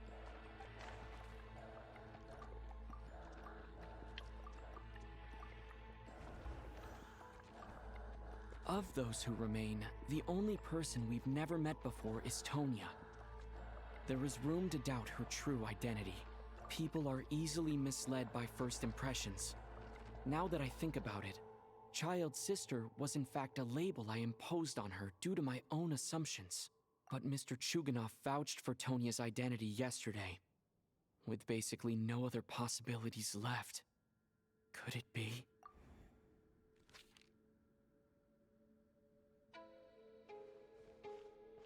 Tonya, how's Tusser been lately? Tusser? Your brother Ajax must have mentioned me in his letters home, right? Did he say anything about a blonde traveler? No. And my brother's name is Razik, not Ajax. Well then. Chuganov, looks like it's your turn to do some explaining. Yesterday, you said you could vouch for Tonya. Why did you give us a false testimony? I knew you were behind this, Chuganov. You've been lying through your teeth from the start. Everything about you is fake. Down to the wife and daughter you're always talking about. Your entire family man persona is a charade, isn't it? That night, when I infiltrated your place as Lelik, I noticed you were home alone. Didn't think much of it at the time.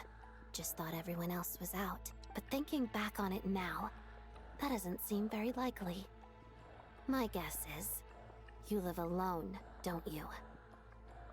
Even that was a lie? But why would he lie about having a family? Curses! Oh, why is there no end to this blasted snowstorm? If it would just stop! I think I remember now. I know how I ended up here. It feels like a distant memory. But at the same time, it's just like it was yesterday. The reason I'm always coughing is because I got sick with frostbite. The locals usually call it the snow cough. It's not a very common illness. It's partly genetic and partly caused by the cold climate. But it can be fatal. They sent me to the hospital as soon as they found out I had it. And I spent so long lying there in that hospital bed. After a while, I felt myself growing weaker and weaker. Nothing seemed to be working anymore. Neither the treatment that the doctors were giving me, nor the medicine my brother was brewing from frost fairy flower leaves. So one day, I told my brother that I wanted him to take me outside for once, so things could be like they used to, just for one day. I wanted to meet loads of friends, experience new things. He agreed. He snuck me out of the hospital, and we escaped. We got to the theater, bought tickets, and went inside. Oh, it was all so exciting. I remember the show very clearly. It was amazing. But I found myself getting sleepier and sleepier. Oh, Tonya.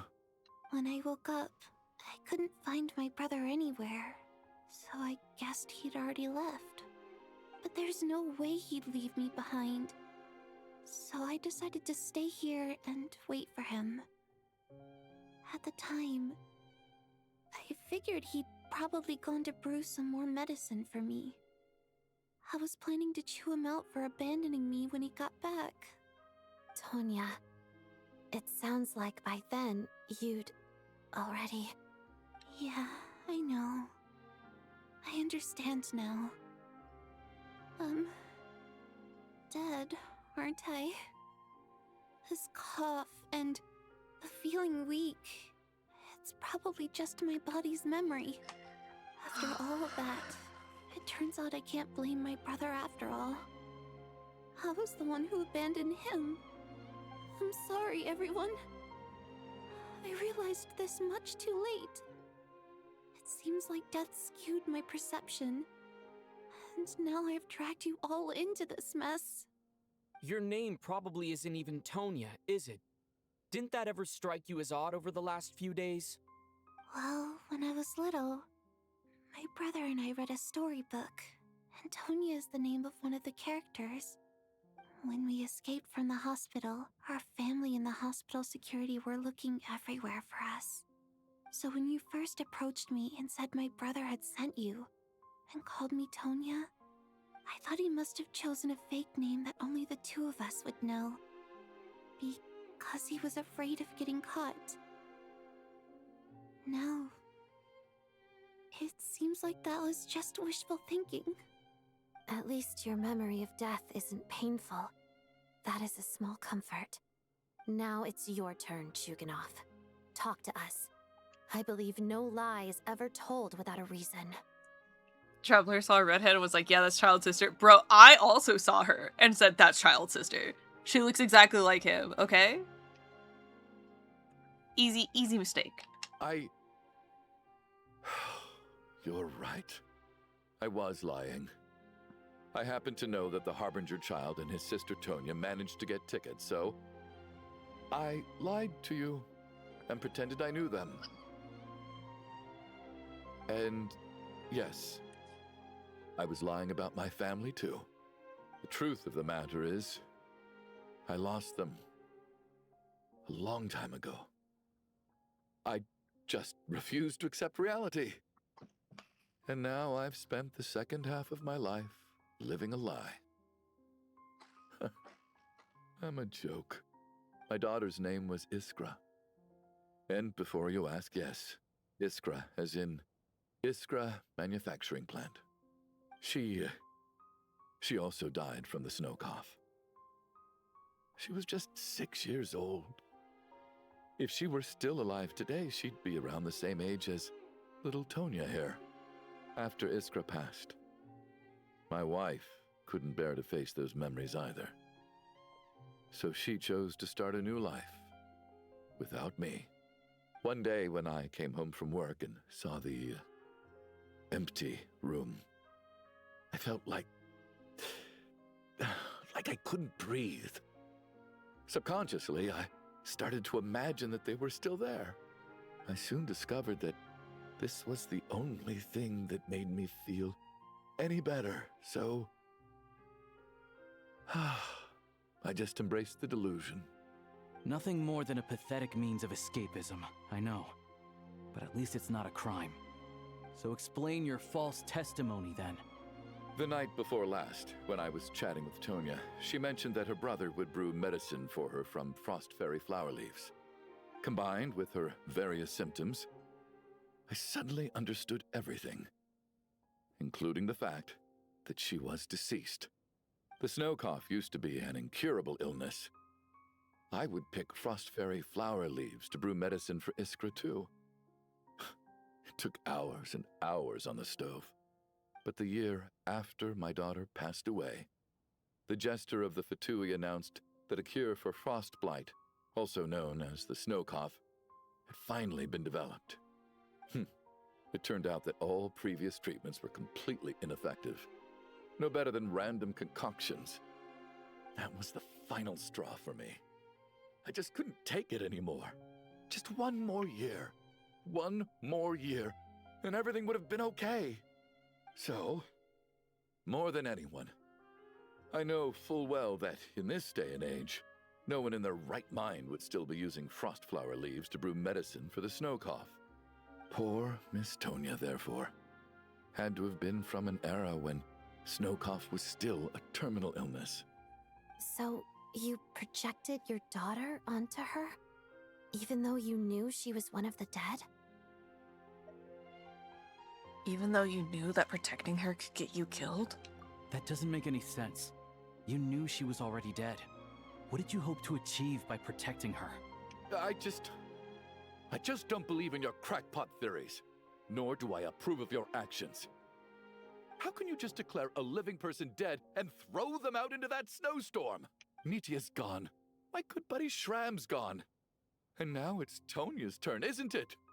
The others I can make my peace with, but little Miss Tonya, here she is, standing right in front of us, alive and breathing, and fighting her own battles. Yet you're quite happy to say she's dead? I just want her to live. Once this snowstorm is over, the very moment it stops, I'm going to march out that door and find someone who can fetch the very best medicine for her snow cough. I'll be damned if I'm gonna let you cast her out into the snowstorm before I have the chance to cure her. Not again. Not this time. Not when the cure is right within our grasp. I'd never be able to forgive myself. Mr. Chuganov, stop. I can't let you do this. Tonya. By the sounds of it, you've known I was dead since the night before last, right? I really liked Mr. Valeri, Mr. Mitya, and Miss Vodyanitsa. And now they're all dead because of me. I'm not happy about that. The reality is, you've been trying to fight your own demons through me. But all you've really done is trap me inside your delusion along with you. No! Listen to me. I want to save you. I do. Well, at this point, I'm quite sure that I'm dead. I don't need to be saved. The time I got to spend with all of you is more than enough for me.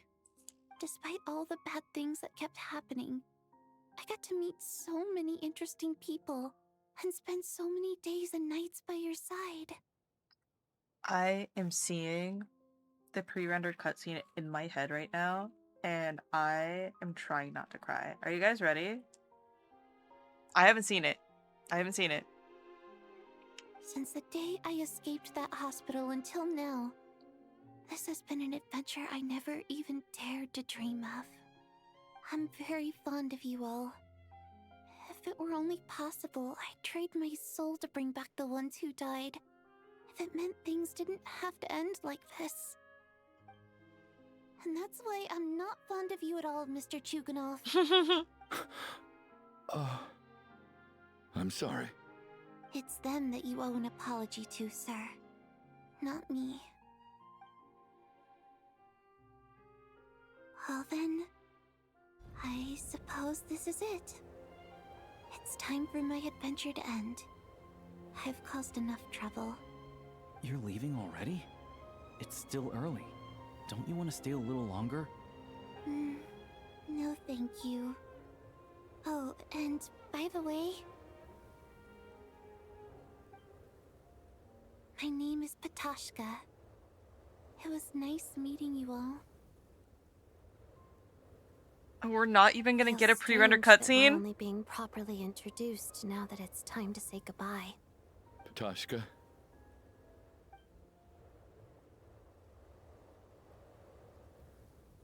What are you doing, Tuganov? Are you crazy? Let me leave. I can't keep lying to myself anymore. In your dreams. Don't think you're getting off that easy when you had a hand in the deaths of so many people. The Fatui have honed quite an array of enhanced interrogation techniques since they were founded. Once we're out of here, Lelik will personally give you a taste of every last one. The snowstorm continues as if it will never stop. Nighttime soon falls.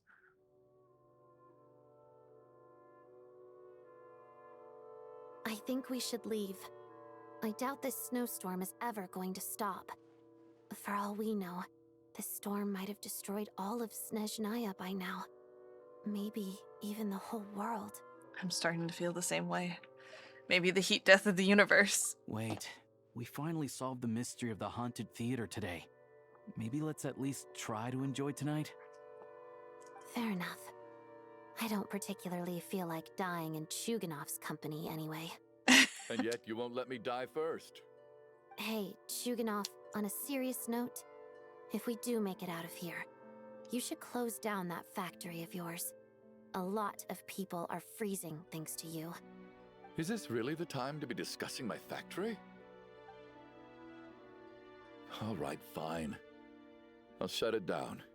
Linchpin. Doesn't matter to me Linchpin. anymore. Knocking? Am I hearing things?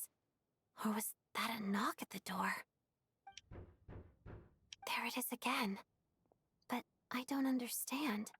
The snowstorm hasn't stopped, has it? Maybe the snowstorm brought us some unwanted visitors, or perhaps it's the rescue team that Valerie mentioned. Should we open the door? Is this it? Is this nightmare finally over? If the last few days are anything to go by, I probably shouldn't be getting my hopes up. Whatever lies beyond that door at this moment, it could be something even more terrifying than everything we've been through so far.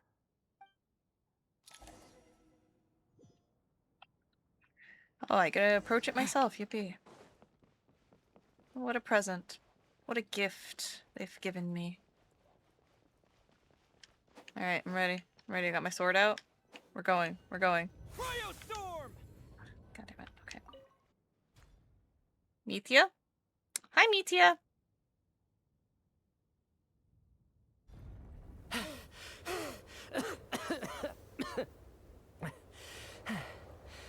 Hey everyone, I'm back. How are you doing? Feeling any better?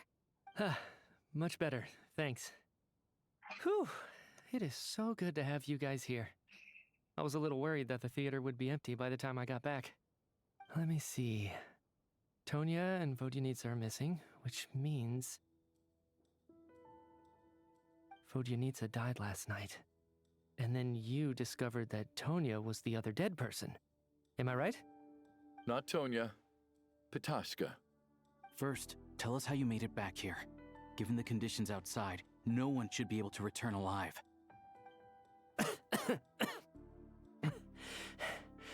You're right. The thing that got me back safely was a song. I heard someone singing. After walking into the snowstorm, my mind grew hazy. I don't know how long I walked through the storm before my mind completely slipped away. Then, suddenly, I heard the sound of singing.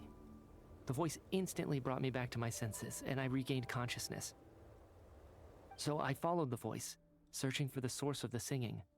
I searched and searched, until finally, just a few moments ago, there was the entrance to the theater, right in front of me.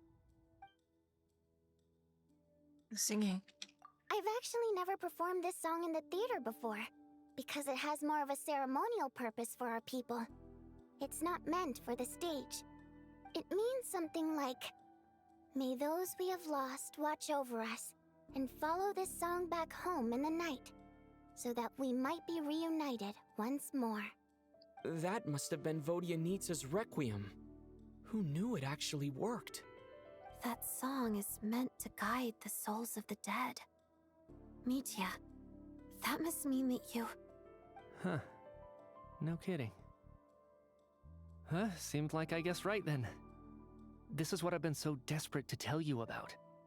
When I first stepped out of the theater, I was still quite lucid. My memory of it is still pretty intact. I remember the outside world being completely different than what I'd expected. It was like this was a world where only the snowstorm existed. There wasn't a trace of any humans or buildings ever having been there. I don't know how else to describe it, except to say that it just didn't seem like the real world. And as for the Requiem, if I was guided here by Vodyanitsa's song, it can only mean that I must already be dead. And this is my soul, not my body. But I didn't experience a clear moment of death while I was out there. Nor do I feel any different now than before I walked into the snowstorm. You don't seem any different to me either. In fact, this is something I've been wondering about for a while now. If souls aren't physical, shouldn't they lack tangible form? Both Shram and Patoshka were clearly deceased, and yet their souls didn't look or feel like ghosts at all. They were visible, tangible, no different than you or me. This raises a truly terrible thought. Is that really what Mitya is suggesting?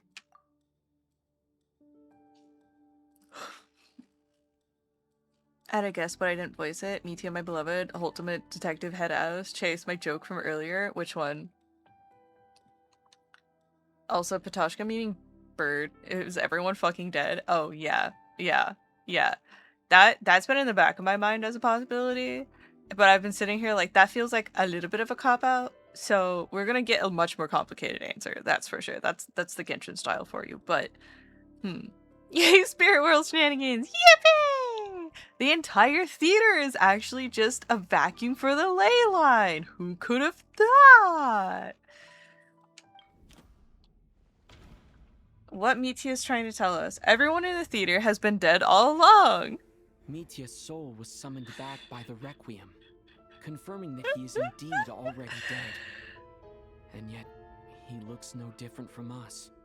Of course, if even the long deceased like Mr. Shram can blend in with us undetected, then maybe we've all been dead from the very start. And all of us are now souls wandering the theater.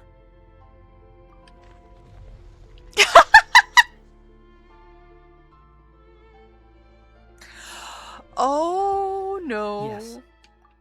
I think that this is probably the afterlife.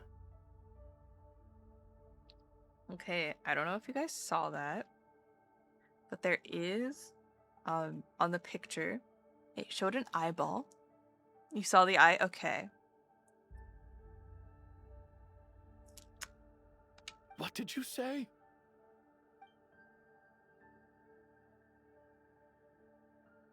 You heard me. We died in the theater. All of us did. But due to an obstruction in the theater's ley lines, our souls are trapped here, while an endless, infinite snowstorm rages outside. It's ironic, really. All that time, we were working so hard to figure out who the deceased among us were, when the truth was, we were all deceased. The only difference being some of us died more recently than others. Do you remember that note, "Death is near"? Seems like we misunderstood what it meant after all. Death was nearer than we wanted to think all along. The note simply meant that all of us were already dead. So all our attempts to survive, our search for the deceased, it was all for nothing? Hard to say. At the very least, we helped 2 lost souls find clarity and go to where they belong. The presence of those 2 is probably what caused our souls to be drawn in by the ley lines. In which case, the deaths we've awoken to over the past few days were just souls returning to the ley lines for good. if what you're saying is true, doesn't that make us the lost souls now? Huh, no wonder. This afternoon, when I was moving Vodyanitsa's body, I noticed that the other bodies in the room hadn't decayed one bit after all these days. That's further proof that those aren't physical bodies at all, but merely our shells here in the afterlife. Am I really dead? This doesn't feel real to me at all. No, that's impossible. This cannot be how it all ends. I still find it hard to believe that all of us are dead. How exactly did we die in the real world? None of us have any memories of dying, right? Not even knowing how we died is preposterous. Good grief. Surely there has to be some reason. Exactly. It's hard to rest in peace when you don't even know how you died. It gave me lots to think about as I strode out into the snowstorm. I racked my brains trying to remember the cause of my death, the exact moment I died, the root of all of this, right up until my consciousness faded. Wait. Hold on. Right before I lost consciousness, I think I saw something. Oh, what was it? I can't remember. And I think I lost my notebook and pen. Mitya, your hand. Is that blood on your fingers? Huh? You're right. There's blood on the fingertips of my right hand. Looks like it's already dried. When did that happen? What the?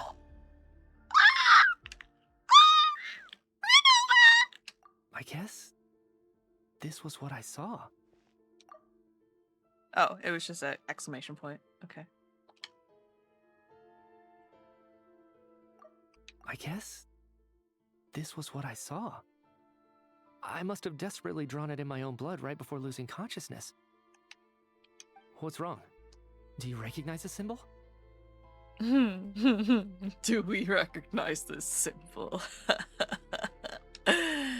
Yeah, we do. It's Renova, the ruler of death. Huh? Alosha, do you still remember that Snezhnayan folktale you told me about? It was about the Grim Reaper.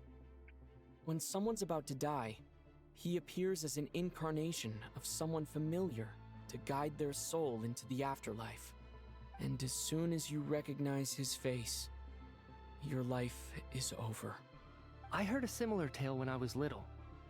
You think the Grim Reaper in this story refers to the ruler of death you mentioned? That's right. In which case, death is near could also mean that the Grim Reaper is here disguised in a familiar form. Death, the deceased, and the Grim Reaper? So it's a triple entendre. When I first saw this note, I thought it contradicted the investigation report. But now it seems like that was the whole intention. So the Grim Reaper deliberately misled us. Then, we started suspecting each other and searched for the deceased while they hid in plain sight. By that logic, the one person most likely to be the Grim Reaper incarnate is...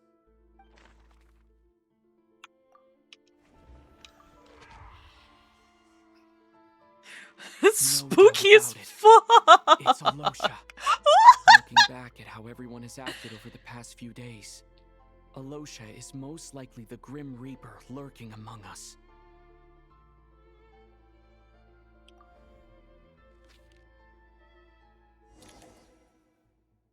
Is it you, Alosha? You were the first to discover the investigation report, and you had plenty of time to slip the note inside to mislead us. So? Surely you can't suspect me based on that alone. What if someone else found the investigation report first, slipped the note inside, and then put it back without telling anyone? There's no denying it. The note could easily have been slipped in much earlier than it was discovered. That's not all. I've also noticed that although on the surface, Valeri, Mitya, and sometimes I were the ones taking charge of the situation. Looking back now, even though you didn't say much, you were always subtly guiding everyone from the sidelines. What do you mean? You were the one who emphasized how dangerous it was outside and insisted we all stay here. It was also you who suggested that we all sleep in the same place. And earlier today, you tried to convince Patashka to stay. I don't understand why, but it was out of character.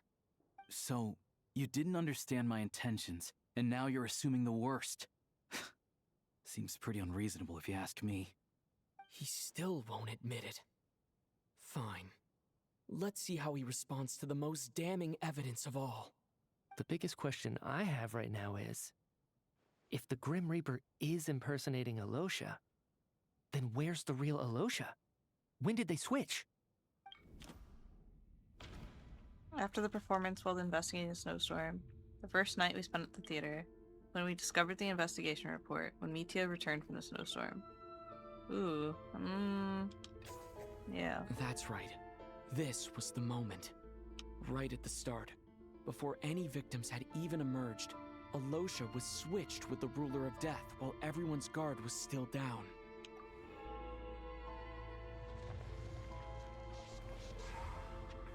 No.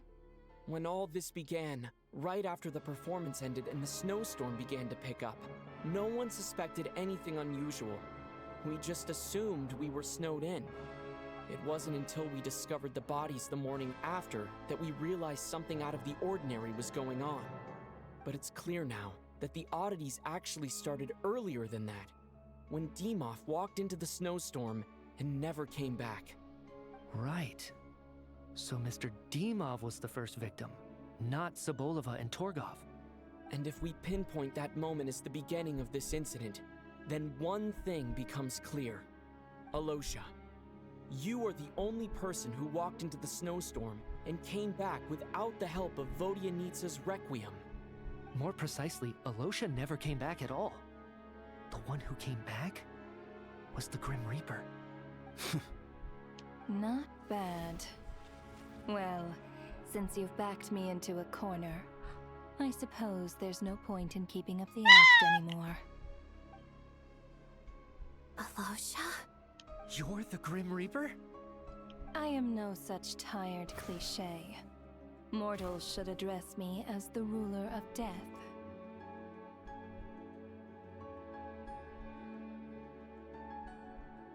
Before being wiped out for good, you identified the two deceased, and even sensed my presence.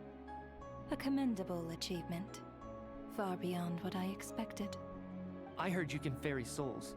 Those deaths each night. Were they your doing? Your initial conclusion was correct. Due to the existence of the two deceased, the ley lines yearned to reclaim those long-lost souls. Every night they devoured an equal number of souls to fill the void. This required no intervention from me. Though, of course, ferrying souls is indeed my authority. Here, take a look.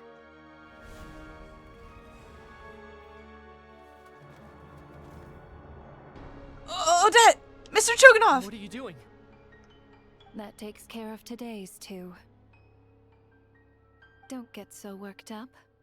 You are already dead, and your souls must return to the ley lines. I know we're already dead. You murdered us, didn't you? Murdered? No. Murder is when mortals usurp my authority. Death is my jurisdiction. If I require someone to die, I need not resort to such laborious methods as murder. You simply met the criteria to trigger my curse of death. I know about the curse of immortality. So there's another death-related curse too? You cursed us? When? And why would you do such a thing? So often, humans pray to me, begging to know when their death will come, and what form it will take. But few people ask why. If you must have an answer, know that death comes simply because one's time has come. So you're not gonna tell us the truth? Hold your tongue. By all rights, you shouldn't even be allowed to speak with me. Those angels from the past are to blame for the reckless renovation of the ley lines here. It's made my work on this occasion infuriatingly complicated. Work? So trapping us here, making us watch our friends die, that's just another day at work for you? You clearly have a lot of questions. Fine. As a reward for your remarkable accomplishments over the past few days, I shall answer a few of your inquiries, provided they aren't too unreasonable. After the physical body dies, the soul must return to the ley lines for that person's death to be considered complete. My work encompasses the entire process of death, including, naturally, the guiding of souls into the ley lines, with which you are now so familiar. You must also be rather familiar with Natlan's Night Kingdom, I presume? It was I who supported the creation of the Night Kingdom. It provided a convenient means of guiding the souls of Natlan. Here, too, the ley lines connected to the theater underwent some modifications. The angels hoped to make them capable of accommodating the souls of some special creations. But this actually hindered their ability to accept ordinary souls to some degree. This effect manifested itself after you died from the curse in the theater, leaving you stranded in the afterlife, unable to achieve a complete death. But if souls who die from the curse of death fail to return to the ley lines within a short window of time, they will miss their chance for good. Then, they will remain forever suspended between life and death, no longer subject to the authorities of either. So if you don't resolve this matter soon, and see all our souls return to the ley lines before long, we'll escape your control. Mitya is sharp. This must be what Renova was worried might happen, and the reason she got involved to begin with. But if you have the authority to guide souls, why didn't you just show yourself and get it over with? Why hide among us in the form of Alosha? You seek to understand the mind of a god. Very well. I'll tell you. This is a theater, and I decided I wanted to watch a show about death.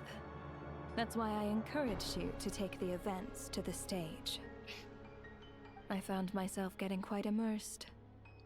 I suppose the entertainment you provided makes up for all the trouble you've caused me by being so defiant in the face of death. There. Are you happy with my answer? Can't say I am. Really? But it fits the stereotypes you humans have about gods. Just moments ago, you were complaining about how infuriatingly complicated your work here has been. Work is work, I get it. There are times when it's a huge pain, but you just have to get it done, right? That's a rather unique perspective for a human. You are in fact correct. There is a pain point in this case. Due to the obstruction in the theater's ley lines, there is a hard limit on the number of souls they can receive each day, making it impossible for me to ferry all your souls at once. Revealing my identity too soon would inevitably have led to futile resistance, and there was a risk that any souls who chose to run would disappear. Then there was the issue of the 2 lost souls you called the deceased. The way you resolved that quandary was all part of my design. That's what I don't understand. If all of us were souls of the dead, what made their presence among us special? For centuries, they have refused to return to the ley lines, exploiting the issues created by the angel civilization to resist being drawn in. Centuries of obsession accumulated during this process. You may think of this obsession as the resentment of the dead, and in this quantity, it was a bomb that could have detonated at any moment. It reached the point where I could not afford to leave it unchecked.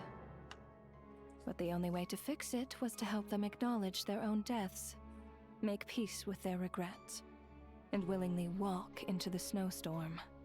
Only then, with my guidance, could they finally return to the ley lines. Otherwise, you would not like to know what the consequences would have been. I vaguely remember seeing Batashka, but in the most terrifying form.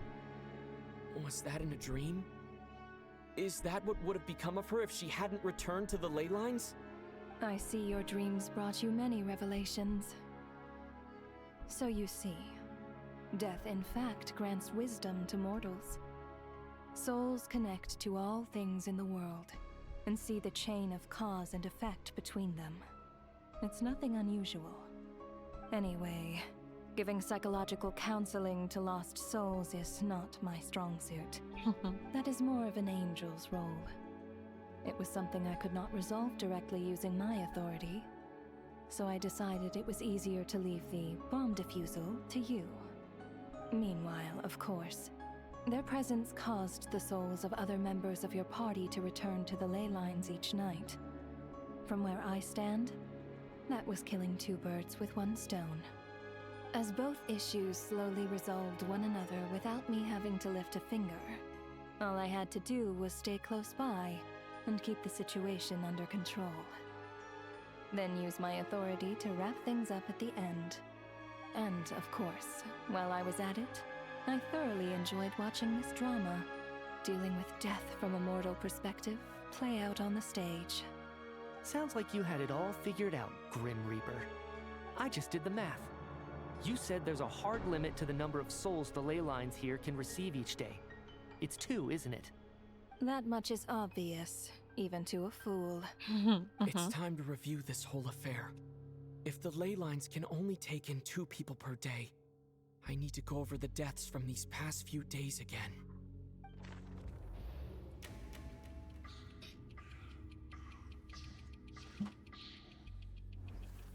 Select each day's deceased in order. Looking back now, none of us had the faintest idea at the time. From the moment that staff member named Demoff walked into the snowstorm, the incident had already begun.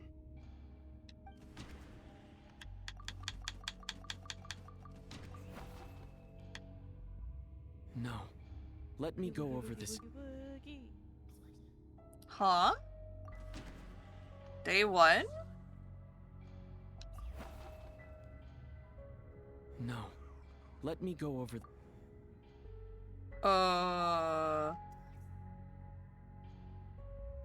Day 1 was these 2. Day 3?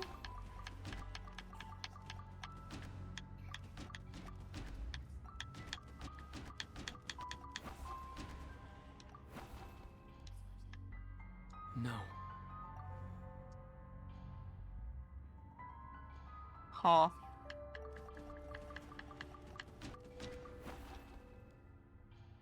I mean, he was definitely dead. No. Let me go over. No. Oh, okay. Alosha was the second to walk into the snowstorm after Demoff to investigate. During this process, the ruler of death assumed his identity, making him one of the victims. Okay. Day 2. During our first night in the theater, everyone was caught up in the novelty of it all. No one could have expected there would be victims the very next morning. Despite all the confusion, and with the help of hindsight, we finally began to realize that something was amiss with the snowstorm.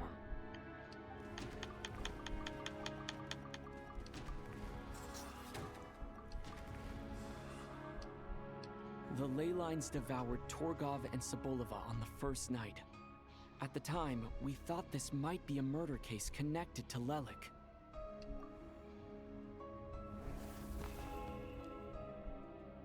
Odette and I spoke a lot that night. 3 people were on watch, but in the morning, we discovered that someone had fallen victim all the same.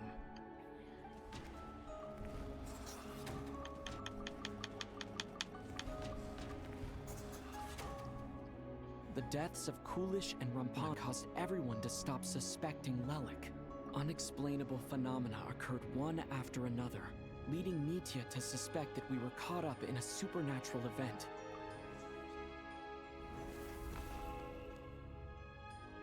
Later, we discovered that there seemed to be an extra person among us, and subsequently discovered the existence of the deceased. Mr. Schramm realized he was the deceased and walked into the snowstorm to return to the ley lines of his own accord. Mm-hmm. It turned Mr. Door himself. He thought it was all over, but Mr. Valeri's death was a rude awakening for everyone. The ley lines consumed him during the night regardless. A lot happened today. Mr. Valeri's death led us to discover the connection between the number of deceased and the number of victims during the night.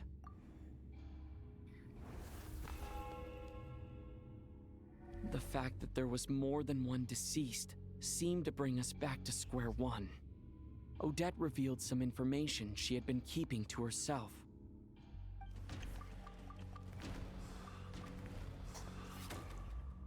Vodyanitsa was swallowed by the ley lines in her sleep, but the requiem she sang before falling asleep was quite a game changer.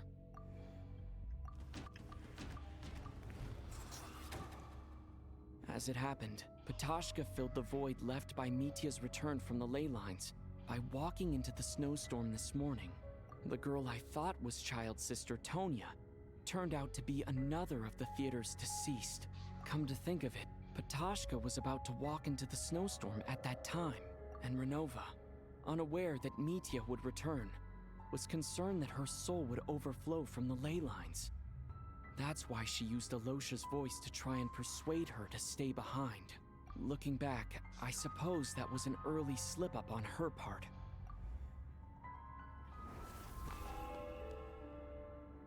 No one could have expected anyone who walked into the snowstorm to return.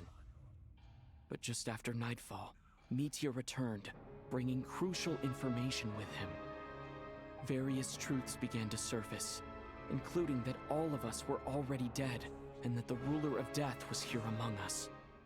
Then, after revealing her true form, Renova callously claimed 2 souls.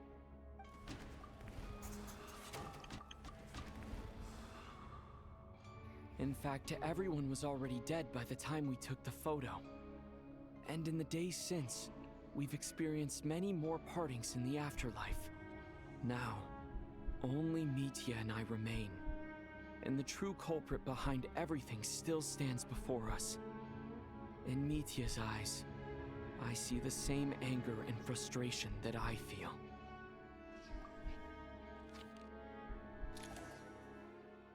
That covers everything. It's all clear now. Your work isn't finished here yet, is it? The Traveler and I are still standing here, safe and sound. The water imp's song threw things off a little, but it is of no consequence. The ley lines have already anchored your soul, and the first ray of light tomorrow morning will take you back.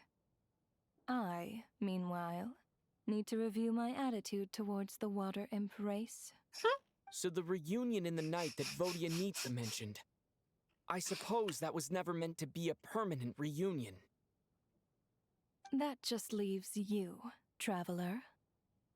My power only allows me to temporarily separate your soul from your body.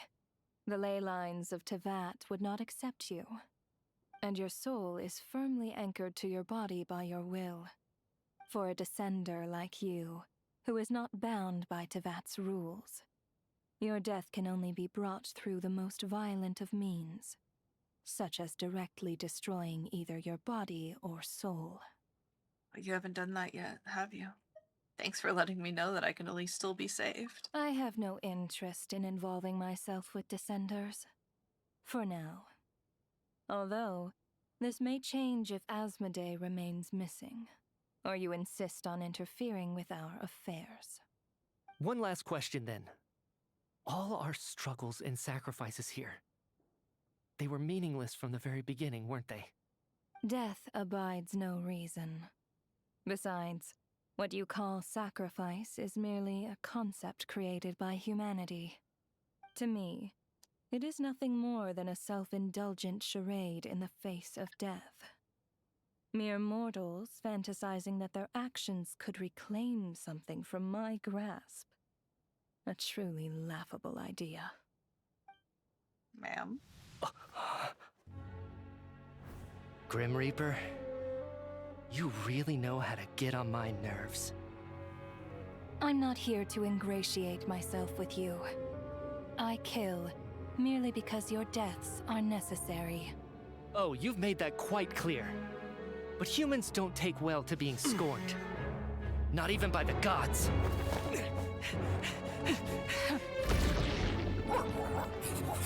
Oh, Tagarans!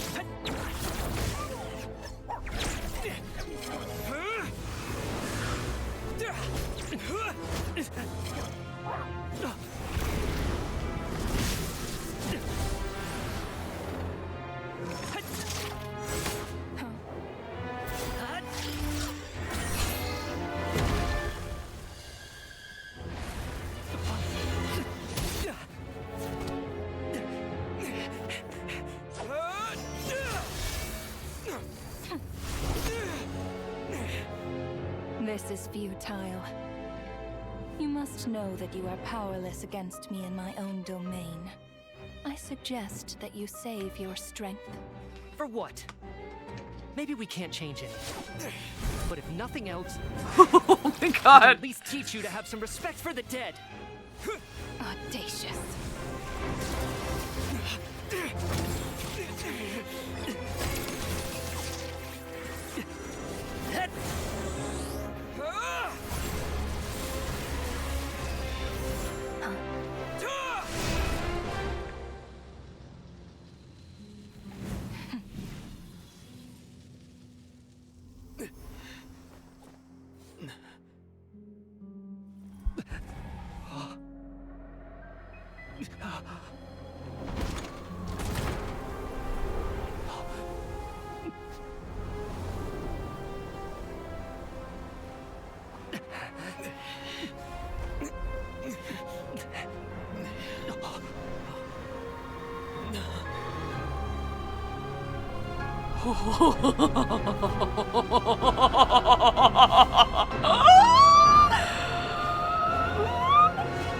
Oh, we're on our shit list now.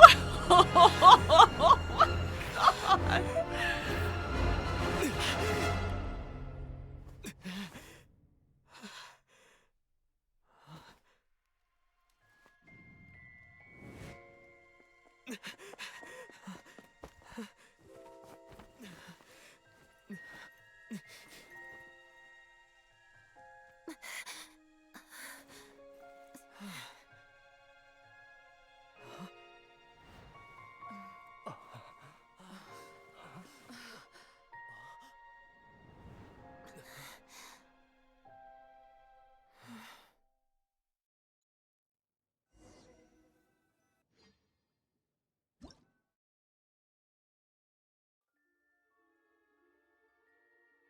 I don't know what we just witnessed, but we're definitely cursed now. Oh my god, we're all definitely cursed now. Oh my god, we're so fucking cursed now. Oh my god, Renova hates us!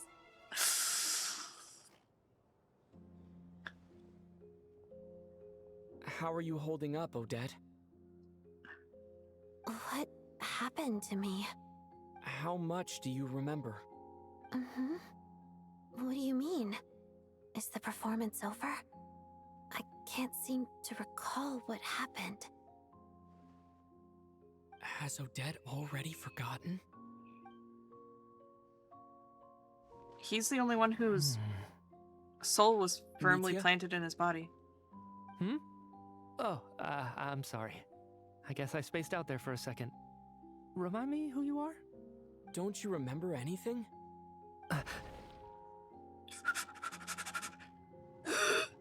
Yeah, I remember now, comrade. Looks like we guessed right. Just like me when Odette found me at the Armory Palace. For some reason, everyone killed by the Ruler of Death eventually came back to life. Just with one catch. They forgot what happened while they were dead. Odette and the others have already forgotten everything. Why were you able to remember this time? Could this be the reason? You said this is the Ruler of Death's symbol, right? I don't see anything there. You don't? Huh. Okay, I guess that makes sense. I carved this into my hand in the afterlife, so it's not visible in the physical world. Does that mean I carved this symbol into my soul? Ooh, that's an unsettling thought. Unsettling thought. Still, at least I get to remember what happened. I suppose it's a blessing in disguise. What about you, though? The ruler of death mentioned that you're a descender? Is that why you can remember? A full explanation would get complicated very quickly, but that's essentially it. Well then, now that it's all over, let's figure out what we've learned.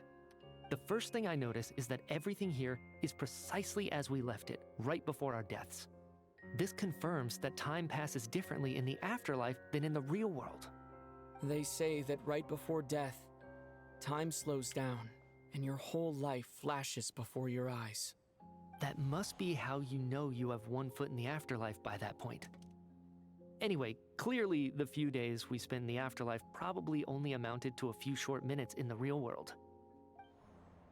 This also aligns with previous reports of widespread temporary memory loss among the Armory Palace personnel. Now it seems likely that those were all brief deaths caused by the Grim Reaper's so-called curse of death. To those unaware of the truth, dying and coming back to life must feel similar to a short bout of catatonia. This leaves me with a couple big questions. What are the conditions that trigger this so-called curse of death? And why are we resurrected after we die? If nothing else, I think it shows that killing us wasn't her ultimate goal. We still don't know her true reasons for subjecting us to death. Right. This time only got complicated because of the situation with the theater's ley lines. That's why she had to approach it differently. If the previous incidents of amnesia among the researchers are anything to go by, killing us is usually a pretty routine matter.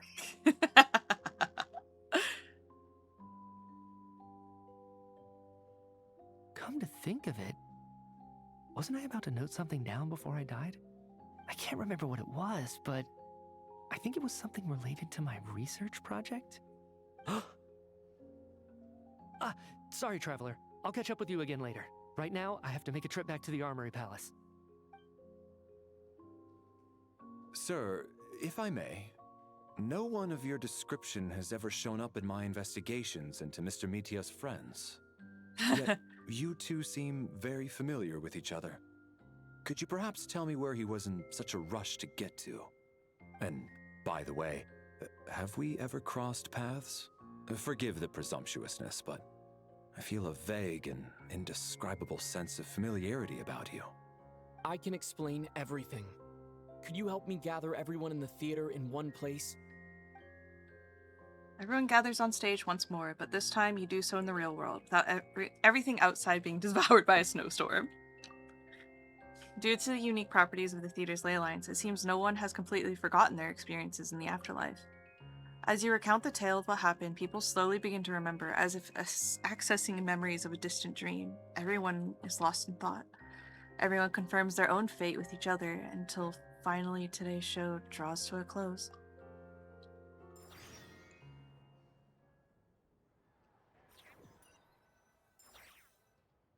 So Chuganov really is going to shut down the factory. I guess this theater incident actually did us some good after all. So, you said I promised to take you to the Armory Palace while we were in the afterlife, yes? I believe you. I think I even have a vague memory of it. I want to go check in on Paimon first, even though not much time has passed for her. Agreed. Let's check in on her first. The whole reason for our trip to the Armory Palace anyway is to figure out what's going on with her health.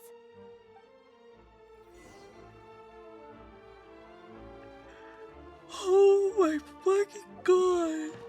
I'm out of the fucking building. I'm out of the building, guys.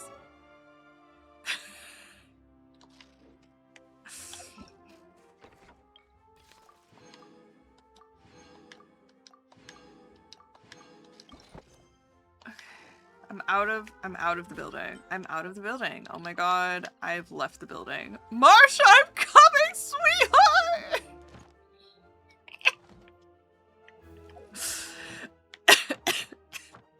God damn it.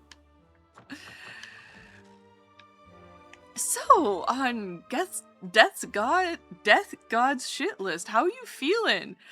Dude, I'm I just came here to go get this, and then I got locked in a theater for 7 hours. I'm feeling away. Definitely. Let's go get that. Let's go get that. While I'm here, let's go get that. You know, surely I remembered what I was doing, right? Right? We all remember what I was doing. I just wanted a little light orb instead I was experiencing nightmares beyond mortal comprehension. Yeah! That! Yippee! There it is. There's the little light orb, guys. Another one from riding in the train. If I actually rode in the train.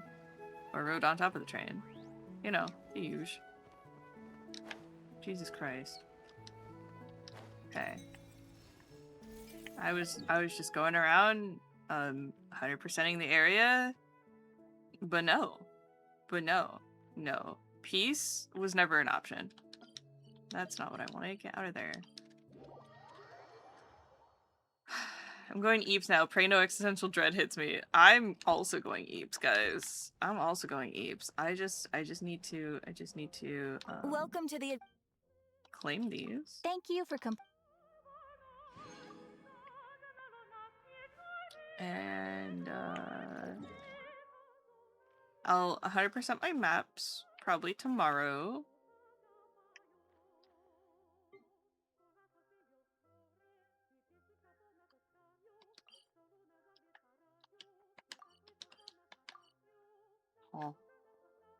Oh. Oh wait, this is the place that needs a password.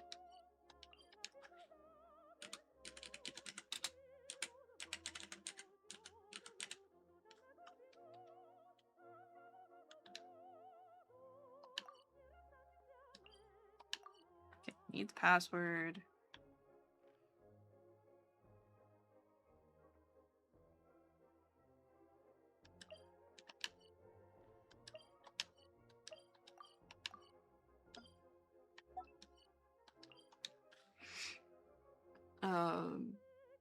Gang. I don't.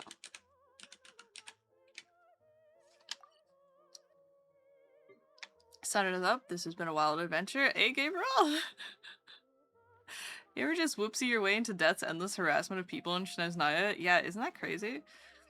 You know, I have heard that she does hold grudges. You know, crazy times. Heh.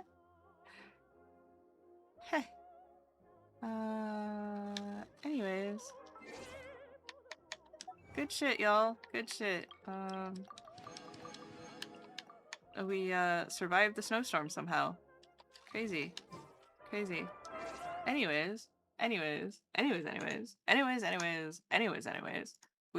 gotta get out of here. We gotta get out of here, because if I don't get out of here, y'all aren't getting out of here, and I need to get out of here. Alright. Just a casual 16-hour stream, NBD. Vodyanitsa was announced as a new character coming next patch, along with Vesna. Oh my gosh, she's so cute. That's so cool. Anyways. Vodya's so cute. Vodya is so cute. Good choice. Thanks, Chipser. Do you want to take care of cutting up the VOD, or should I do that really quickly? Okay, guys. Have a good night, everybody. I don't know where to send you guys to if you want. Oh my god, Eros is still up. Why is Eros still up? That's crazy. Rindy is doing music. Pixel Shiba's doing Fields of Mystria. So I'll just send you guys over there. We have raid 1, and we have raid 2, and raid Pixel Shiba. Have some Fields of Mystria, guys. If you're gonna stay up, have some Fields of Mystria. Good night, Mer. Hi, Mer. Bye, Mer. Good night, Noma. Good night, Gabriel. Good night, Chipser. Sorry I missed like half of the chat. I was locked in. I was reading everything. I was like, speak to me, my sing to me, my Christine, you know, etc. etc. Um Anyways, hi guys, bye guys. Have a good night. Thank you so much for hanging out. I know it was a late night stream. Oopsie doopsies. Have a wonderful evening. And all that wonderful stuff. Now you're good. We're all locked in. Hell yeah. Classic. Hell yeah. All right, guys. Have a good night. Send Shiva my regards. I love them. But yeah, I'm gonna go. I'm gonna go. Goodbye. Goodbye.